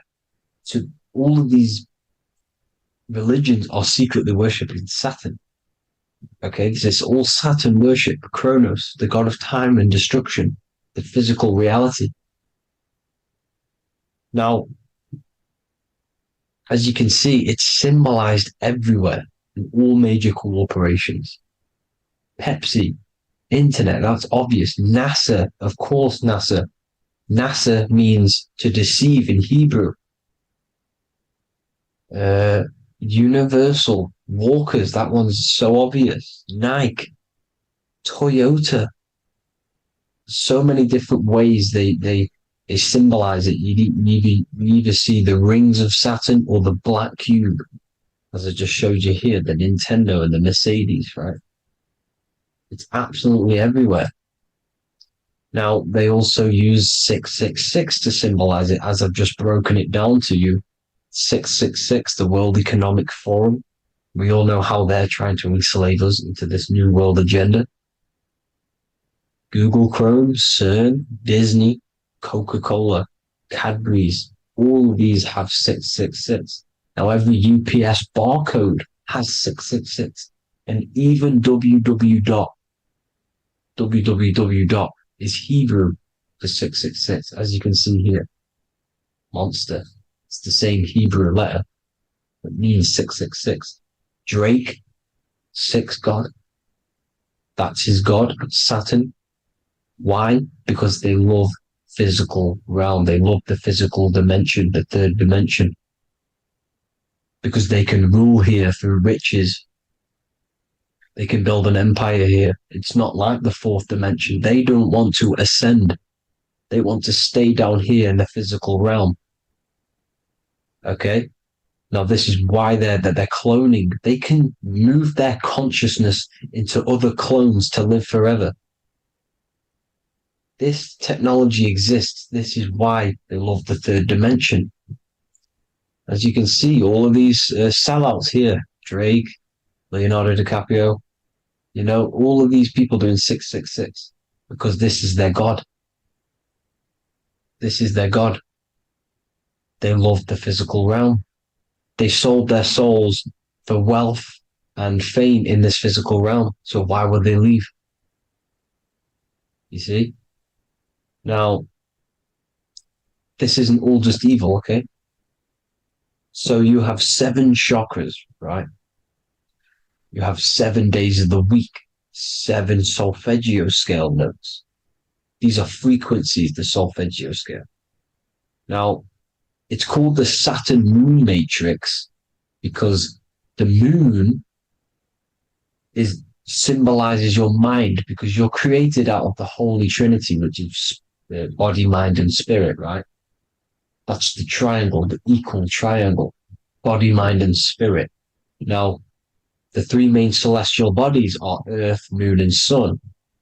The Earth being your physical body, the Moon being your mind, and the Sun is your soul, hence why it's called solar. It's a solar soul. Now, these symbols are alchemical symbols. So when you're doing alchemy, you use these symbols to obviously symbolize what we're talking about. Now, as you can see, these are all the symbols of the planets. Now, Saturn is created out of the moon on top, the moon on the bottom and the earth on top, as you can see here. You see? And this creates the number 5. Now, with the moon being your mind and the earth being your physical body, this is mind over matter, because the earth is your body's matter. This is a matter over mind. You don't want to be matter over mind. This is low states of consciousness. You want the mind over matter, you see, to manipulate matter, to create your own reality. Now, obviously, we all know Saturn is associated with the lowest chakra, which is the root chakra. This is to deal with your animal instincts. When you're down here, you identify as the physical body. You don't know anything spiritual. You're you have a pure physical mind. You don't believe in anything spiritual. This is survival mode, consumption. They want you trapped down here, which is matter over mind. They don't want you to create your own reality, which is mind over matter. You see? Now, that's what Jupiter is. Saturn is the moon on the bottom and the earth on top. But Jupiter is the moon on top with the earth on the bottom. That's mind over matter, you see? So, these chakras are an ascension process from matter, physical matter to spiritual. This is the ascension. This is the stairway to heaven. This is Jacob's ladder. You see? Now, the number 5, which is obviously associated with Saturn as well, which create the symbol for Saturn, created the number 5. You have 5 senses, 5 elements, 5 physical elements. As we all know, Saturn crystallizes everything into physical matter out of the 4 elements. 5 fingers and toes, 5 points of man. Okay, the number 5 is the number of justice. Saturn holds things back. He restrains things from you, makes you learn the lesson. Now, 666 is not all evil. 666 is the atomic structure of the carbon atom. 6 protons, 6 electrons, 6 neutrons, right? We are carbon-based life forms. All life forms are based on the bonding properties of the element carbon. Because Saturn crystallizes everything into physical matter. Now, the Masons symbolize this with the checkered boards. They have the black square, which is obviously matter, as I just said, the black cube. And spirit is the white square, because white is eternal light. White and light, you see. Black is physical matter. Now, this is what we are. The point of our soul is to transmute from matter to spirit, but these are interchangeable. This is the constant cycle between spirit and matter, spirit and matter. High vibrational matter turns into spirit. Low vibrational spirit turns into physical matter. You see? Now, we are carbon-based life forms. This is what 666 is, the number of the beast. When I say we, the physical body is the beast. It's the animal. It's the carbon suit to operate in this physical dimension, in this physical realm. See? It's the vehicle used to operate in this physical realm. But your mind isn't from this physical realm, you see? The brain is the physical manifestation of the soul. Okay? So, as you can see here, the spine is an extension of the brain. Everything goes back to the brain. This is literally what your physical body is. You see, this is the nervous system, and everything reports back to the brain, and everything's controlled from this control center. And this spinal column, at the top of the spinal column, is your third eye, which is known as the pineal gland. And this is the seat of consciousness. It's the center of consciousness. That is your true self, pure consciousness. This body is just a physical body. This body is mortal. This body runs out, but your consciousness lives forever. They don't want you knowing this. This is why they keep you down here in your lower chakra. They want you to believe everything is just physical. They don't want you to believe in the spiritual side of reality. Because this way they can manipulate you, right? They want you matter over mind because they know your mind creates reality. They know your mind is the root cause of reality. You manifest your own reality from the inside out. So this is why they control your perception of reality. They control your information in order to manifest their new world order. You, who are ignorant to knowledge and wisdom, you who are ignorant are manifesting their agenda because you accept their information and their perception of this reality. Now, this is why they tell you the globe model, the heliocentric model, to trap you into physical matter. Now, if you understood about this true form of this realm, you'd understand that there's a spiritual side behind everything. The spiritual side, something has to exist. The root cause of reality is higher planes of existence. It happens in the mind before it happens on the physical plane. You see? They don't want you knowing this. They want you matter over mind, which is the symbol for Saturn. Moon over Earth. The Holy Trinity.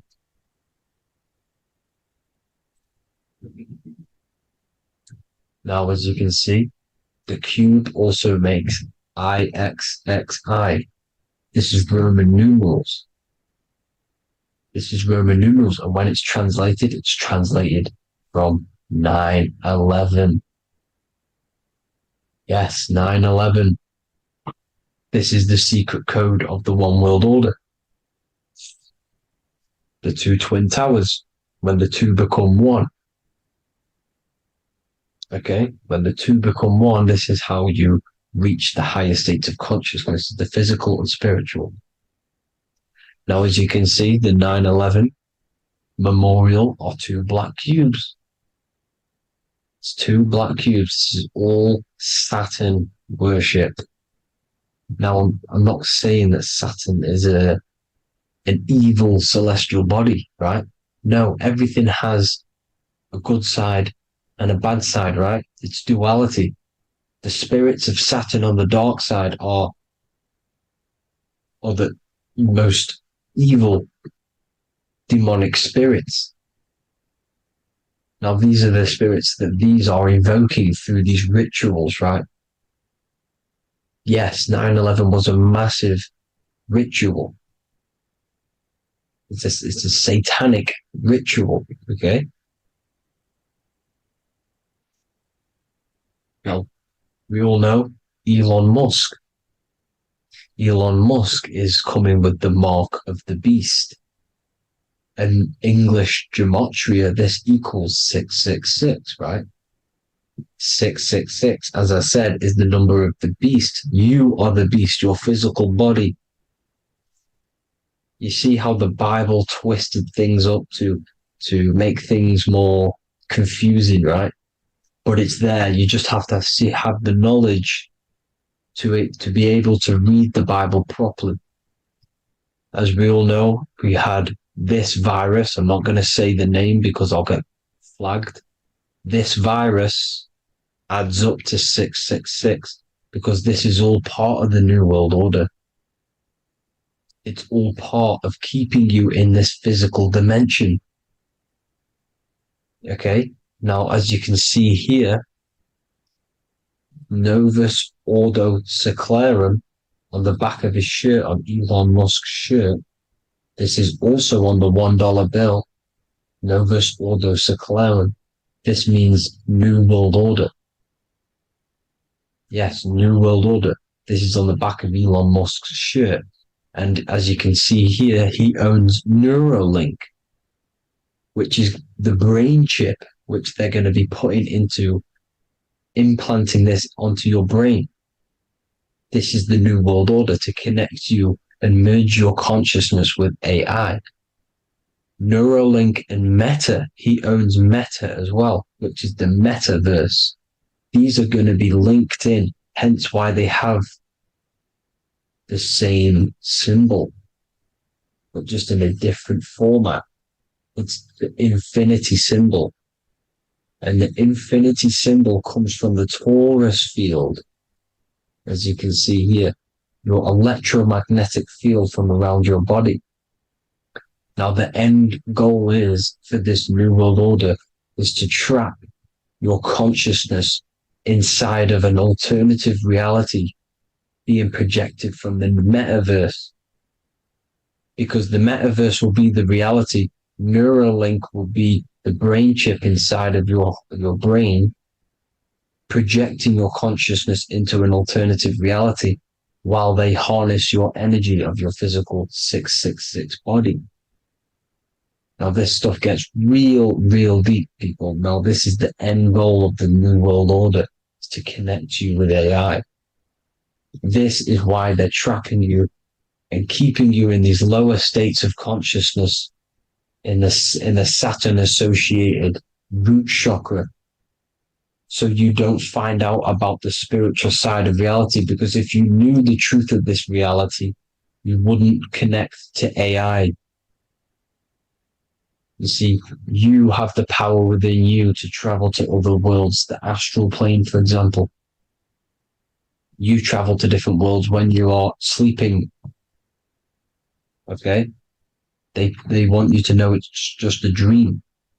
However, their end goal is to trap your consciousness and feed off your energy, spiritually and physically. Okay?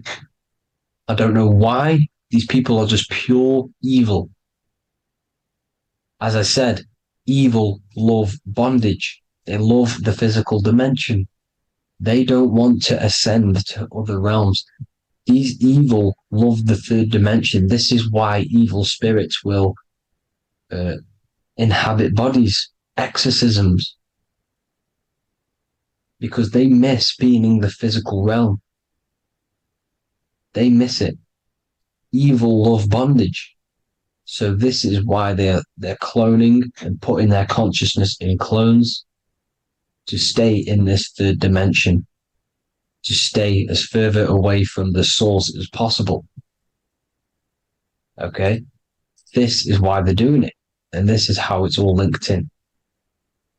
So I hope you all enjoyed this video. Hope you gained some wisdom. Please feel free to join the Telegram. And please leave a like and a subscribe. Thank you all, people. God bless.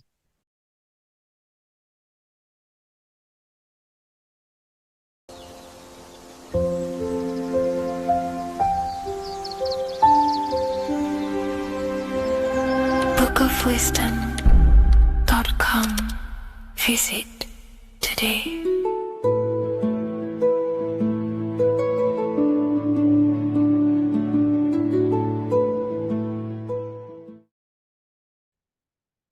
You don't just have a physical body. You have a physical, mental, spiritual, and emotional body. Each one of these aspects are a body of its own. Body does not just refer to a physical substance. You have a mental body for thinking, an emotional body for your emotions, a spiritual body for your energy in your astral form, and a physical body to encapsulate all of these. Each four of these aspects are essential for the human experience and essential to balance. Now, today we're going to be syncing the four aspects of your consciousness with the four seasons and the four elements and how this ties into the Bible. So we have four physical elements. We have 5 elements in total, spirit being the most important, but spirit is pure invisible. We have 4 physical elements. We have air, fire, earth, water. Earth and water are feminine. Air and fire are masculine.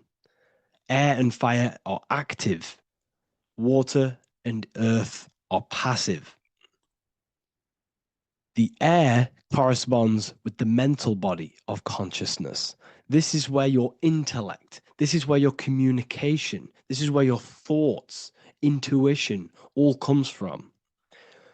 This is the mental body of consciousness that allows you to think, allows you to process, figure things out, and have intellect and gain knowledge. This is your intellectual aspect of your consciousness, located in the head region. We have a fire nature, a spiritual nature. This is our astral body. Our astral body is all to do with the subconscious realms, the higher realms of consciousness. This is the body that allows us to be free from the physical body. Our spirit is more of our energy. Our energy. Water is our emotional body. This is what allows us to feel things, that allows us to gain intuitive feelings of conscience. So emotion allows us to understand what is right and what is wrong. When we feel something bad, we know that this is wrong.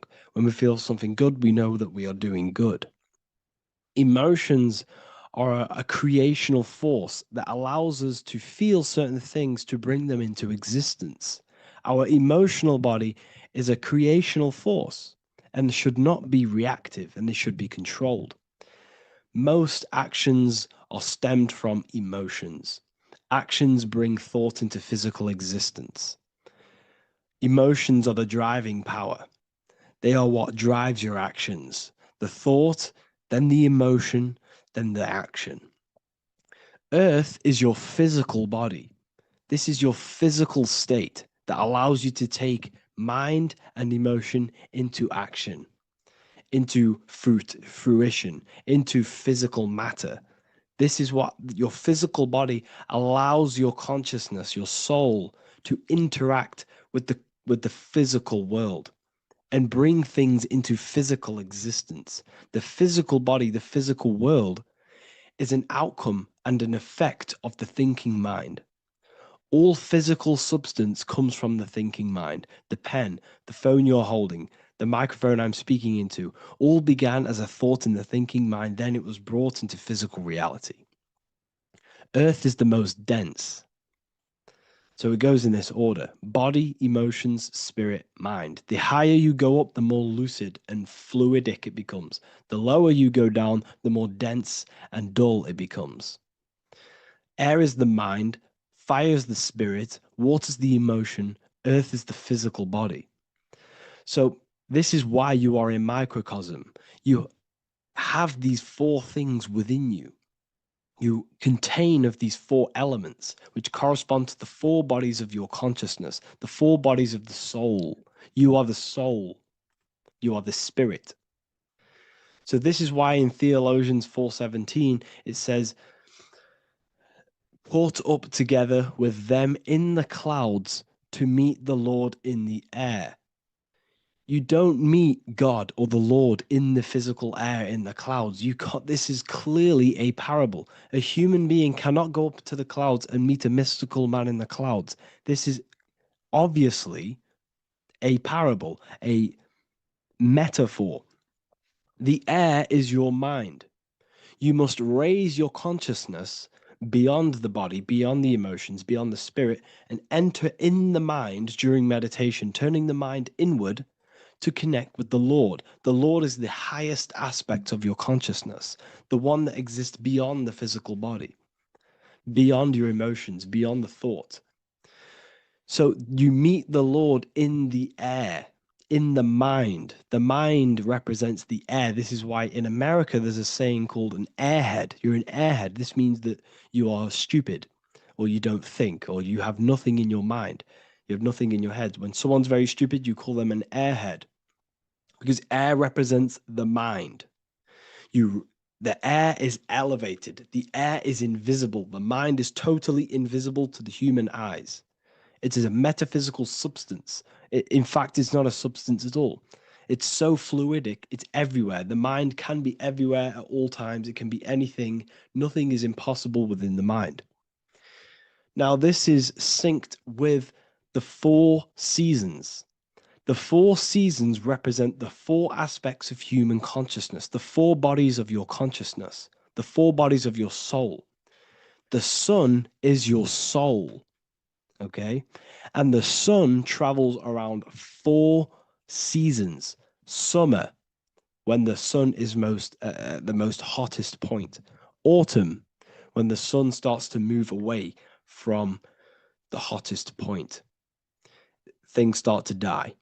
Then it goes to winter. This is when everything dies. This is when things enter in within itself. This is when darkness occurs. Then spring. This is the reignition of the sun. This is when the sun starts to bring back the warmth back to the summer. You have 4 seasons, which correspond to the 4 bodies of consciousness. Fire is the spirit. This is when you are passionate. This is when you are taking action. This is when you are fiery. The sun is blazing. You're taking action. You're very passionate. You're very spirit. You're in the spirit. Autumn is water, emotion. This is when you start to become very reflecting. This is when you start to feel emotional. Because in autumn, there's lots of water. This represents the emotional body of consciousness. Winter is the mind. This is air. Winter, what happens in winter? Everything enters within itself. The leaves die. The trees die. Everything dies and goes within. This is the mind. The mind is the darkness, remember. You close your eyes to enter within the mind. The winter represents meditation. In the winter, what do people do? They stay inside of their house. They research more. They read more books. They become more intellectual. They think more in the winter because we are so we're stuck inside. So we're more reflective. We're thinking more. We're more communicative. We're more intellectual. In the spring, this represents the earth, the body. This is when we start to come out of the mind and we awaken to the body. And things start to grow again. The plants start to grow. The earth is growing again and reborn again. This is the body. This is when you become more active in the spring.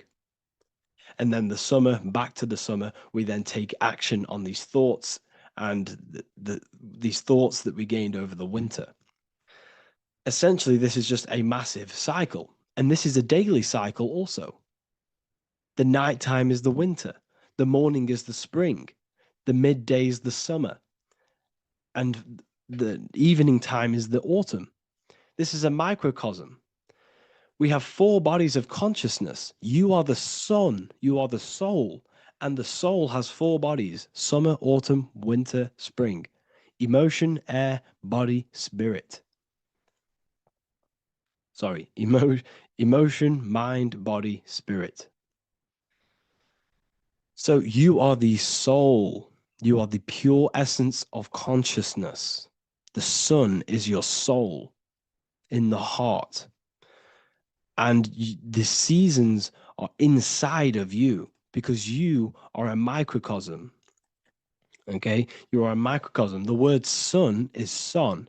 The Latin word for sun is sol, which is soul or solo, because the sun is solo. It's on its own. You are the soul, and the soul has the 4 different bodies of consciousness. So before we move on any further, if I've blown your mind, please, if you can, leave a like, a comment, a share, and a subscribe. Let me know what videos you want me to make in the future. Please drop a like. It definitely will help me. You are a microcosm of the macrocosm.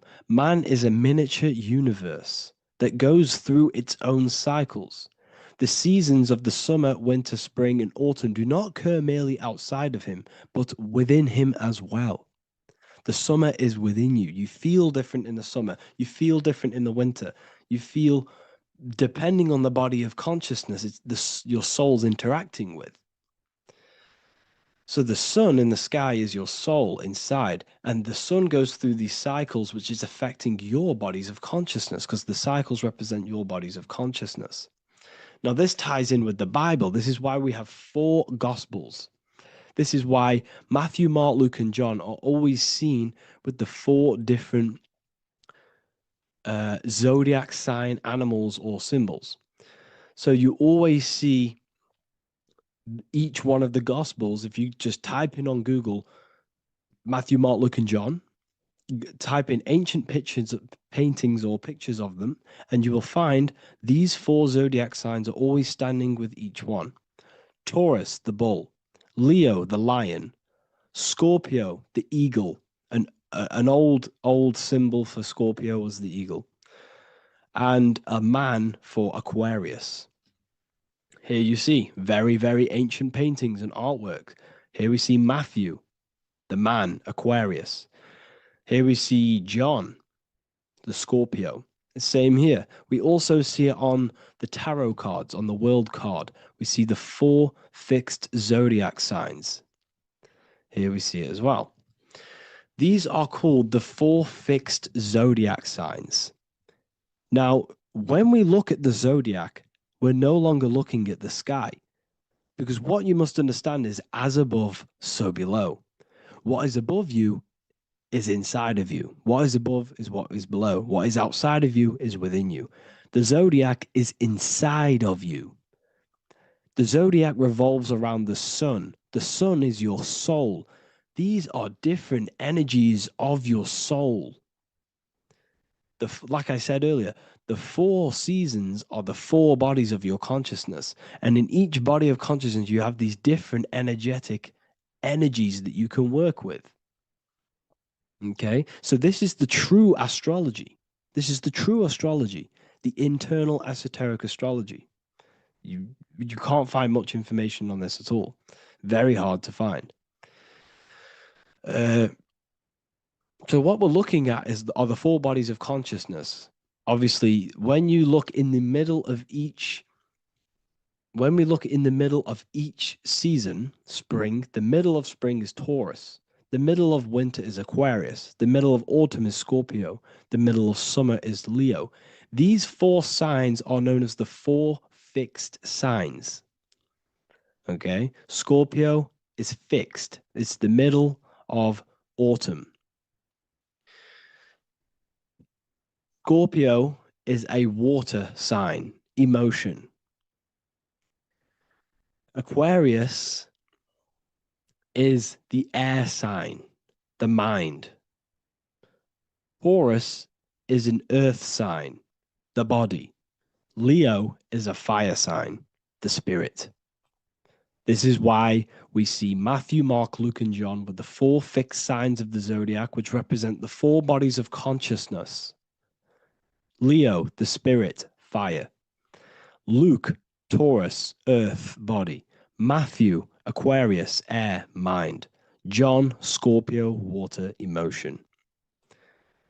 Each gospel is depicting Jesus and showing Jesus in each gospel. Each one of these gospels is showing and depicting Jesus according to the different body of consciousness. In John, this is when Jesus starts to turn water into wine. Water is emotion. Wine is transmuted emotion. This is when he does miracles with his emotions, water into wine. Aquarius, which is Matthew, air, the mind. Inside of the Gospel of Matthew, this depicts Jesus as an intellectual person, a person who's communicating and using his mind, his mental body a lot inside of the Gospel of Matthew. Go and read it, and you will see this. Luke, Taurus, earth, the body. Luke shows and depicts Jesus according to the body of consciousness, the physical body. He shows Jesus as a human, being a human being, helping people physically and helping people's physical needs, like giving away food and doing all sorts of good things for other people. Leo, Mark, inside of the Gospel of Mark, this shows Jesus as a spiritual teacher, a passionate person who is taking action. Each gospel is showing Jesus according to the different body of consciousness. And Jesus represents you, the sun. That's why it's called the Son of God, the light of the world. Jesus represents your soul, and your soul has these 4 gospels, the 4 bodies of consciousness, the 4 fixed signs, the four elements and the 4 seasons. These things all correspond to your consciousness. So this is Leonardo da Vinci showing you the exact same thing. Jesus is the I am, the sun, the soul, in the middle, on his own. Luke, spring, earth, body. There are 3 people in each group. There are 4 groups and there are 3 people in each group. 1, 2, 3. 1, 2, 3, 1, 2, 3, 1, 2, 3. Fall, winter, summer, spring. These are according to the 4 bodies of consciousness. Here we see Aries, which rules the head region. He's on the head of the table.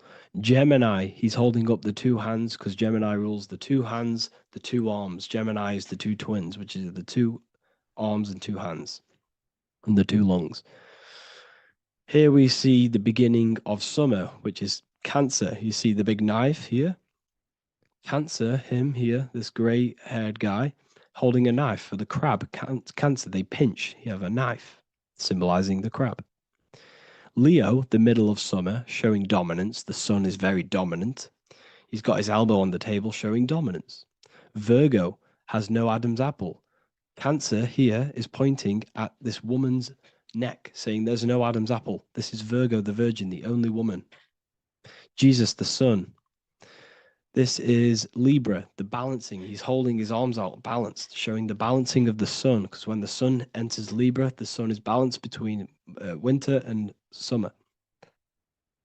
So it's balanced.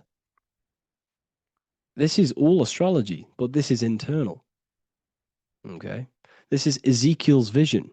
Ezekiel had a vision in the Bible, and he saw the face of a man, the face of a lion, the face of an ox, and the face of an eagle. The eagle, Scorpio, the ox is Taurus, the lion is Leo, and the man is Aquarius. He saw the throne of God, and he saw the different bodies of consciousness. This is all symbolic for the different bodies of your soul. So when we look at the zodiac, we are actually looking at a map and the energies of our soul and the energies of our bodies and the energies of our consciousness. This is what we are looking at. Each zodiac is an aspect of our consciousness and an energy that we can work with and that we must purify. Balance and purification is essential. Imagine playing a brand new video game. Let's say a brand new video game came out and you had to play it. What happens when you play that game? You don't know the controls. You cause chaos in that game. You can't really run properly. You can't do anything properly. You're getting destroyed by other people who are playing that game. It's the same with your physical body. When you are born, you must learn how to play the game. You must learn how to balance the mind, learn how to balance the spirit, the emotions, and the physical body. We must balance and purify each body of our consciousness. We must look after our physical body with our physical health by eating physical, electrical food like fruits and veg. We must look after our minds by being conscious of what enters our eyes, enters our ears, enters everything. Whatever enters our 5 senses is affecting our mind, our mental health, our environment, mental. We need to look after our thoughts, control our thoughts by purifying our thoughts, only positive thoughts. Then we must purify our emotions, feeling only gratitude and love and not feeling these negative, dull emotions. Then we must look after our spiritual body through meditation and looking after our spirit. But remember, when we look after our mind, it all begins in the mind. Each body of consciousness is interlocked with the other. If you have if you have an unhealthy body, you have an unhealthy mind, spirit, and emotions. If you have an unhealthy mind, you have an unhealthy body, spirit, and emotions. If you have an unhealthy emotions, you have an unhealthy spirit, mind, and physical body. They're all interlocked. You must balance each one of them. Look after your physical body. Look after your thoughts. Look after your emotions. Look after your spirit. But remember, the mind is the most powerful one. It's mind over matter. Once we look after the mind, we start to Because once we start to control our minds and control every thought we think, this will then turn into discipline in our physical body. Because once we learn how to discipline the mind, we learn how to discipline what we eat, we learn how to discipline what we feel, we learn how to discipline our spirit. This is all interlocked, but work on the mind first. Work on the mind first. All of this knowledge is inside of the brand new Book of Wisdom, Volume 2. This is a revolution of human consciousness. If you've read it, please leave a review down below. If you've read Volume 1, leave a review down below. This is the next revolution. I don't see this information anywhere. This is the next revolution of human consciousness. And of course, if you are serious about this and you truly want to gain enlightenment and join an amazing community where you can connect with me on live calls, lectures, the Manifestation Mastery course, you can gain access to my library with over 45 PDFs plus my books. And if you do join the university, you can order a Volume 2 free of charge. All you have to do is to pay for shipping. If you truly take your knowledge serious and you want to take advantage of life, join the university. This is where truth seekers belong. Just want to say thank you all. Please leave a comment.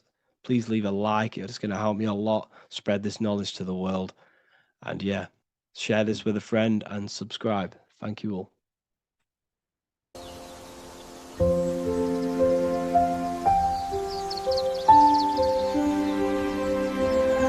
bookofwisdom.com. Visit today.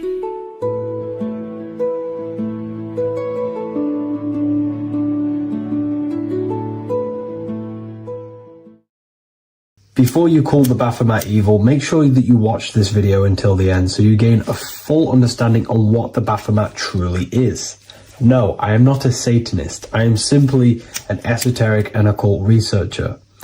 I've been looking into symbolism for a very long time, and I can reassure you that this symbol does not represent the devil, does not represent any negative figure. It's a very deep occult esoteric symbol. What we first need to understand about the Baphomet, it is indeed a symbol. Every symbol we see around us is neutral. The pentagram, the Baphomet is neutral. It depends how you use it, whether it is used in a good or bad way. Everything is neutral. It's your mind's perception that gives it a positive or a negative charge. First of all, let's break down the Baphomet symbol. Let's look very closely at the Baphomet. We have clearly the 4 physical elements corresponding to the Baphomet. Here we clearly have the fire element. The wings represents the air, the flapping in the air. The fish scales, which is the water. And this dome figure representing the earth. The soul is incarnated into 4 bodies. We have a mental body of consciousness, intellect. We have an emotional body of consciousness, which is all to do with intuition and energy. We have a spiritual body of consciousness, our astral body, and a physical body of consciousness for the physical earth.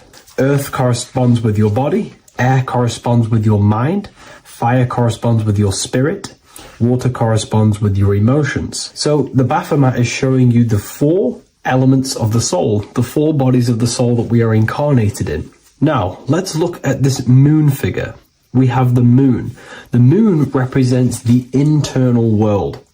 It represents what we cannot see. The sun represents our conscious mind, what we can see, what we're aware of, the physical world. The moon represents what we are not aware of. It represents our internal world. Remember, we have 2 worlds. You're an individual. You have a dual nature. Individual. You have an internal world. When you close your eyes, you have an internal voice, an internal world of thought and emotion, and an external world of this material body. The moon represents the internal.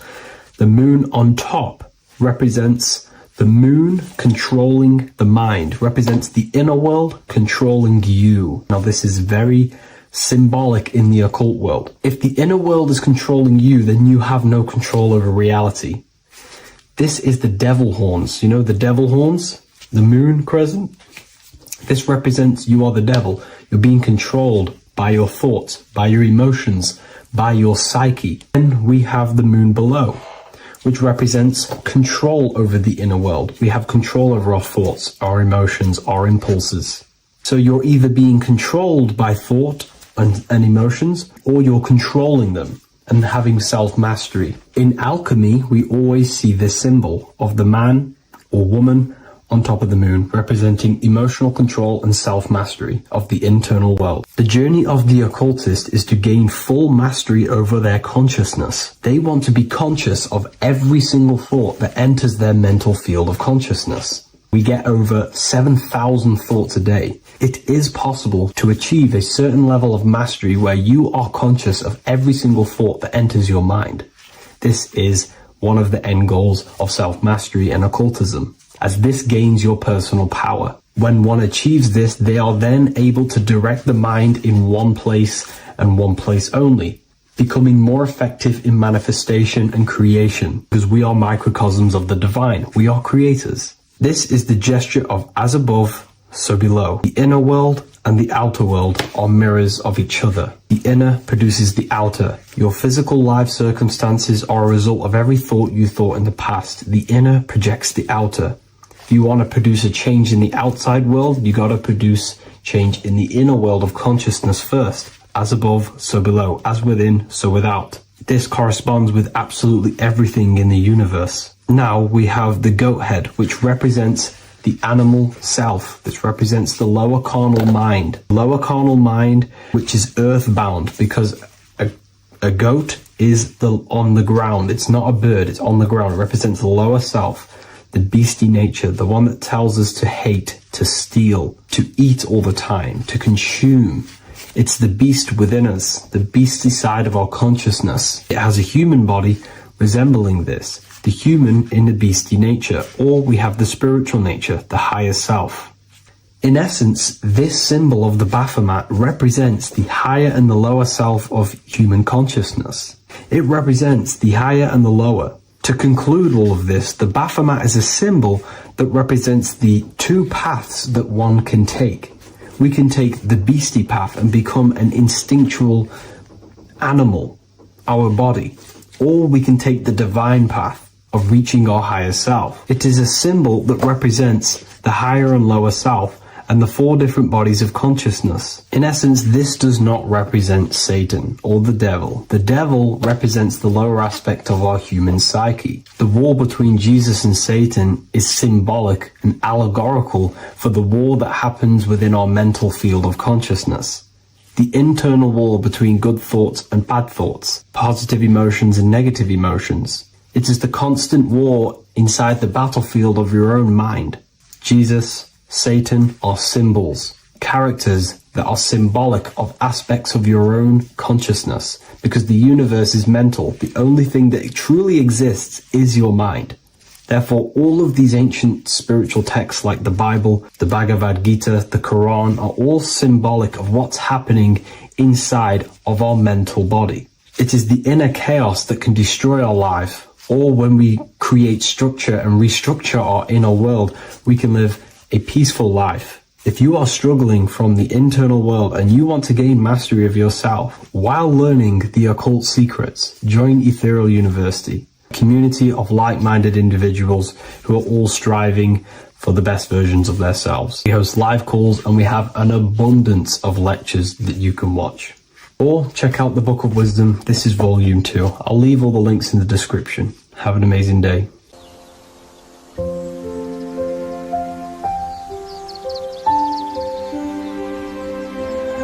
bookofwisdom.com.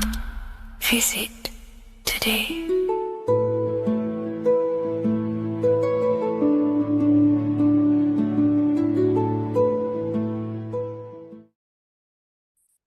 The Pope is supposedly opening 5 portals on Christmas Day. Now, I know this video is a bit late, but I'm going to be commenting on what I think this symbolism and this ritual truly means and what they are trying to do to society with this symbolic ritual. So the first thing we must understand is that everything these people do on a mass scale, all of these major events that they take place on, are all symbolic. They're all ritual. They all have purpose. Okay. So when we look at the locations of these 5 doors that are in Rome, we actually see the sigil of Lucifer when we connect the dots of all of the 5 door locations. This is the sigil of Lucifer. Lucifer is not what you think. Lucifer, sigil of Lucifer, represents the outline of the human brain and our visual perception field. Now, the human perception field is how our brain interacts with the external reality.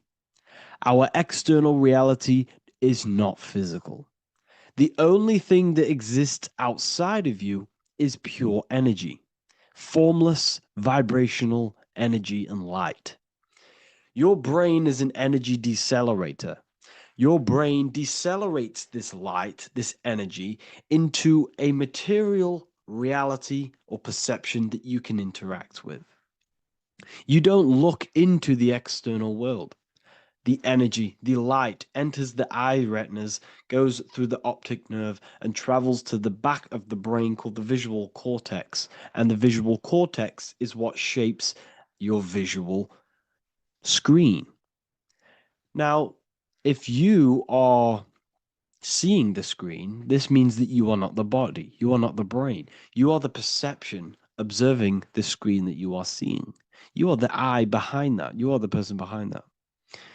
So, what this is actually symbolizing is perception. This is a symbol of perception, of perceiving the material plane, of how spirit interacts with matter. Now, what's Lucifer? Now, the word Lucifer means the light bearer. He's known as the light bearer. The word Lucifer originates in Latin. Luci means light, and fer means to bring. It's the light bringer. The eyes, the visual perception of the light bringer to your reality.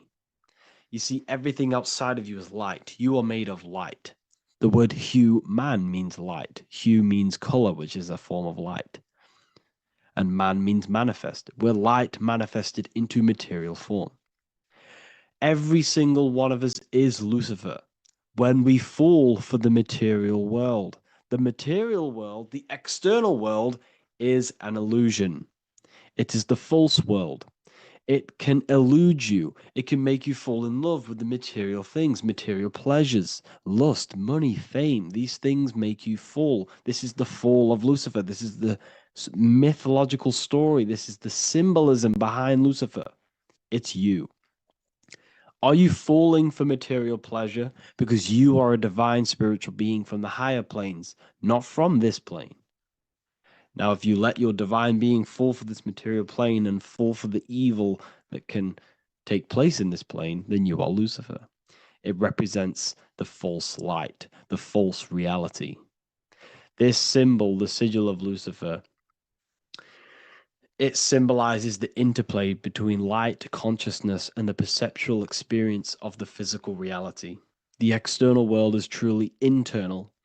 What we visually perceive is essentially light waves carrying information, which then gets processed by our brain, the central computer of our nervous system. Okay? So, how many doors are open? 5 doors. So 5 is the number of perception as well. 5 fingers on each hand, 5 points on the human body, 5 toes on each foot. We have 5 senses. 1, 2, 3, and 4, they're spiritual numbers. 6, 7, 8, and 9, they're material numbers. 5's the gateway. 5 is the middle bridge of how our spiritual self interacts with the physical self, how spirit interacts with matter. So this ritual is symbolic of perception. This is maybe bringing in a new perception. A new event will happen after this, a new perception of the world. Or personally, I think this ritual was to obviously shape the collective consciousness. because your reality is an externalization of your inner consciousness. It's simply just a mirror. Your material life, your material world outside of you is simply a mirror reflecting with mathematical and geometric precision of your internal consciousness. Your consciousness is creating and causing the effect called reality, physical reality. Your life is a result of every thought you thought in the past. Therefore, with that being said, everyone who perceives this ritual of, oh, the Pope's opening 5 spiritual portals, who's letting in demonic energy into the world, they're going to let demonic energies and demonic spirits all in the world.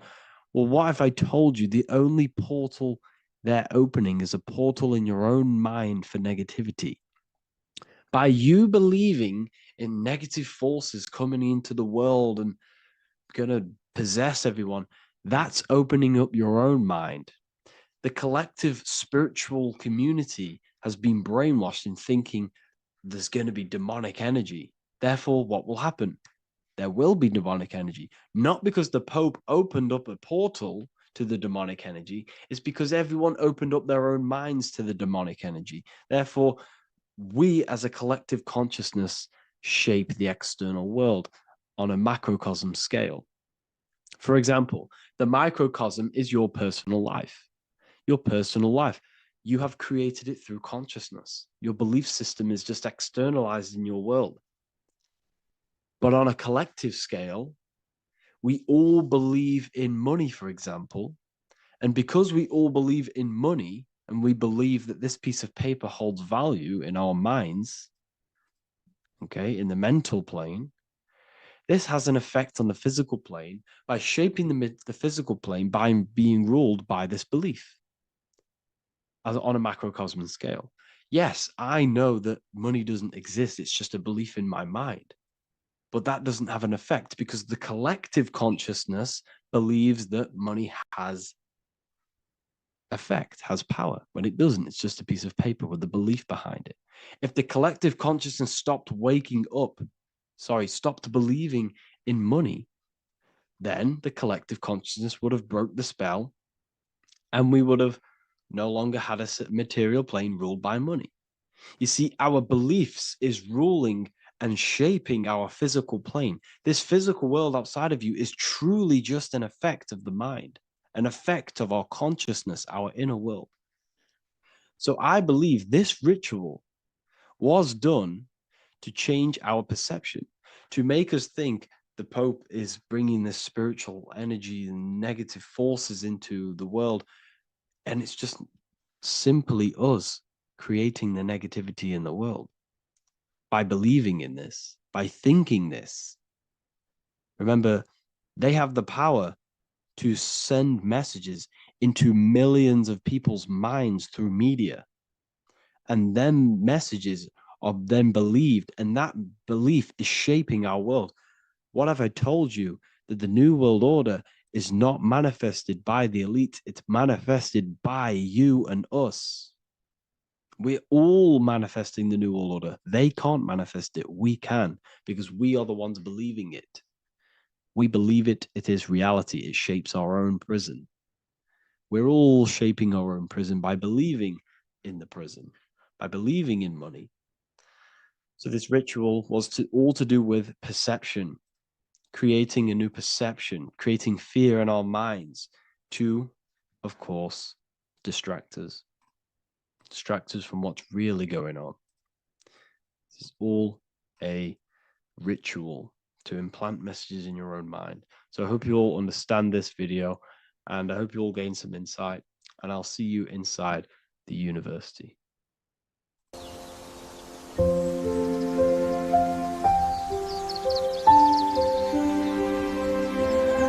bookofwisdom.com.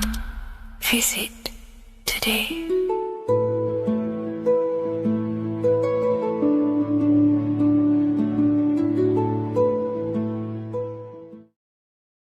Watching pornography makes you see people as objects. It does a lot of psychological damage to the human mind. And if you truly want to progress in life, your spiritual journey, mastery, whatever it is, mastering your sexual urges is essential to become powerful, successful, and become the best version of yourself. And there are some occult practices that I used to help master this urge. They're not really techniques, they're more mindsets, which will definitely help you overcome your urges. So if you want to quit pornography today, this is the way forward that I used to create this version of myself. Before we go into the tactics, we must understand that whatever we do in darkness comes into light some way or another. If you watch pornography, you know you have a problem, you keep this to yourself. We all naturally do. These things are private, and what we do in our private time molds our subconscious mind, and we keep it away from people. But whatever we do in darkness always comes to light. If you're doing things you don't want others to see, such as watching pornography, it will come out through a subconscious force. It will come out in your eye contact. You won't really be able to make eye contact with the person you're attracted to. It comes out in your energy, your aura, your presence, your confidence. All of this plays a role in molding your consciousness. And especially women can pick this up so easily. Females are more subconscious, males are more conscious. Females speak indirectly, males should speak directly. If a woman is hungry, they will say, "I'm hungry. Are you hungry?" But a male will say, "Let's go get some food." You have to see the underlying subconscious messages in women because they speak in more of a subconscious language. Men speak in a direct language. And maybe even men will pick this up. If you want to be taken seriously in the business world or your career, whatever it is, this is essential for your body language and your personal power. So you must master your sexual urges. Releasing your sexual energy, your sexual fluids, removes the life in your eyes. A lot of people get dark bags underneath their eyes. I used to have them years and years ago. My eyes were always half shut. There was no life in my eyes. But as you purify yourself, the life and the energy comes back into your glaring eyes. The first tactic on mastering your sexual urges is understanding that thoughts produce emotions. Whatever we think about inside of our mental body directly corresponds to what we feel in our emotional body. What we see here is a piece of alchemical artwork showing you the light of the mind shining down into the heart. This represents the mental body with the clouds. This represents the human heart, the emotional body of consciousness. What we think about, if we think about sex, or if we watch things that are stimulating to us on Instagram, TikTok, that thought goes into the mind and the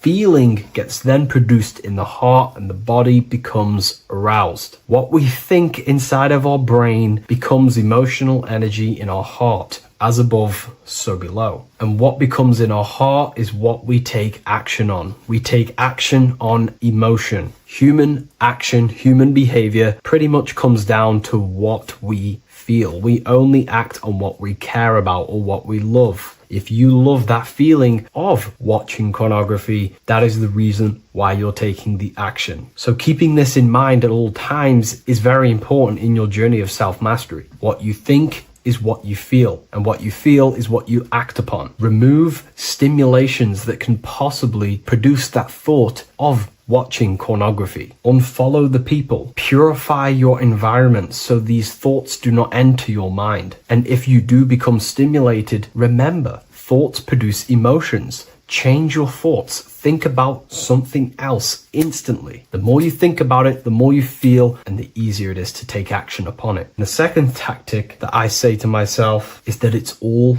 mental. World, the universe, life is all mental. For example, unfortunately, my brother passed away recently. I've never gone through something like this in my life. It's tough. It's horrible. It's not nice losing a loved one. However, if I sit around and focus just on the negative side of that, yes, of course, I'm going to have my moments. But if I just sit there and focus focus on the negative, it will destroy my life. It will pull me down. The only thing that I can do to benefit from this situation is to become a better family person out of this. Become more loving, spend more time with the people who mean a lot to you. You can always change and transmute the mindset of every situation in your reality. There's a famous saying I like to say, if you can change it, change it. But if you cannot change it, change the mental attitude towards it. Never just sit there focusing on the negative side of reality. This helped me with mastering myself watching pornography. It's all mental. You hold the power over the mind. And the next tactic is probably the best one ever. And I still use this today in everything in my life. Before I make any decision in life, I always say to myself, what is the effect of this cause? Is that effect going to push me towards who I want to be? Or is that effect going to pull me away of who I want to be and become and where I want to go in life? If the effect is not pushing me towards who I want to be, I will not take the action which is the cause. Consciousness cannot escape the law of cause and effect. It is an immutable,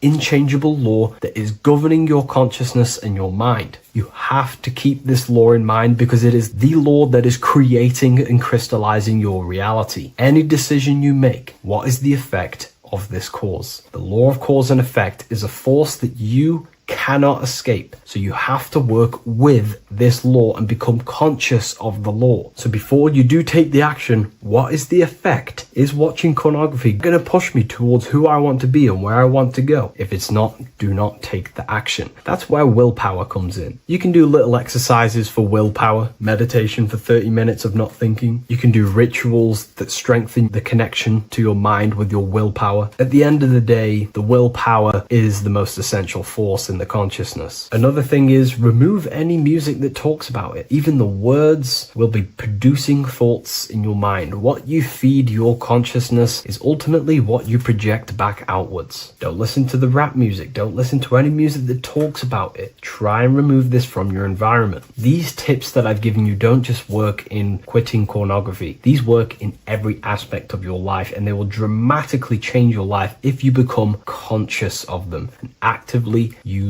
your mind. Don't fall under the spell of becoming unconscious. Never act unconsciously. Never think unconsciously. Never feel unconsciously. Stay on top of your mind. Be the observing eye in your mind. Never fall unconscious. Of course, we all need to sleep, but I mean in the waking times. And this is why learning about yourself or consciousness is essential for every aspect of life. Business, your career, money, whatever it is. Whatever you're doing in your life comes down to understanding human consciousness. And that's why I wrote these books, so you understand yourself, so you gain your understanding of the functions of your own mind, body, emotions, and how you are creating reality. That's why I wrote the book of symbolism, because symbols are not just symbols. These symbols represent forces and aspects of the human psyche themselves, and they are veils, they are keys that help you remember and become conscious of what has fallen unconscious in your mind. We're simply just becoming conscious of what we are unconscious of and becoming conscious of them and using these powers. You want to take your life to the next level? Feel free to get the book of symbolism. I'll leave a link in the description.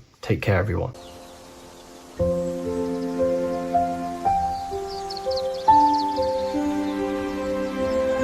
bookofwisdom.com. Visit today.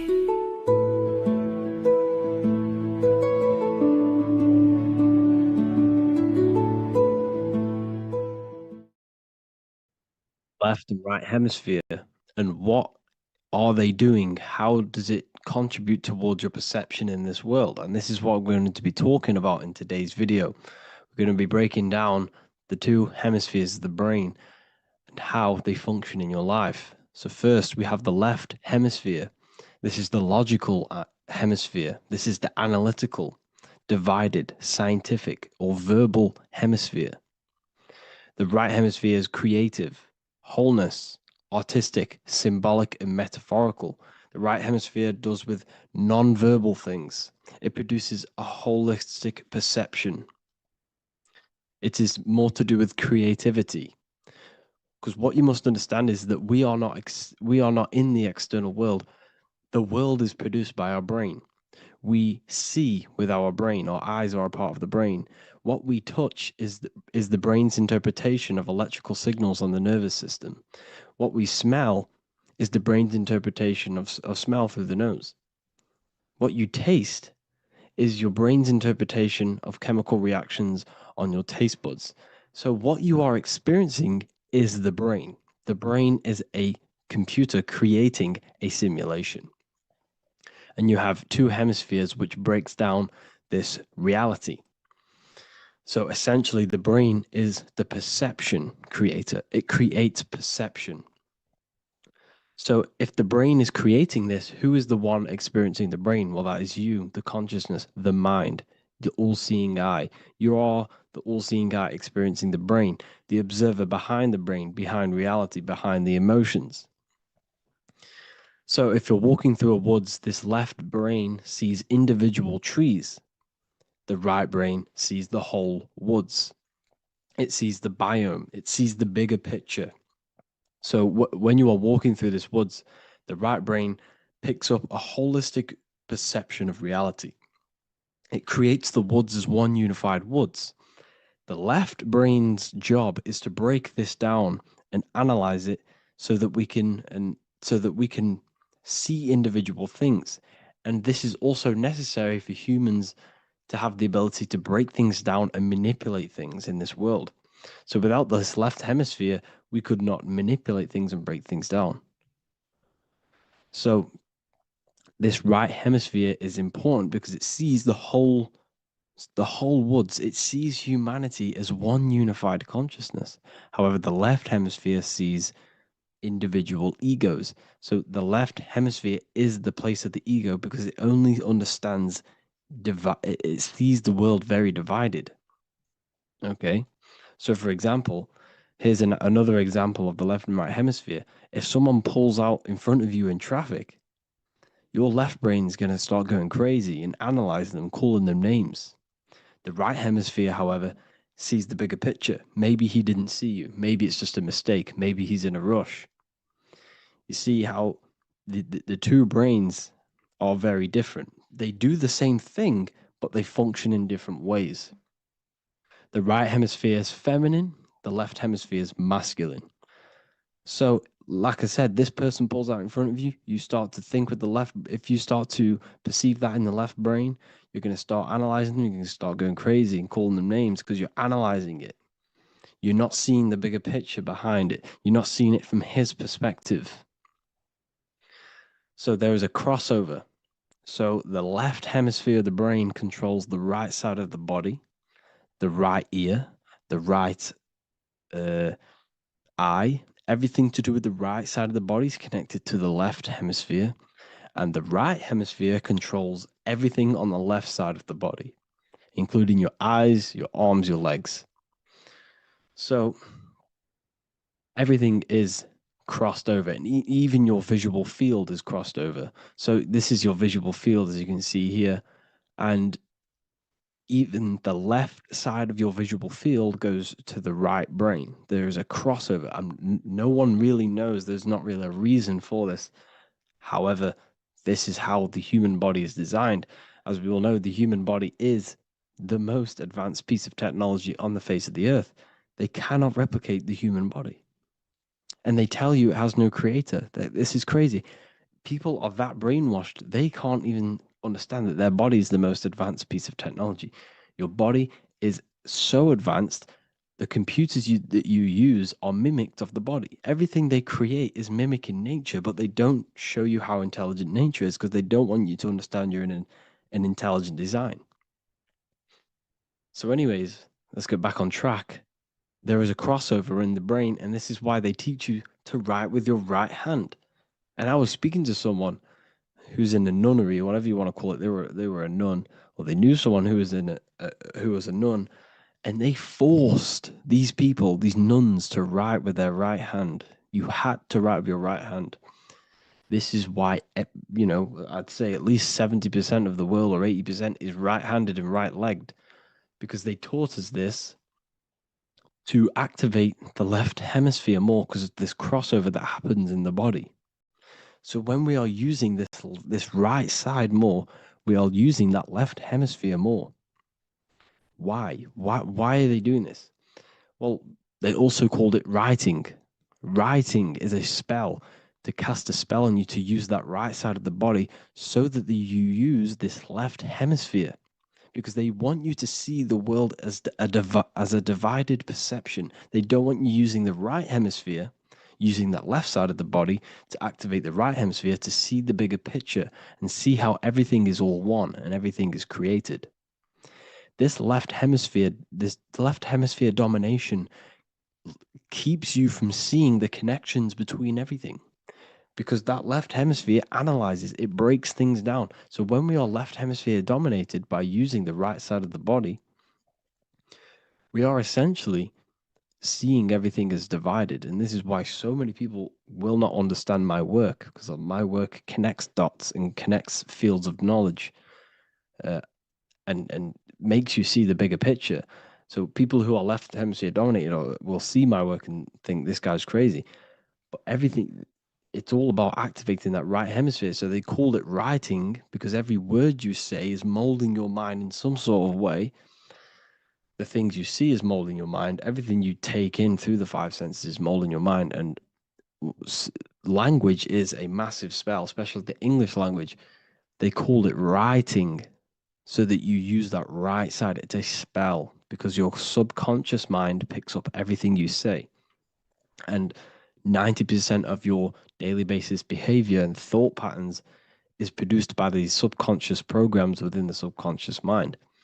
Essentially, your conscious mind is only the 10% of you. The conscious mind is just what you're aware of, what you're wearing, how you're feeling, what you're thinking. That's your conscious mind. The subconscious mind is controlling every system in your body. It's telling your heart to beat without you being conscious of it. So essentially, this is what they're programming. They're programming this system in the back of the mind, which is controlling everything through the words. And this is what spells are, because it's all about creating perception in the subconscious. So they want you to use that right side more. I truly believe the ancients, they were balanced. They used the left and the right side of the body. They didn't have a stronger side because they understood this science of the body and how the body works. So this is actually called phonetics. It's not etymology. Etymology is the study of root words. Phonetics is the study of how words sound similar.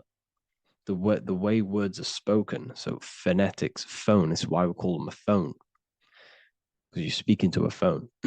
So this is write and writing, to use that right side to activate the left hemisphere more. So your hands are a manifestation of your brain. The left hand is the right brain, the right hand is the left brain.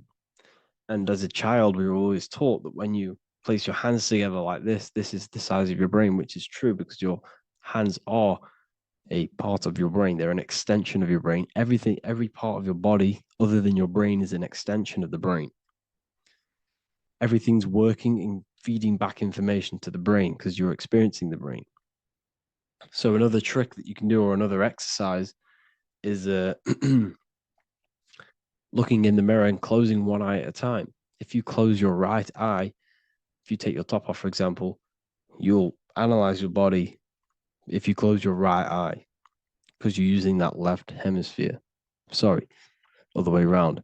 If you look at yourself through your right eye, you'll use that left hemisphere, which will analyze yourself. You'll see individual body parts. If you close the right eye and use the left eye, you'll see your body as a whole. You won't really analyze it. This is how you can analyze yourself using these two hemispheres. So this whole system is created to keep you thinking logically and to restrict you from creating and restrict you from understanding symbolism, allegories, metaphors, and teamwork.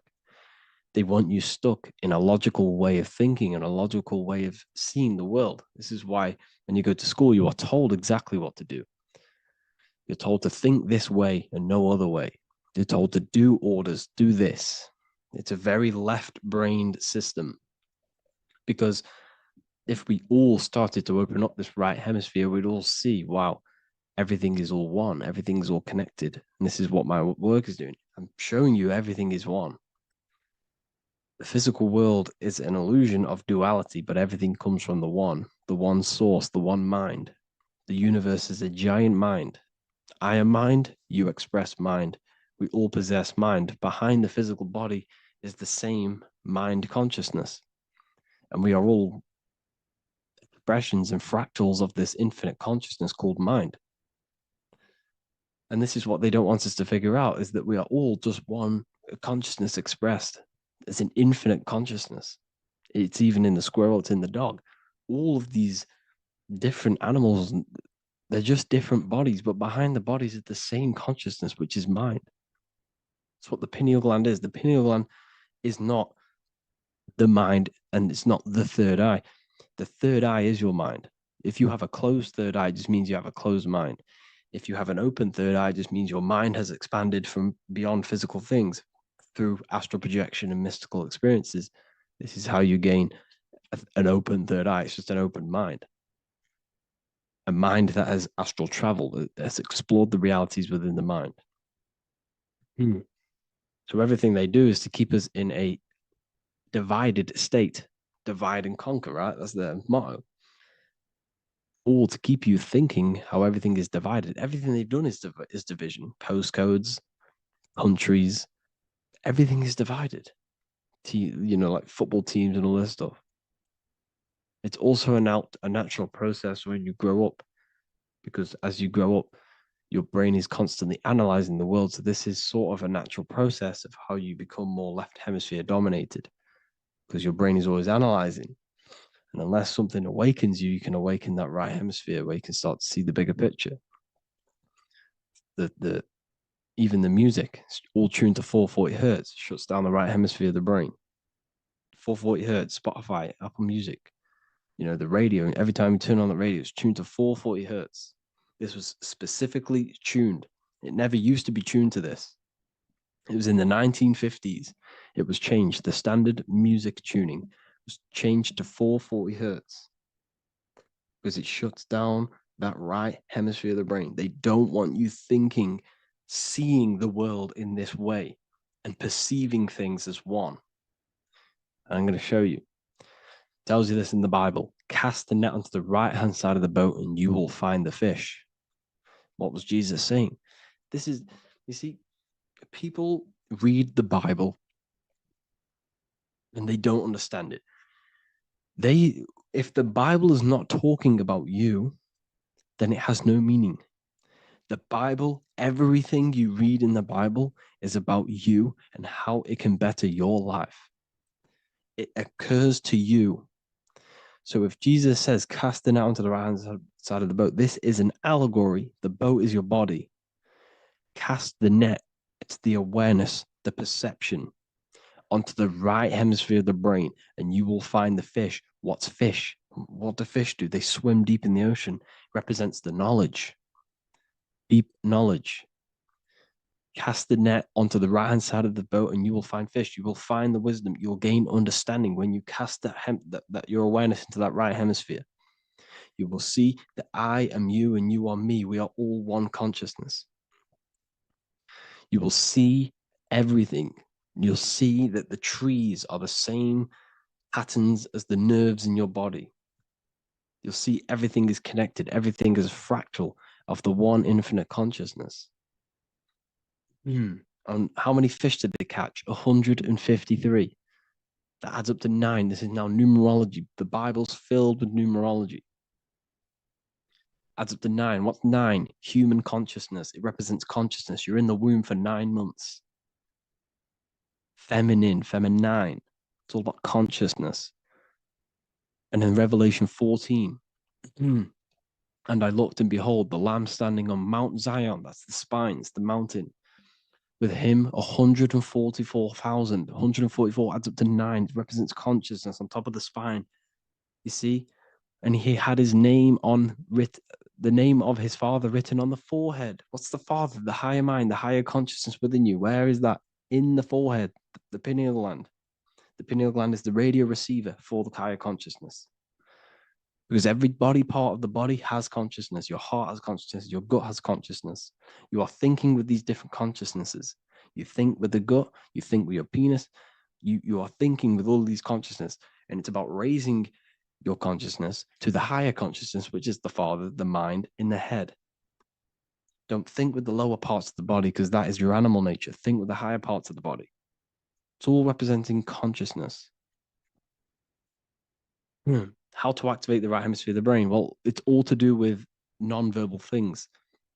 So music will activate the right hemisphere. Make sure it's tuned to the right frequency though, 432 hertz, 528 hertz. Any frequency that adds up to 3, 6, or 9 is good for you. Meditation, turning off the thoughts, and you raise yourself to the higher brain. Symbolism. Symbolism is all right hemisphere. Reading between lines, metaphors, determining the Bible, it's all right hemisphere. Seeing the bigger picture, it's reading between the lines. So tithing in the Bible. These people in the churches are giving 10% of their money to the church. It's nothing but a scam. What these people have done is they have externalized the Bible. They have taken the Bible and literalized it so that they can make a business out of it. So what they're doing is a tenth of the produce of what it says in the Bible, a tenth of the produce of the land, whether grain or fruit, is the Lord's and is holy. So what's that saying? The tenth of it's basically saying give the 10% to the Lord, to God. What does that mean? Well, what's the land and the fruit? This represents physical things, the physical things that you have. The tenth of the physical things that you have. What's that? That's your ego. All the physical things that you have is all to do with your ego. That's the lower self. The ego, what is the ego? It's the mind's perception of the physical self. You had no ego when you were a child. Okay, when you were a child, you had no ego. As you grew older, you created the ego. But the ego is the full self. It's the echo. Ego, echo. It's the echo of the full self. So it's saying give the ego over. Take away the animal self.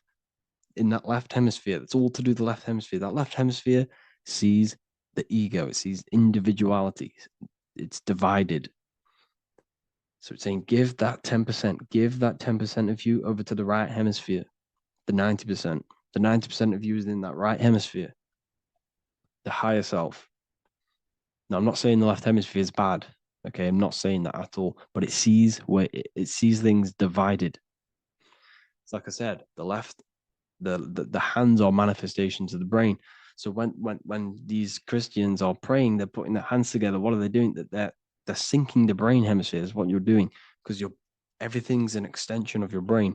So if you put your hands together, you're putting the two hemispheres together. And what's happening when you place the hands together? All the electricity in the body is now running in a circuit. So once you connect these two hands, the electrical energy is now running in a circuit. And energy can move around the body quicker and more efficiently. So when you pray, when these people are praying, they don't realize that they're engaging in ancient forms of meditation, of balancing the two hemispheres. So now we're talking about balancing the hemispheres, not the right hemisphere. This is what Israel is. Look at the symbol for Israel, the up triangle and the downward triangle. What's that? The up triangle represents male. The downward triangle represents female. Okay? This is talking about the brains. Israel is Ra, Isis, which is female, the Egyptian god, Ra, El. El means God. Electricity. That's the force of the physical world. It's the force that runs this world, electricity. It's the force of God. El, consciousness. It means God. Is Ra, El. Isis, Ra, and El. It's the two hemispheres of the brain, the holy land of Israel. It's the holy land, it's the brain. Once these two hemispheres are synced, this is how you unlock your consciousness. This is the easiest way of astral projecting. Hemisphering, I forgot the word for it. Hemisphere syncretization, something like that. It's about syncing the hemispheres. This is how you unlock your consciousness. Once the brain is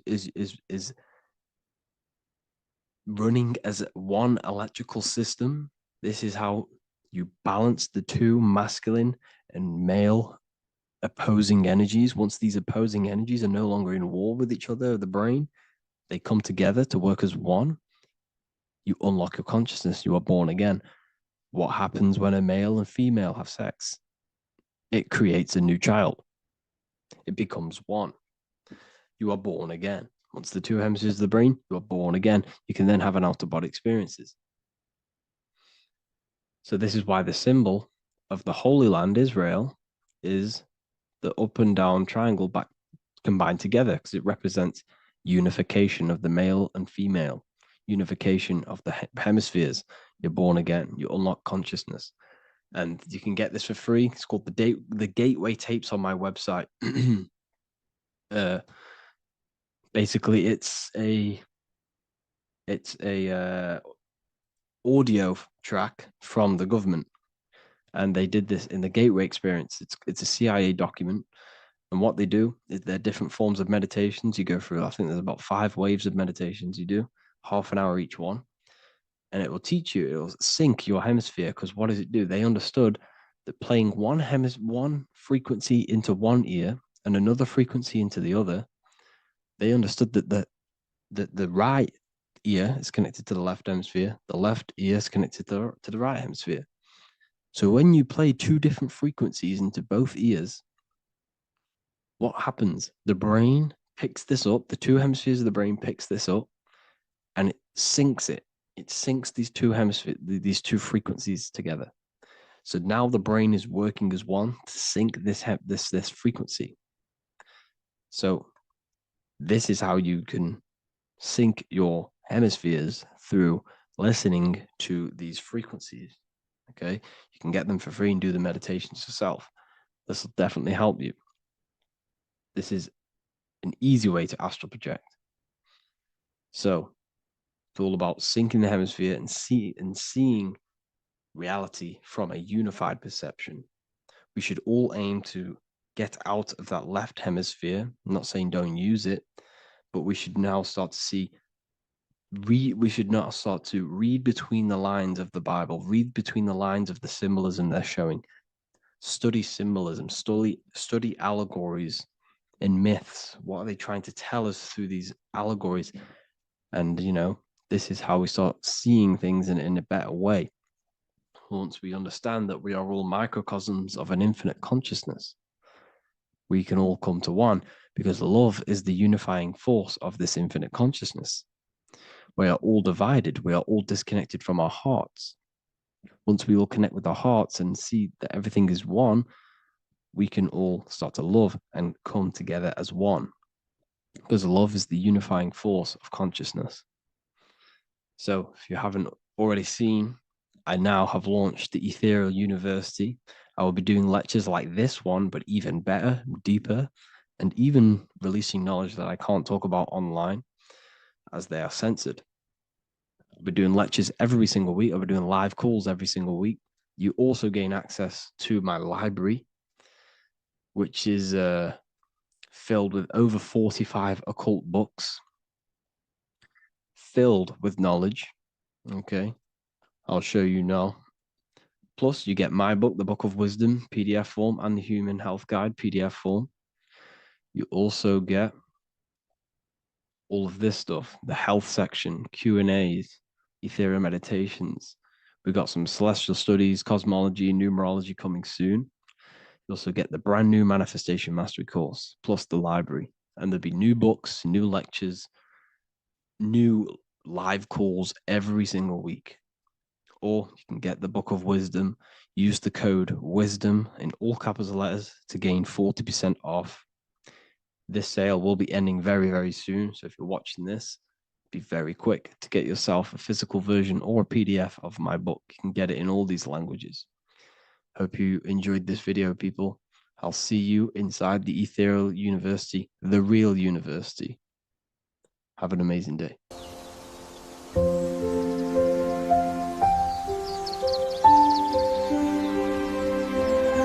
bookofwisdom.com. Visit today.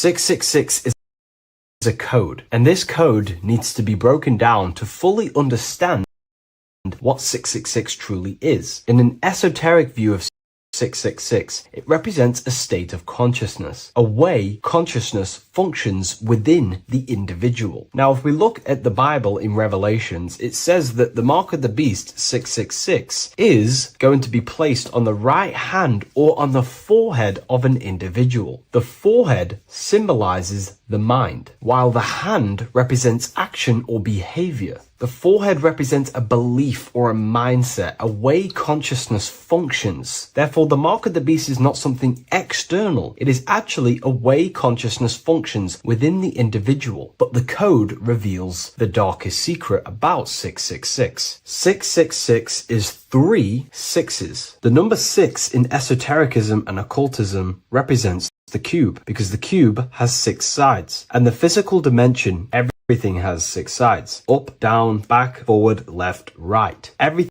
is 6-sided in this 3-dimensional world. The body is the cube itself. It is the number 6. And the number 6 is the number before 7. 7 is a divine number. It represents divine perfection, as there are 7 functions and cognitions of the mind, 7 energy centers along the spinal column, 7 major planets for the 7 days of the week, 7 days of creation, 7 visible light spectrums, colors. The number 6, therefore, is often understood as imperfection, as the body is imperfect. The physical form is imperfect compared to our divine spiritual nature. But let's decode the 666 code properly so you can understand this. Now you understand that the number 6 represents the material 3-dimensional world, or the physical body of consciousness. We can then look at the number 3 because there are 3 sixes. The number 3 represents the 3 ways consciousness functions. Consciousness thinks, consciousness feels,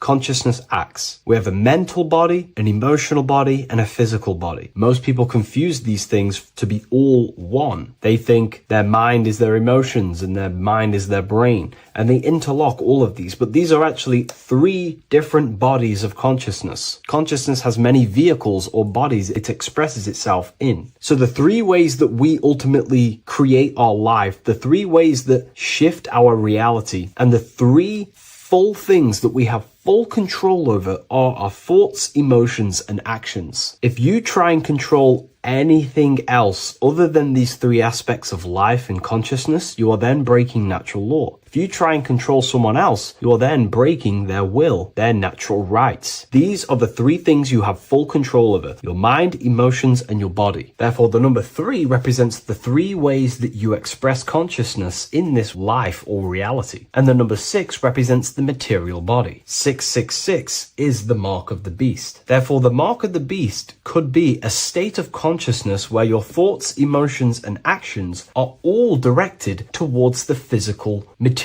3-dimensional world, leaving no room for true spiritual connection with your higher self, no divine connection to the source or God, giving no attention to your true internal nature, to the self inside the mind. All of your thoughts, emotions, and actions are directed only for physical pleasures, for materialism, for status, for egoism, leaving no room for connection with the divine. And this is the mark of the beast. When people's minds become so obsessed with materialism, chasing desires for the material things, they disconnect themselves from their true internal nature. And we can see this today. People are becoming so obsessed with materialism, money, becoming rich, whatever it is, they are gradually losing connection with their internal self. They think that they are the body. They think that they are these 5 senses. But ask yourself, if I remove my thoughts, if I turn off my mind, who am I then? Because who most people think they are is a bunch of beliefs in their subconscious mind. Their name, their job, their reputation, their friends. If you remove the mind and no longer think, who are you then? The observer, the pure awareness, beyond the mind, the body, the emotions. That is your true nature. You are the internal thinker. And when that internal thinker becomes so attached to the external physical body and does everything in its power to think, feel, and act only towards the material things, you become disconnected to your true powers, to your divine nature, to literally God. If you don't want to become the mark of the beast, then have balance. Now, I'm not saying materialism is evil. Chasing material things is wrong. Not saying that at all. We all have a different views. But me personally, I like to have balance. Yes, I love reaching goals. Yes, I love living the best life possible for myself, materially. But I also make room for my internal world. I train my mind to have self-mastery of meditations. I try and lucid dream and astral project as much as I can. And I try and perfect my thought processes and my internal world as much as possible. So I live a truly balanced life between my inner self and my outer self, which is what these two pillars, Jachin and Boaz, represent, the inner and outer world. And the middle pillar in the middle represents the unity of the inner and outer world, living in balance. Or you see a person standing in between them, they represent the middle pillar, or a ladder. This is all symbolic of living in balance between the inner world of consciousness and the outer world of consciousness. Yes, this is Freemasonic artwork. You can learn a lot from their artwork and symbolism, but I hope this brings a bit more clarity about the number 666 and the mark of the beast. Please leave a like, comment, and subscribe to the YouTube channel if you want to see more. And one last thing, the Book of Symbolism has finally been accepted on Amazon, so you can now order this on Amazon in pretty much any country. What if I told you the devil is closer than you think, and it's not actually a real person, force, or spiritual entity outside of you, but a being and an aspect of your own mind and psyche? In this video, you will learn exactly what the devil is and the true esoteric meaning of the devil. The first thing we need to understand is that the universe is a mental universe. Look around you. Every action, every building, everything you see around you was begun first as thought in the mind, then manifested. We use the mind to build and shape our reality. The universe, the world, only exists inside of our mind.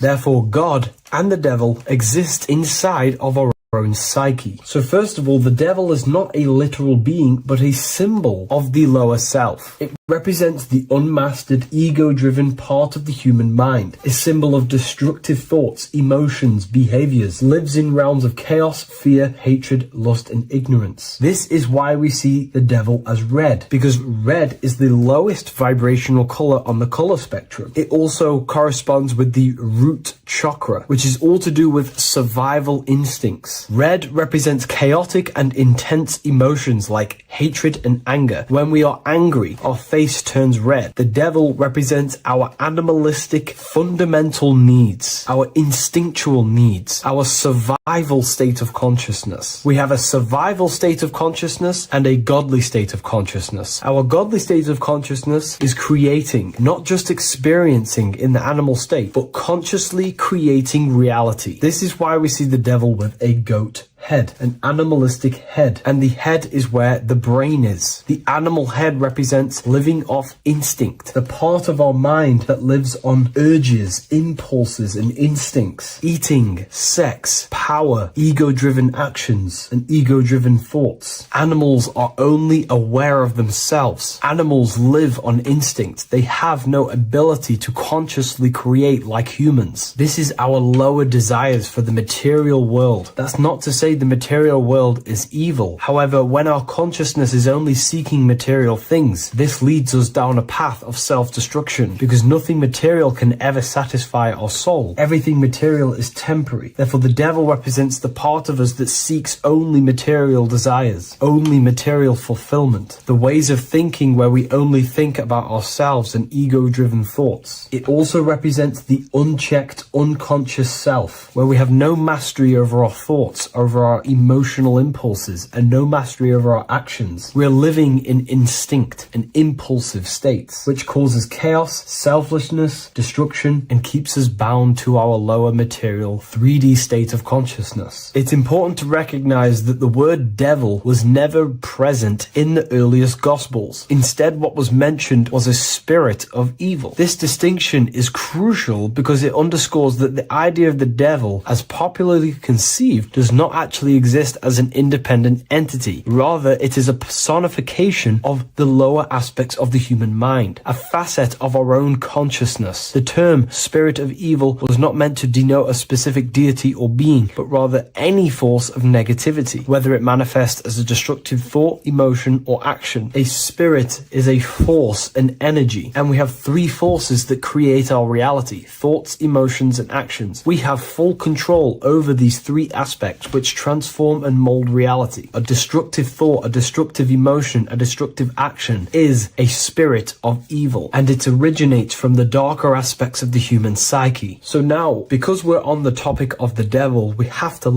look at the pentagram, which is obviously connected to the devil heavily. The upright pentagram represents spirit, air, water, earth, fire. Upright, which represents spirit, the most important element on top of the earthly elements, showing spiritual principles over material principles. As spiritual beings as we are, we have to put our spirit first, our higher self first, and material things second. Why? Because material things never satisfy us long term. Seeking material fulfillment will leave us feeling unfulfilled in the long run and very unhappy, and we can lose ourselves in illusions. We have to put our spiritual principles first. Seeking wisdom, knowledge, connection to the divine, and connection to our higher self is what gives us true fulfillment in our hearts and souls. But when we see this pentagram inverted, we now have spirit on the very bottom, which now represents earthly principles on top of the spiritual principles. We're putting our earthly elements on top of our spiritual element, which this inverted pentagram represents no longer caring about spirit, no longer caring about our invisible internal world, and only caring about this external body, food, sex, material things, cars, money, and all the things outside of us, the world outside of our mind. This is what true Satanism is. Satanism is not worshipping an external deity, but it is worshipping the self, only fulfilling the ego's desires. This is what true Satanism is, and we have all been conditioned to live in this state. Satanists want us to believe that there is an external deity called Satan or the devil, and the reason they do this is because they trick us, making us believe that we are not Satanists, while they are actually conditioning us to be self-seeking, ego-driven people, where we only care about sex, food, material things, and money, which is actually conditioning us to be Satanists. 80% of the population today are unknowingly involving themselves in Satanism, which is ego-driven thoughts, actions, and emotions, dwelling and living in this state where we only care about ourselves. When we are spiritual, we realize we are all one. We are all one consciousness family, and we need to do things that help and contribute towards our collective experience, helping others instead of seeking to serve only the self. The angel is depicted with wings, which represents elevation, higher self. The devil is represented with an animal horns, which is on the ground. A goat is on the ground, which represents the lower self. This is the elevated mind and the lower material mind. Horus, the bird, higher self. Set, the ground animal, lower self. Jesus and Satan. These are two forces, two characters that exist within the human psyche, not real entities. They are forces of our minds, and there is a battle between our higher self and lower self all the time within our own minds. There's always a part of us that's telling to do one thing and another thing, to do something bad and to do something good. There is this battle inside of our own consciousness. Here we have the human spinal column. The human spinal column is showing you the higher and the lower self. The higher self represents the head. The head is where the mind is. This is the creative essence of the universe. This is where all material things begin as a thought in the mind. We create with the skull, with the brain. This is our higher self, the heavens, connected to the heavens, the sky. And the lower end of the spinal column is where our reproductive organs are, where our gut is. Our reproductive organs and our gut is all to do with survival. The lower end of the spinal column, lower instinctual 3D based consciousness. The lower end of the spinal column is where our lower self dwells. Eating, consumption, power, and sex, lust. These are all emotional forces and instinctual based organs that are not inherently evil, but when we dwell and live off this lower end of the spinal cord, it keeps us in low states of consciousness. Our goal to raise to our higher mind is to balance this, not to overeat, not to abuse power, not to abuse sex and lust, but to master these organs and gain the ability to say no to these organs so that we can raise to our creative side of consciousness. Instead of dwelling in our instinctual nature, we can turn to our creative nature and consciously become a builder and constructor of reality. This is the true way of raising consciousness. This is the stairway to heaven, out of the animal consciousness to the higher consciousness. To wrap all of this up, it's all about gaining control over our instinctual lower nature and allowing our spirit to rule over our body and not our body ruling over our spirit or mind. The moment you let a thought become instantly an action is the moment you are an impulsive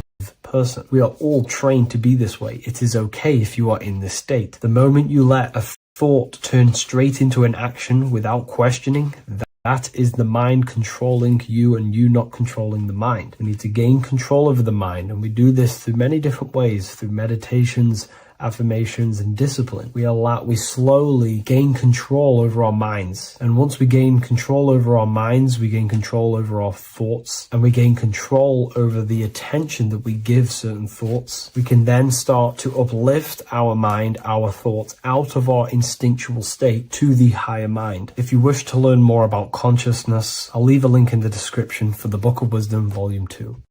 Hello, Seeker. Welcome to Revival of Symbolism, a channel devoted to the language of esoteric symbolism, guiding you to discover yourself and expand your consciousness into deeper realms of thought. I'm Harry B. Joseph, also known as Revival of Wisdom, and today we're going to be discussing the symbol of the pentagram. The pentagram is a well-known symbol inside the occult, used by pretty much every ancient tradition, Freemasonry, Rosicrucianism, Hermeticism, all the occult schools of thought. You will see this symbol, and today we're going to be breaking it down into some great detail. Now, there's a lot that goes into this symbol. It's basically a 5-pointed star. Now, if you notice that the star is one line continuously, you can draw this symbol continuously with one line without taking your pen or pencil off the piece of paper. So it's actually symbolizing one, and one expressing through 5 ways. So if we look at this symbol and each one of their points, we're looking at the 5 elements that create life, the universe, or creation itself. So the element of spirit simply represents the divine, the unseen world, the things that we can't really put our hands on, we can't feel, touch, taste, or see, but they hold influence over the material plane. So spirit covers a large category of things such as spiritual forces that drive physical existence. So it's one of the elements. Now, what are the elements? Well, they make up the entirety of physical creation. Air, water, earth, fire. These are the 4 tangible that we can see, feel elements that make up physical creation. They create the whole universe. However, the spirit is the invisible forces, the invisible element that creates the visible, tangible world. Before you take a physical action, there is a force inside of you that moves the body.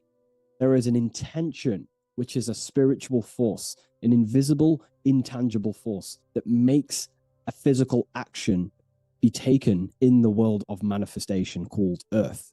This is the element of the divine. The divine comes down creating the world. Okay? So, as I previously mentioned, how this pentagram is one line. It's a one continuous line. So if we draw this pentagram together, let me make this a little bit thicker for you. If we draw this pentagram together, it goes from spirit to fire, to air, to water, to earth, back to spirit. So it's one continuous line, and the elements are always in their proper place. These elements always have to be in this specific order. This is the correct order. If you see air down here, then the pentagram is incorrect. Okay? So it always goes spirit, water, fire, earth, air. This is the correct order of the elements.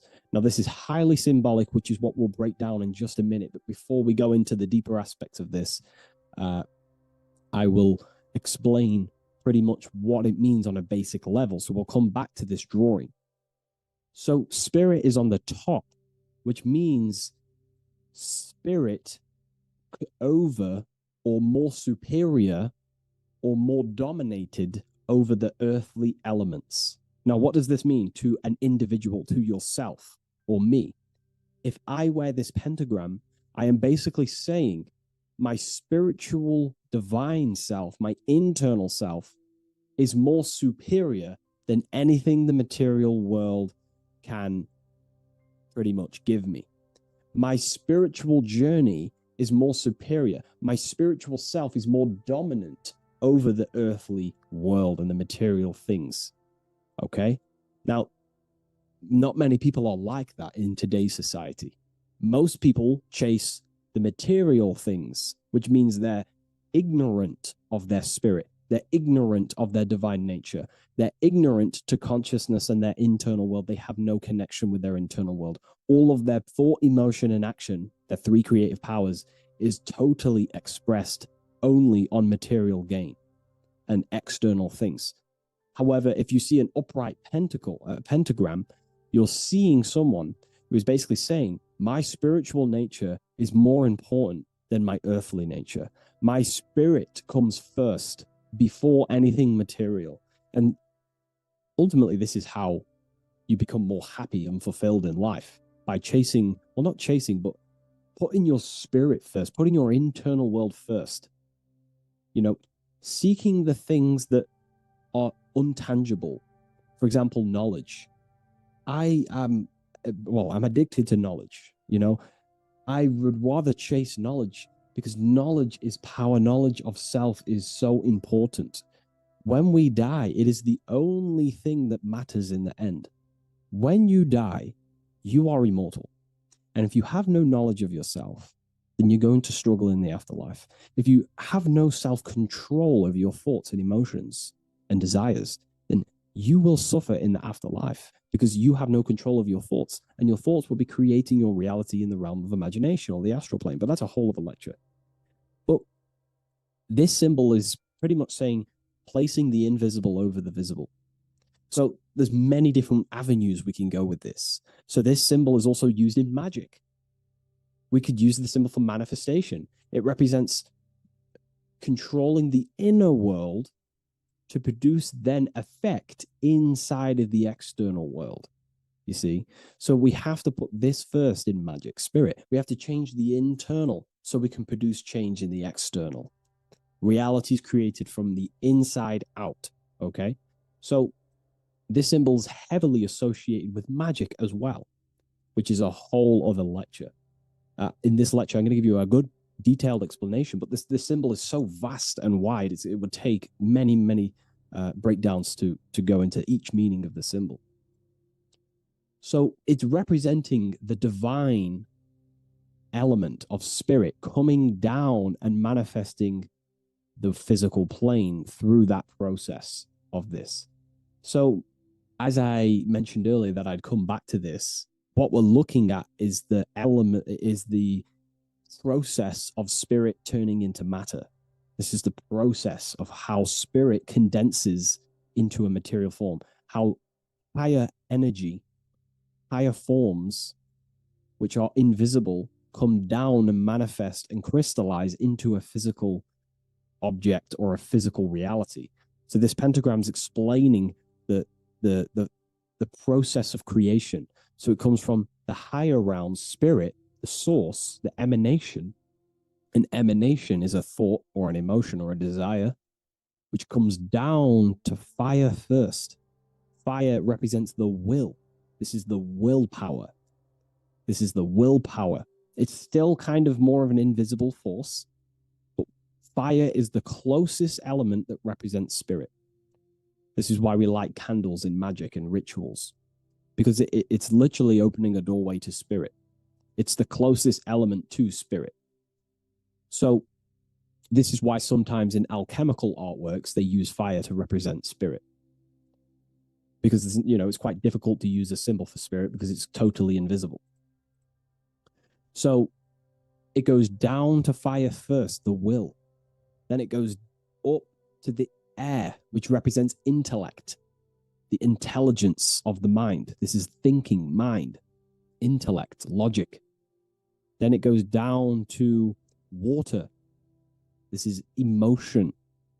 This is intuition. and then it goes into the earth, which is physical body action. Okay, so spirit represents an emanation. So an emanation is something descending out of the void, out of the nothingness. And the first thing that descends is will, then intellect, then emotion, then a physical action. Then everything returns back to spirit from earth. So it's showing you how spirit manifests into matter. It's also showing you the macrocosm, how the world is created. So ultimately, it's a symbol of the microcosm also.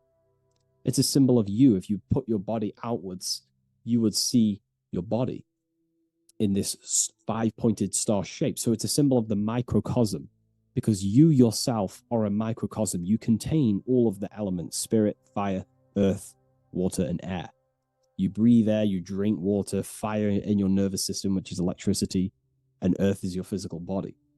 So you are a microcosm of the universe. And this is what the circle, when we see the circle around, this is representing the macrocosm, the circle.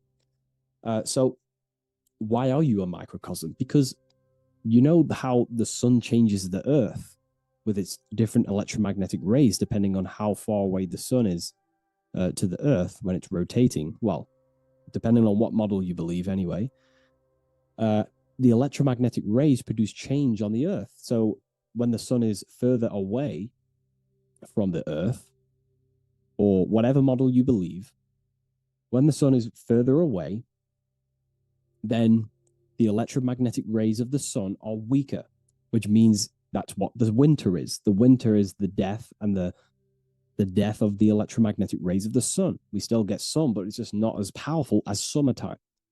So nature dies. But then when the summer comes back around, the sun is closer, it produces higher amounts of electromagnetic life force rays, which increases the growth again in the summertime. But this is also not only happening on the earth, it's happening within the body. The body goes through this rhythm. The same rhythm that the external world goes through, your body's going through this rhythm. So these changes in the cycles not only change the earth, they change consciousness. These cycles happen within you. They happen within your body, your cells, your nervous system, your brain, your psyche, your emotions, your intellect is all affected through these cycles of the sun. So this is why you are a microcosm of the macrocosm. Your mind is cut out of the same fabric of God's intelligence, of God's mind. The same power of thought God used to manifest the world, to think it into existence, the same power you use to think your world into existence. You are truly a microcosm containing all the 5 elements, all the same powers of God, but just in a smaller version. It's a symbol of the microcosm. It's a symbol of the macrocosm also. It's a symbol of how spirit manifests into form. And this is why it's associated with magic, because you can use these elements in magic, this process of how spirit becomes matter. So there's so much that goes into this. And I actually broke this down inside the new book, the Book of Symbolism, on these 2 pages here. I will do another one on the inverted pentagram. This book, I've basically gone over every Freemasonic symbol, alchemical symbols, every occult society symbols is pretty much in this new Book of Symbolism. But again, it's not a book on symbolism. These symbols are representing forces within yourself. They represent you. And these symbols are designed to awaken aspects of yourself. So this is not a book on symbolism. This is a book on you. Each symbol will awaken different aspects of yourself to help you understand yourself. So anyways, it's a big book. It's going to be very, very soon. I'll leave a waiting list in the description. You can join the waiting list, or I'll just give you an email when it's ready. And I will see you in the next video. Please leave a like, comment, and share. And I'll see you in the next one.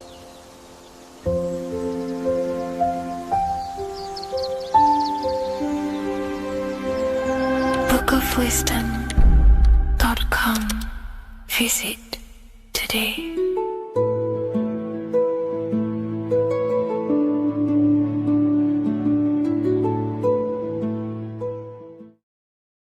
What is up, people? How are we all doing? Today, talking about the flat earth cosmology. So let's jump straight into this. Please drop a follow and leave a like to help the algorithm. So we live in a torus field. Everything's made out of torus fields. And every torus field has motion. It's what it is. It's the motion of energy.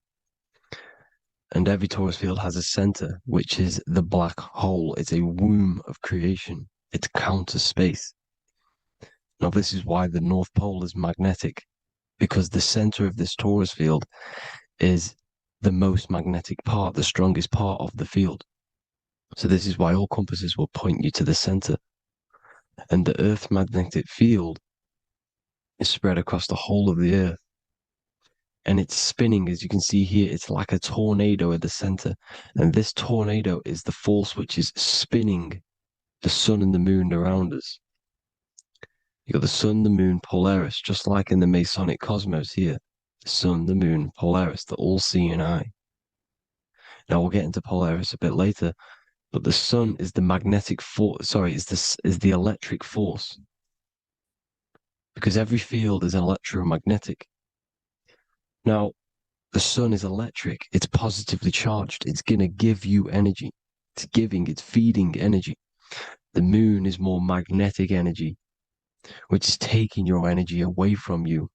And this is why you become sleepy when the moon comes out, because it's taking away your energy. So these two forces is the balance. It's the yin and yang. It's the balance. Everything in this creation is balanced, because the torus field is the Earth is the plane of inertia, the 0 point within the field, because physical matter is a result of two opposing forces equalized on the plane of inertia. And that is where matter crystallizes into physical results. And this physical plane is the plane of inertia, planet Earth. And at the center of this plane is the black hole, the womb of creation. And outside of this black hole gives birth to light. So the torus field is constantly rotating, going into counter space, the black hole, and then out of counter space gives birth to the white hole, white light. You see? So it's going around, black hole, birth again, black hole, birth again. And it just keeps going around. It's an infinite cycle of energy. And this is where the infinity sign comes from. This is the motion, this is the force which is creating everything to spin inside of this circle. Okay? And it's making the stars spin. It's making the sun and moon spin around us, around this center point. Now here you see Horus and Set putting their feet inside of this dome. This is the royal arch, the arch of the dome above us, which is like you see in the Masonic cosmos, the royal arch of Freemasonry. This is the dome above us, the firmament that the Bible talks about. You see, they're putting their feet in because Set symbolizes the moon and Horus is the sun. Horizon, Horus. Horus is rising, the sun. So they're both putting their feet around this center magnetic pole, which is the pole, North Pole. And above the North Pole, you have Polaris, the pole of electromagnetic energy. You see? And this is how we get the sun and the seasons. Because the sun, for us, when it becomes summer, it's on the Tropic of Cancer. Then it spirals outwards, going out and out and out, then goes to the Tropic of Capricorn. That's winter for us. Then it comes back in and creates summer again. So it's constantly spiraling around this center magnetic North Pole. You see? So this roof above our heads is the firmament, and this is what they've taken off of us. They haven't physically taken it, but mentally they have taken this away from you. It's a female energy, and this is what the Egyptians called Nut, the sky god Nut. And this is the womb. We are inside God's creation, God's womb. And the woman's womb, when she has a baby, is a microcosm of this, because everything inside of this creation is macro. It's a reflection of the bigger things, as above, so below. So the dome above our heads is the dome we are in when we are a baby. And you can see the sacred geometry of it is the exact same. It's the dome. And when we are inside of the womb, the woman, the sacred maker, which is the M, the Masonic M, this is the Gmail symbol. The Masonic M is maker, mason, matter, male. She delivers the male, you see. She delivers the male because it's the maker. the female, the magnetic. The woman is magnetic in nature, the male is electric in nature. So when we are in this womb, the female, we are being fed by the center umbilical cord, by the center of the mother's stomach. We're connected to the center of the woman's stomach, just like we are when we are in the earth. The center is where the aurora borealis is being emitted from, the electromagnetic aurora borealis, the northern lights.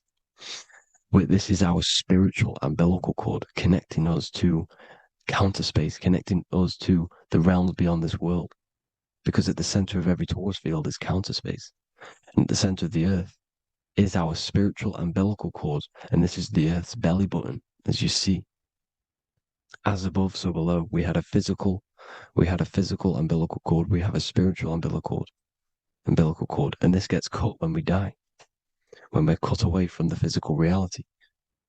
You see, here's the ancient Egyptian tablet showing this female. You can see the hair, it's a female above us, because the female energy is nurturing, helping, looking after. And that's exactly what the dome is. It's protecting us. It's the Ark of the Covenant, the Ark covering us. You see? And this is what they've taken away from us. By you believing in space, it completely destroys the idea of this being a sacred creation. They've taken the roof off your head, whether if you believe in space, you believe that there's chaos, there's planets, there's asteroids about that could kill us at any moment. But this isn't true. They've made you fear your own creation that you're inside of. They've made you fear what's above you. You see, and it's to hide the power of astrology, the power of the lights in the firmament, which are constantly flowing through the ether. These powers which are above us are sending rays down to the earth, which are influencing our psychology and how we behave. And this is what astrology is. It affects human consciousness. It interacts with our consciousness. And there's a different energy every day because the planets are in different houses, different alignments. And this is, we'll go into this a bit deeper later on. So the world tree, this magnetic north pole, the pole of electromagnetic energy, was symbolized as a tree, the great tree at the center of the earth. You see? And this tree is symbolized everywhere. You can see here how the center person, this Egyptian person, is holding up the sky. This is the North Pole, the hyperboloid, at the center of every torus field. And this tree was in the Mayan cosmology. This is an ancient depiction. This is the torus field. There's the plane of inertia. Here's the center tree. Here's the tree in the center, the magnetic North Pole, the woman holding the stars. Is the Hindu with the two birds symbolizing the sun and the moon revolving around this center tree. The Mayan tree, his Horus and Set around the North Pole. They all knew this flat Earth cosmology. They knew these secrets. It's so sacred you understand the creation that you're inside of.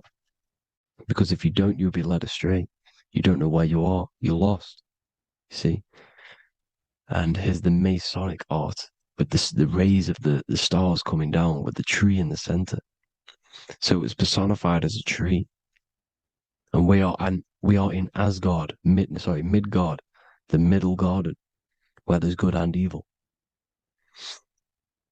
So the 7 layers of heaven, which is talked about in the Quran. Each planet has a different layer of the firmament, and this is the 7 layers of heaven, and these are our 7 layers of the energy centers in our body. So we start in the stars. So we are stars in a physical body.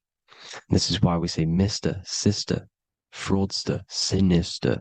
Stir is star, and we are in the stars. And our star descends into the soul system, not solar system. And as we descend into the soul system, we enter Satan's kingdom, Satan's world. As it says in the Bible, Satan is the god of this world. Well, if you've been into my research for a while, you know Satan is Saturn. Saturn's world, because Saturn's the outermost ring. He's the Lord of the Rings. And you enter his kingdom, the kingdom of time. And this is why Saturn's the time god.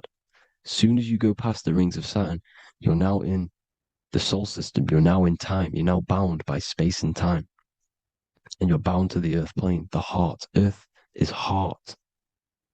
It's a rearrangement, it's an anagram for heart. And the heart of the electromagnetic color spectrum is green, and that's why the earth is green. And above green is blue, and this is why the sky is blue. In order to go to heaven on the macro scale, you have to go through the blue sky, through the 7 layers of heaven. In order to reach heaven in your body, whilst you're here, you have to go through the blue chakra to your head, which is heaven. It's micro, macro. Everything is micro, macro inside of this creation. It's an ancient. I think this is a French image, piece of art from the ancient French, with obviously the 7 layers of heaven, which they all depict. And notice how it's like a dome. We'll go into this dome symbolization, the Royal Arch of Masonry, which is next. But these 7 layers of heaven give us the 7 metals, the 7 days of the week, the 7 diatonic tones, the 7 chakras, the 7 everything. It's God's favorite number. And this is why the Masons use the G inside of the compass, because the G is the 7th letter and God starts with G. You see? So it's 7. God is 7. Here's another depiction of the heart, the soul system, the 7 layers of heaven. La fermente, la fermette. You see, la firmament, with the stars on the outermost layer. Here are the 7 planets: Jupiter, Mars, la Sophie, the sun, la luna, the moon. So Saturn. So we are in the heart of this soul system. In order to ascend, we need to ascend up our chakra system, reach 144,000 hertz, God consciousness, the God man. You have to unfold God man, master of the mind, mastery of the mind. So what are the stars? The stars make everything unique. The stars are constantly rotating around the center, magnetic North Pole, the tornado at the center, which is stirring everything. It's stirring the ether. The center is the ether, and the 4 elements are born out of this ether. There's 5 elements: ether, spirit, water, air, and earth. The ether gives birth to the 4 other physical elements, which the whole of creation are made out of. About them 4 elements. 4 is the number of stability. You know, a chair, a table has 4 legs. It stables things. It's a foundation, and these 4 elements are the foundation of this creation. You see, and this magnetic North Pole is stirring this, and the 4 vibrational states of the ether are the 4 elements. Now let me get back to the stars. I just wanted to give you that. The stars are being stirred around this center point. Center. It's stirring everything, and they're always in different alignments. Every millisecond, they're moving in different placements of the stars. And the planets are called the 7 wanderers because they're not fixed. The stars are fixed, but the planets they're called the 7 wanderers, the 7 layers of heaven, because they move faster and slower than each other. Each planet is slower and faster, has a different rate of speed it's moving. So these alignments are mixing in with the energies of the different 12 constellations. And this is why you have a unique characteristic. You have a unique look, a unique energy, a unique personality. This is because when you were born and you took your first breath, that energy which was in the ether, because the ether is all around you, and energy travels through the ether. The energy that the stars were casting down and the energy that the planets was mixing in with the 12 constellations was in the ether. So when you came out of the womb and your first breath, because breath is spirit, okay? So that first breath you took, that is the energy that is imprinted within your DNA, your soul. And you reflect that energy, you emit that energy. That's the energy that is with you forever until you die, till this physical body dies off. And that's what the stars are. The stars are giving a unique energy, characteristic, personality to every living thing. Every dog, every cat, every animal has a unique personality because it was born at a different time and place in the sky. Okay, the stars are your destiny. Now, the stars are constantly changing as well. If you look at stars through a telescope, they're constantly changing and forming different forms. You can see here, it looks like water. It looks like light through water because it's the ether above us, a sea of ether. And this light is being emitted through it, and it's just constantly changing, giving different energies, each star. So this is why this is what the zodiac is. It's the expression of energy. It's the expression of the stars. And each constellation has many different personality, different energies, different traits. Each planet has different traits, depending where your planets are, depending what energies you hold. No two person have the same energy. There's no one. It could be similar, but no one's the exact same. It's because of the stars. The stars are never in the exact same split place. The planet's always in different houses. So here's some Royal Arch symbolism. Here's the Royal Arch of Masonry, as it says here. The sun and the moon, the constellations. Here's Cancer, the 7 planets, the 7 stars. Here's the Royal Arch. This is the firmament. Here's the duality. Black and white, duality, good and evil, rest and motion, dielectricity, magnetism. See? So this is what the Royal Arch is. It's symbolizing the cosmic dome above us. The womb we're in. We're inside God's womb. And here's George Washington, the Freemason, inside of the Royal Arch. See? With the G, the Masonic G, God, 7. Here you see another depiction of George Washington with the stars in the dome above his head, his Polaris, the sky vault, Polaris. We'll get into that later. Go inside of all of your ancient churches, you will see the dome. Go to the Vatican, you'll see the dome. All of your ancient churches have this dome because it's the dome above your head. The ancients knew this. This was known. We did not live in space. It was known back then. They all knew. This is Crown Court, which is one of the most important courts in the UK. You can see it's clearly so much Masonic symbolism. You've got the 4 pillars of Masonry. The Royal Arch is like an arrow pointing upwards to Polaris. His Disney World is under a dome. In his Polaris, the sky vault. You see? And also 666 in the symbol. Here's more 7 layers of heaven. Here's an ancient depiction. The firmament. Here's the astral plane outside of the firmament. The Royal Arch. You see? It's everywhere. Here's Polaris, the 8-pointed star. Polaris is in between the sun and the moon. It's at the center of the Taurus field. And Polaris corresponds with the pineal gland as well because it's the all-seeing eye. See? So is Polaris, the 8-pointed star, which is at the very top. It's the very center. It's on top of the North Pole. And it's an 8-pointed star that's always symbolized as an 8-pointed star. Here you see the Vatican. The Vatican is a giant key with an 8-pointed star. See, it's a key. Here's the dome. Here's the Space Delta, the USA Space Delta logos. Here you see the Egyptian god looking from the center of the North Pole, looking upward to an 8-pointed star, Polaris. An arrow pointing up to Polaris. Here's another, the bear holding a key with an arrow up to Polaris, 7. Holds the key to Polaris. Here's an eagle holding a key above the North Pole to Polaris. Polaris, and here's another one. There's another bird, like a dragon, holding a key to Polaris. Because Polaris is definitely something to do with leaving this creation. Okay, maybe, I can't say for sure, but maybe it's to do with ascension, and this is why the Vatican hold the key to the 8-pointed star. And this is why the space, well, we all know space is a lie, but they're showing Polaris and its sacred symbology. Maybe it's to do with something leaving this creation, going to another. Here's some North Pole symbolism. As above, so below.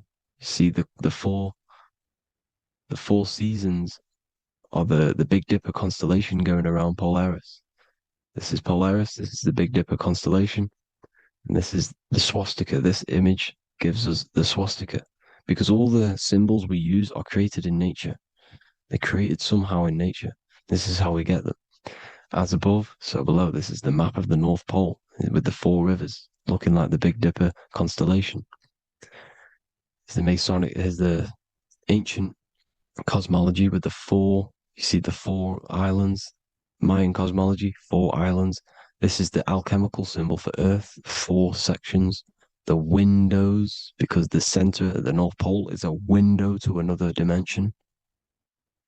The 4 lucky 4-leaf clover, which is supposed to be lucky. It's truth in plain sight. And here's Hitler looking at 2 flat Earth maps. So this swastika has been used for thousands of years, thousands and thousands of years. And it's symbolic for the most sacred land on this plane, the North Pole. Shambhala. Do some research on Shambhala, people. It's a it's a Hindu mythology about the sacred lands at the center of the earth. And it's known to be full of enlightened beings. And it's all symbolized at the center. You can see their paintings of Shambhala. It's all at the center, the North Pole. And it's known to be the most godly place ever, because it takes you to a portal to the higher places. And maybe this is something to do with Polaris, connecting you to this sacred land at the very center. But anyways, people, thank you all for tapping in. Hope you all learned something. Have an amazing day.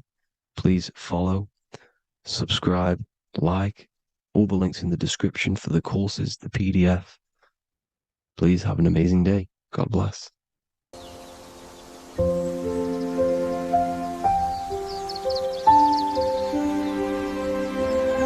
bookofwisdom.com. Visit today.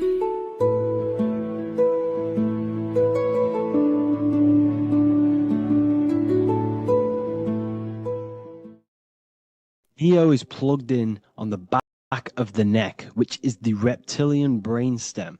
The reptilian brain is all to do with survival mode, survival state. It's always scanning the environment for safety, whether that's physically, emotionally, or mentally. It does not think. It is instant. For example, do I smack the guy or run off? If something happens to you, like a car's coming really quick to you, you do not think about this. The reptilian brain is the animal instinct that will instantly move your body on the instant reactions.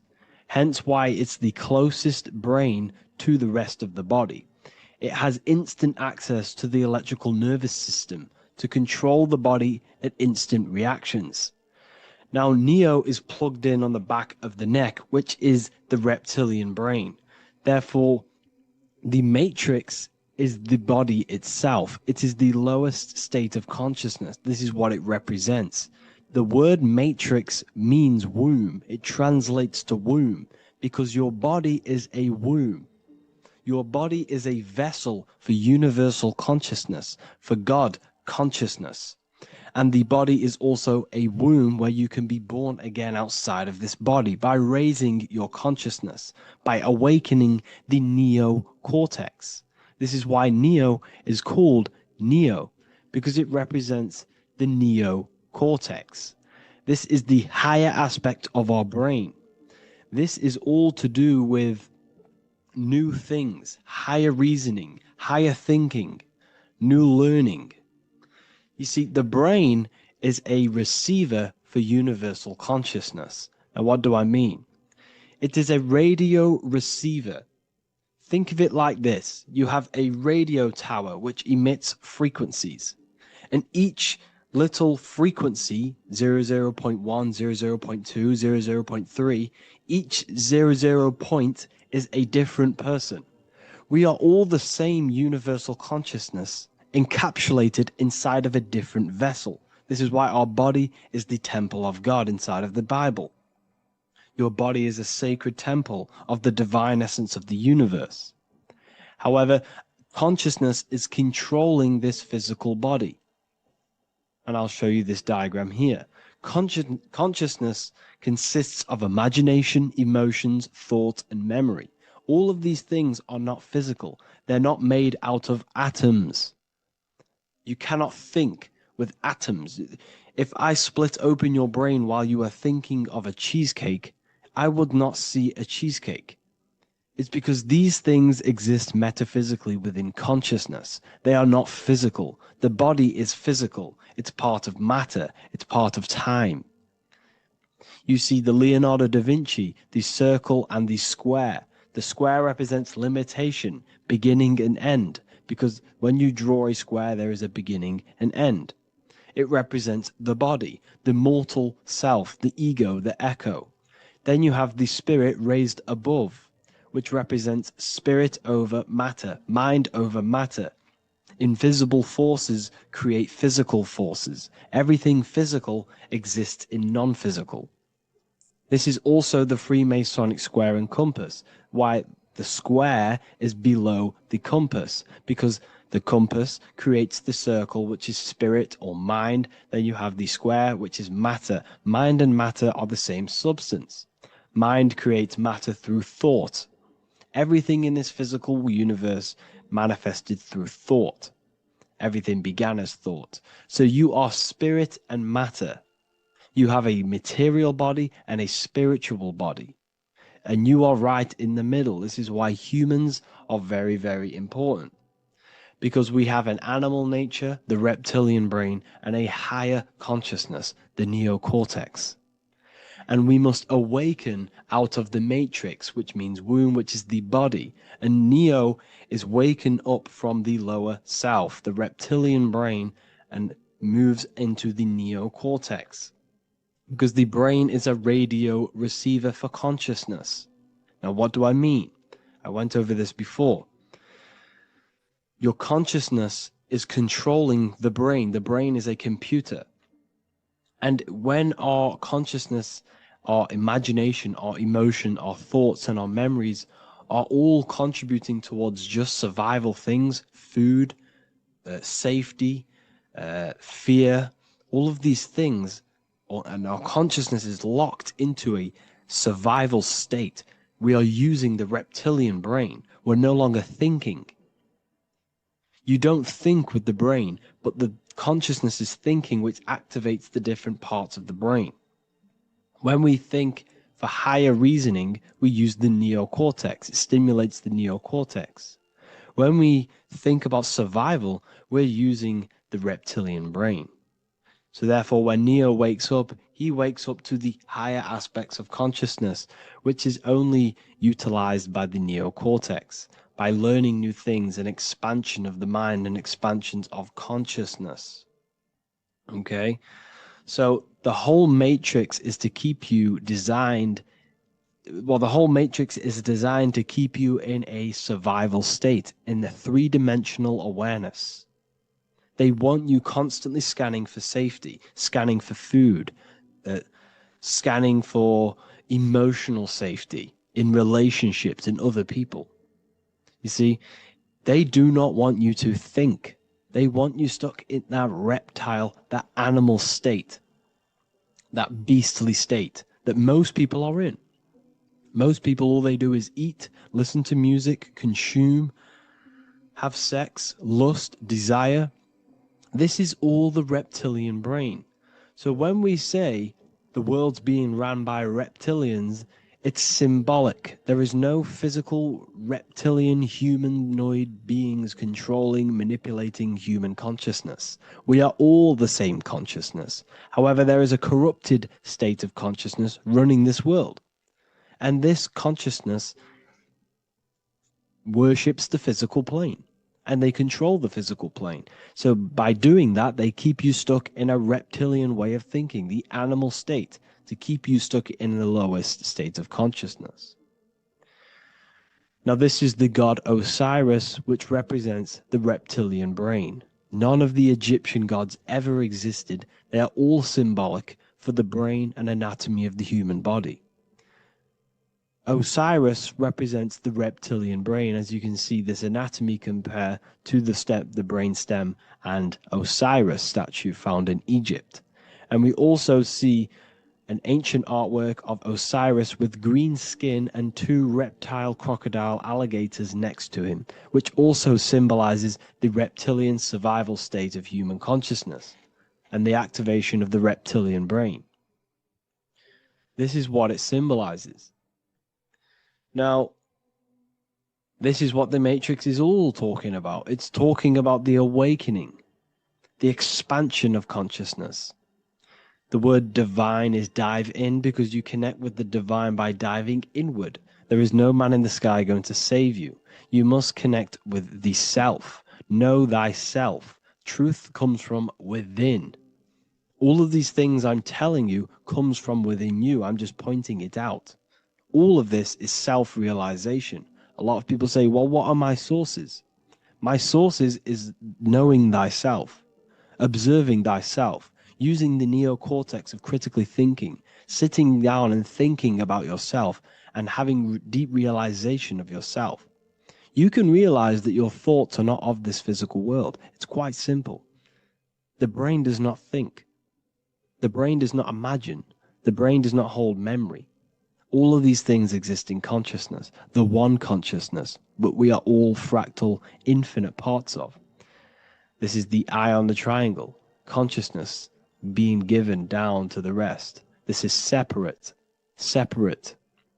Consciousness is separate from the rest of the pyramid. The pyramid is your body. Neo is the one consciousness. This is the Egyptians symbolizing the one consciousness giving Ankh, which is life, to all the different life forms. However, you can see that the central sphere is giving a big Ankh to the humans, because humans, like I said, possess the advanced consciousness, an advanced brain that allows us to turn above our reptilian animal self. For example, we can go against our reptilian lower animal nature and turn to our godly nature. Animals cannot do that. They are stuck in instinct. They are stuck in a reptilian animal way of thinking and operating. Everything they create is to survive. We can turn against our lower nature and create for amazing things like buildings, architecture, technology. We can use our creative consciousness for anything we wish, not just survival needs. And it's the same with your spiritual journey. You can raise your consciousness beyond this animal state that they try to keep you in through fear, consumption, food, and the reptilian brain. We must awaken, start to think critically, and awaken to our divinity, because the mind, the consciousness within you has infinite potential to expand. There are infinite fields of knowledge that you can explore. The mind can never be filled. It can never ever be full of knowledge. It always expands, and that's why you are alive. That's why you are part of this universe. That's why the science always says the universe is always expanding, because the universe exists in your mind, and the mind is always expanding into new fields of thought, new fields of knowledge and information. And that is your whole sole purpose, of expansion of mind and expansion of consciousness, and the exploration of the mind of God. We are living in the mind of God. You are a thought in the mind of God. You must awaken out of this body. This is why Jesus says you must be born again to see the kingdom of God. You must be born again. You must raise your consciousness beyond physical limitation and awaken to your divinity. And this is pretty much it for this video. I hope you all understand this, that this is all symbolic for consciousness.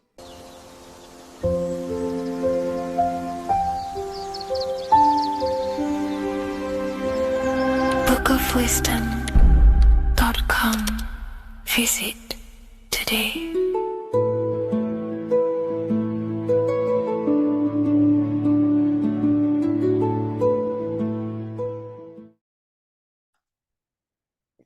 In this video, you're going to learn exactly what Christ consciousness truly is and how to cultivate this into your life so you can live a better life, create the things that benefit yourself and humanity, and ultimately to bring heaven on earth. This is the true way. If you're familiar with my work, you know that, I'm pretty much obsessed with symbolism. Symbolism is such a massive topic, and it unlocks profound ancient wisdom that is hidden behind these layers of symbolism of the ancient paintings, symbols, and texts. So I was going through some Christian artwork and I came across this painting. It's a well-known painting called The Sacred Heart of Jesus. And it just blew my mind. What this is revealing about human consciousness and Christ consciousness, which is what Jesus represents. If you're not familiar with Christ consciousness, you should definitely do a bit of research on that. But I'm going to explain it today in detail. So when we look at this painting, we are looking at symbolism. We're looking at consciousness, a state of being, a state of living, a way of thinking, a way of feeling, and a way of acting in the world. As I've said this many times, we're all creators. We all create and generate reality. And you don't just have your personal reality, you have a collective reality. Your reality is affected by the collective consciousness. Depending on the collective consciousness's understanding of reality will also affect your life. We have a collective life and a collective experience. So Jesus in this depiction here is in a way showing us instructions to reach Christ consciousness, whether you see it yet or not. But I'm going to decode this for you. And your mind might be blown after watching this. Okay, so so what is the meaning of Christ consciousness? What's the whole purpose of this? Very simple. Like I mentioned before, we have a collective experience on this world. And Christ consciousness is the natural consciousness that we all need to be functioning on to generate peace, love, and unity on the earth in this experience we call life. That's what Christ consciousness truly is. It's a state of being that we need to cultivate within our own self, within myself, others, and everyone in this life and experience, so that we can all live in peace and heaven on earth, what they like to call it, so that we can generate the best experience possible together on this thing we call earth, on this material world, this material dimension. The material dimension is simply just a physical dimension of thought. It's a physical outcome of thought, but that's a whole other lecture. So please leave a like, leave a comment if you have any topics to talk about that you wish for me to cover, and definitely leave a subscribe if you like my content and channel. So to go deeper into this, right, we've explained what Christ consciousness is and what it actually, will do to the earth and what it will do to reality in our collective experience. And it's also representing a profound understanding of self, a deep understanding of the true nature of self, the true source of self, what the self is, pure consciousness, pure God. We are all Jesus. Jesus is you, a physical manifestation of the divine made manifested physically. A physical manifestation of consciousness, okay, of spirit descended into matter. However, Jesus is a symbol that should not be worshipped, but something that we need to cultivate, maybe look up to, and cultivate within our own mind and hearts and actions. So he is someone that we should embody into our own very own being. We need to reach a level of intellect, the mind, a level of emotional understanding, and ultimately this creates Christ consciousness. Okay, and now I know that was very, very vague what I just said, but I'm going to explain it a bit more. I don't want to give it fully away yet because you need some more information, more keys. So let's observe the top end of this painting. Jesus with this circular light emanating around his head is symbolic of the mind, of our thinking aspects of consciousness, the way we generate thoughts, ideas. The mind is also good at also ruling communication. It also rules what we give attention to. Okay, so this is symbolizing the mind of every human being. The mind is a very powerful center of consciousness located in the head, of course. This is why Jesus is the head at the top with the circle around it, representing the mind. Now, to reach Christ consciousness, we need to purify our minds. Purification of the subconscious mind. The subconscious mind is the hidden aspect of our mind with all of our memories, belief systems, and everything we've ever experienced is stored within there. We have traumas there, we have bad belief systems that hold us back. So it's about reprogramming the subconscious and aligning the subconscious with higher consciousness, with higher understanding of self, removing any mental blockages from the mind. Because in today's world, most people's minds, including myself before I, purified myself, and I'm still continually purifying myself. That's not to say I'm perfect, because I'm definitely not. But what I was saying was purifying the mind so we can have a powerful mind. Because, like I was saying, most people's minds are not their own friend. They let their mind control them. They let their thoughts create negative influence on them, negative emotions. They let their mind destroy their confidence, destroy themselves.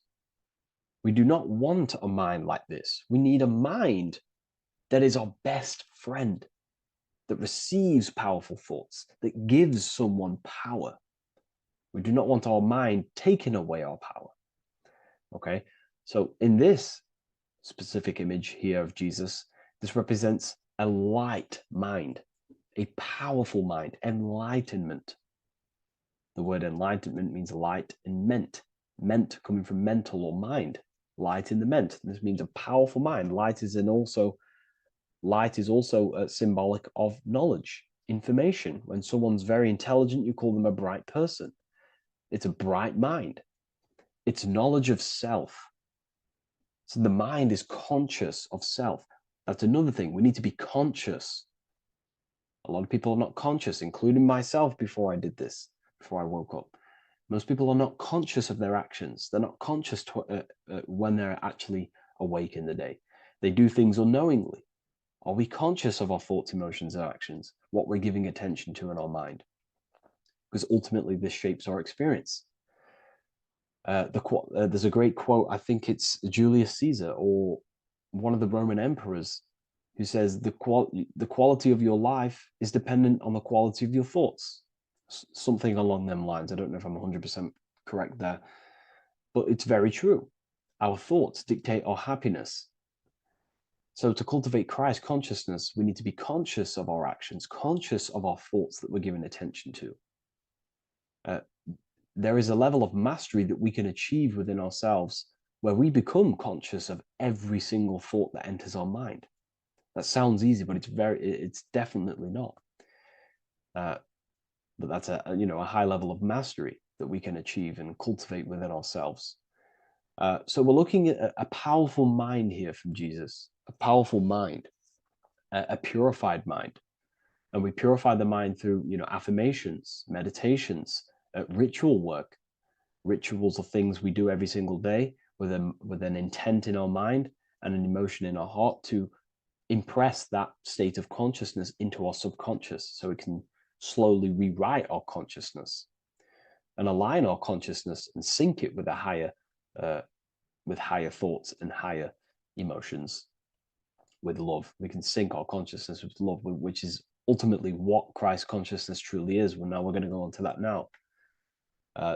So we've gone over the mind. Now we go over the heart. Now notice before we go into the heart, Jesus is revealing. He's revealing, he's pulling back the robe, symbolizing opening the heart, revealing the heart, revealing the soul, the light of the heart. Our authentic self lies in the heart. Our pure intentions, our love, our soul needs to be shining through our heart. And our soul is unconditional love. Now, that's not to say that we can get corrupted hearts. We surely can have corrupted hearts, for sure. We can love sick and twisted things, and that's evident in today's world. People love killing people. People love hurting people, manipulating people. People love power. Now, that's obviously an inversion of natural, the natural state of consciousness for humans. When we're born with a natural state of love, of unconditional love for the self, for everyone else, for animals, insects, the earth. We love everything as a child.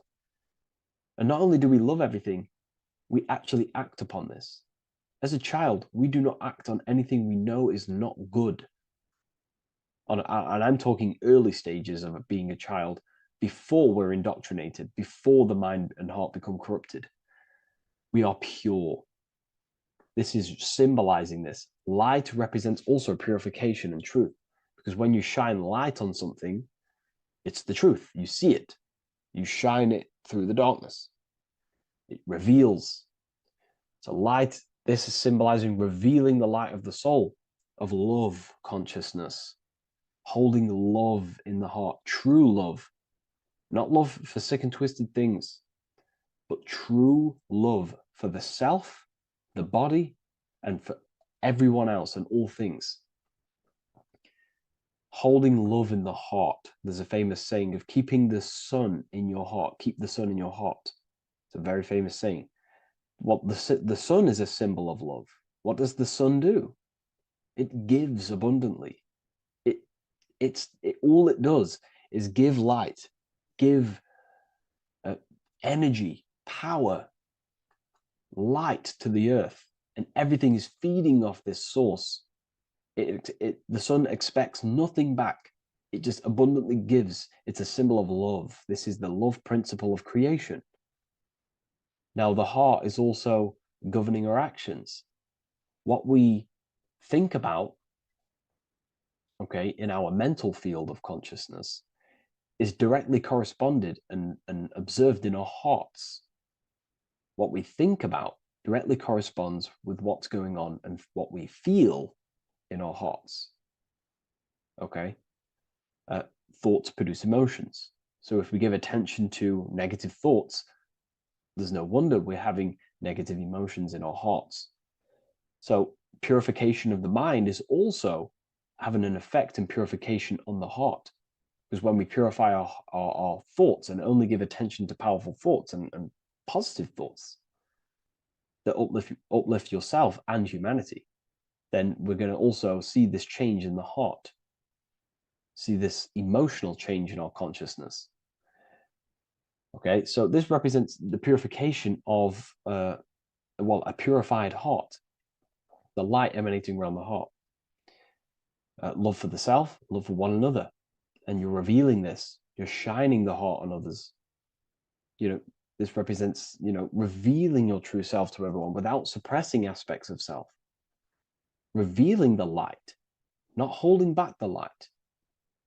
Because people in darkness will look at people who are spiritual and say, oh, he's into the woo-woo stuff. It's about revealing that and not caring about others. Because when you shine a light, you're also planting seeds in other people. Now, I'm going to tie this together with the hand gesture. Now, what we're looking at here, we're looking at a hand gesture with two fingers up. We have the middle finger and the index finger upwards. And notice how they're crossed over. They're crossed. They're not separate. They're crossed, representing unification. Unification here. This is a unified two fingers. Two represents division. Crossed over represents oneness. It's the unification of the mind and the heart. A lot of people talk about this, but not many people go into detail about it because, for many reasons. But this is the unification of thought with emotion. This is how we truly reach Christ consciousness. And ultimately, when we do gain the love in our hearts and we do slow, it's a gradual process of cultivating love for the self and everyone else in the world, because we're so programmed to be divided, but it's a slow progress. But when we do cultivate love in our hearts for the self and one another, love is a very, very nurturing and growing force. Like I said, the sun earlier, that is pure love energy. It makes everything grow on the earth. While love in your heart grows connections with people. It grows care. You go out your way to do things to people and do give people things. It's a very nurturing and growing energetic force. And me personally, I think the whole universe is built upon love. The whole thing. Without love, without the love, there is nothing. Nothing is, love is the only true emotion that truly exists. Everything else is either an opposition of love or a different degree and branch of love. Love is the only true emotion, and everything is built upon that principle. Okay, love is what guides us to a higher consciousness. When we cultivate love in our hearts, we become a vessel for light, more energy, more vibration. Our electromagnetic field expands, or biofield, when we hold love in our hearts. It's a very powerful force. And when we do cultivate a strong spiritual compass within our heart, because that's what our heart truly is, it's a spiritual compass. It tells us, well, it doesn't tell us, it knows what is right at all times. If you think something, your heart tells you whether that is right or that is wrong, whether you should act upon it or whether you should not. The heart knows what's good and evil. No one told you this as a child. As a child, you already knew this. You came into the world, you knew what was right and wrong. You knew it was wrong to hurt people. So this unification that he's doing with his hand symbolizes thinking with the love of the heart. Represents thinking with love of the heart. Thinking with love of the heart for the self and the collective. Now, ultimately, what this does is give birth to perfect action. Why? Why does this give birth to perfect action? Think about it. Every time you've taken an action, why did you take the action? You would have thought about it, you had a feeling towards it, a care energy, and you took action. Why do we go to work? We care about paying the bills and staying in our house. We go to work to earn money. We think, we care, we act. Everything you see in front of your reality, on the screen that you're seeing right now, you called your eyes. Everything is in front of you because you care. It's the heart energy that leads the body. Okay? And that's even present in the body. Have a look at the body. We have the head, thought, then emotion, then our feet is at the bottom, and our feet take action. Thought, emotion, action. Thought, emotion, action. So even the body is basically a blueprint of how creation is manifested. So we receive thoughts from the divine planes, from the higher planes of consciousness. We receive them. That's another thing that I missed. If we purify our minds, we're basically attuning our mind to a higher part of the mental plane, and we will receive higher thoughts. We will receive thoughts that are more genius, what we like to call today, or better quality thoughts. We receive good ideas when we attune our mind to a higher consciousness. Okay, so we are like a radio. We receive thoughts based on what our mind is set to. That's why we call it a mindset. So like I was saying, we receive thoughts through the head, we feel the emotion, then our feet take action. Thought, emotion, action. So the body's a blueprint of creation. It's beautiful when you really notice this. So this unification is about thinking with the love of the heart, which gives birth to perfect action in the world. And this is the state that we need to cultivate within myself and everyone in the world, so we can give birth to heaven on earth through action. Because ultimately the world is molded through action, physical action. And them actions are molded from thoughts and emotions. Now,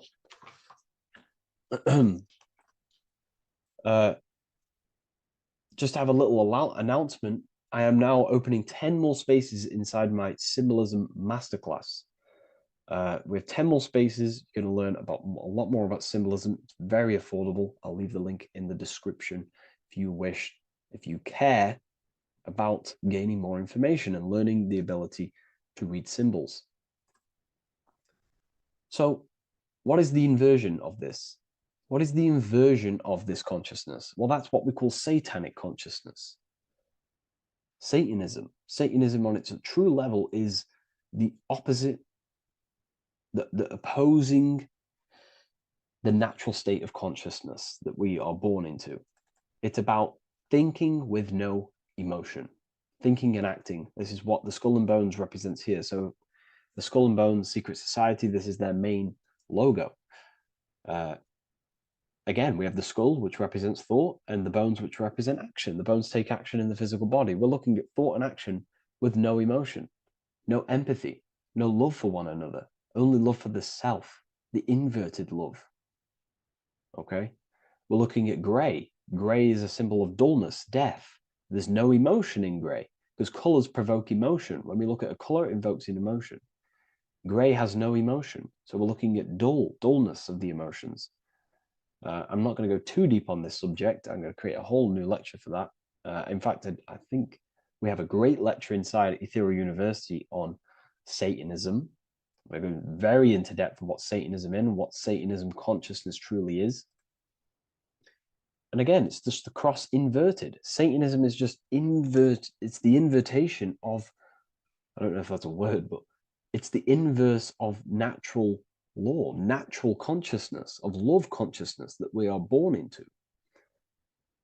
Okay, so ultimately the message in this video was to create love in our minds, love in our hearts, think with the love of the heart, think with the care for one another, and that gives birth to perfect action. And when we align, when we do truly act out what our heart is telling us, and I know this from first-hand experience.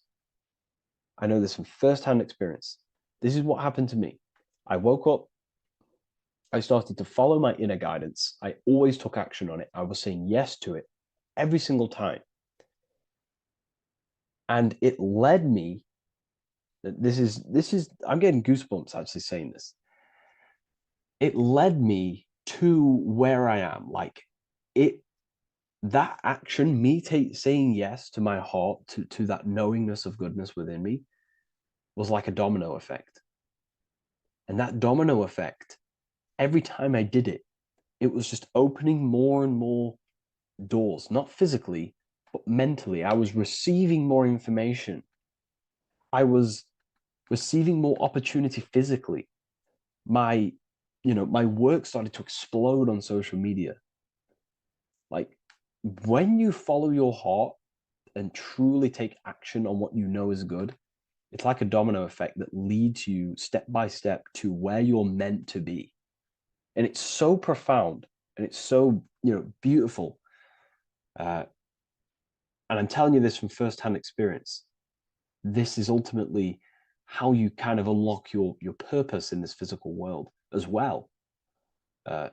So not only is it going to create a better world, it's also unlocking your true soul form and soul purpose while you're here. It's very beautiful. So I thank you, everyone. Please leave a like, comment, and share, and subscribe to the channel. And I'll see you all inside Ethereal University if you decide to take your studies to the next level. Take care.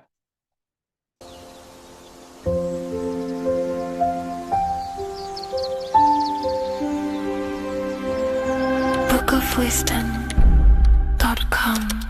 Visit today.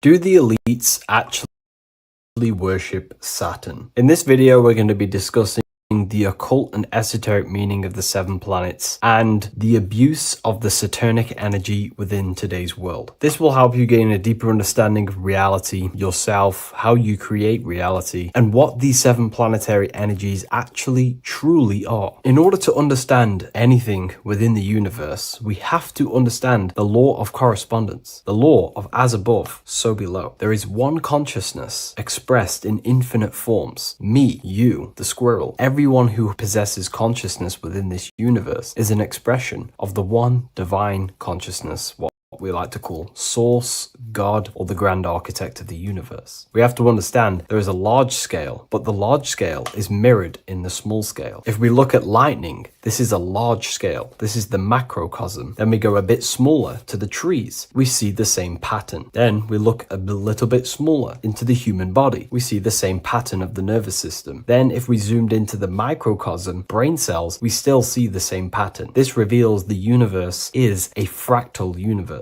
The large is reflected in the small. And this is the symbol of the Fibonacci sequence, which represents this as above, so below principle. The big spiral represents the macrocosm, but then this spirals into the tiny spiral. This symbol goes for eternity, never touching, never finishing. The large is mirrored in the small. With understanding this, we can realize that we are a microcosm of God. We are our own universe. We are our own world. Your body is the earth. Your mind is the mind of God, just in a smaller version. You are a drop in the ocean of the vast collective consciousness. With that being said, everything you see outside of you is inside of you. As above, so below. The 7 planetary energies on a macrocosmic scale are the 7 energies that form the physical world. The physical dimension is crystallized thought. Everything you see around you was thought made manifest. Thought imagined, then created in the physical reality.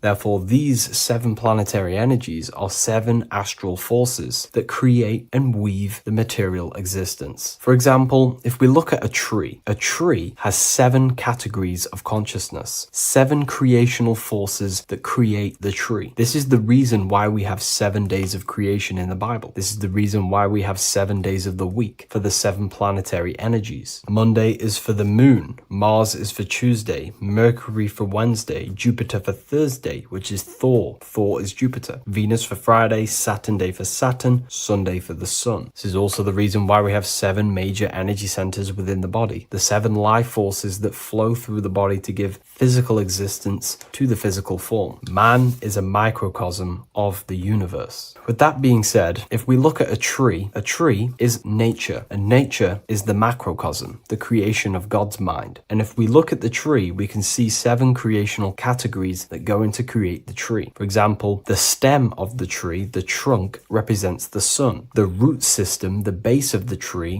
where the tree grows out of, is Saturn. If we look at the fruit of the tree, that represents Jupiter. The smell, the look, the colors of the tree, that's Venus. How the tree communicates with other trees through the root system is Mercury, the intellect, the intelligence, the communication. The leaves of the tree is the moon. The defense mechanism of the tree, how it defends itself from infections and other territories, is Mars. So we can see all physical matter, all physical creation demands these 7 categories of consciousness, these 7 planetary forces. But again, that is the macrocosmic scale. The macrocosm is reflected in the microcosm, which means you have access to these forces, these 7 planetary energies, and you use them to create anything in reality. You've been using them maybe unconsciously your whole life. For example, this book that I've created, the Book of Wisdom Volume 2, you can find it in the bio if you're interested in reading it. It has the 7 planetary forces that go into this tree, into this book. I used the sun, which is my passion and my drive to take actions. I used Mercury, which is my intellect, my thinking, my communication. I used Venus, the layout, the look, of the book. I use Mars, my defense of my work, my trademark, my copyright. I use Saturn. Saturn is my time, my discipline, my attention. I use Jupiter, which is the why, the reason why I created it. I used the moon, which is my care. My care is the generative force. Whatever you create in your reality is because you care. You care about keeping a house above your head. Therefore, you go to work and earn money. Care is the driving force to create anything in reality. What you see right now watching this video is because you care about watching this video. If you lose care about watching the video, you will turn it off and continue to do something else. All creation demands these 7 forces, hence why we have here a midsection. Sometimes we see the symbol of the earth, which is a circle and a cross in the middle, because these 7 forces create earth. But again, this video is specifically aimed to Saturn. We're going to be discussing Saturn's Saturnic energy, because there is a lot of misunderstanding in today's world. And I'm going to give my perspective and my research on the energy of Saturn and how we use it and how it's being abused in today's world. Saturn externally, because remember, we have an external world, an internal world, a macro and a micro. Saturn externally in the material plane governs the foundational and enduring aspects of existence, such as the roots of plants, the bones of our body, even the insects that dwell beneath the ground. It represents the dull, hard, unyielding forces of life, symbolizing structure, limitation, and conditioning. Under Saturn's influence, things become rigid, bound by the god of time, bound by restriction and boundaries. In Roman mythology, Saturn is revered as the god of time, ruling over the cycles, beginnings, and endings. This connection with this emphasizes Saturn's role in marking the passages of life, aging, and inevitable constraints we all face. Internally, inside yourself, the microcosm. Internally, Saturn embodies the conditioning within our own consciousness. When Saturnian aspects of consciousness dominates, we become overly rigid, fixated, restricted in our thinking and actions. For example, Saturn's influence is strongly felt in today's world, where many people's minds are confined to societal norms and conditioned responses. The pervasive control Saturnian energy can lead to the sense of limitation, as people become trapped within structure imposed by society and power structures. However, we have to remember that limitation, there is dark and light. Limitation is not bad. This is why Saturn is connected to the god Satan. They are the same being. It's something that restricts, holds back, and keeps you limited, conditions and limits consciousness to its lower power. Saturn is a great teacher, guiding us through difficult life lessons that ultimately lead to growth and expansion and power. Although Saturn's energy is harsh and often challenging, it helps us to develop resilience, discipline, and wisdom. Yet in modern age, this energy has overpowered the minds of the masses, fostering excessive rigidity and limitation. Instead of being ruled by Saturn's constraints, we should seek to embrace more freedom, love, joy, balancing Saturn's lessons with openness and fluidity in our life. So like I said, Saturn rules law. Anything that is limiting or holding back, something that is a restriction or a wall. This is why we see judges wear black robes. The color black is associated with Saturn because Saturn rules over the nighttime and the winter time. Capricorn, they wear black robes. A graduate also wears a black robe with a black square cap on its head because black is associated with Saturn, restriction, limitation. University graduates wear this. Personally, not to offend anyone, these educational systems that we have in today's world are not here to give you power, to find you the power of consciousness or yourself. They are simply to restrict you, to keep the mind limited in a certain belief system. That's not to say the things in university are completely useless, but what I'm saying is it is a conditioning by the educational system. And if we actually look at the top of the hat, it's a square over a circle. And in Freemasonry, we see the compass on top of the square. In Freemasonry, we see the square underneath the compass on top of the square. The square creates squares and the compass creates circles. So this is symbolizing the square, which is matter, the circle, which is spirit, matter over spirit when it needs to be spirit over matter. This is a symbol of conditioning, limiting the mind into being locked in the 5 senses and base consciousness. Saturn's energy is keeping people restricted. This is why there is so much Saturn symbolism in today's world, because Saturn is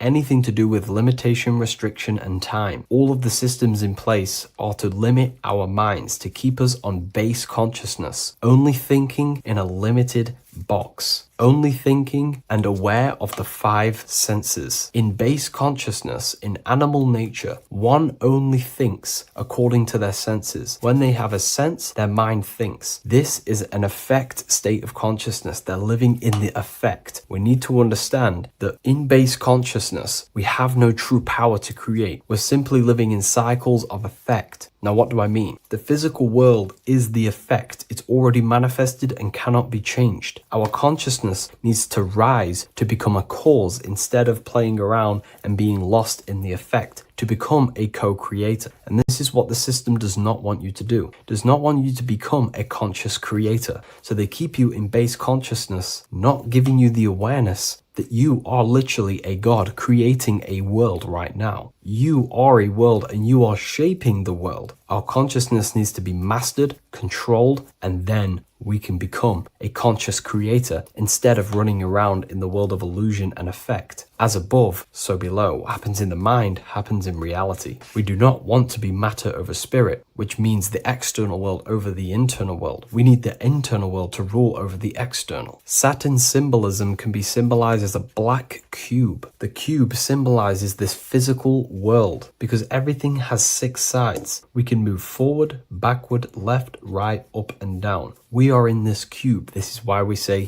think outside the box. Thinking outside the box means to become a cause and not an effect. The mind needs to be a cause, an instruction center, and not just thoughts that are reinforcing the effect and lost in the effects of the material world. Instead of reacting, we need to become a commander. This is a symbol of conditioning and the physical plane. Black is dull, lifeless. The physical world is lifeless. It has no power to create. It has no power to do anything. It is simply a projection and an effect. You, the mind, consciousness, are the cause. You can create the effect. In today's system, Saturn's energy is heavily relied on, which is just simply man-made laws, restrictions, time wasting, and keeping people in base consciousness, only aware of the physical 5 senses. Let's get something straight about the elites. They do not worship Saturn. There is nothing to worship. They simply use the energy of Saturn to keep people limited. They're not using the planet Saturn, but they're limiting people in their belief systems and physically where they can go, restricting boundaries, countries, restricting people's minds through mass media, which is all symbolism of limitation and restriction of Saturn. They're not worshipping it, they're using it and abusing it. Saturn could be anything in your mind that keeps you limited. If you have a limited thought that does not allow you to take action on something, that is a Saturnic energy within your own mind. Anything that is indoctrination, anything that is boundaries on you, that is a Saturnic energy. Some people say that the Saturn and the moon are working together to trap our soul. This is highly symbolic. Saturn and the moon are not forming a matrix to trap your soul and keep you reincarnated. Again, this is symbolic, and in the esoteric version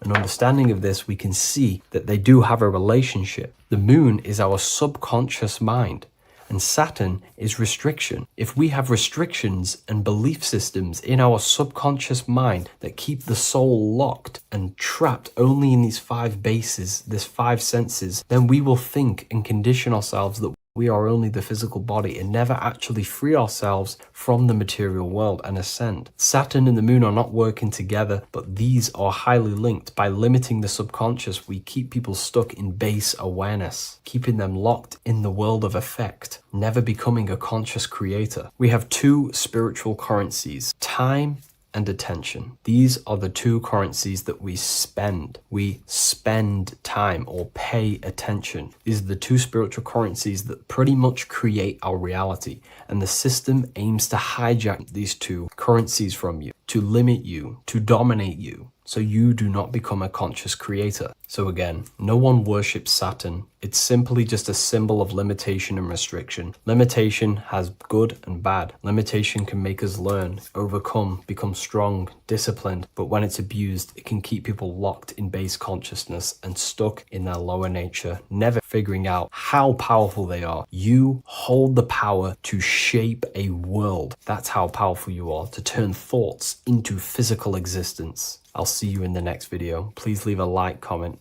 and a subscribe. What is good, people? We're back with another video, and today we're talking about the chakras. Let's jump straight into this because I know there's been a lot of requests for this video. So let's jump straight into this. So you have 7 chakras, right? 7 chakras, and these chakras are feeding off your electromagnetic field, known as your aura. This is both positive and a negative pole, male and female, right? This electromagnetic field is made out of electric and magnetism, and together they come as electromagnetic. Now, your chakras, the word chakra just means wheel, spinning wheel, because that's what they are. They're spinning wheels of energy. They do not exist on this physical plane. They exist on the etheric plane. Okay.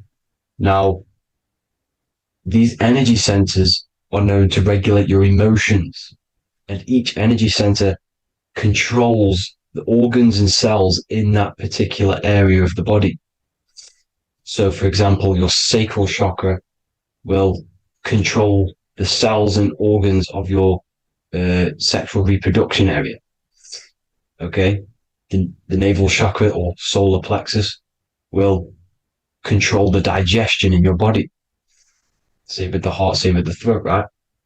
So they are like mini brains for each center of your body. They run along up the spine, but notice the crown chakra exists outside the body.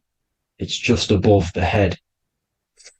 Now, this process of the chakras is obviously the 7 colors of the rainbow, starting from red, which is the lowest vibrational color, all the way to violet, which is the highest vibrational color. This, like I said, these energy centers are feeding off your electromagnetic field. So if these chakras are unbalanced, they are taking too much energy from your electromagnetic field, making it weaker. Now, this is the North Pole. As you all know, the Earth is flat, and we live inside of a giant torus field, and the North Pole is the Earth's heart chakra. And this is why the aurora borealis, or the northern lights, whatever you want to call them, that's why they are green, and they are being emitted from this center point of the Earth, because it's symbolizing the heart chakra, which is green, right? Now, you do work your way up to these. However, this is a torus field. You are a torus field. You have different layers of this torus field, right?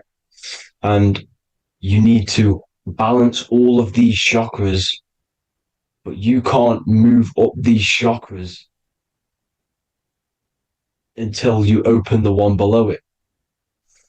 So it's like a stairway. You can't go to your solar plexus without going through your sacral. You see? So you have to work up these. However, you have to work up these and then live from the heart, because the heart is the center of the torus field. It's the balance between male and female poles, positive and negative poles. So you have to balance all of these chakras and then bring them all into one, which is the heart chakra. Now, they exist on the etheric plane. They exist on the etheric plane, and the etheric plane is a layer of the material plane.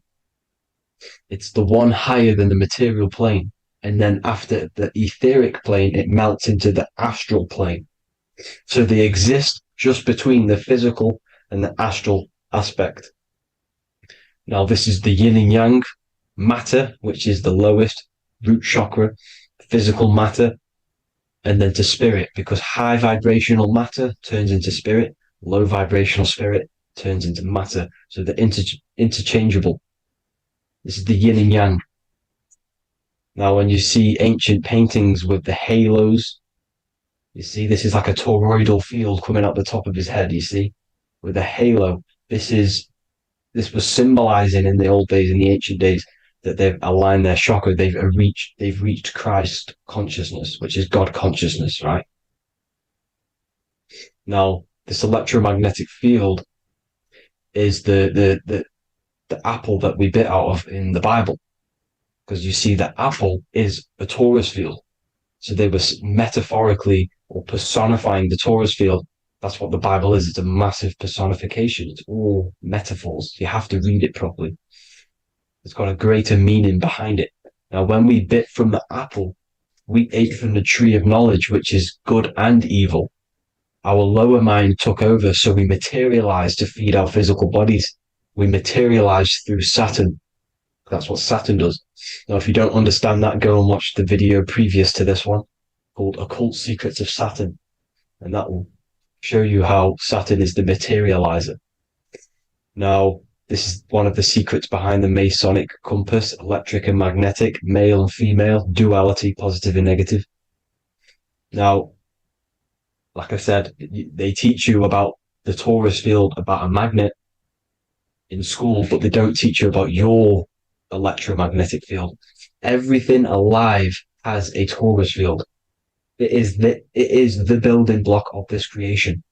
Absolutely everything has a torus field. There's not one thing without it.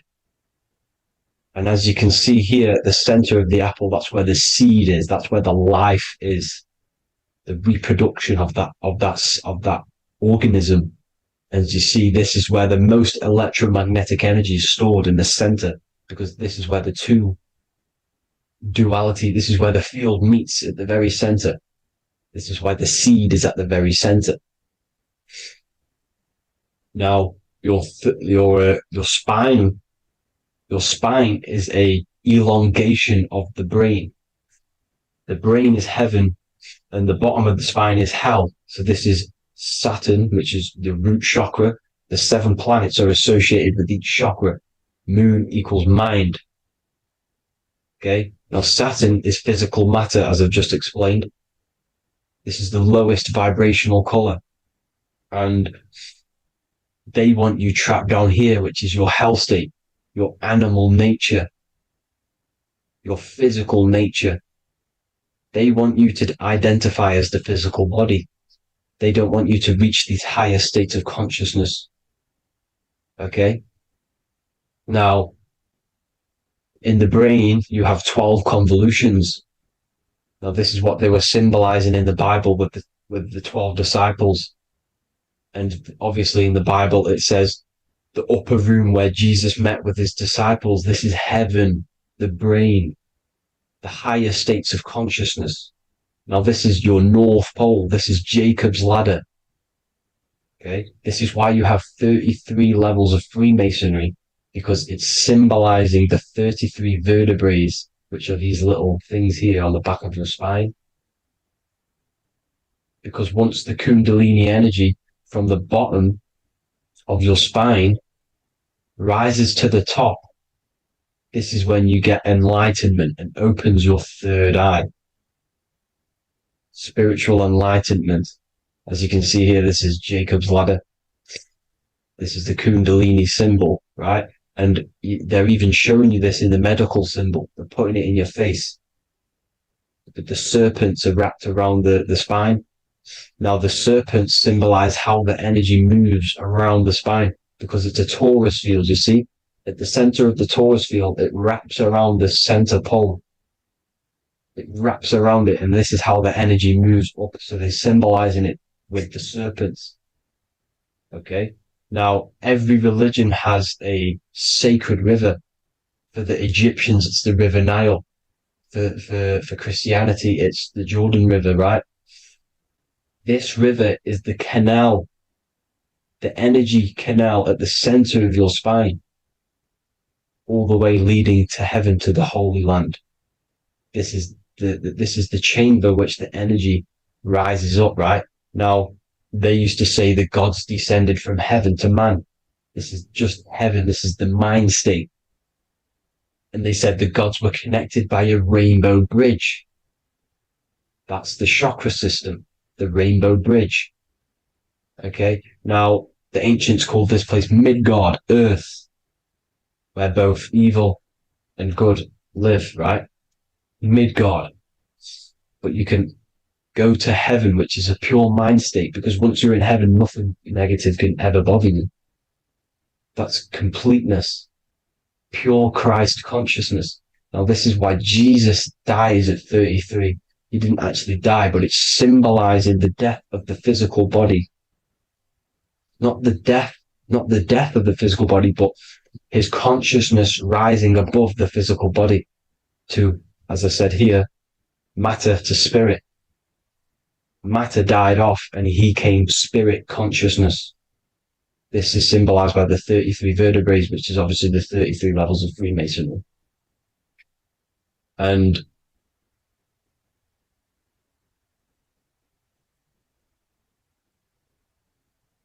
now the pineal gland, which is at the very top of this Jacob's ladder or the River Jordan, the canal, your 33 vertebrae on your spine. This is where the pineal gland sits, right? At the very top, at the center of your brain. Now, there's multiple ways this was symbolized. The Eye of Ra, which is used by the Egyptians. Now, this pineal gland is the seat of consciousness. This is where your consciousness is stored, right? And the ancient Sumerians used the pine cone, hence why it's got the word pineal gland, the seat of the soul consciousness. It produces DMT, dimethyltryptamine, which is known as the spirit molecule. And the pineal gland is wrapped in microcrystals, and we all know crystals transfer frequency and energy. Now, radios use crystals. A radio is a frequency transmitter, turning a frequency into a frequency that we can hear with our ears, right? Because all the radios are actually playing right now in your ears. However, our ears can't pick it up, so the radio transmits it into a frequency that we can hear using crystals. So this is the power of crystals, and this is what our third eye is wrapped in, crystals. Now, this third eye is not actually your third eye, it's your first eye. When you're being materialized in your mother's womb, this is the first gland that is produced, and everything's built around it, because it is the consciousness. It is your consciousness. Your consciousness never dies, ever. It's an eternal essence. It lives forever. You never actually die. Only the mortal body dies. Now that's what we call life. Life is abided by time, and time is change. And change is what we call life, because everything's constantly moving and transforming into different things, right? Now let's not get off track. The pine cone is obviously, this is in the Vatican here. The pine cone is symbolized as the pineal gland, pine. And this is the opened pine cone. The opened pine cone means or symbolizes the awakened man, the awakened third eye. But the ones here, which the Sumerian gods are holding, these are shut pine cones, symbolizing the unawakened man. But let's not get confused, people. These gods were not gods. They are human beings just like you. They reached Christ consciousness. They are nothing more special than you. They just had the ability to reach Christ consciousness. And obviously their knowledge was far more intelligent than ours, far more advanced than ours. They knew the truth about this reality to the depths. Now, the ancient Hindus had a goddess called Kundalini, which is said that she descended by the means of a ladder or a cord from heaven, which is symbolizing the spinal cord. Now, this is what Hickory Hickory Dock, the mouse went up the clock and came back down. This is all these stories, like Santa as well. Santa comes up and then down the chimney. This is symbolizing the Christ oil. There's an oil which is produced in your pineal gland, right? And this oil travels down the spine. And once it's down on the spine, you must have to raise your consciousness, just like I said, with the chakras. You have to raise your consciousness, raise your vibration to heat up this oil and turn it into a gas. And it travels back up the spine through like the serpents up the spine. And this awakens the third eye once it's coming back up the spine and hits the pineal gland. This is the secret behind Santa and Hickory Hickory Dock, because Santa comes down and feeds the presents and goes back up the chimney. And he lives in the North Pole, the positive pole. This is the North Pole, people, and the presence is your sacred oil.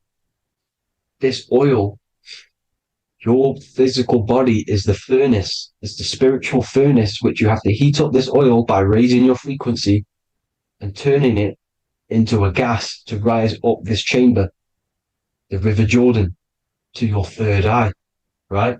Now, this is an alchemical process. Your body is the alchemical furnace. It says in the Bible, if therefore thine eye be single, thy whole body shall be filled with light. I shouldn't have cut that out, but that's what it says. The light of the body is thine eye. If therefore thine eye be single, thy eye shall be filled, their body shall be filled with light. This is symbolizing the pineal gland, enlightening the body, the spiritual body, filled with light. Now, as I said, they want you kept down here, which is the root chakra, which is your animal nature, which is obviously mind, matter over mind. This is the symbol of Saturn, right? As you say, we're built of body, mind, and spirit, the Holy Trinity. That is the sun, moon, and earth. The sun's your soul, solar. Moon is your mind. Earth, which is the cross, which is your physical body, the 5 elements, right? So body, mind, and spirit. So the Saturn symbol is actually made out of the cross on top, which is the earth, and the moon on the bottom, which is symbolizing matter over mind, because earth is physical matter. You don't want to be matter over mind. You need to be mind over matter. See, they want you identifying as your physical body. They don't want you to realize you're an eternal consciousness. You're an eternal essence of consciousness which never dies. They want you trapped in your animal nature. And this is why the Baphomet has a goat head, because it's symbolizing your animal nature, which is evil. Not evil, but you're more likely to do evil things, right? Which brings bad karma. That's your animal side. This is why the Baphomet has an animal goat head. As you can see here, he's got the Kundalini energy here. So when you see the inverted cross, the cross is your body, as you can see here. The inverted cross means your chakras downwards, down here. Your head's down here. Your mind is down here. But your mind needs to be up here, which is the upwards cross, which is Christ consciousness. And as we all know, 7 colors of the rainbow, 7 planets, 7 chakras. Red light is low frequency and long range. This is why Saturn is the slowest moving celestial body. And it's the lowest chakra, because it's low frequency, long range. The moon being the crown chakra, which is high frequency. This is why the moon moves around the quickest. The moon is your crown chakra, which moon in mind. See, so there are multiple ways of your chakras becoming blocked. Now, each chakra has a specific intelligence. It has a specific thing that it's doing for the body, right? Now, this can be overused. It can be abused. For example, masturbation. That keeps you down here in your sacral chakra, because you're abusing the energy center. You're abusing your sexual energy, which is then becoming unbalanced. So this is how energy, this is why these centers are pulling more energy out your electromagnetic field, because these centers are wheels. The chakras just mean spinning wheel of energy. So when you're abusing these certain centers, You're pulling energy out of your electromagnetic field, which is making your field weaker, which is making your frequency lower, which makes you prone to diseases, prone to lower negative energy, right? So you need to align these chakras. You need to unbalance them. And as you can see here, you can screenshot these to see how they're blocked. I'm not going to go over each one because it'll take me forever, but have a little read yourself. This is why they're blocked. Now, the ancients used to say Aum when they meditated. Now, these are the 7 vowels. There's not 5 vowels, there's actually 7. Now, when they say Aum, they're aligning all their chakras by saying this when meditating. This is where the Aum originated from. Now, emotion is energy in motion. So if you're feeling a certain way, that's the energy you've put in motion. It's a reflection. We live in a mirror reality. Everything's mirrored. Everything's mirrored. As within, so without, as above, so below. Everything's a reflection of some sort. So whatever you're feeling, you're doing something wrong. It's telling you you're doing something wrong from the root cause. Because your energies are the effect. You're feeling the effect of something you've caused. The law of cause and effect. Nothing escapes it. Now, the Jehovah's Witness believe that exactly 144,000 faithful Christians go to heaven or be resurrected, right? This is not true. This is symbolic. 144,000 go to heaven. Now, the petals on the chakras, this is the root chakra, this is the crown chakra. Now, if you add up the first 5 chakras, the petals, add up the petals on the first 5 chakras, you get 48. And then you get to the third eye, which has 2 petals. 48 times 2 equals 96. 96 plus 48, which you got from here, equals 144. The last chakra has 1,000 petals. Times 144 times 1,000, you get 144,000. This is a frequency. This frequency is the frequency of the ascension up your chakras. This frequency is a high frequency, which turns that oil into gas, which rises up the spine, activating your third eye. Right? So this is all the religions are all symbolic for this sacred secret of Christ consciousness. As it says in the Bible, the kingdom of God is within. It's not out there, people. You must look within yourself. You are God. You are a spark of his consciousness, infinite consciousness, right? So 144,000 is a frequency, and you must achieve this. Like I said, these people in the past, they're not gods, people. These were just humans. Nothing special.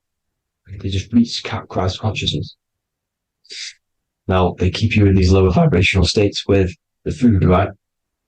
And as you can see here, all of these fast food restaurants are mainly are red and yellow, which are these lower states, these lower 2 chakras, lower vibrational colors, because they want you trapped down here in matter. And these foods are so low vibrational, they will keep you down here, because your gut produces, I think it's like 80% of melatonin. Melatonin is your feel-good hormone. These foods will not make you feel good. This is very low vibrational. Meat. It's not meat, it's raw flesh. These animals are stripped from their family, put on a conveyor belt, watch their friends be tortured, and then get slaughtered in a slaughterhouse. Think of all the fear that's running through their blood. All the hormones, all the fear. And you're going to go and eat that very low vibrational energy. As you can see here, this is the light photons within fruit. You can see the life force in this fruit. You must think, feel, and do positive to raise your vibration. As you can see, earth equals heart. If you rearrange it, everything in nature is green, right? The aurora borealis is green. You must align all these chakras and then live from the heart, because the heart's the center of the Taurus field. You must become the consciousness in the center. So that's it for this video, people. Thank you all. God bless.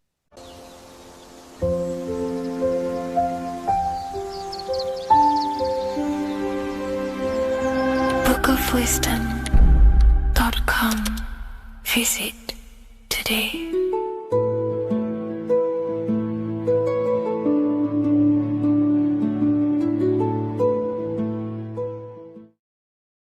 What's good, people? We're back with another video. This is going to just be a quick video. Manifestation, magic, bending reality. So let's jump straight into this.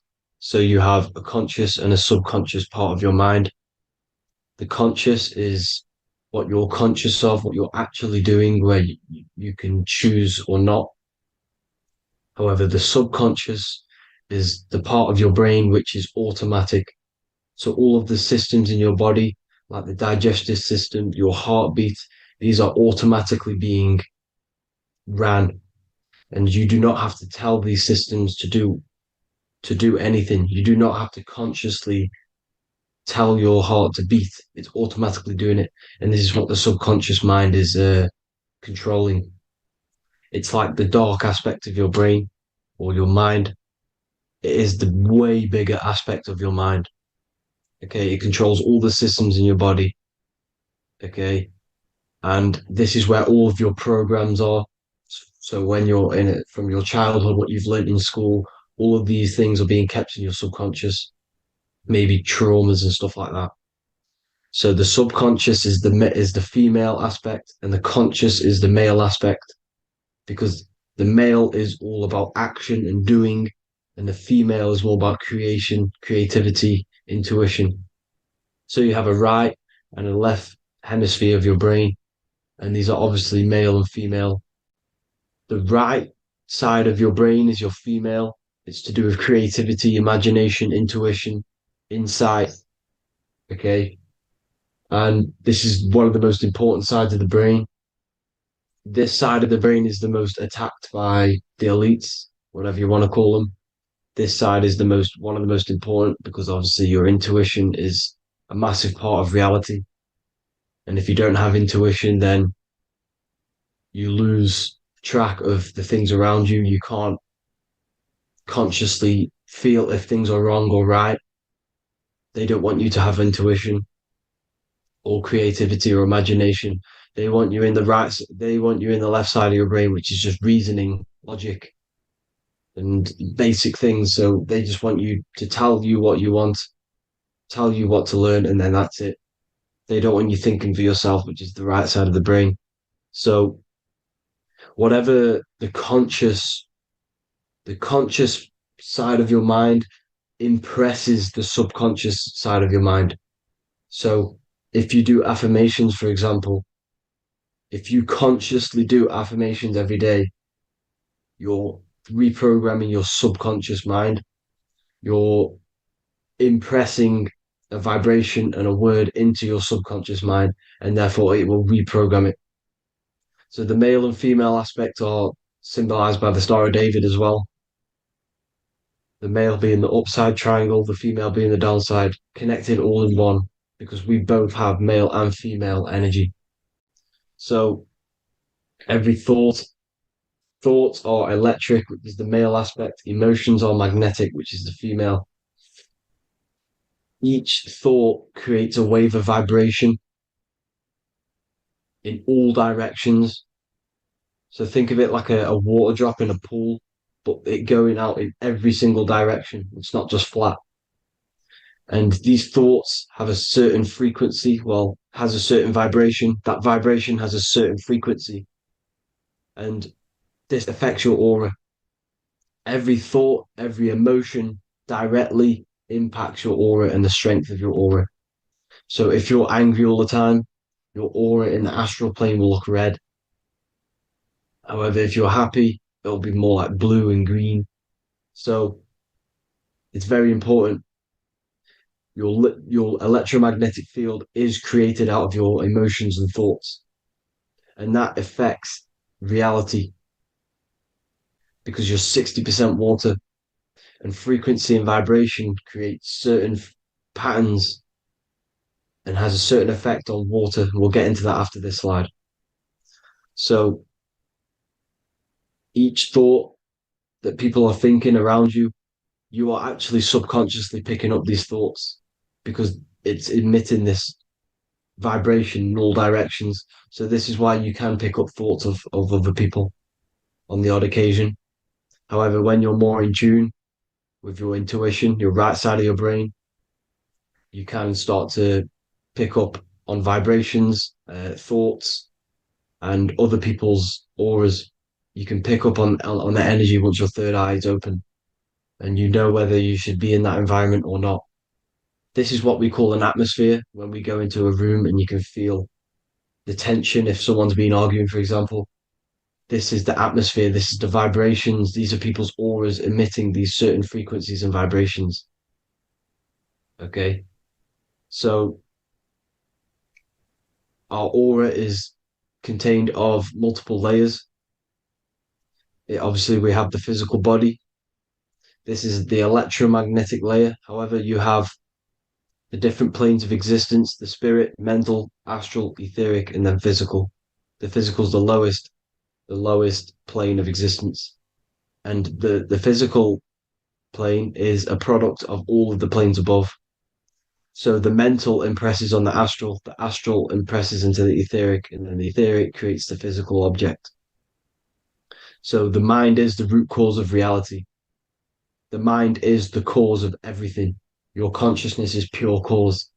There's no effect. Everything you see in this reality is the effect. Everything that you experience is the effect because the root cause was the mind. The decisions you made you experience that certain experience. And that decision was created on the mental plane. And this is just pure thoughts. And thoughts are things. If it exists in your mind, it is a thing. It's a certain frequency. So if you have a certain level of thoughts, if you're thinking positive, for example, you're going to have a strong aura, you're going to have a higher vibration. And that attracts like. Like attracts like when it comes to thoughts and vibrations and electromagnetism. So if you're thinking positive all the time, speaking positive, doing positive, you're then creating a higher vibration, and that's going to attract people on that similar frequency to you. Everything is electromagnetism, frequency, and vibration. Everything. You see, so this is why, for example, if I put my hand to a TV screen, if my finger was the same vibration as the TV screen, it would go straight through it.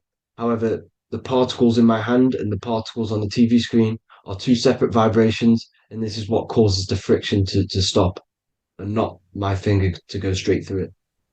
So, like I said, when you don't feel the vibe of someone, when you don't feel right, you don't really get along with someone, this is a vibration. Your vibrations are not matching, they're not similar, they're two complete different vibrations, and they're not aligning properly. So music has a massive part on this. Music is a massive, massive tool for the elites because music is frequency.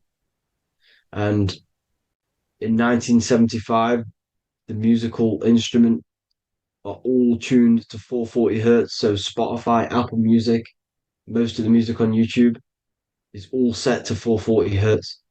And 440 hertz is not divisible by 3, 6, or 9.